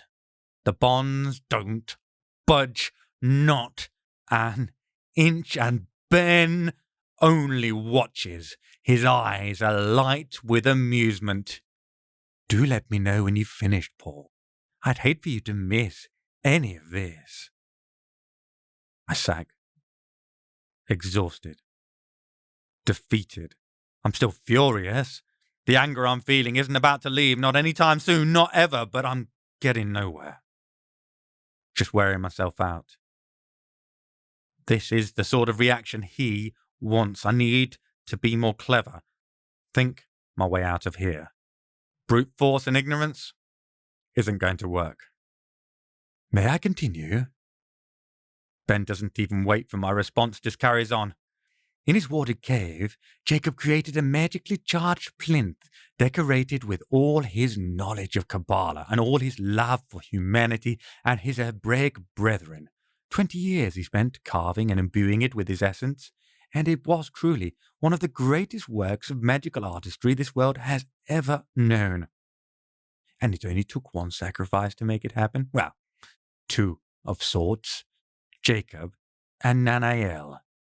They worked out how to put themselves into the skull. Once they did so, they'd be useless, trapped, unable to interact with the outside world in any way or form unless instructed. Until the skull was placed on the plinth anyway. That's where I came in. Once the skull was on the plinth, they'd be able to act, become this wondrous shield to shelter the Jews across the world from the misery forever snapping at their heels. Until then, utterly vulnerable, powerless to act or move. Thank goodness they had a loyal, trustworthy acolyte who could aid them for that final, essential step. The sarcasm drips from his voice. Oh, he's so delighted in his cleverness, so proud of himself for tricking a man who loved and trusted him 3 times, each time with an open heart despite the wounds he received prior. Jacob always was the best of us, and Ben used that to make his suffering the worst imaginable. Jacob did it all to himself, you know. He took the skull and he merged it into his own, holy golden fire blazing from him, a blinding aurora that encircled and consumed him. When it finally dimmed, only the skull remained, replete with the combined energies of Jacob and Nanael. He walks over to the skull once more, gently caressing it. There's a covetous aspect to it, a greedy delight like a dragon flicking his tongue over his treasure trove. And there it was, the single greatest magical artifact ever created. 2 talented souls, a powerful magician and an actual angel, bound in servitude inside of the skull. And they were completely helpless, tied to my will. I smashed the plinth, destroyed it entirely, turned the skull to make them watch as I turned their dreams, the culmination of their life's work, into nothing but splinters and dust. Then I set to work to use their power to finally escape from existence. The humour drains from his face, changing to a glower. He gnaws on his lip as he paces again. Despite that, it wasn't enough. Still, I couldn't get through, break out of this pitiful dimension, find a way to either escape to the higher planes or else cease to exist one way or the other. I was close. I could feel the walls bending, bowing before the combined might of the skull and its 2 new denizens, but no matter what I did, it wouldn't break. Well, excuse me if I don't cry you a fucking river, you shitbag. Breaking the walls of reality to escape. It sounds about as sensible as smashing out one of the main walls of a house because you want to pop to the shops. And as someone still living in that house called reality, I don't want to see it collapsing, killing all of us left inside. I can't tell him all that, as much as I'd love to. Looking at the manic gleam in his eye, though, I don't think he'll give a damn what I say. There are no words left that could sway him from his path. The smile breaks through again, though, which doesn't improve my mood. If Ben is smiling, it can only be bad news for the rest of us. Do you know who it was who brought me the answer to my problems, who answered my prayers? He shakes his head, as if even he can't believe the response he's going to give. Your dear friend, the shit wizard. He raises a hand and pulls the door open, then uses his talent to bring in an operating table covered with a Nokian working so powerful they're visibly carved across reality, and my heart, already fissuring under the pressure from thinking of Aisha's suffering, surely cracks clean in 2 because there, strapped to it, his eyes closed, is Isaac. Now I can't help it. I throw myself against the restraint, straining, ripping the skin off my biceps as I try to move enough to get them free. The noise coming from my mouth is halfway to a groan, halfway to a grieving widow's wail, and neither does justice to the pain in my soul. Of course, Ben's done his job too well. Nothing helps. All I'm doing is hurting myself. As I calm down, exhaustion creeping into muscles that are still struggling to remember they aren't dead, I take in the scene more clearly. Isaac is naked, his skin aglow with the looping curves of Kabbalist symbols light years beyond my capacity. If I had to hazard a guess, they're the equivalent of an IV drip for Nithael, keeping him unconscious and subdued, Isaac along with him. Above his head, hovering, tied on with Enochian lettering loops to lock it into place like a fixed orbit point over Isaac's head, is something else I didn't expect to see, mainly because I can't believe there's more than one in the whole of existence. It is another skull, glowing in the sight, absolutely radiant with talent. For a moment, I think I feel my poor, battered, already broken heart freeze.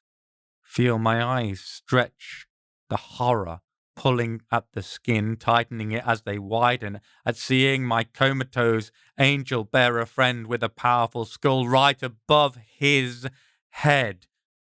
Oh, so you've worked it out. Ben stamps his stick on the ground with glee, like Rumpelstiltskin delighting in wrong guesses at his name. You're quite right. The plan is to pop Isaac and his feathered friend into this other skull. With the power of 2 angels at my command, making my escape from this miserable existence will be child's play. Nothing can stand against that sort of power. He stumps towards the table he pulled in, now neatly sat beside the skull containing Jacob and Nanael. As he passes, he wags a finger at it, like a naughty schoolboy. Oh, Jack, you foolish dreamer, he tuts as he passes. All of this magic, this genius-level work with the Enochian script so far beyond my capacity to create, I bet you never dreamt when you created all the workings to allow the transfer of your essence into that skull, it'd one day be the downfall of your beloved brother too. He turns his attention towards Isaac, but his lip rises at the sight of my mentor. The pair of you, so quick to investigate forces beyond your knowledge. See where your meddling has got you. The bastard's gloating, and I can't blame him. He's won. All my hopes were on somehow getting free from here, saving Aisha, then pulling in the celestial big guns by bringing Nithael to rescue his brother. Instead, thanks to Jacob's research that Ben guided him into all those centuries ago, they're powerless. Ben's trickery has won out against powers well beyond his own. The bastard waves a hand towards the door, simultaneously closing and sealing it, the runic locks glowing for a second before fading. Delicately, he runs his finger along the skull's jawline. I'd about given up hope, you know. Thought I would never escape. How could I possibly find power beyond this one skull? Then that idiotic shit wizard sought me out looking for training, and in exchange he offered me this. He turns back towards me, checking my face, making sure I'm paying attention. I am. I'm desperately hoping some fatal flaw is going to show itself, something I can exploit to get us out of here. Plus, I hardly have a lot of choice, thanks to the restraints and the nag's bridle. They say this is the skull of Torquemada, the most feared and bloodthirsty of the Inquisition, a man who delighted in torturing and burning any he perceived to be heretical or impure, and somehow it's also radiant with that same strange talent as the other skill is, as you and I are. This is how I tested your reincarnation capabilities, pulling you to that corpse in Perpon. Somehow we are all interlinked, you, me, Elmeric, this Torquemada. I don't know how, and I don't much care. What I care about is that, thanks to all that incredible theory Jacob created and we used to entrap him and Nanael in Elmeric's skull, this will make a perfect new home for your bastard mentor and his own angel. He reaches behind the table and pulls out another object, one which, in a normal situation, would draw every talented's attention like moths to a flame because of its radiant power. In here, though, it's dull. A candle in the middle of bright daylight, or held up next to some industrial-scale floodlights even. There's so much raw power in this room between the two skulls and the Enochian workings that the veil hardly even seems to be glowing in comparison. So now, I guess you're wondering what this is all about, aren't you? He waves the vernacle like a loved one, bidding adieu as the train pulls away from the station. Well, it served two purposes. Firstly, it kept you busy and brought you here. Once you got the veil, you all relaxed, especially the rabbi, who I really needed. Off he trotted with the vernacle for safekeeping, straight into my waiting arms. But secondly, he breaks off, takes a step in my direction. He stops and looks at me, gazing at my face. He looks down and away, closes his eyes, then hobbles slowly over to me. This, he says as he trudges, his voice husky, almost a whisper. Well, this is both a present and a payment for you, my first master, the only man I ever loved, the person I've hated more than any other and missed just as much, the noble idiot who trapped me here and made me pay the price for his grand gesture while he traipsed off to adventure and happiness, forgetting all about me. He reaches me, folds the vernacle, and dabs at my tears like a mother at a school kid's dirty face, gently wiping them away. You always were a confusion for me. His hand trembles as he rests it against my cheek. From the very start, so many strange feelings, wrong, perhaps, and yet they always seemed so pure.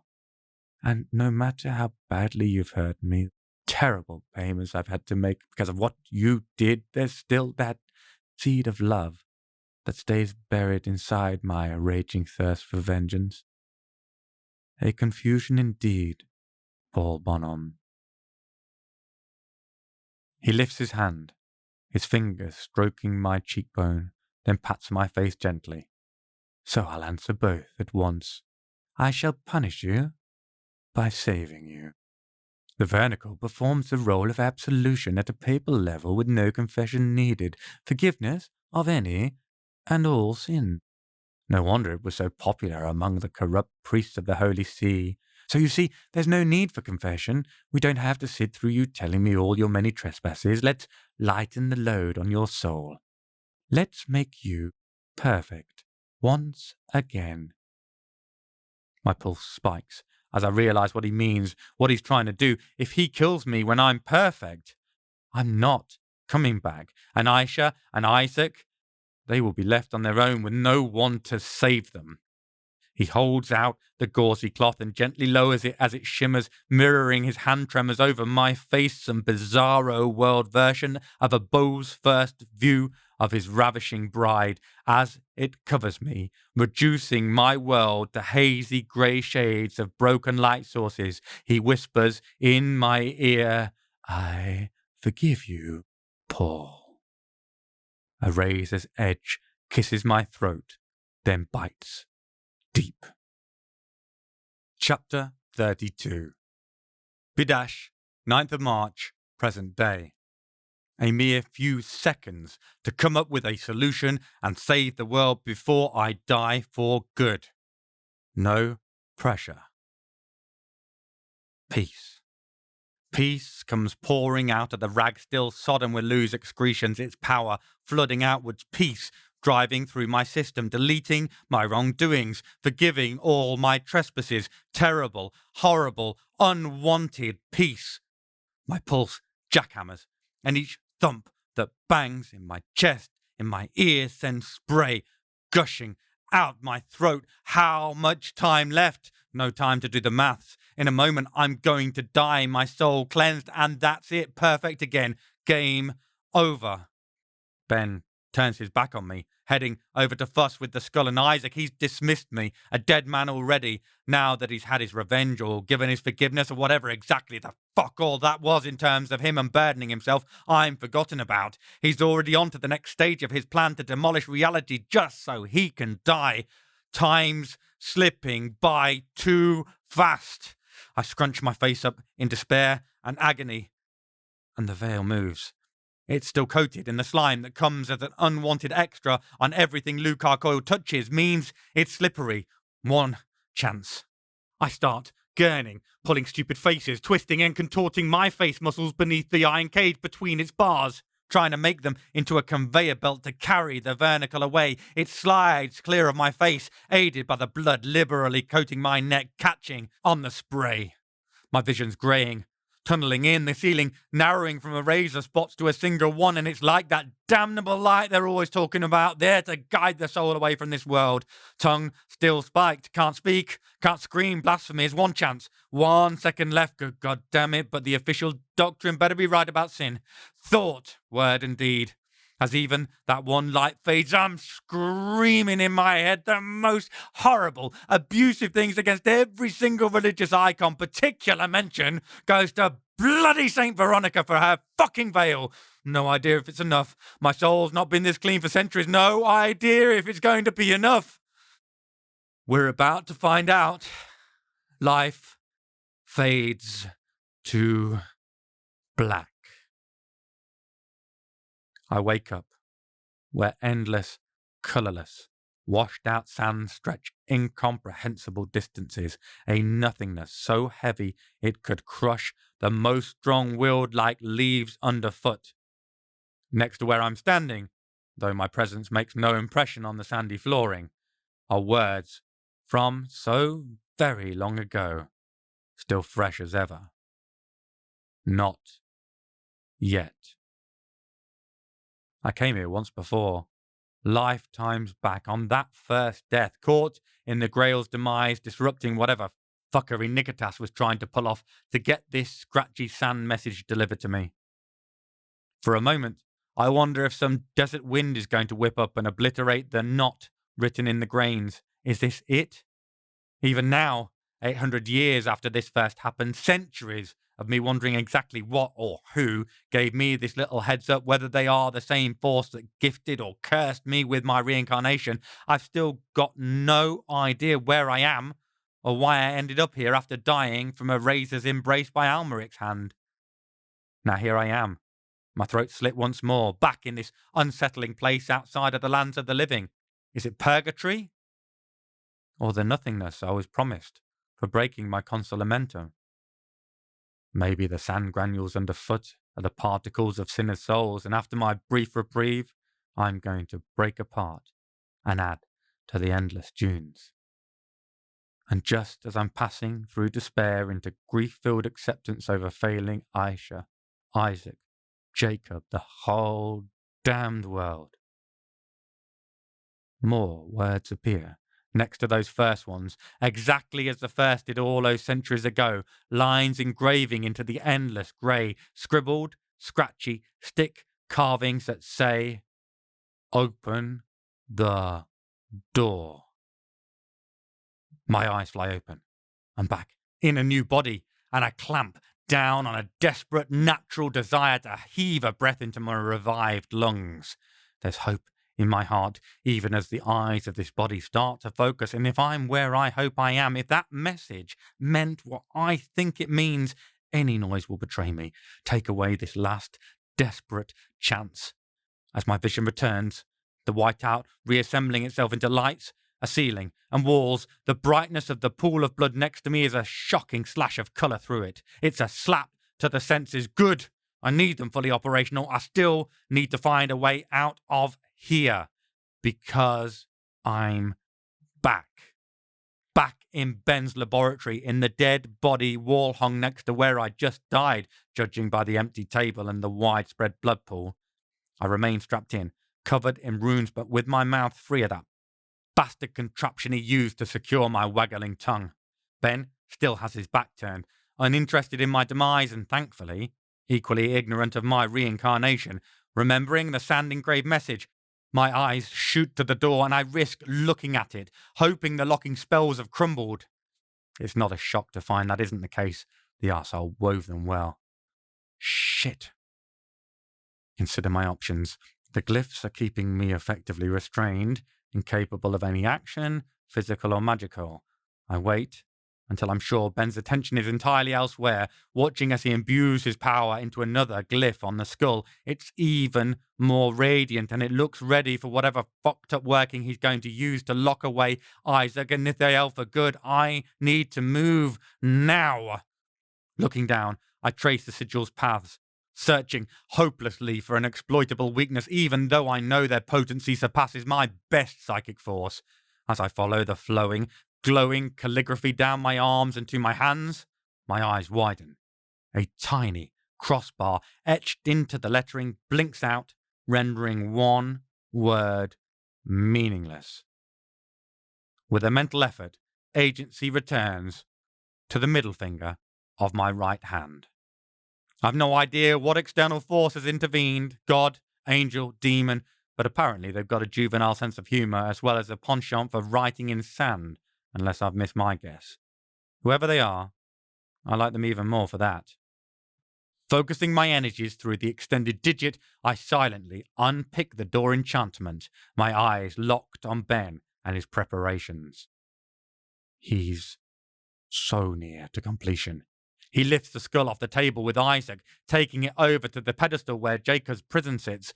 He removed the other skull at some point, and it now sits on the floor next to where it was. Clearly, he's going to use Nanael's magic to seal the circle and power the ritual. Seating the empty skull of Torquemada on the woven bone display stand, he steps backward and kneels, powering up a circle around them. Fuck. Unless I've missed my guess, all he has to do now is wheel Isaac over that surrounding line and bam, Isaac and Nithael will be locked up in there for eternity. Rivulets of sweat run down my cheeks by the time I approach the final intricate knot forming the ceiling glyph. It's all I can do not to keep scanning over to Ben to see how close he is to making it back to the table holding Isaac. The stomping clonk of his cane taps across the room, imitated by my heart beating so hard in my chest, I'm surprised it's not cracking my ribcage. I don't know if I can do this. Not in time. Got to concentrate and pick, pull, unravel the fucking spell, Paul. I don't know how. I keep my sigh of relief inaudible instead of screaming in delight when I finally unravel his working without raising his attention. I offer a desperate plea for a last turn of luck to whoever is helping me, push the last of my reserves out of my finger and fling the door wide open. On the other side stands a flaming, avenging angel, an Ifrit of righteous vengeance. A cloud of dust, composed of her own particles, billows around her, looking like a swarm of furious flies, the crackling of her flesh as it releases flakes to join the dancing swirl, forming their enraged buzz. She pushes against the air with boned hands, flesh dissolving under the combination of heat and pressure, and forces the restraining circle, still replete with don't look here working, imprisoning her inside the fiery tornado to move by her sheer weight of uncontainable will. Aisha drives her smouldering, atomizing form forward one step at a time, her path down the corridor marked by charred footprints. Ben turns agog at the sight of this warrior ablaze who refuses to accept his imposed limitations. He stumbles over his words, and now it is his turn to blink, unbelieving at the sight of what confronts him. Greyed flesh pales further as he casts his talent at her in a mixture of glottal syllables and intricate gestures, only for the deadly casting to be undone on contact with his own constructed barrier. What's keeping her trapped inside with the fire is also keeping out all destructive magic. He looks wildly around, no doubt searching for Almeric's skull to grab it, to use its power to defend himself against her, except he's forgotten in his panic that it's powering the ritual and is sealed inside the circle. The old wizard fumbles in a pocket, pulls out a stoppered vial, pops the top off. Come a step closer, and it'll be the last one you ever take. His breaths are wheezes, words obscured by the constriction terror places on his chest. This is the antidote to your cursed hired woman. My heart plummets, sweat pouring down the back of my neck as I start trying to angle my finger around to point at him at the vial to do something. The fucking antidote, the one he threatened to use on her on the phone, the one I warned her about. Aisha doesn't even slow down. It's not easy to talk when your vocal cords are crackling, snapping like worn guitar strings every few seconds, but she pushes the words out. Fine, take you with me. Ben curses, backing up further, the glass beaker slipping from his finger as he lets it drop, discarded, useless, and I can suddenly breathe again. It was a bluff. All another fucking bluff. And Aisha called it. She continues her ineffable, defiant march towards him. He dispels the binding he surrounded her with, the one sealing her inside with the fire but keeping his magic out, trying to call up his talent to hit her with another working, but she's too close. Her hands shoot out and form a red-hot collar around his throat. He coughs and gags, the acrid odour of her long, charring flesh mixing with the tantalisingly fresh, roasting smell of his own. She holds him, silent and pleading, then shoves him backwards into the sigil circle, the working he was creating to hold Isaac and Nithael. As the old, mad wizard stumbles into it, his arms flailing as she releases him, the markings flare in time with the eye sockets of the skull containing Jacob and Nanael. The room lights with the eerie beauty of angelic otherness, and I garble out my fear and awe, unable and unwilling to tear myself away from watching his fate. All that radiance pulls inwards, condensing into the frame of a man I once called my brother. Ben glows with a brilliance I would have once thought matched his soul. Now, as strong as my previous despair, it builds and brightens until unbearably pure, mind-shatteringly perfect, and then it is gone, imploding back into nothingness. The light shoots back into the previously empty skull, taking Ben with it. Chapter 33. Toulouse, 9th of March, present day. Thoroughly fed up with hanging from chains and restraints from the wall. I normally keep that as a treat for every alternate Tuesday. The flames cocooning Aisha's frame extinguish as Ben's disappearance into the skull dispels the constraining magic. Her charred flesh rejuvenates, replacing itself, and she stands once more whole and proud, unabashed in her nudity as she snaps the restraints keeping me in place. We're family. She isn't embarrassed being around me in her birthday suit, and I value my kneecaps far too much to even think about ogling her ever. Once I fall forward, freed from the wall-mounted table, I pull out another of her outfits as well as one of my own from my etheric storage space. I dress quickly, then turn my attention to freeing Isaac while she finishes getting ready.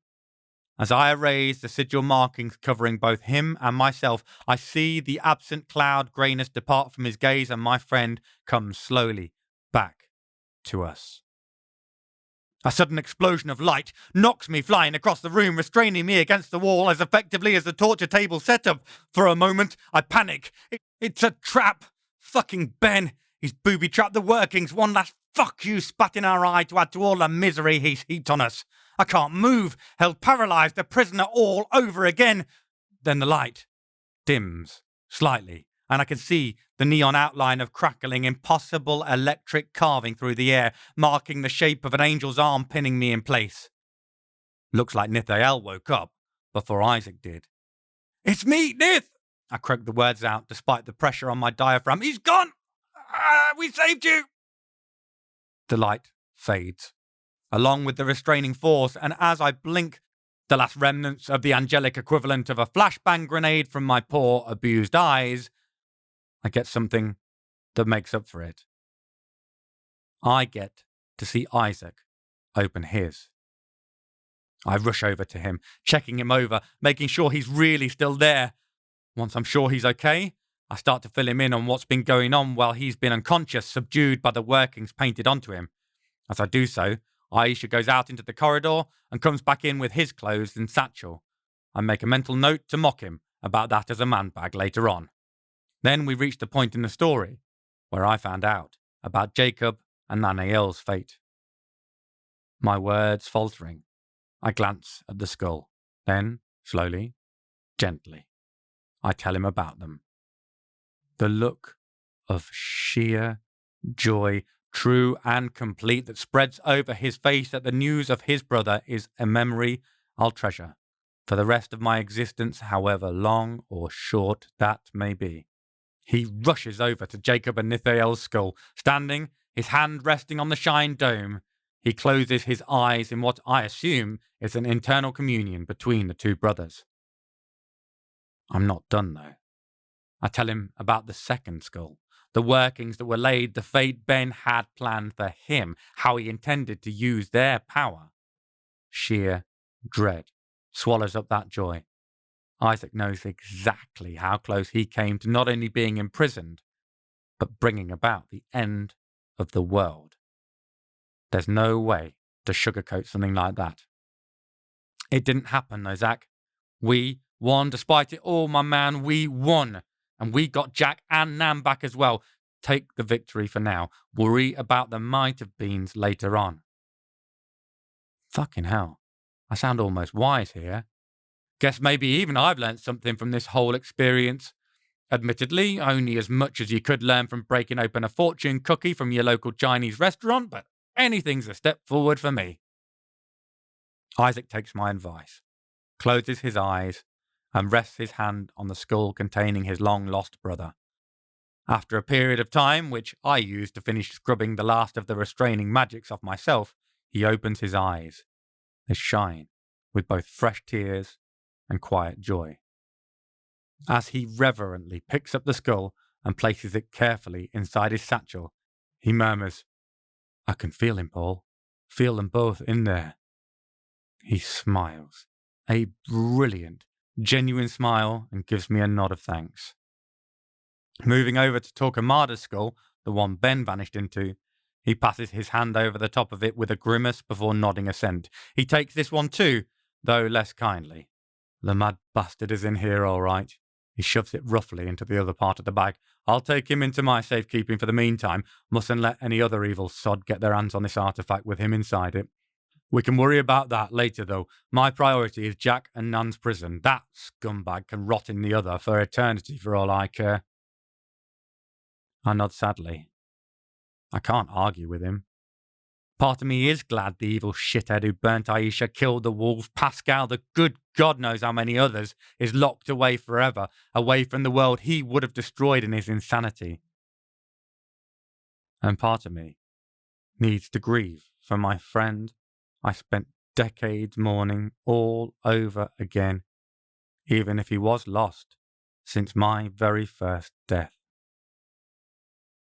We make to leave the cold clinical laboratory, and I look at the dead meat puppets adorning the walls with a significant amount of unease. I doubt they were vacant corpses when Ben got his hands on them, and I suspect their deaths were neither peaceful nor easy. Either way, they are also dead because of me, potential vessels during my saving. Intentionally or not, they are on me, and it's something I'm going to have to live with. Aisha's been silent, her head down, inspecting everything, no doubt using that keen analytical method to distract her from thinking about what happened. She's so accustomed to trauma. It breaks my heart. Though telling her so will do her no good at all I can do is lighten the mood until she's ready to talk. This whole place needs eradicating. MMC? She blinks owlishly, then sighs. "No idea what you're talking about, Willis." Good. She's cracking wise too. We all have our survival mechanisms. I'm happy to play the role of the class clown to help. There's comfort in familiar roles, and I suspect some normality, or this utterly insane clusterfuck of an existence that's as close to normality as we ever get, will help her more than anything else I can do right now. Your magical firebomb. I was trying out a catchphrase. MMC. Magical Molotov cocktail? No? How about Magic Tov cocktail? Molotov Castail. Magic Tov Castail. It sounds like an annoying magical talking bunny rabbit, which, incidentally, if we ever meet one, I will instantly incinerate it with a spell, like this. She tosses her hand casually over her shoulder as if throwing a crumpled piece of paper at a waste paper bin, and the room erupts into a firestorm she doesn't even look at. Reaching back with her other hand, she slams the heavy metal door, trapping the whole evil space inside a cleansing inferno. We are in an earthen tunnel, not dissimilar from the sort we pass through to talk to Lucar Coyle. The sudden memory makes me pat myself down frantically. I completely forgot about it before asking her to burn the place down. As I turn back for the door, Aisha pulls the vernicle from her inside jacket pocket, an eyebrow cocked in challenge. Sigh. You're the best, Aisha. Damn right, Sabi. Never forget it. I never could, Aisha. I never could. The passageway slopes upwards until we emerge into the arriving dawn, the crisp freshness in the air still reminiscent of the end of winter. Radiant warmth is already present in the arriving rays, and the scent of morning blossoms under the dew bears the promise of warmer days ahead. We stand on a slanted hillside, the crumbling remnants of Gramont Castle directly in front of us, behind a cheery little cottage on the opposite side of the lane below the slope. To our side lies a 2-metre-high, weighty slab of stone, heavy-duty, don't look here spells dissolving off it at the sun's touch.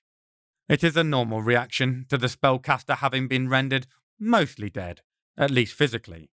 His essence being trapped in the skull has the same effect. His magic isn't his own to command anymore.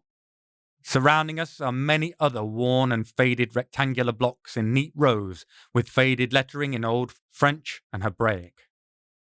Isaac smiles, sadly. It's an Israelite graveyard. Jewish families fleeing Spanish repression in the 16th and 17th centuries were welcomed into the communities here in the south of France. This area has always held affection for the different and the desperate, a bastion of tolerance in the intolerant world more times than not. Jacob's name is carved on this headstone. Whether it was that mad sod's little joke or intended as a form of tribute, I have no idea. For now, I think I'll replace and seal this stone and let those left here rest without being disturbed by thoughtless neighbours. He waves his hand, and the slab lifts back into place, sealing the dark tunnel physically with the telltale bluish glow of Isaac's Kabbalah. The don't look here spell might be gone, but nobody's going to move that stone anytime soon. We trudge wearily up the road to get back to the car, still parked by the Pont de Gramont. I marvel at the thought of how long this gentle 20-minute walk must have taken Aisha, burning and bound, moving her prison inch by inch. How did you find me? I ask as we walk down the quiet road. Simple, appropriate considering it's you. Got fed up with always having to wait around for a phone call telling me where to come find you after you get yourself killed in some utterly ludicrous manner or other, so I worked out a solution. When I gave you the clothes after your shit-wizard shenanigans, I put a tiny working on them, a fragment of my essence. Okay. So far, so clear. I've done something similar with inanimate objects before, letting me know where someone or something is, as long as they're carrying it. I still don't follow how that helped you after those clothes disintegrated along with the dead body. That's because I'm a genius and you're a certified fuckwit. Fair, can't argue with that. Altered the spell, didn't I? When you died, it hitched a lift, hooked itself onto your spirit. Wherever you popped back up, so did it. Wow, you're right. You are a genius. I never even thought of that. Bloody useful when you think how often I die. And also that you're a certified fuckwit. I know, don't need you to tell me. We lapse back into silence until another thought strikes me. How did you move the circle Ben trapped you in? A shadow flits across her face for a moment. That trauma's still going to need to be dealt with. He bound it around me. Thought the firestorm would hold me. Didn't occur to him it could be moved if pushed hard enough. Damn. To draw up the wherewithal not only to activate a tracking spell and then push a heavy-duty binding circle by sheer power and force of will while continuously burning alive? There's No one more badass than Aisha Kandisha. Never has been, never will be. We reached the car, still hugging the side of the road near the bridge. Can we give you a lift to your car? I ask Isaac. His face drops, his cheeks drooping. You can give me a lift all the way to Toulouse, lad. Bastard killed my car. I grind to a halt. Shit, he's not going to be happy about that. Another thought hits me. How did he get his hands on you? Isaac ruffles his hair, scratching his scalp as he does so. He booby-trapped the road, stuck a log across it, then as we slowed down, boom! Massive magical explosion. Nithael wrapped me in his wings to protect me from physical damage, but you remember that potion I created that nullifies magic and paralyzes the body? I nod, grimly, vividly. The bastard used it on Aisha and I to get hold of us at the bridge over their mosquito bite delivery system. Intriguing. I can see the analytical part of Isaac's brain whirring into action. No, plagiarism. Stick to your story. Ah, Aisha, never one to let us get distracted by a side quest. Well, anyway, the explosion pumped a huge amount of that up into the air to take me out of operation instantly. At the same time, a variation on the containing sigils Jacob created flared up around us, and then poor old Nith was out of the game too. Bloody ingenious your friend was. I shake my head. My friend died a long time ago. There was nothing left of him by the end. Isaac looks at me long and hard. Are you sure about that, lad? Jacob's less convinced. I start. You can hear him? Bits. He shrugs. Not words exactly, but I'm picking up feelings, emotions, reactions to what we're saying. I think the connection between the angels is making it possible. So he heard everything, saw everything. I have to fight to repress a shudder. The wink made me pretty sure Jacob was conscious in the skull, but this confirms it. For his sake, considering all the evil shit Ben must have used them for over the years, I kind of wish he wasn't. Isaac smiles, sadly. Yes, he did. But that's a conversation for another time. If I must have lost the old 2CV, then getting him back makes it a worthy exchange. He pauses, looks at me again. Also, shotgun. He speaks in the same kindly tone, so it takes me a minute to work out what he said. The sneaky bastard. Don't even think about asking to drive, dickhead. Aisha nudges me with her shoulder as she passes, pulling open the car door. Isaac gives me a half apologetic, half fuck you wave and gets in the other side. I take a moment before I get in, thinking of a man I once held closer to my heart than any other, and who nearly cost me more than I could ever bear to pay. Of those who carried the cost of his pain. The wolves. Pascal. Jacob and Nanael's suffering for centuries, even the poor little shit wizard, played like a puppet, with promises of power he could never hold. So many, caught up in the maelstrom of another's hate. Over the top of the hill, on the other side of the bridge, the heavy monochromatic clouds, all shades of grey, break for a moment, and there's a touch of that brilliant, clear blue through the gap. A moment of peace in the middle of the gathering darkness. Sometimes that's the most precious thing of all. A single moment's peace.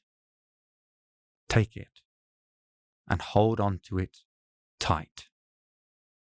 It might just see you safely through the coming storms. Epilogue. Toulouse, 14th of March, present day. Somewhat recovered from the previous week's madness. A long way from totally over it. I double rap on the door frame as I push open the door to Isaac's house. It's the first time I've been over since we got back from Astang.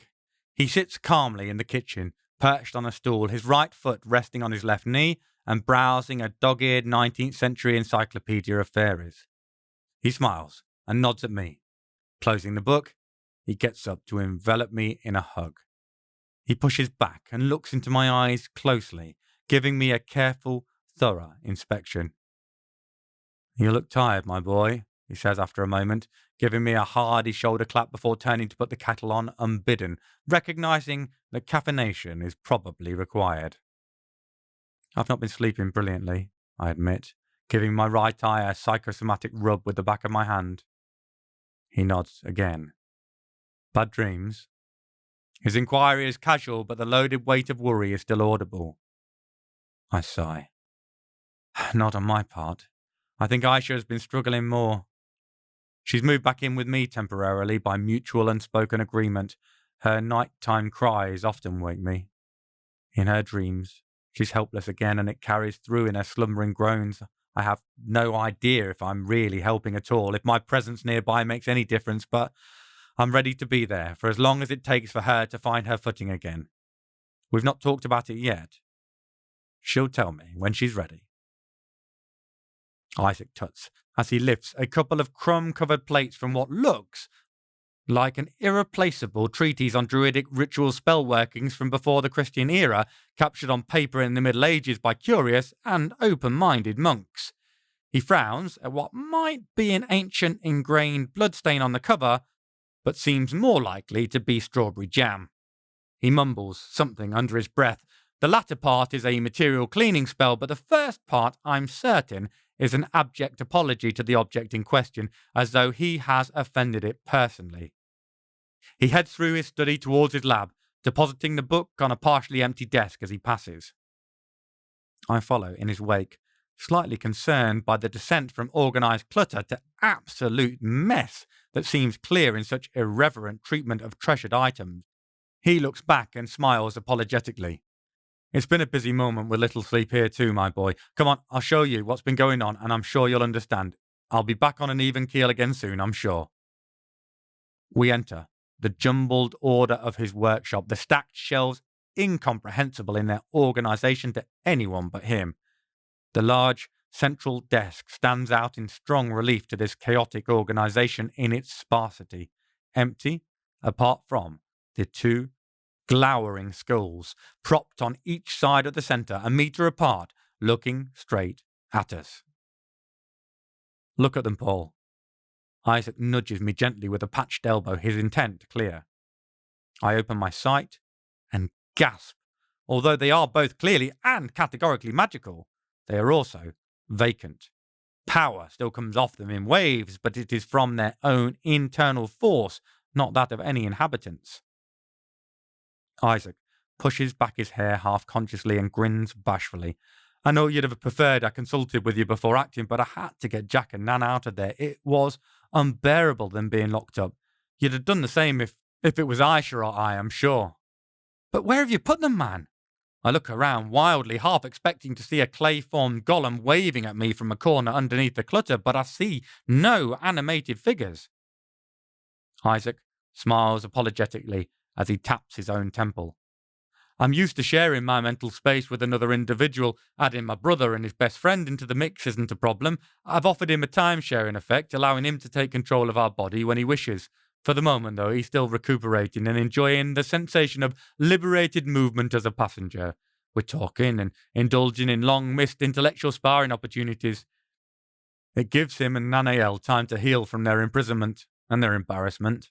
No, not embarrassment. Pain, sheer pain at the evil they were used to do. The soft joviality leaves Isaac's expression, and it is clear he's suffering along with them. I feel it too. Saying Jacob was ever the best of us is no exaggeration. Kind, simple, with a heart full of love. A heart that got used against him.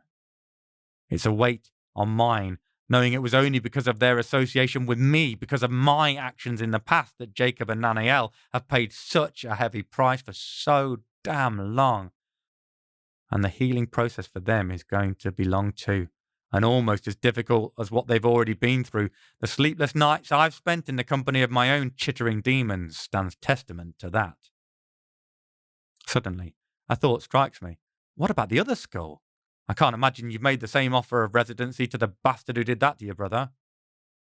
Isaac laughs, looking almost proud.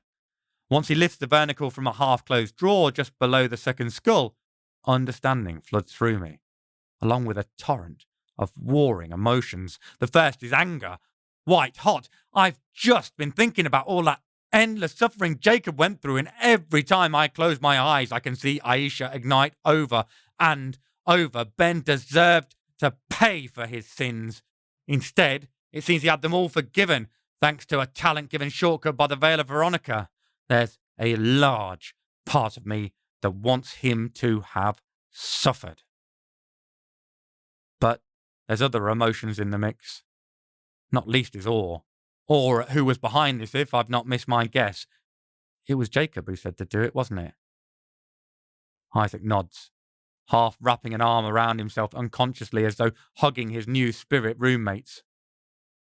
Then he leans forward, an ironic grin on his face as he whispers, "It delights me that my loving brother is still there, uncorrupted by his suffering, and honestly, I think perhaps there are still some untainted memories of the Bens he loved in the mix. He hopes the vertical brought in the peace denied to him for centuries." I wasn't exaggerating with the whole best of us spiel about Jacob. Had I been held captive by an evil psychopath who seduced me and broke my heart twice, I'd have dedicated the same amount of time I'd spent locked up in coming up with crueler and more unusual punishments for them than any human had ever previously imagined. Jacob? Jacob looked for the man he fell in love with, the one underneath all that confused hate and rage, and forgave him, despite everything he'd done. So yeah, there's definitely awe, fighting it out with all that unchecked anger. And there's one last emotion, a little tiny one that's just forming at the corner of my spirit, manifesting in a dampness around my eyes. I'm not entirely sure what it is. Relief, maybe. Gratitude? A weight lifted off my soul. Thanks, Jacob. I look straight into Isaac's eyes, letting his brother riding shotgun see I'm genuine. I am. He's done what I wouldn't have been able to do. Whether Ben finally got to escape this reality, or whether his soul disintegrated with his imperfection, lost into the sands outside of life, I've no idea. What I do know is he's gone. He's never coming back. That's enough to bring peace to my conflicting emotions, allowing them to draw up a ceasefire and allowing me to finally, for the first time in weeks, properly relax. I take a moment to luxuriate in the feeling that, however briefly, all is right in the world, that good people remain even when faced by unfathomable torments and the biting bitterness of the maws of life that mauls our spirits, lessening us so easily. Isaac indicates the two schools. Even emptied, these two are mightily powerful magical artifacts, strong enough that I think it won't be long before they advertise their presence even through my warding. We need to find somewhere to keep them safe, at least until we need to study them further.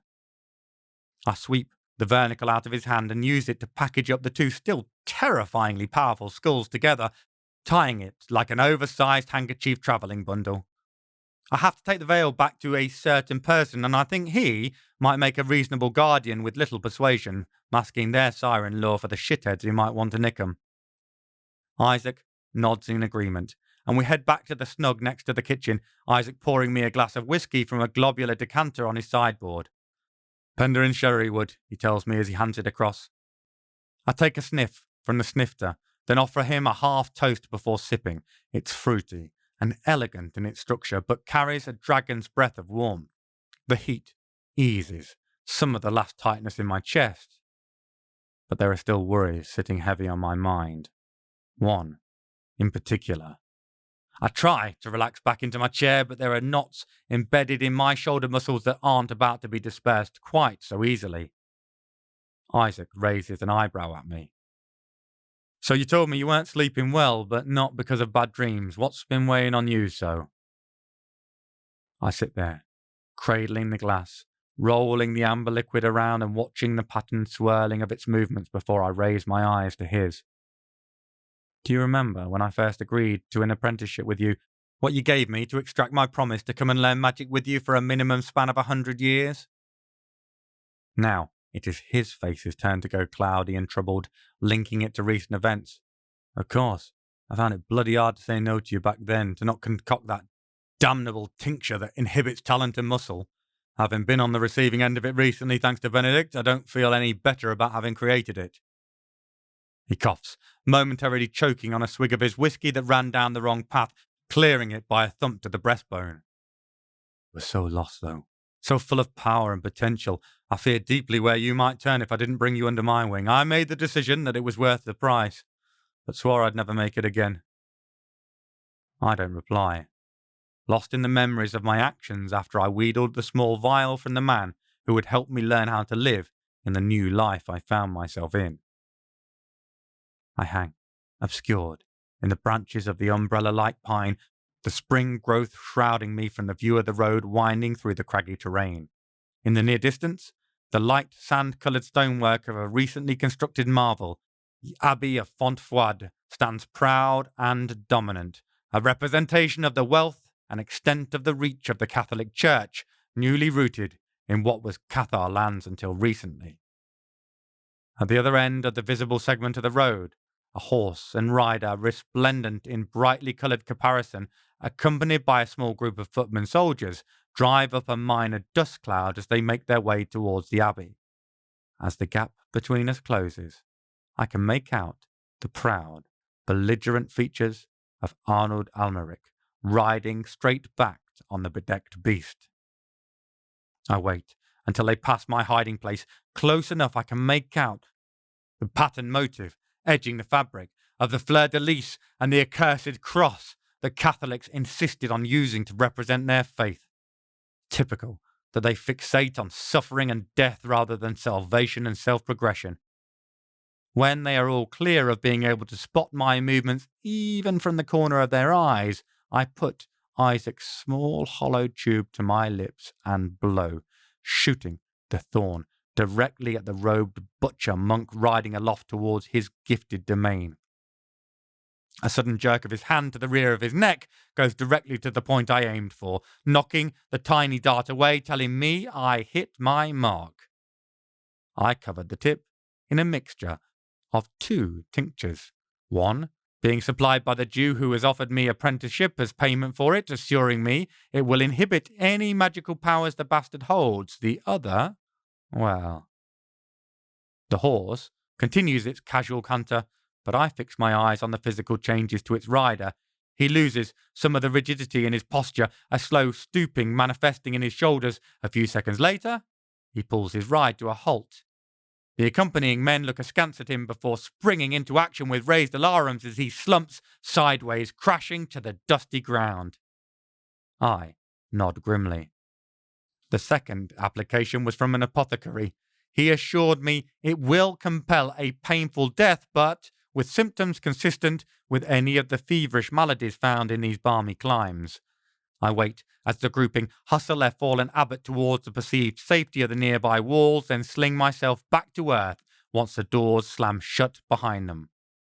Walking away from killing a man for the very first time, assured of my damnation in my imperfection, I feel not a jot of sorrow.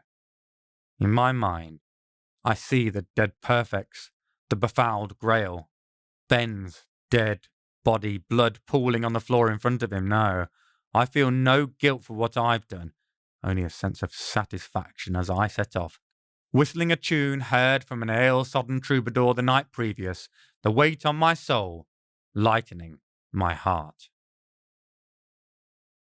Rising from my reverie, I look bleakly at Isaac, having relived a murder I never once regretted. Now, though, I wonder if it really worked, whether the death stuck. The potion we were all recently exposed to would have no effect on hindering my reincarnation, would it? Isaac shakes his head, his eyes widening as he follows the path of my reasoning. Clench my jaw at the ominous implications. A splash of the distillation in the grail of the Cathar essence was enough to keep Ben tied to life, albeit under harder conditions than my own. The rest of the liquid in it coated the room, splashed over me, and just behind me. I leaped to my feet, pacing back and forth, nervous energy pouring through me at the logical conclusion to that thought. I stopped and looked plaintively at my oldest living friend. That bastard Almeric was just behind me, and his skull is full of talent that calls to my reincarnating. I'm right, aren't I? I ask him directly. He hesitates, but can't deny the likelihood presented by the facts we've encountered. He nods his dour assent. You're right, Paul, he says darkly, his tone matching my mood at the possibility. There's every chance that Arnold Almeric is still alive. Afterword. So, here we are at the end of the first book, but only at the very beginning of the adventure. The story continues in imPerfect Curse, the second book. You can also read the prequel, An Imperfect Trap, for free by signing up for my newsletter, which involves a Nain Rouge, a deadly escape game, and a very pissed off Aisha. There's also an audiobook of that. If you've enjoyed this book, then please consider leaving a review. It makes all the difference to independent authors and actually helps me with a get-out clause on the Faustian bargain I signed at the crossroads to get the magic pen that allowed me to write this book. If you don't want me to be dragged off screaming to the inferno, and if nothing else, pity all the poor souls forced to spend eternity with me if I am, then hit those star buttons. And if you can manage it, type a few words of review. Even should go straight to hell would be brill. But I want to take a minute to tell you about the world itself. I've done the best I can to keep things as accurate, historically and geographically speaking, as possible, with only minor tweaks where the story required. For example, the Siege of Lavore is absolutely true, as is the burning of the 400 Perfects. The subsequent explosion of the Great Hall, less so, but necessary for my part of the story. And I've not seen any documents saying it didn't explode or explode magically, so who knows? Perhaps people just forgot to say. Simple thing to forget. I'm no historian, so mistakes may exist. Please don't hesitate to drop me an email at chris@cnrowan.com to let me know if there are any clangers. I'm aware there's now some debate in the academic circles about whether the good people really existed, or if it was simply a term for the form of Christianity that existed prior to the formalization of Pope Innocent, whether his paranoia about Cathar was why they ended up with the label. There's plenty of arguments both ways, and this version worked best for the story I wanted to tell. For those who want a well-told, well-researched, and not too heavy-going introduction to the Cathars and the Albigensian Crusade, I recommend A Perfect Heresy by Stephen O'Shea. It's a fabulous laying out of a truly peculiar story from history. As for the characters in the book, Aisha Kandisha's story, or legend, is true to a point. She is the bogey woman of Moroccan culture, and there is evidence she really existed as a noblewoman in Al Jadida, just south of Casablanca, who used her feminine wiles to seduce Portuguese raiders into a trap. The rest is my addition, although the Druze are a true religious sect and still exist in Lebanon and Syria today. Isaac the Blind is also a real historical figure and creator of Kabbalah. Again, that really was happening just up the road from Toulouse at the same time as the Cathars and the Crusade in Montpellier. Jacob, his brother, is my creation. Nithael and Nanael are two of the named Bene Elohim of Judaism. Arnold Almeric, the Butcher of Béziers, is a real character and was a real bastard by all accounts. The story of Béziers, while perhaps apocryphal, is certainly attributed to him. Simon de Montfort is also a real person who rose to prominence from the middling ranks of the French nobility to incomprehensible glory during the Crusade. Perhaps he had someone magical helping him out. Speaking of, Papanicitas is also a genuine character and a genuine mystery. He didn't reappear for the Siege of Lavore, but he did arrive in Constantinople at the time when the good people were formalizing their beliefs. He persuaded them towards a firmly dualistic belief, which arguably set them on a coalition course with the religious authorities, and got them all to take a new consolamentum to become perfect again because of doubts over the veracity of the original one. Then, suddenly, he disappeared under a cloud of intrigue and the rumour of dalliances with married women, meaning everyone had to go through the whole consolamentum for a third time. He never popped up in known history again, and what happened after he left the Languedoc is just another of the strange unknowns about this peculiar character. Perhaps I did him an injustice by making him the villain of the piece, but there remain many unanswered questions about him. I just added a few more. Historians will note I left out a whole array of colourful characters from the Albigensian Crusades, not least Dominic Guzman, the austere priest who later founded the Dominicans, an order that would go on to create the Inquisition. He was in mind to be the original religious villain of my story, but research showed him to be a considerably nicer character than Almeric, despite what happened later in his name. Also, the original drafts of the historical flashbacks were packed full of endless real people from the Siege of Lavore, Guzman included, but were confusing and overly weighty because of it. Things needed to be trimmed to keep the story moving along, and Dominic became one of them. Sozdom. Lucar Coil, the snail, is a real mythological creature, and the town of Astang genuinely sits on top of the hill that he's believed to live beneath. The Pont de Grammont is real too, and so is the Israelite cemetery. I stumbled across it driving back from Grammont to Astang. When I saw the sign, I had to follow it. Finding these peculiar slabs stuck into the hillside with houses just across the way, bearing Jewish family names from hundreds of years ago, and the ruins of the castle of Bidash on the horizon is a moment that will linger with me for a very long time, and I thought it a fitting place for the showdown to conclude. Frank isn't real, or based on anything but my twisted imagination. Thank goodness. Everywhere else in the story is a genuine place. Lastronef really exists and really is as cool and wonderful an establishment as I described it. Hell, I probably didn't do it justice. The only creation is the Café Imperorad. I couldn't find anywhere suitable when I visited, and I really wanted it to embody that typical French café, particularly like the ones I used to come across in the Bouteille in Paris.